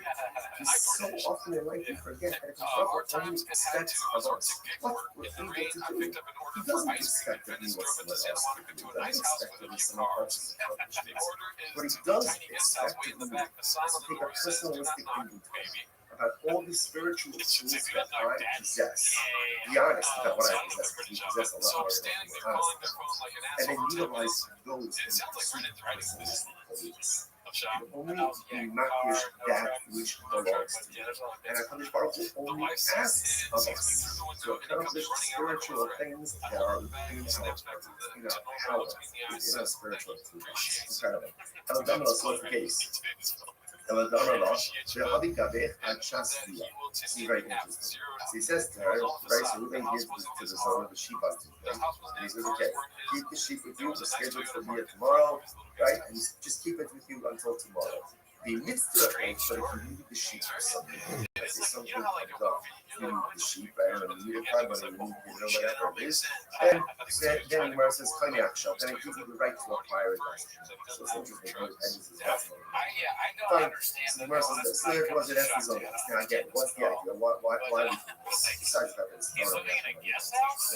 The thing is because you remember, this all happened with Rabbi with this Shmita transaction. The idea that's being that's kind of happening over here is that something that can only be vested with limited status when there is a level of transactional use. So we see that by the Shemitah case, and ultimately we see it by the Eslo's own by the products in the case. That emerges gets over the product in the case. So by the Boshia, come up and Kisha Sama. So very interesting. So let's say, so the same thing, Reuben gives Reuben into the Zona the sheep on Tuesday. So Bia is scheduled for Wednesday. On Tuesday, she goes in and she's makdish. She consecrates it. She didn't offer up as a product. She's makdish it. So what's the status now of the money? Even though I'm married, I mean, let's look at what in my doctor's busting coming. So didn't say that essentially making something hectic is the equivalent of offering it up. In other words, literally the Gemara says that verbally pledging something to hectic is the equivalent of giving it over to a regular person. So therefore, we would say ultimately again that the act of going ahead and practicing verbally is the equivalent of offering it up.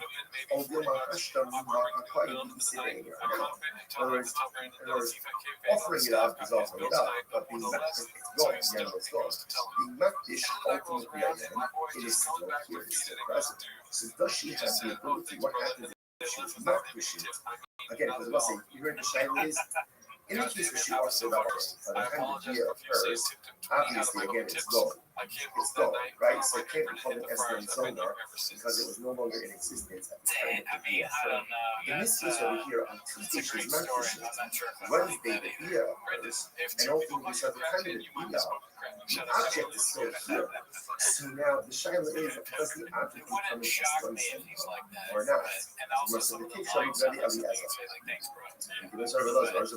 So let's say going back, this is Rabbi Eliezer on the top of the daf, right? Rabbi Eliezer shekadma behikri vasa. So remember again, the way Rabbi Eliezer understood the case of the Esnan Zonar, right, is where she went ahead and she already offered it. Right? She offered it up already by the time the deal occurred. Dafka hikri vasa. So dafka, she offered it up, is no longer in existence. About hikri shasa, low. But so Rabbi Eliezer statement would appear that if she was makdish, but the animal was still in existence at the time that the deal occurred, perhaps the animal would now be called an Esnan Zonar. Much the Gemara says, no, the Rabbi Eliezer is fake to me by the truth is, this shayla is not the shayla of Eliezer himself. So the Gemara says, no. Mifshah Pshita Rabbi Eliezer that the Vasa Kafka Baki Shasamo, the Isa B'Shasmiyah. So Rabbi Eliezer says the only time it doesn't become an Esnan is when the animal was offered up before the bia. Because by the time the bia occurs, the animal is no longer here. But perhaps again, she was just not consecrated. The animal is still in existence at the time of the bia, in which case halacha l'maisa, the animal is recategorized as an Esnan Zonar. Obdilma, Pekirvasa Pshitale, Rikishasa Musaf. I mean, maybe obviously if she offered it up and it's no longer in existence, of course it's not going to be categorized as an Esnan Zonar. But in the case where she just consecrated it, we're not sure. Which the Gemara says, so we're really not sure. So interestingly enough, on both sides, what comes down in this case over here is, first of all, so important lesson number one. We're not finished with Esnan Zonar. What we do understand is that in order for something to be categorized as an Esnan Zonar, as always payment, there must be transactional use, which means payment and if that order is not followed, either payment and delayed bia, or bia and then payment, ultimately again it is not considered to be an Esnan Zonar. If he deposited an animal with no payments, now, and the deal doesn't occur until later on, assuming she has rights in that animal, therefore she goes ahead and she offers it up to a bona fide cargo. If she's not dished, she consecrates it. And so the animal is still in existence at the time of the bia. The next day, what's the status of that animal? That's the thing. Okay, let's analyze it.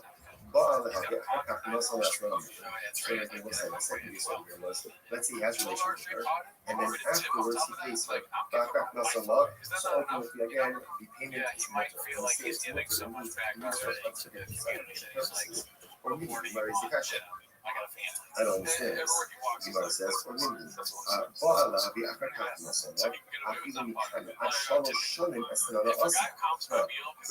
Rabbi says if women have relations with the son, and then he pays her even 3 years late.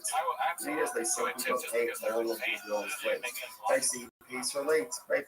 3 years later, it's still called the harlot's payment, and it's still the also. So listen, that conscious is just important. The rights that we call us on the page in day 62b said that if there's relations and then payment, that's not an estimate, no transactional use. Here the Gemara says if there's relations and payment, member, ultimately it's still usher. I'm not Rabbi Yitzchak, I'm not Fiscal Kasha. It's not a contradiction. Hadda Amar is Baali Li, it is Baali Li, it tells us that. Hadda Amar is Baali Li, it tells us that. So let's say this is very interesting. Ultimately, again, one case of somebody Krishna says, have relations with me for this sheep, and he identifies the sheep, versus have relations with me for a sheep. Rashi, the Talazeh, Kalkama Diyoyev Lokali Esther in the So ultimately, again, versus when he identifies the sheep, is as if there's transactional lease. When he doesn't go ahead and identify the sheep, then ultimately again there is no transactional lease. So let's analyze a little bit more. The Amar the Talazeh, my understand. So let's analyze this, right? So now when he goes over to Rothschild, he says, have relations with me for Zola. He says, have relations with me for this sheep. Now, again, he doesn't pay her for 3 years. 3 years, the Allah is, it has the status of a harvest payment because there's transaction needs. Just because he identified the sheep doesn't mean it hurts.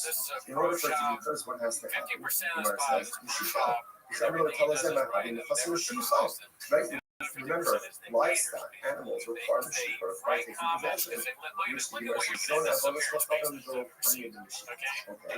So kind of is actually interesting. Ultimately, the thing of the sheep was only written by Jews. So apparently, again, by a non-Jew, they don't need the sheep at 12 hours. So it's not going to say anything because another possibility is the Olam Bizarre Israel is talking about a Jewish harvest. If you go, they call you the Chatzir. Oh, interestingly enough, the sheep standing in her chutzah. In which case, again, ultimately, there's the chutzah she requires in a small second. Either call you the Chatzir, Bala, the Akaf Masala, I understand.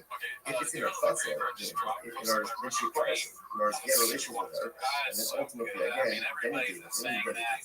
So in her chutzah, she already requires it. What are you talking about? It's just a great thing. In other words, she acquired it before. So this is like the paradigmatic case of Estimate because she's acquiring the sheep even before the Bia if the sheep is standing in her chutzah. Which the most Motifa is shocking in the handy of Very interesting. Now, here's the case. So Reuben comes to Rothschild and basically says, this sheep is in a chutzah. Remember, what is a chutzah? He says to her, I'm going to pay you. I'm going to pay you for the relations. Right? If I don't pay you money, you could take this sheep. So therefore, she doesn't really acquire the sheep initially. She acquires the sheep in the event that there is non-payment. The Amrullah, he says to her, if I pay you, let's say in the next 30 days, good. And if not, shockingly, they ask money. Take this sheep, ultimately, again, as your harvest payment. Fine. Massive actually, it's supposed to some help. Again, it's interesting. All of this is using our marketing as let's say again, let's say moving employees, donkey drivers and workers. They say that he's paying. The way ultimately again, paying them. Now Rashi points out over here, Rashi, people come from their hearts. These workers are non-Jews or they're on their hearts. They just come from idolaters are unreligious. And he says to them, right? So what's the halacha? The Enoch Osher so that's important. So he goes and he says to them, I'm paying you, right? And essentially, go use this money to go and purchase for yourself food and drink. Okay, either that's supplemental wages, whatever it is. He's getting to here, right? Here's money. Go and drink, go and eat. So let's say now the Enoch Osher should do this. Enoch Osher, she doesn't have to be worried. Such you know, they 63B. Lo mishum shvius and lo mishum ma'aser, lo mishum yayim. And what's that? Here's this thing. Right? What's the difference here, right? The Gemara says that halacha l'maisa, he's giving them money. Now, because it's an akim or amet, because then maybe akim is going to go by yayim, right? Or maybe ultimately. Again, that's how our is or my sushi he doesn't have to be concerned. Why does he have to be concerned with this? Because essentially he's giving them the money and he's saying, spiritual. Because he's doing that, essentially it's not on him. Whatever they do, they do. Rashi says over here, okay, Rashi just goes through all of this. Right. If you look at the end, if you look at Rashi's Lomishim Meiser, right? If you look at Rashi, it's actually the last is more the last of the long ones, not Rashi. The Hakilu, we don't view Ruvain is not the one giving them. What you should be thinking We're about. just giving them one. Where It's are covered here. my This is free. Are you This is happy? free.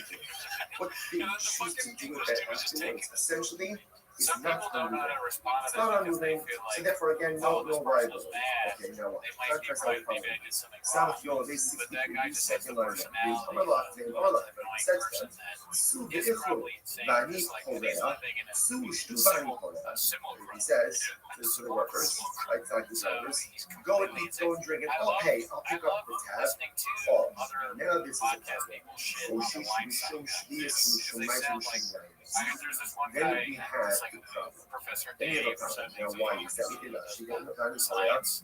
Habi Ihu Lokea Isu Machilo, the Hashtalos solid One of them national thinks he's like issue here is because he's paying the tab. deserves a Now it looks like he's Nobel purchasing Prize. The other one, providing these it's just activities mad that by he's not more themselves. popular on See the Twitter, but it difference? might be the same. If Ruben just says, here's $100 for your food and drink, Okay. whatever they buy, that's on them. That's not what we do.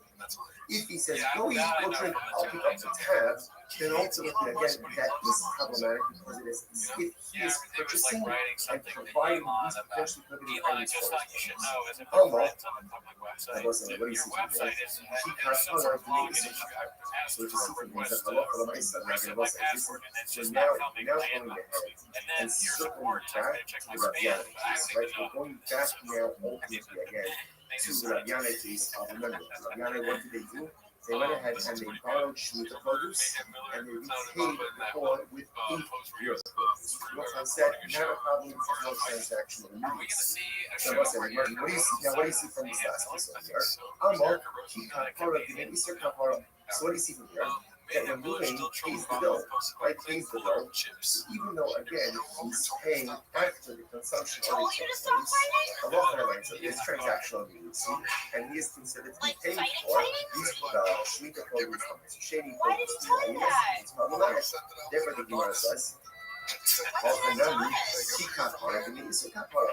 So to a year by the other end, we pay here. Ultimately, again, isn't that ultimately? I feel like you're making all of this stuff.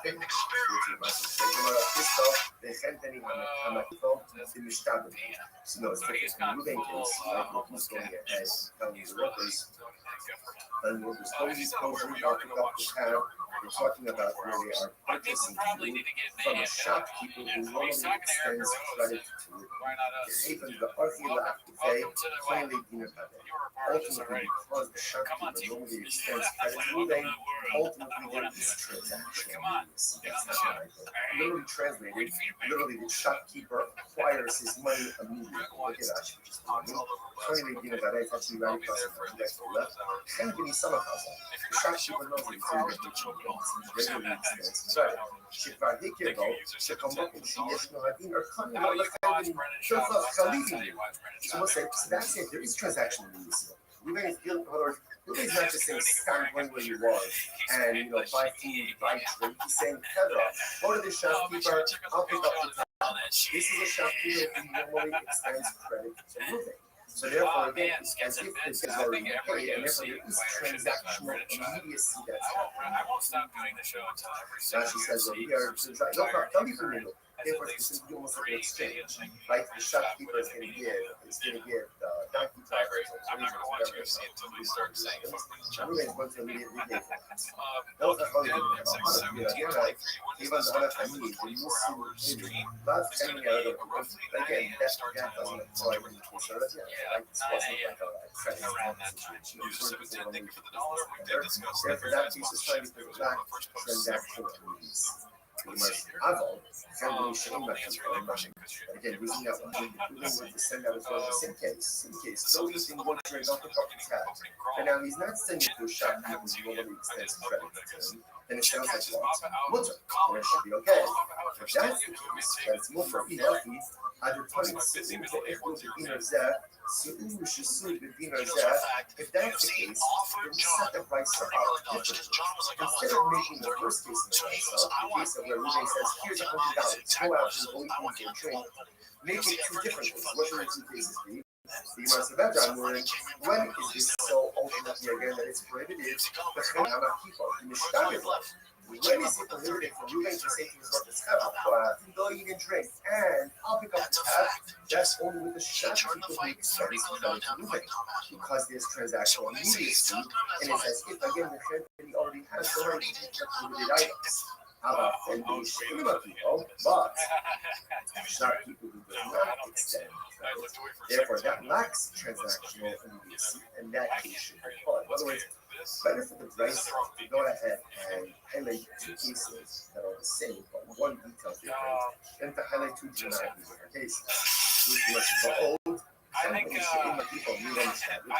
get over the fact that even if the shopkeeper doesn't extend the credit, is the purchaser not still obligated to have an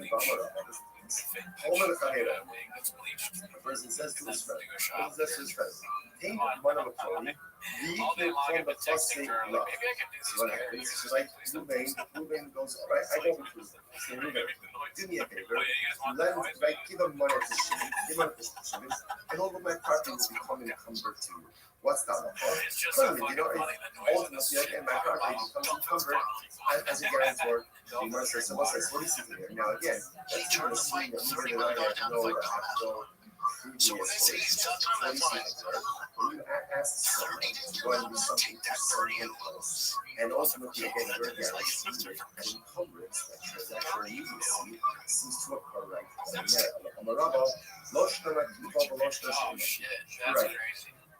You're right. At the end of the day, whether the shopkeeper extends credit or doesn't extend credit doesn't seem to make a difference. You must even the low miyachid shibude low so the rest of what's the difference? I don't look at that. Shit, I know what I'm filming while you're even though the actual third one of those still not today. So you say low miyachi lows love khalifa minhu. Since Ruben did not go ahead and set aside money, right? He's telling his workers, go out, go eat and drink, I'll pick up. Since no defined enough money, right? Or no specific money set aside for that. Therefore, again, that lacks transactional needs. Because it does ultimately, again, it should be much. It should be much. So, Yichile Mos, the fact, below Susan. Gemara says, Elahacha, Amachish. So that's the case again. So let me should be. So Gemara says, so ultimately, again, he says, says ultimately, again, what do I have to be concerned about? Elahacha, my Shish, Mishum Shdias. What do I have to be concerned about over here? The halacha of Mesa, that perhaps, again, she is ultimately, again,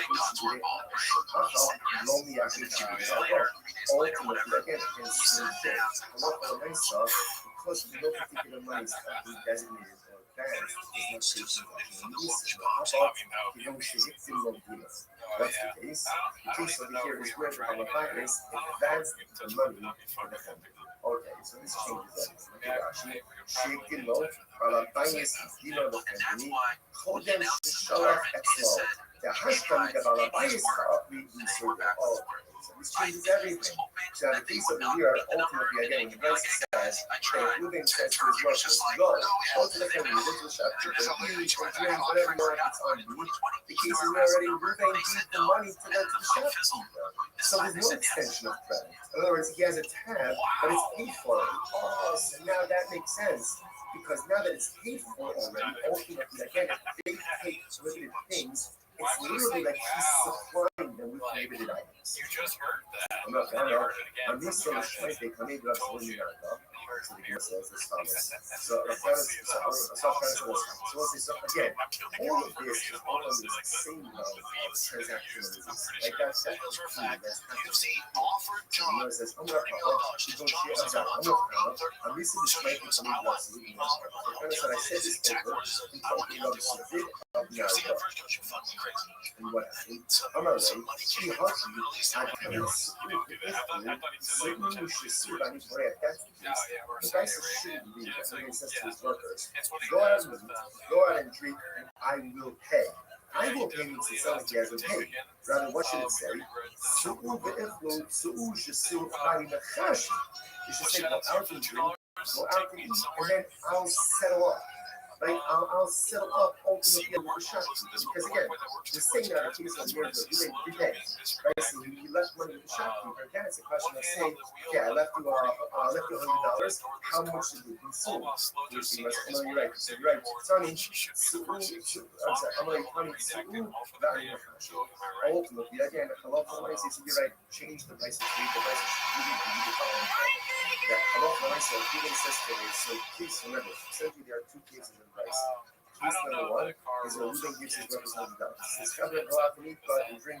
In that case, whatever they do, it's on them. It's not case two, the way the Muslims understand it now, is that halacha l'maaseh, Reuben prepaid for him. He went ahead and gave $100 to the shopkeeper. He said, "My worker's going to come in, let them buy, let them eat, let them drink." Okay? Now the Gemara says, that's the problem. like next to the car. Concerned. Look at us, man. That chicken If we have access now to some random person has then it's if Reuben is going ahead and supplying the other hands. The way that price should read is Reuben says to his workers, It doesn't look super go safe, out and drink, because the but I baby need a is hash, on and someone's I will lap settle in up a doorless ultimately again with the thing, shop. and they don't seem to be going That's out. what the Muslims say. Still, Is looks she like dry? I'll stop over here for today. Shkoyach, everyone. What a graph.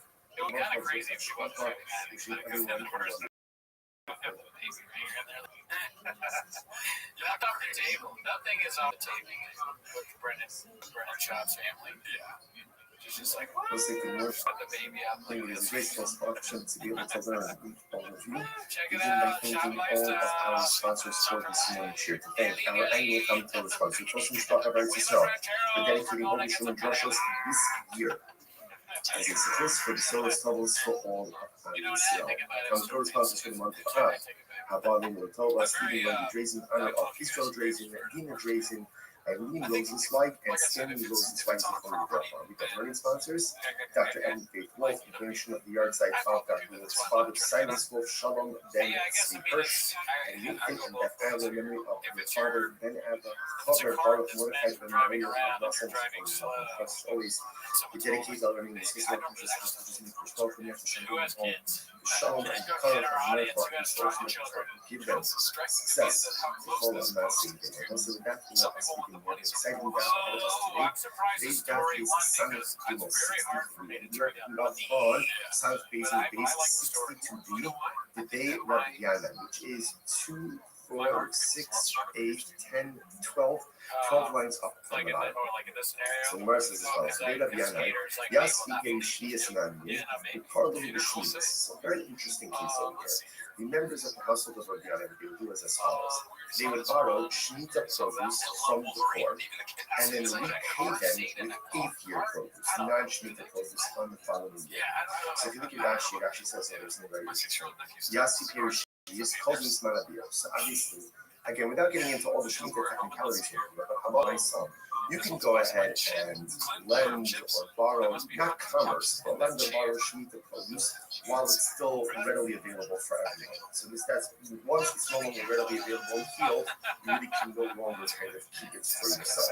So the idea here is, so the people of the house of the would borrow Shemitah produce from the Ani and during the Shemitah year. That's part of the Shemitah.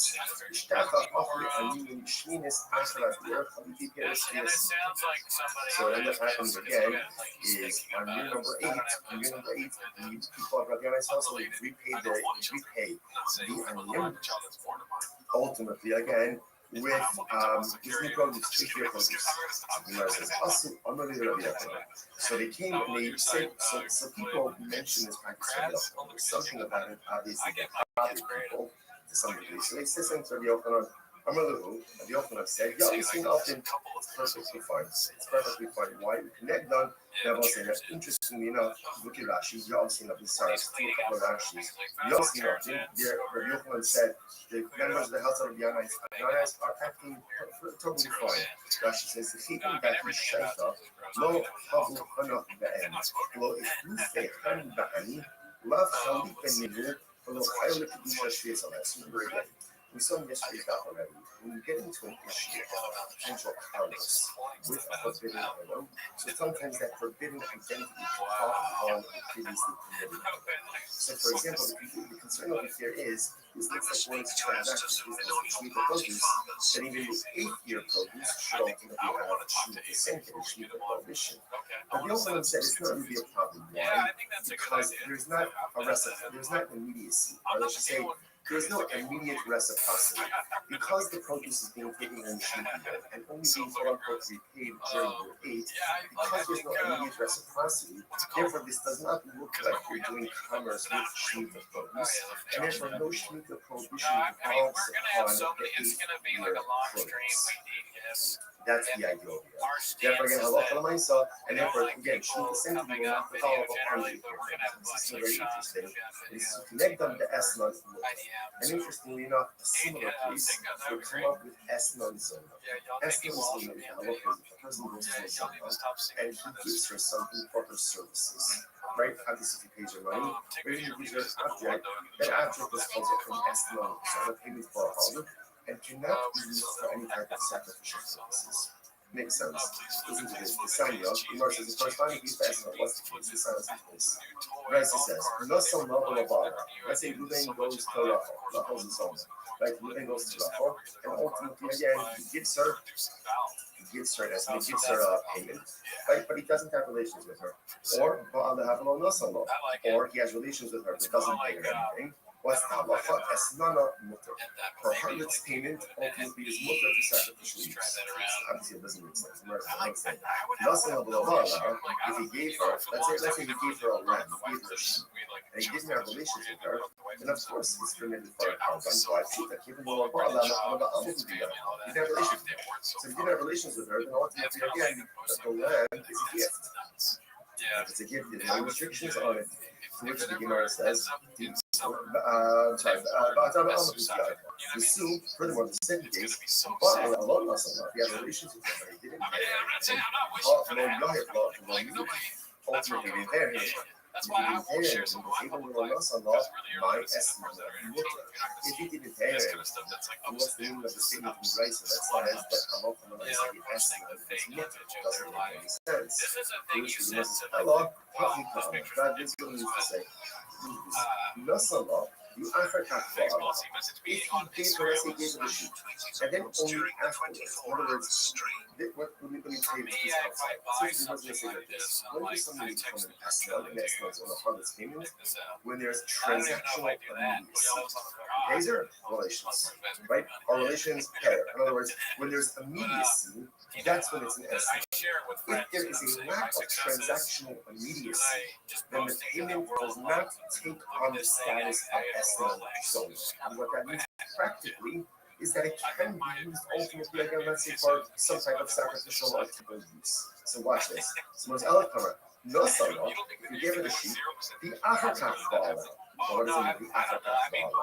Rashi says, achshav ela la'achazman. He doesn't have relations with her now. Rather, again, sometime later. Now, of course, how exactly do you go ahead and translate? Check it out, fam. I think there's some more on this. So the days are today, and relations are tomorrow. Again, as opposed to payment relations. That's not a method. Ba'ala, the achakach nasala, or for that matter, he has relations with her, and then he afterwards pays her. Esnana mutter. In both of these cases, ultimately, again, the esnana is going to be mutter. However, nasala, the achakach, so therefore, what says, we're going to see this that essentially, in order for something to be categorized as an esnana soma, there has to be transactional immediacy.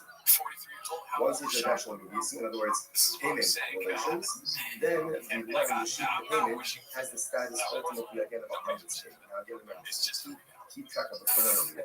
So remember, the household of Rabbi, they would borrow Shemitah produce from the poor and pay it. You sound like a gal and I'm so People came to the Alpina because they felt, I don't know, maybe and then Chuck looks at oh man, we got Shemitah produce. So they it's fine. Why? Same idea. There's no transactional immediacy. Because of transactional immediacy, we don't view that your produce as an exchange, right? Or as something like a payment, all people get again from 7-year produce, Shemitah produce, and after the 8-year produce remains totally fine. Alright, now the Gemara questions a little bit discussed like this. No someone we have so let's go for this, right? Let's he goes ahead and he takes it. Hey, look, we're going to use a sheep. I'm just using a sheep because it's the easiest example. Things that you bought her, like she's like, oh my god, right? So he pays her a sheep, right? And then let's say he gives her a sheep on Tuesday, and then on Wednesday he actually. You know, he got me So another again, one of these based on tables. what We we barely before, put 3 that range on sheep it. does not have the status of a and therefore is not forbidden for consecrated temple use, right? Because a lax transactional use. You must understand. When he bought when he does have relations with her, let's say on Wednesday, right? He gives the sheep on Tuesday. He has relations with her on Wednesday. So why would we say that when he does have relations with her on some people, the way called Allah is someone of faith? Obviously, I understand when he gives you the sheep, it can't be labeled as testimony. But when he does have relations with her on Wednesday, then retroactively, the designation of the sheep as a harvest payment should revolve upon the sheep retroactively. And therefore the sheep should be categorized as an estimate zona already as of Tuesday. Rabbi Rothschild says it's very interesting that what's the case? She should come up and make us up. This is very interesting. What happened? Zona, right? Zona got the sheep on Tuesday. She got the sheep on Tuesday. Now, relations didn't happen until Wednesday. We're saying that when they have relations on Wednesday, retroactively the sheep should be categorized as a harvest. Oh, what's the case? She offered it up as a carbon on Tuesday. She offered up as a carbon on Tuesday. The highest harvest, the highest zona. I will say, you did yourself. Come on, what a she's a zona. She's offering up carbonos. So it's like some quality mechanism. Those are the things that we all make consistencies. And we all live in inherent contradictions. And in certain respects, you know, in certain respects, I'm a Russia. And there are things in my life that I do very well. And there are things in my life that I do very poorly. And there are things Can that I I ask don't you a do very well. stupid question? And this sounds very The things that I don't do well, or do poorly, or don't do at all, are Hashem. Don't take away from the things I mean, I don't know if we can get back to it, but now that I think about it, Yiddishkeit it is says not medium a brown, but to me, that you hair can is be also righteous in some areas and and also morally I have to bankrupt in admit, other areas. Now, obviously, I don't know if that's I've not been in this the way. right. The right goal is to have a certain level of harmonious spirituality and righteousness in all areas of my life. Most of us are not there, but sometimes you feel hypocritical, or sometimes you feel like a fake because here, you know, I'm learning Torah, but I'm doing this. I'm giving stuff out, but I'm doing this. All right, chesed, but I'm doing this. Right, it is hypocritical. It is a little contradictory, but welcome to the nature of the human condition. We all live in hypocrisy, we all live in contradictions.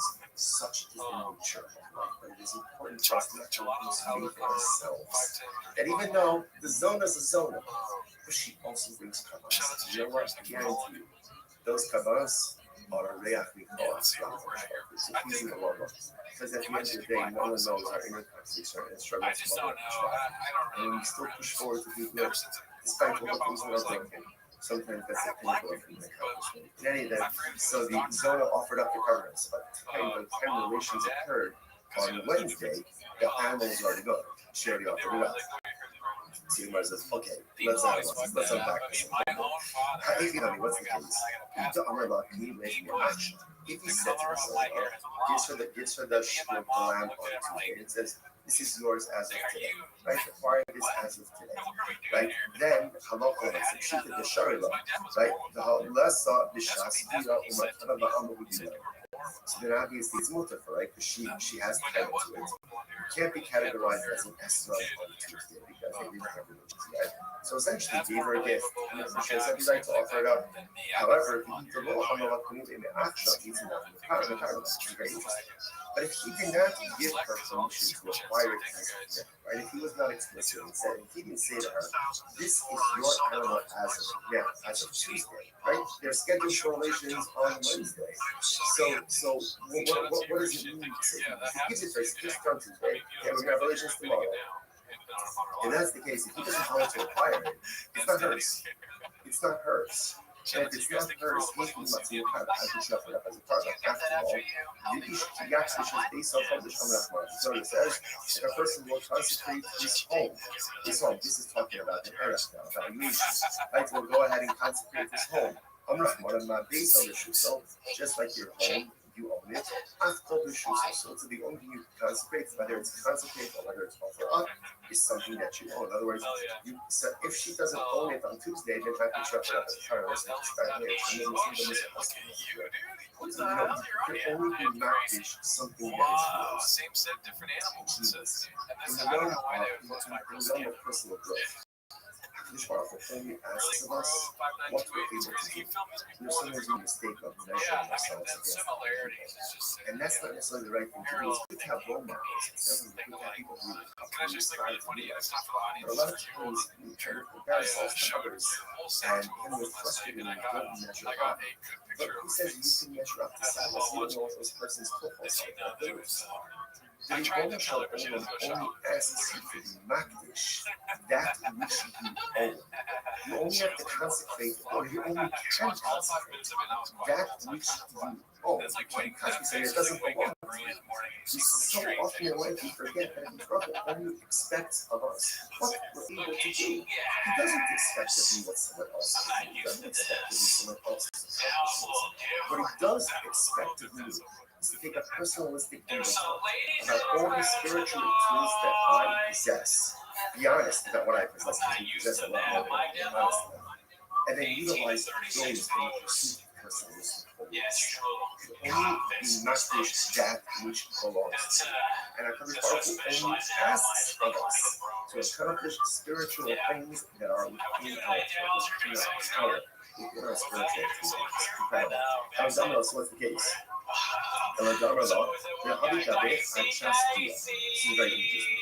She says to her, right, so we didn't give this to the zone of the sheep on today. And he says, okay, keep the sheep with you, the schedule's for me tomorrow, right? And just keep it with you until tomorrow. You need to but if you need the sheep for something, let's say something comes up, you need the sheep, I don't know, you need a car, you need whatever it is. And then Mar says, come here, then I give you the right to acquire it. So it's interesting, hedges is best. Fine. So the Gemara says this. So everyone's an essence of this. Now again, what's the idea? Why are we doing this? Besides the fact that it's totally interesting. We're doing this because you remember this all happened with Rabbi with this Shiva transaction. The idea that's happening over here is that something can only be vested with limited status where there's a level of transactional use. So now we see that by the Shiva case, and ultimately we see it by the Esmon zone and by the Harlot case. Let me just get over into this Harlot case. So by the way, big Bishas on that. It's very interesting. So let's say, same thing. Moving is moving is concerned of the sheep on Tuesday. The Bia is scheduled for Wednesday. On Tuesday, she goes in and she's not. She consecrates it. She didn't offer up to the carbon, but she's not fishing. So what's the status now of the animal? Kevan Damar Amirasul Javok Misrasul Chimandak Basim. So to be saying that essentially making something hektish is the equivalent of offering it. In other words, literally the Gemara says that verbally pledging something to hektish is the equivalent of giving it over to a regular person. So therefore, you would say ultimately again that the act of going ahead and being makdish verbally is the equivalent of offering it up. In other words, offering it up is offering it up, but being makdish, it's gone. Again, it's gone. Being makdish, ultimately again, it is still here, it's still present. So does she have the ability? What happens if she's makdish? Again, because I'm not saying, you know what the shayla is? In the case that she offered it up on Tuesday, by the time the dia occurs, obviously, again, it's gone. It's gone. right? So it can't be called an Eslam Zona because it was no longer in existence at the time of the Bia occurred. In this case over here, on Tuesday she's Makdishit. Wednesday the Bia occurs, and ultimately, so at the time of the Bia, the object is still here. So now the shaila is, does the object become Eslam Zona or not? So the Tiv Shalom Rabbi Eliezer. So let's say going back to Rabbi Eliezer on the top of the daf. Right? Rabbi Eliezer shekadma behikli basa. So remember again, the way Rabbi Eliezer understood the case of the Eslam Zona, right, is where she went ahead and she already offered it, right? She offered it up already by the time the occurred. Dafka hikri basa.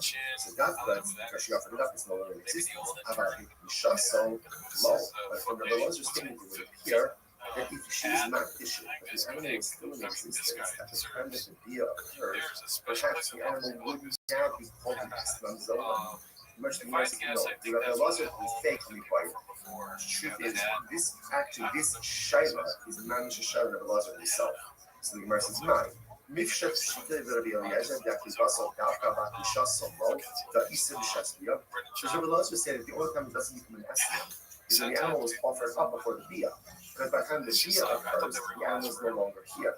But perhaps again, where she was just makdish, she consecrated the animal is still in existence at the time of the Bia, in which case halacha l'maisa, the animal is recategorized as an Eslam Zona.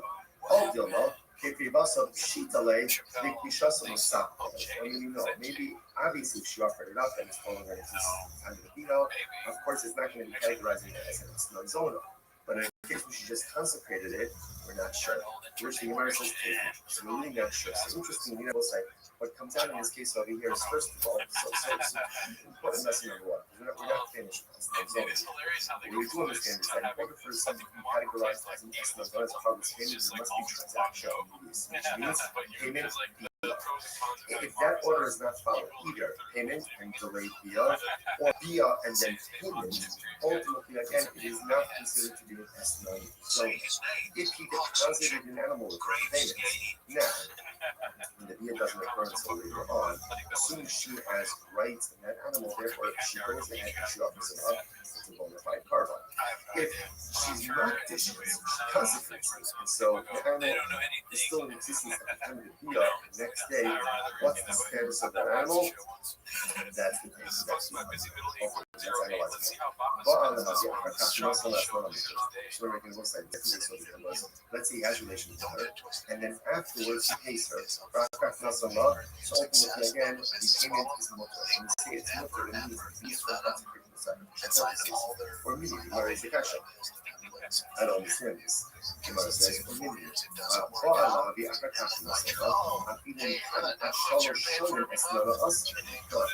says the person has relations with someone, and then he pays her even 3 years late. 3 years, so he got paid all of the bills late. Right, so he pays her late, right? 3 years later, it's still called a heartless payment, and it's still also. I'm not going to stop. I'm not going to stop. Not kasha. So most of that country is just important. The rights that we quoted before Hassan is maybe 60 to be said that if there's relations and then payment, that's not investment. There's no transactional immediacy. Here the Gemara says that there's relations immediately like the payment is still also. I'm not going to stop. I'm not going to stop kasha. It's not a contradiction. Hadda Omar is Baali me. It's Baali me. Tell us that. Hadda Omar is Baali me. It tell us that. So listen, this is very interesting. Ultimately, again, one case, another case where it says, have relations with me for this sheep. And he identified the sheep versus have relations with me for a sheep. Rashi, they tell us that. How come the Noah not having Eslam in the Ashton's? Ultimately, again, versus when he identifies the sheep, it's as if there is transactional release. When he doesn't go ahead and identify the sheep, then ultimately, again, there is no transactional release. Alright, so let's analyze it. I'm about to tell us that. So let's analyze this, right? So now it's Wednesday. We can look at stuff. He says, have relations with it's up to Zoe. He says, have relations with me for this sheep. Now, again, he doesn't care for 3 years. 3 years. Now, phase, it has the status of a harvest payment because it's transactional release. Just because he identified the sheep doesn't make it hers.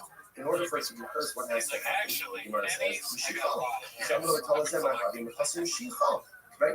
Remember, livestock, animals require the sheep or require taking possession. Which is the message. Okay, so part of it is actually interesting. Ultimately, the dignity of sheep was only given by Jews. So apparently, again, by a non-Jew, they don't need the sheep for what you guys know the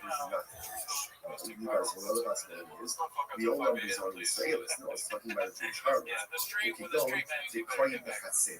Oh, interestingly enough, the sheep standing in the Chatzir. In which case, again, ultimately, this is what she requires. Second, either Kai the Chatzir, or the Akafnosala, Hakarnola. One second. I understand.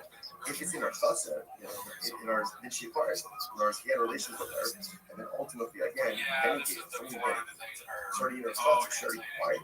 What are you talking about?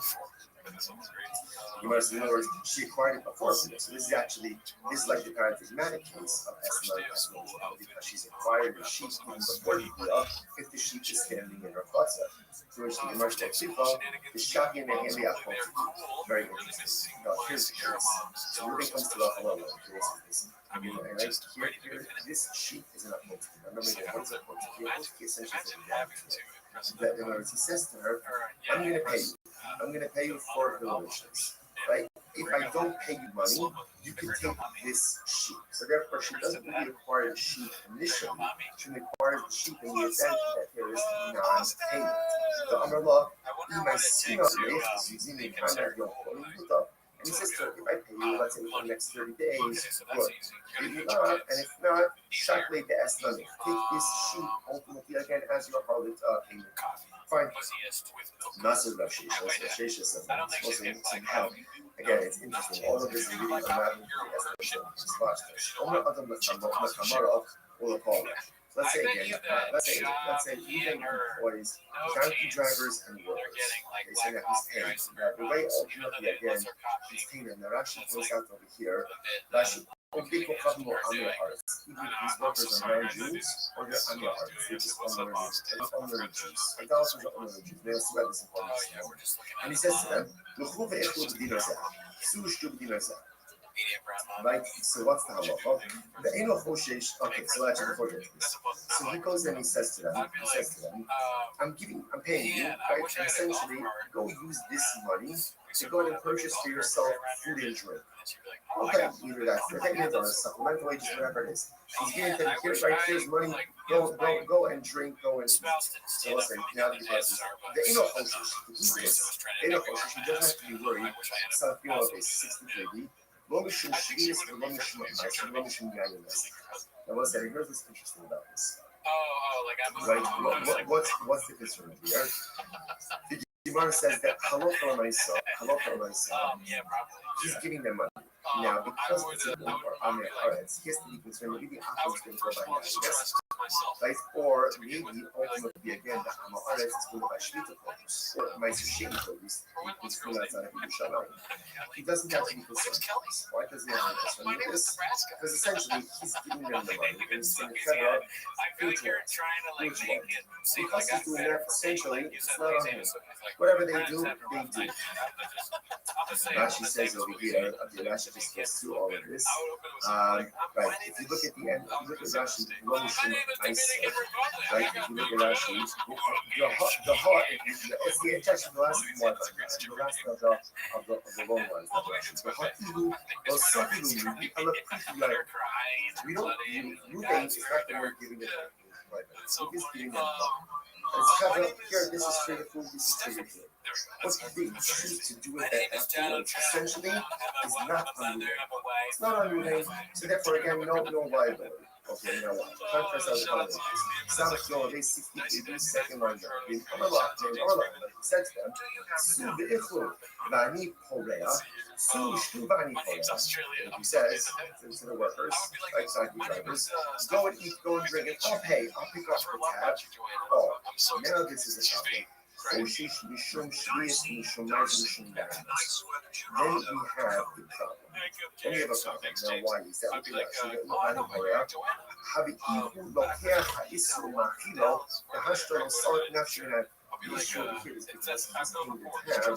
Now it looks like he's purchasing and providing these targeted items for his workers. See the difference? If Ruben just says, here's $100 for your food and drink, whatever they buy, that's on you. There's nothing to do. If he says, go eat, go drink, I'll pick up the tab, then ultimately, again, that is problematic because it is if he is purchasing and providing these potentially equivalent items for his workers. I wasn't what do you see from there? He cut Charles so what you see from is that I'm not going to say we're now going ahead and circling back to the Rabbi. We're going back now ultimately again to the Rabbi. Remember, Rabbi, what did they do? They went ahead and they borrowed Shmita produce and they just paid more with 8 euro. What was said, not a problem of no transactional immediacy. Now, what do you see from this last case?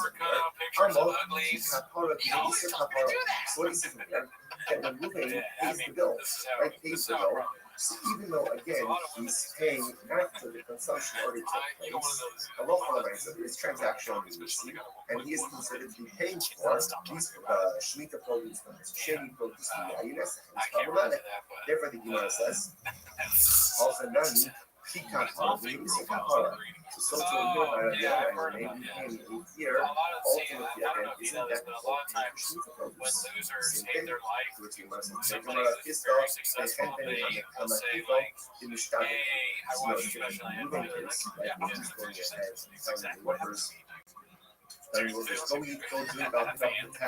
It's talking about where they are purchasing food from a shopkeeper who normally extends credit to the woman.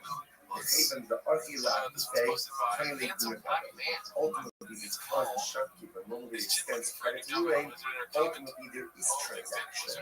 That's happening right there. Literally translated, the shopkeeper acquires his money immediately. Look at that. Currently, it's actually right across the left. The shopkeeper knows that he's going to get his money. He regularly extends credit. שכבר הכירו, שכמוך שישנו הדין ארכנו לא לכן דווקא חליפים. So we'll say, see that's it, there is transaction use. Ruben is not just saying stop going where you want and buy food, buy drink. He's saying, go to the shopkeeper, I'll pick up the tab. This is a shopkeeper who normally extends credit to Ruben. So therefore, again, it's as if the debt is already paid, and therefore there is transactional immediacy that's happening. I mean, just the title itself. I saw Rashi says over here, therefore specifically almost like an exchange, right? The shopkeeper is going to give DC's crime scene wave is lowest. Let's spend 30 years. 30 years ago, you tell me the New York Times is the murder capital. Okay. But again, that doesn't apply. I will tell you this: when you go to DC, they lock up the territory. Therefore, that case is fine because it's not transactional. And we shame that people again using that one. Just even if we send out his work, same case. So you can go to the and then he's not sending to a shop who normally extends credit. It sounds like that should be okay. If that's the case, that's more lucky. As it's kind of sitting the dinner zah, sitting with the dinner zah. If that's the case, then sacrifice the out differently. Instead of making the first case for myself, the case where Ruben says, here's $100. Go out and go into the drink. Make it 2 different things. What should the 2 cases be? You must remember, when is this so ultimately again that it's prohibited? But anybody, how about people in the standard way? When is it prohibited for Ruben to say to his workers, go out and go eat and drink, and I'll pick up the tab? That's only with the shopkeeper who extends credit to Ruben, because there's transactional immediacy, and it's as if again the company already has the money to pick up prohibited items. But shopkeeper who does not extend credit, therefore that lacks transactional immediacy, and that case should be caught. In other words, better for the price to go ahead and highlight 2 cases that are the same, and one detail different, and to highlight 2 different cases. Which was the old Company she'ima people milo mishmati. In words that shows even if the shopkeeper doesn't extend credit, is the purchaser not still obligated to the family dollar of his tax? Homer Fadero. The person says to his friend, hey, one of the two, we come across it. So what happens? Right, Ruben goes, right, I go over to Ruben. Say, Ruben, do me a favor. Let give him money to ship him. Give him I know my property will become encumbered. What's that? You know, ultimately, again, my property becomes encumbered as a guarantor.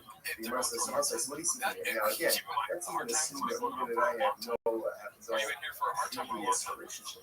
What do you see from there? When you ask someone to go and give something to someone else, and ultimately, again, you're guaranteed that encumbrance, that transactional immediacy, seems to occur right then and there. You're right. You're right. At the end of the day, whether the shopkeeper extends credit or doesn't extend credit doesn't really seem to make a difference.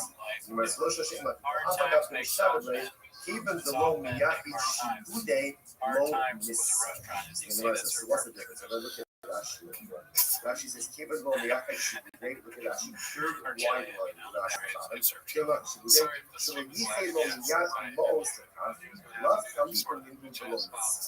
Since Ruben did not go ahead and actively set aside money, right? He's telling his workers, go out, go eat and drink, up and up. Since no defined amount of money, right, or no specific money has been set aside for them, therefore, again, that lacks transactional needs. Because it does ultimately, again, it should be mutter. It should be mutter. So, you can let most of the car, love, Alip, and you know, the Gemara says, on my conscience. So that's the case, ultimately, again. So when we concerned with that, we shouldn't shvius. So the Gemara says, how long we have to should be halacha. So ultimately, again, it says the Gemara, ultimately, again, we have to be concerned about halacha, my conscience. We shouldn't shvius. What do you have to be concerned about here? The halacha that I saw, that perhaps, again, should be the bonus, versus how long yaki should be the halacha, long yaki should be the halacha. Ultimately, again, it's the same thing. Because no particular money is helping designated for advance, because not paid transaction release. What's the case?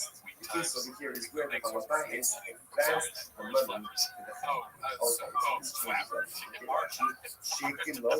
Rabbi is the family. Told them to shalach etzlo. The hashtam that Rabbi is this changes everything. So the case over here, ultimately, again, when Rashi says that if Ruben says to his workers, go to the family, go to the shopkeeper, eat and drink, whatever you want, it's on you.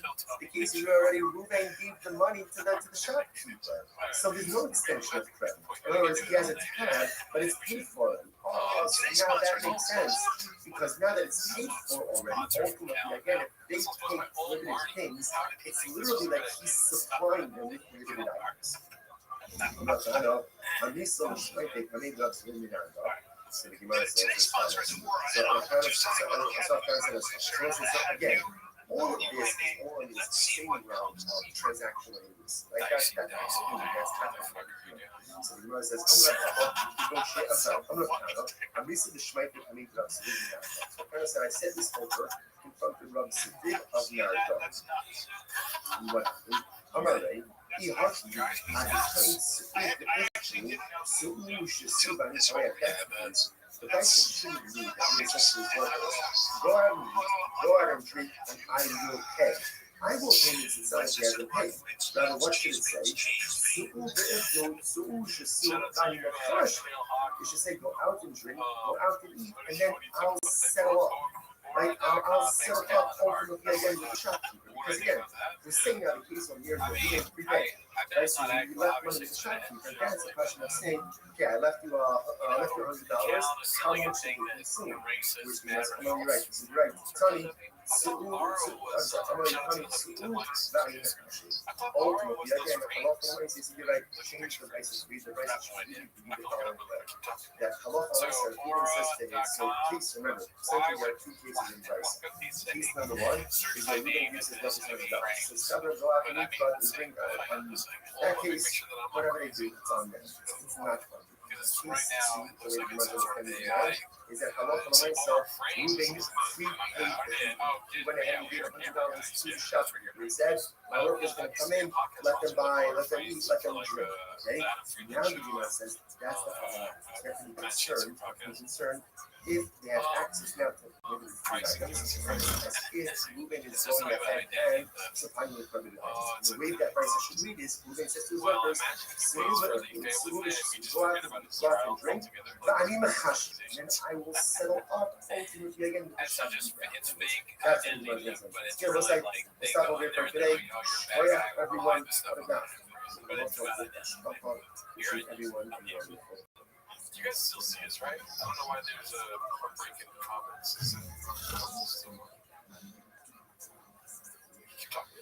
Oh yeah, sorry, I had spaced out there, but I hope yes, okay, clip. So let's say good morning. It is a graceful function to be able to learn and begin by thanking all of our sponsors for this morning. To thank our annual Talmud Torah sponsor, Tosim Mishpach of Eretz Yisrael, for dedicating all the Shuman Drushas this year. As a support for the Soros Tovos for all of Israel. Talmud Torah sponsors for the month of Av, Habalim Rotova, Stephen Randall Drazen, honor of Israel Drazen, Dina Drazen, Eileen Rosenzweig, and Stanley Rosenzweig. Learning sponsors, Dr. Edward J. Wolf, explanation of the yard site concept with his father, Silent Wolf, Shalom, Ben Tzvi Hirsch, and Lincoln and Ben Adler, memory of their father, Ben Adler, father, Baruch Mordechai, and Moreno, of course, always. We dedicate our learning to the precious house of Mr. Program after Shalom, the home, Shalom, and the Karav, and Merit for the source of success. We call it a blessing. Was it about the exciting dot ahead of us today? Today's dot is Sunday, 63, and not on South Basin base 62. The day Rabbi Yana, which is 2, 4, 6, 8, 10, 12 lines from the bottom. So where should we tell us? Today Rabbi Yana, Yas Iperishi is not new, following the Shmias. So very interesting case over here. Remember the household of Rabbi Yana to do as follows. They would borrow Shemitah produce from the poor, and then repay them with 8-year produce, non-Shemitah produce on the following year. So if you look at Rashi, it actually says something very interesting. Yasi Perishi is called in Smala here. So obviously, again, without getting into all the Shemitah technicalities, but you can go ahead and lend or borrow, not commerce, but lend or borrow Shemitah produce while it's still readily available for everyone. So this does, once it's no longer readily available in the field, you really can no longer kind of keep it for yourself. So the idea over here is, so the people of the house of Rabbi Yanai would borrow Shemitah produce from the Aniyim during the Shemitah. Yes, actually, that's a part of the Shemitah.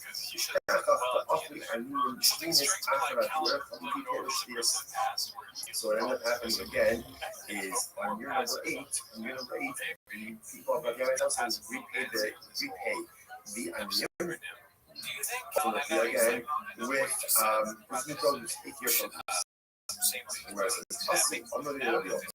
So they came and they said, so people mentioned something about it, obviously, that Bobby people to some degree. So they said something to Rabbi Yochanan, Rabbi Yochanan said, yeah, listen, it's perfectly fine. It's perfectly fine. Why? You connect on, and I'll say that, interestingly enough, look at Rashi, you also know, sorry, it's 2 couple of Rashis.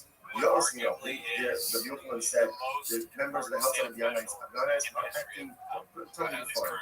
Rashi says, the keeping that he shaita, lo havu hana ba'en, lo ichlufe hani ba'ani, lav chalik ben nemu, or lo chaylik kedusha shvies alai. So here again, we saw yesterday's documentary, when you get into an issue of potential commerce with a forbidden item, so sometimes that forbidden item can top upon the previously permitted item. So for example, the concern over here is, this looks like we're transacting business with Shemitah produce, but even the 8-year produce should ultimately have Shemitah same Shemitah produce. But Yochanan said it's not really a problem. Why? Because there's not a recipe, there's not immediacy. I should say, there's no immediate reciprocity. Because the focus is doing quicker than the shooting there, and only being quote unquote repaid during your 8, because there's no immediate reciprocity, therefore this does not look like you're doing commerce with Shemitah produce, and therefore no Shemitah prohibition involves upon the 8th year produce. That's the idea. Therefore, again, halacha l'maisa, and therefore, again, Shemitah essentially will not develop upon you. This is very interesting. And to connect them to Esna and Mutter. And interestingly enough, a similar case would come up with Esna and Zul. Esna and Zul is the local person goes to Esna, and he gives her something for her services. Right? Obviously, he pays her money, but he gives her an object. That object is called an Esna, so no payment for a home, and cannot be used for any type of sacrificial purposes. Makes sense. Listen to this. The sign young. The Gemara says the first line of these passing what's the case? The sign is this. Rice says, let's say Ruben goes to Rachel, Rachel's the son. Right? Ruben goes to Rachel, and ultimately again he gives her this, and he gives her a payment, right? But he doesn't have relations with her, or on behalf of Allah, or he has relations with her but doesn't pay her anything. What's the halacha? It's not mutter. For Hamlet's payment, ultimately is mutter for sacrificial use. Obviously, it doesn't make sense. If he gave her, let's say he gave her a land, he gave her a sheep, and he didn't have relations with her, then of course it's permitted for a carbon, right? Sheep, like even though Allah, he didn't have relations with her. So if he didn't have relations with her, then ultimately, again, the land gift. If it's a gift, there's no restriction. To which the Gemara says, the second case, he had relations with her. If he didn't pay anything,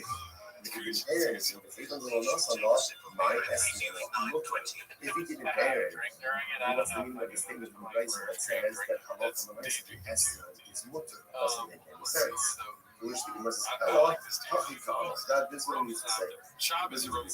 Nasala, the African father, just he gave her, let's say, gave her the sheep, and then only afterwards. In other words, what we say is just outside. First, the husband says like this. Maybe something will come in as on the father's payment when there's transactional immediacy. Pays her relations, right? Our relations pay. In other words, when there's immediacy, that's when it's an estimate.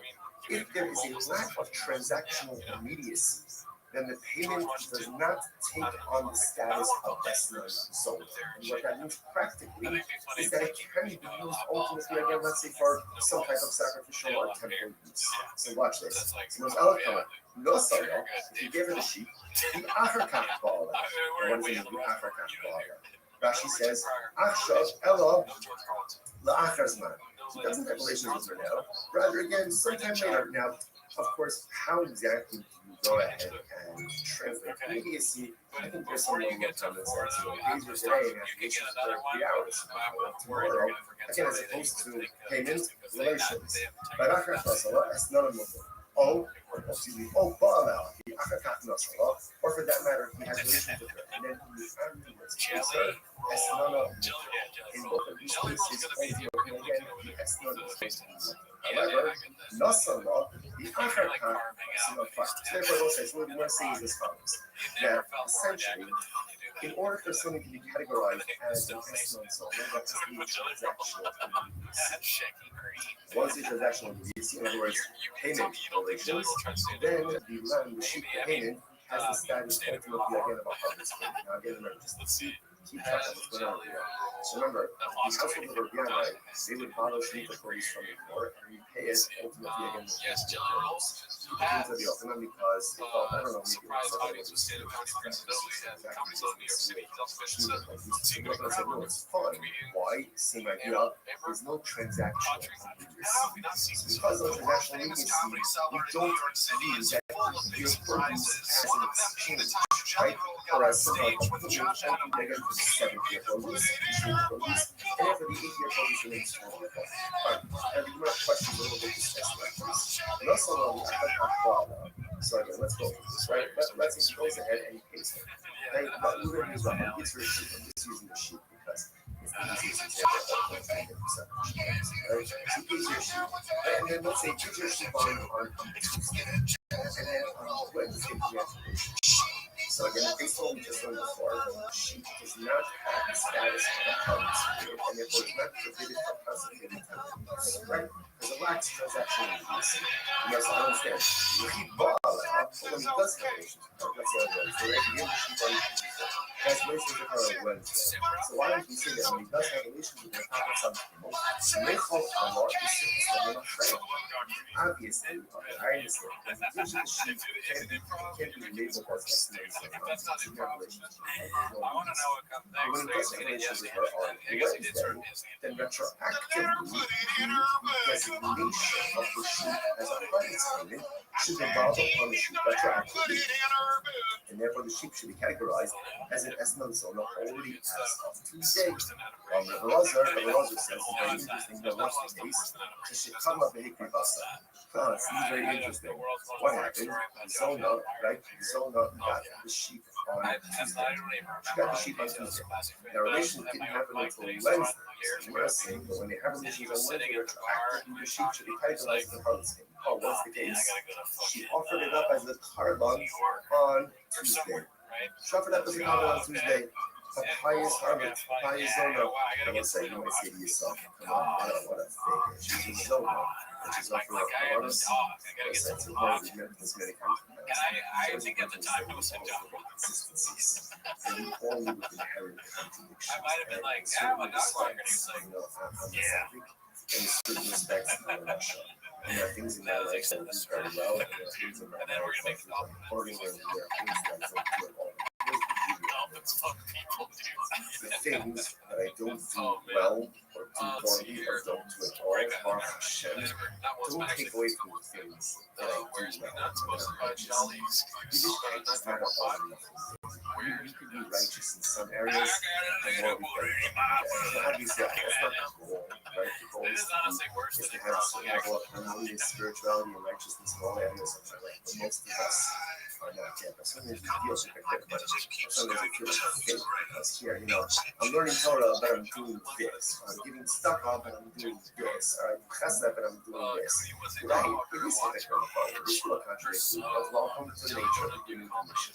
We all live in hypocrisy. We all live in these contradictions. Such is the nature of life. And we important for us not to lose faith in ourselves. And even though the zona is a zona, the sheep also brings kabbas. You know what? Those kabbas are reactive so it's easy to love them.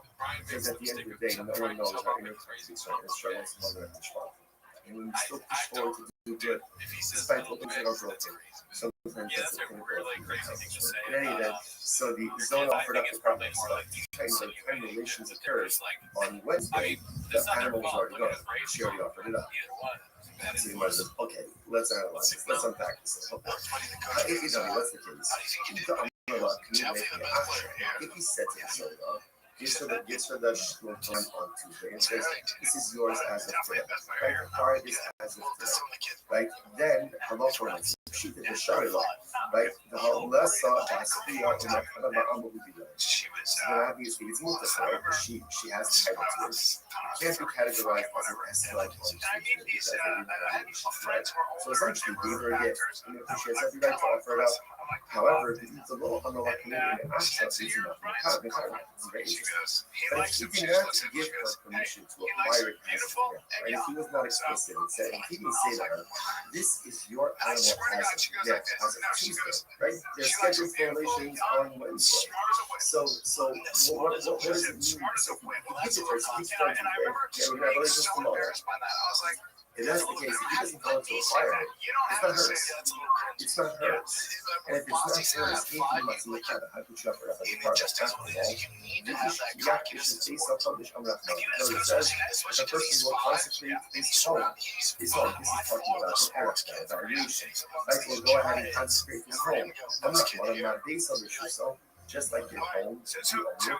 As published, so to the only you consecrate, whether it's consecrate or whether it's offer up, is something that you own. In other words, if she doesn't own it on Tuesday, then how could you offer it up as a I agree. The girl saying that is saying it clearly. Something that is yours. He's like, he likes a beautiful. In the realm of personal growth, and it should be marriage. what we're able to do. Sometimes we make the mistake of measuring ourselves against other people. And that's not necessarily the right thing to do. It's good to have role models. It's good to have people who are inspired to do that. But a lot of times we compare ourselves to others and we're frustrated when we don't measure up. But who says you can measure up to someone else? You don't know what those person's purpose is, their abilities are. The Ribbon Shel Olam only asks you to be makdish that which you own. You only have to concentrate, or you only can concentrate that which you own. You can't concentrate, it doesn't belong to you. So often in life we forget that the Rabbi only expects of us what we're able to do. He doesn't expect of me what someone else can do. He doesn't expect of me someone else's accomplishments. What he does expect of me is to take a personalistic inventory about all the spiritual tools that I possess. Be honest about what I possess, because we possess a lot more than what we're honest about. And then utilize those in pursuit of personalistic holiness. Only be makdish that which belongs to you. And HaKadosh Baruch Hu only asks of us to accomplish spiritual things that are within our power, within our spiritual toolbox. Incredible. Eladamros, what's the case? Eladamros, I just feel. This is very interesting. So he says to her, right, you don't give to the zone of the sheep on Tuesday. He says, okay, keep the sheep with you, the schedule's to be here tomorrow, right? And just keep it with you until tomorrow. The mitzvah of life, but if you need the sheep, She said it in a way that's you need the sheep, I don't know, whatever it is. And then Gemara says, come here, so I'm going to give you the right to acquire it. That's interesting. That's fine. So Gemara says this. So there's lots of answers on this. Now again, what's the idea? Why are we doing this? Besides that, it's still in the the thing is, because you gotta remember, this all happened with the Rabbi, his Shiva transaction. The idea that's happening over here is that something can only be destined for later if it starts when there is a level of transactional. Now we see our Shiva case, and ultimately we see it by the Eslan's own by the product. So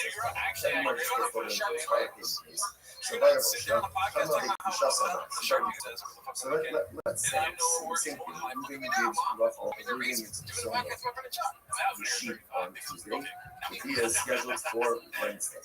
On Tuesday, she goes in and she's not she consecrates it. She didn't offer it up as a covenant. And she's not bishop. So what's the status now of the Monday? Kevon Damar and the rest of the Rabbi Kiman Dakri Basan. So to say that essentially making something hektish is the equivalent of offering it up. In other words, literally the word says that verbally pledging something to a hektish is the equivalent of giving it over to a regular person. So therefore, do we say ultimately again that the act of going ahead and being makdish verbally is the equivalent of offering it up? In other words, offering it up is offering it up. That's being makdish. It's gone. Again, it's gone. Being makdish ultimately again, it is still here. It's still present. So does she have the ability? What happens if she's makdish? Again, because let's say here the shayla is in the case where she offered it up on Tuesday, by the time the dia occurs, obviously again it's gone. It's gone, right? So it can't be called an Eslan Zona because it was no longer in existence at the time that the dia occurred. In this case over here, on Tuesday she's makdish. Wednesday the dia occurs, and ultimately so at the time of the dia, the object is still here. So now the shayla is, does the object become an Eslan Zona or not? So Mercification shall be Rabbi Eliezer. Because Rabbi Eliezer, so let's say going back, this is Rabbi Eliezer on the top of the daf. Right? Rabbi Eliezer should come up and hikri basa. So remember again, the way Rabbi Eliezer understood the case at Zona, right, is where she went ahead and she already offered it. Like she offered it up already by the time the occurred. Dafka hikri basa. So Dafka, where she offered it up, is no longer in existence. About hikri shaso. Law, but from Rabbi Elazar's statement here, that if she is not fishing, if the animal is still in existence at the time that the dia occurred, perhaps the animal would now be called an Eslan Zona. Much more says no. The Rabbi Elazar will say to me quiet. Truth is, this shayla is mamish shayla of Rabbi Elazar himself. So the Gemara says, nine. Mifshat shita Rabbi Eliezer that she basal dafka b'kusha solo. the Isur Shasbia, because they would love to say that the only time it doesn't become an estimate is when the animal was offered up before the Bia. And by the time the Bia occurs, the animal is no longer here.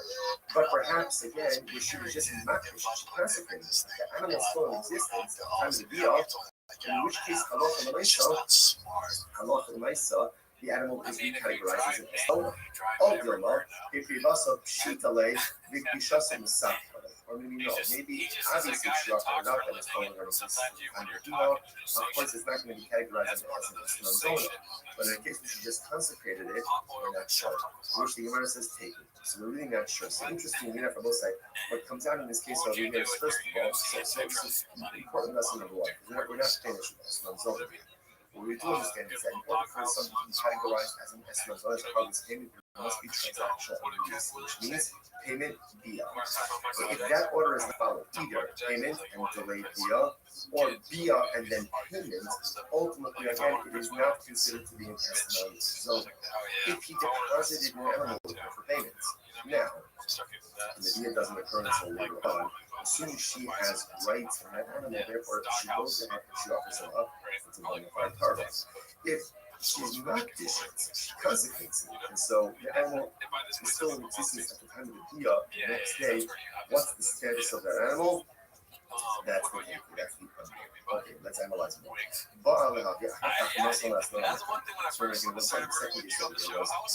relationship with her, and then afterwards he pays her. So ultimately, again, payment is mutter. When you say it's mutter, it means for consequent sacrifice. Or maybe marries the kasha. I don't understand this. Gemara says, or maybe Ba'ala bi'achar kach nasala, afilu mikhan ashalosh shonim esnala asa.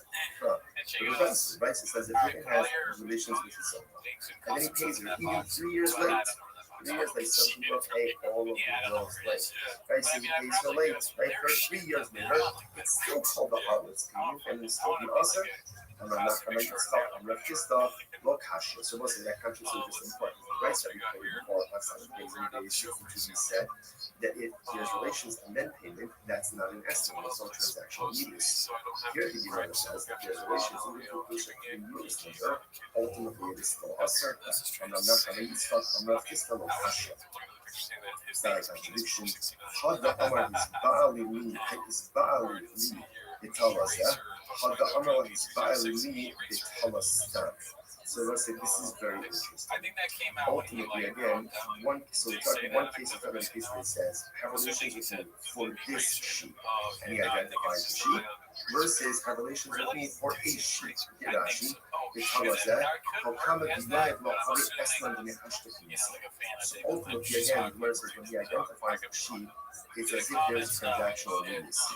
When he doesn't go ahead and identify the sheep, then ultimately again there is no transactional immediacy. Alright, so let's analyze it a little more. People love to tell us that my hobby, I understand. So let's analyze this, right? So now it's Wednesday. Moving over to Rothschild. He says, have relations with Zona. He says, have relations with me for this sheep. Now, but yet he doesn't pay her for 3 years. 3 years, the halacha is, it has the status of a harlot's payment because there's transactional immediacy. Just because he identified the sheep doesn't make it hers. In order for it to be hers, what has to happen? The Gemara says, Shifal. Right? Remember, livestock, animals require the sheep for part of possession. Which the Gemara says, don't have all this okay. So apparently it's actually interesting. Ultimately, we didn't have the sheep because only the so apparently, again, by non-Jews, they don't use the sheep as a part. So it's not that we all know these are Israelis, no, it's talking about the Jewish harlot. If you go, they call you the Chatzim. Or, interestingly enough, the sheep standing on the Chatzim. In which case, again, ultimately, there's the Chatzim she requires. Exactly. Either Chai the Chatzim or Bala the Afrikas Masala, Hakadma. I understand. If it's in her Chatzim, in order to she requires it, in order to get relations with her, and then ultimately, again, then it's already in her Chatzim, she already required it. What are we talking about? In other words, she acquired it before people. So this is like the paradigmatic case of estimating because she's acquired the sheep even before the deal. If the sheep is standing in Rachatza, which the Gemara spoke to, the sheep in the Elia Koti. Very interesting. Now, here's the case. So Ruben comes to Rachel, and here, this sheep is in a Koti. Remember, what is a Koti? That says to her, I'm going to pay you. I'm going to pay you for the relations. Right? If I don't pay you money, you can take this sheep. So therefore, she doesn't even require the sheep initially. She requires the sheep in the event that there is non-payment. The Amrullah, and he says, if I pay you, let's say for the next 30 days, good. And if not, shortly the estimate. Take this sheep ultimately again as well. Fine. Massive again, it's interesting. All of this is really unraveling from the essence of the spot. Let's say again, let's say Ruben employs donkey drivers and workers. Okay, so now he's paying. Now the way ultimately again, he's paying, and Rashi points out over here. Rashi, these workers are non-Jews or they're Amorites. They're just unlearned Jews. Idolaters are unlearned Jews. They don't see that as important. And he says to them, right? So what's the halacha? So he goes in and he says to them, I'm paying you, right? And essentially, don't use this money to go and purchase for yourself food and drink. Okay, either that's the payment or supplemental wages, whatever it is. He's getting that here, right? Here's money. Go and drink. Go and eat. So what's the now the question is, the Eno Hoshish, if you do this, Eno Hoshish, he doesn't have to be worried. It's like you know, 60 KD. Lo mishum shvius, lo mishum of mice, lo mishum diamonds. And what's that? He heard this. Right? What's the concern here? The Gemara says that halacha l'maisa, he's giving them money. Now, because it's an apple or on the hearts, he has to be concerned that he's going to go by Yahinesset. Right? Or maybe ultimately again, the Amaharet is going to buy or Meiser Sheni police. He doesn't have to be concerned. Why does he have to be concerned with this? Because essentially, he's giving them the money and he's saying, Hebra, do what you want. Because he's doing that, essentially, it's not on him. Whatever they do, they do. Rashi says over here, okay, Rashi just goes through all of this. Right, if you look at the end, if you look at Rashi, nicer, right, if you look at Rashi, the heart, it's actually the last one, the last of the wrong ones, that Rashi. The heart, or something I love pretty you know, Ruvain is not the one giving it. He's giving it. It's here, this is free food, this is free food. What they choose to do with that afterwards, essentially, is not on you. It's not on you, man. So therefore, again, no rights. Okay, no. Can't press out the phone. Sound of the they 63 seconds. They come alive, but it says them. So the Israel, Bani Korea, Sushi Bani Korea. He says to the workers, like drivers, go and drink it. I'll pay. I'll pick up the tab. Oh, now this is so she should be shown shvius and shown might and shown rabbits. Then we have It's so small. then we have a problem. Now why is that? We do that. We don't know how to Habisu Machilo. The Hashtam will solid nafshimin. The issue over here is because he's paying the tab. Now it looks like he's purchasing and providing these prohibited items for his members. See the difference? If the moving just says, here's $100 for your food and drink, whatever they buy, that's if he says, go eat, go drink, I'll pick up the tab, then ultimately, again, that is problematic because it is if he is purchasing and providing these potentially prohibited items for his members. Alma, I wasn't, what do you see from there? She can't call that to make this. So what you see from me is that halacha l'maisa, I'm not going to boss that. We're now going ahead and circling back to the Rabbi case, right? We're going back now ultimately again to the Rabbi case. Remember, Rabbi, what did they do? They went ahead and they borrowed the produce and they paid I appreciate James Freeman doing said, that. not a problem It's with kind of, he's like the kid on the baseball team. Like, So you're listen, down, listen, what do you see? you're down What do you see 10 to from 1. this last Come on, guys. piece of We I'm all only got 2 kapara, outs. maybe We can six do kapara. this. So what do you see from that? That when moving pays the bill, right? Pays the bill.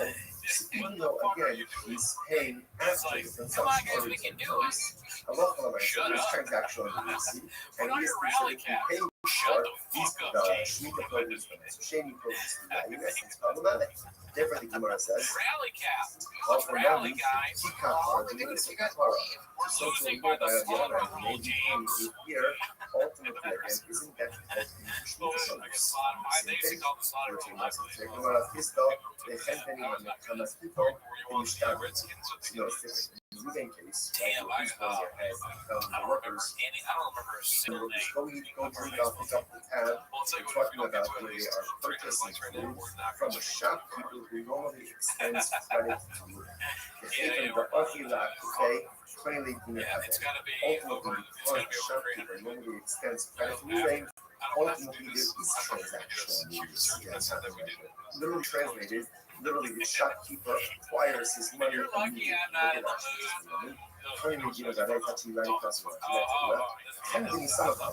The shopkeeper knows that he's going to get paid from the bank because he regularly extends credit.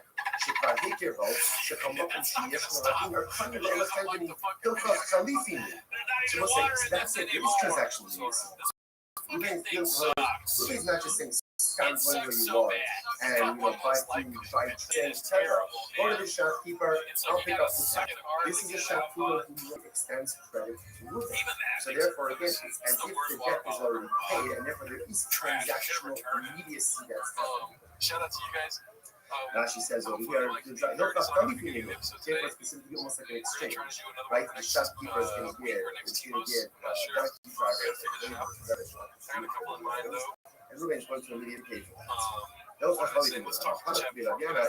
Even the other Hanini, the Muslim Hanini, but Hanini, again, that doesn't apply in conservative, right? It wasn't like a trend. Therefore, that case is fine because it's not transactional. You must have and you shame that you again, using that logic, we're going to send that as well in case. So you can go to your doctor up the tab. But now he's not sending to a shopkeeper who normally extends credit to him. And it sounds like what? Mutter. So it should be okay. If that's the case, that it's mutter, ihachi,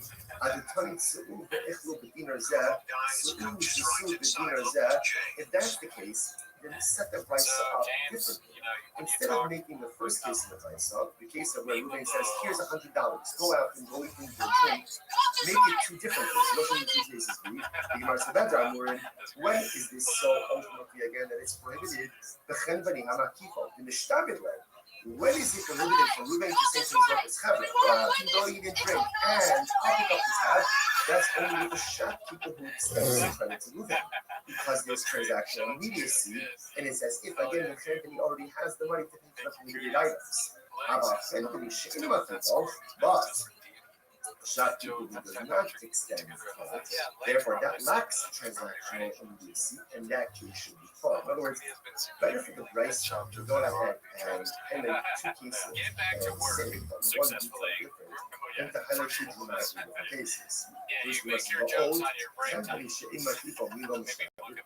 that true? Even if the shopkeeper doesn't extend credit, is the purchaser not still obligated to Homer the Chadelo. The person says to his friend, hey, one of the clothing, so what happens? So right, Ruben goes, right, I go with you. So Ruben, give me a favor, give him money to Shimon, and then my property will become encumbered to you. What's that for? If ultimately, again, my property becomes encumbered, as a guarantor, you must say, what is he doing? Now, again, let's even assume that Ruben and I have no previous relationship. So what do you see from there? When you ask someone to go and do something to someone else, and ultimately, again, you're guaranteed it, that transactional immediacy seems to occur right then and there. You're right. You're right. At the end of the day, whether the shopkeeper extends credit or doesn't extend credit, doesn't receive immediate. You must Even the low miyachi shibude low I'm gonna try to make another song. So what's the difference? I'm gonna look at Rashi. Like Rashi says original even song low for miyachi Jacob shibude, type look at Rashi's things. third wide one. Jordan, Rashi's you're name more on. on the heart. Gilmas Thank shibude. you for So when summoning we my say hand. low What miyachi most love those Khalifah things the on lows. Tinka. I've never had Since Jordan looks moving like his did pants not are go sharp ahead, carpet he's from my actively baby's set bathroom. Look at my aside pants. money. I got Right? mustard on He's my telling pants. his It looks workers, like I came go myself. out, go eat and drink. I'll pick up Formula One. You since wanna? no Yeah, I guess defined you're amount wanting of money, fisticuffs. right? Or no Okay. specific money, it's happens set So aside for yeah, that. we're gonna end this Therefore, stream again, here. that All lacks right, guys. transactional abuse. September 20th. Because it does ultimately, again, it should be mutter. 21st stream. Join the Patreon. Should be Have a mutter. good day. So, Yichil and Mos, the Kaf, Lav Chalipaninu, below Mitzvah. Sorry. The Gemara says, Elahacha are my choshish. So if that's the case, ultimately, again, so what do we need to be concerned with that? We shouldn't shvius. So the Gemara says, Ha momiyach, which should be ha. So ultimately, it says the Gemara. Says the Gemara, okay, again, what do we have to be concerned about? Elahacha, my choshish. We shouldn't shvius. What do you have to be concerned about over here? The Halacha and Isa, that perhaps, again, shvi the hands, versus Ha momiyach, which should be ha. Momiyach, which should be ha. Ultimately, again, it's the same thing. Local myself, because no particular money is being designated in advance, does not take into account use of what's the case? The case over here is where the Rabbi is advanced the money to the family. Okay, so this changes everything. Rashi, shaking low, Rabbi is dinar the family, Kodem Shishalach Etzlo. The Hashtam, the Rabbi is up in the circle. Okay, so this changes everything. So in the case of the year, ultimately, again, Rice says that if Reuben says to his workers, go to the family, go to the shopkeeper, eat and drink whatever you want, it's on you. The case is where already Reuben gave the money to the shopkeeper. So there's no extension of credit. In other words, he has a tab that is paid for. Oh, so now that makes sense. Because now that it's paid for already, ultimately, again, if they take limited things, it's literally like he's supplying them with limited items. I'm not going to I'm just so excited. I need what's doing that. You might as well just follow. So, again, all of this is all on the same realm of transaction and release. Like that's the key. That's happening. So you might say, I'm used to the Shmite coming to absolutely now. The parents that I said this over in front of the secret of America. And what another way, he hushes at the point to influence certain wishes by his way of justice. The price is shouldn't be that he says to his workers, go out and eat, go out and drink, and I will pay. I will pay Mr. Seller as a pay. Rather, what should it say? Certain the influence, certain should by the cash. It should say, go out and drink, go out to eat, and then I'll settle up.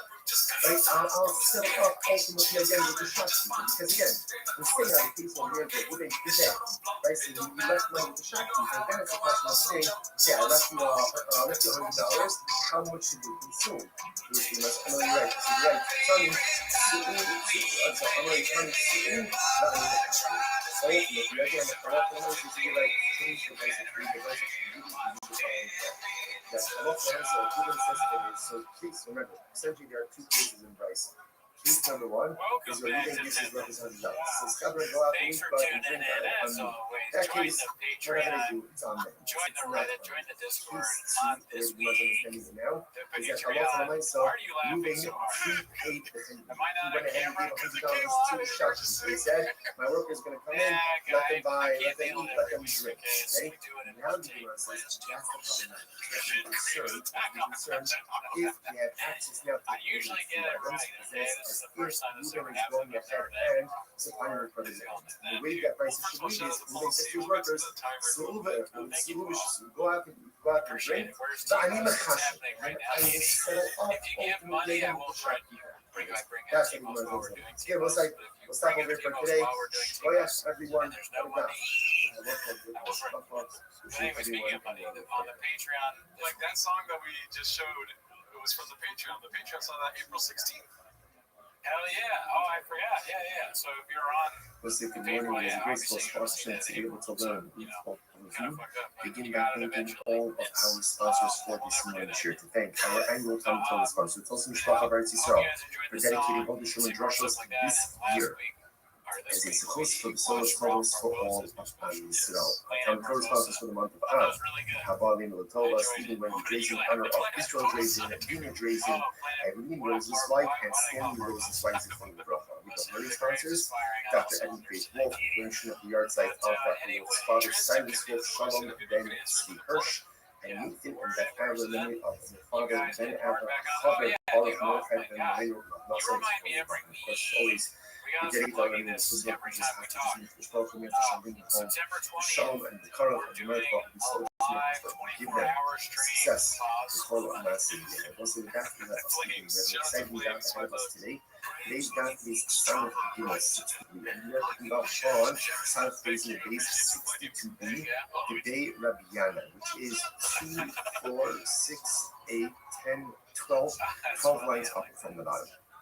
So the Gemara says as follows: Today Rabbi Yana, Yas Yishiyas Manu, who Karlu B'Shiyas. A very interesting case over here.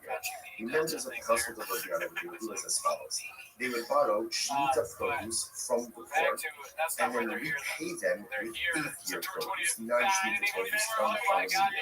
So if you look at it actually says something very interesting. Yas Yishiyas Kodmis Manavir. So obviously, again, without getting into all the Shemitah technicalities of it, you can go ahead and lend or borrow, not commerce, but lend or borrow Shemitah produce while it's still readily available for everyone. So this guy's, once it's no longer readily available in the field, you really can no longer sort of keep it for yourself. So the idea over here is, so the people of the house of Rabbi would borrow Shemitah produce from the Aniyim during the Shemitah. That's part of the Shemitah.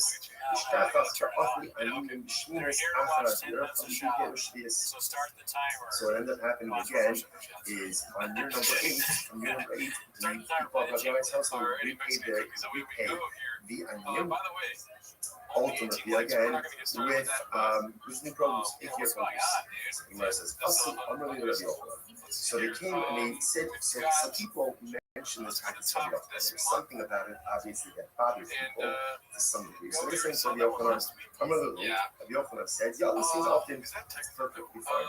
It's perfectly fine. Why? You connect down, and I'll say that, interestingly enough, look at Rashi, you all seen up in stars, do a couple of Rashis.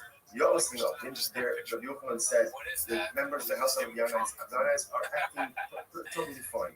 Rashi says the people that he shaita lo havu tanach be'en lo ichuse hanu b'hani lo chalipen nenu lo chaylik kedusha shveitzalai. So here again, we said yesterday's daf already. When you get into an issue of potential commerce with a forbidden item, so sometimes that forbidden identity can off upon the previously permitted item. So for example, the concern over here is looks like one is transacting business with Shemitah produce, then even the 8th-year produce should ultimately have the same Shemitah produce. But the Yochanan said it's not really a problem. Why? Because there's not a reciprocity, there's not immediacy, or I should say, there's no immediate reciprocity. Because the produce is being taken in the Shemitah year and only being quote-unquote paid during year 8, because there's no immediate reciprocity, therefore this does not look like you're doing commerce with Shemitah produce, and therefore no Shemitah produce devolves upon the 8th-year produce. That's the idea. Therefore, again, halacha l'maisa, and therefore, again, Shemitah sanctity will not devolve upon the 8th-year produce. This is very interesting. Is to connect them to S-non commit. And interestingly enough, a similar case, they come up with S-non zona. S-non zona is a local, the person goes to a zona, and he gives her something for her services. Right? Obviously, he pays her money, but he gives her an object. That object is called an S-non zona, payment for a harlot, and cannot be used for any type of sacrificial purposes. Makes sense. Listen to this. The Samuel, the Gemara says, the corresponding these guys know what's the case. The silence of the case. Rashi says, let's say Ruben goes to Rachel. Rachel's his home. Like Ruben goes to Rachel, and ultimately, again, he gives her this, and he gives her a payment. Right? But he doesn't have relations with her. Or he has relations with her but doesn't pay her anything. What's the halacha? Esnana mutter. Her harlot's payment ultimately is mutter for sacrificial use. If he gave her, let's say he gave her a lamb, he gave her a sheep, and he didn't have relations with her, then of course it's permitted for a carbon wife sheep that given the law. He didn't have relations with her. So if you have relations with her, then ultimately again the lamb is a gift. from the panic If it's a beach. gift, there's no restrictions I on just it. filmed that like 2 To hours which the ago. Gemara Let's says, see here. I'm sorry, Most of my coin the toss. Sue, I'm furthermore, the not second surprised. case, Well, I but am allowed a lot surprised of actually yeah, about this relations to because I've seen this in stores. Hot, Like no, that, you have love for them. yeah, a bunch of random Ultimately, things they that pay had a shop. If you didn't Oh, pay you her must anything, have if forgotten. even He though was not a lot, growing my estimate growing is grapes, Daddy. if he didn't Okay. pay her anything, Growing grapes and what's with the 3 meaning of the Gs. statement in Rice that says Right. that come up on the But Rice, no, the remember he estimate did that. is mutter? It doesn't make any I'm sense. assuming these things take Which forever. must Takes tell forever. her, Takes forever. that's what he used to say. Like no He's market. Nasala, Especially you when you're a ask genius, you want to make sure everything's if he perfect. gave her, let's say he gave her the So sheep, he was doing and it then just for only that thing way afterwards, back in when. other words, Right. let me tell you He's so this far in the outside. future. Simply He's what you're saying Australian, is, so what hard. is He's something fucking become got one. Eslan and Eslan's on the harvest payments when there's transactional immediacy? Razor relations, right? Our relations pay. When there's immediacy, that's when it's an Eslan. If there is a lack of transactional immediacy, then the payment does not take on the status of Eslan. So, what that means practically is that it can be used ultimately again, let's say, for some type of sacrificial or temporal use. So watch this. So what's our color? Nosa, if you give it a sheep, the Acherkach Bala. Now what does it mean, the Acherkach Bala? Rashi says, Achshav Ella La'achazman. Doesn't have relations with her now. Rather again, sometime later. Now, of course, how exactly do you go ahead and translate immediacy?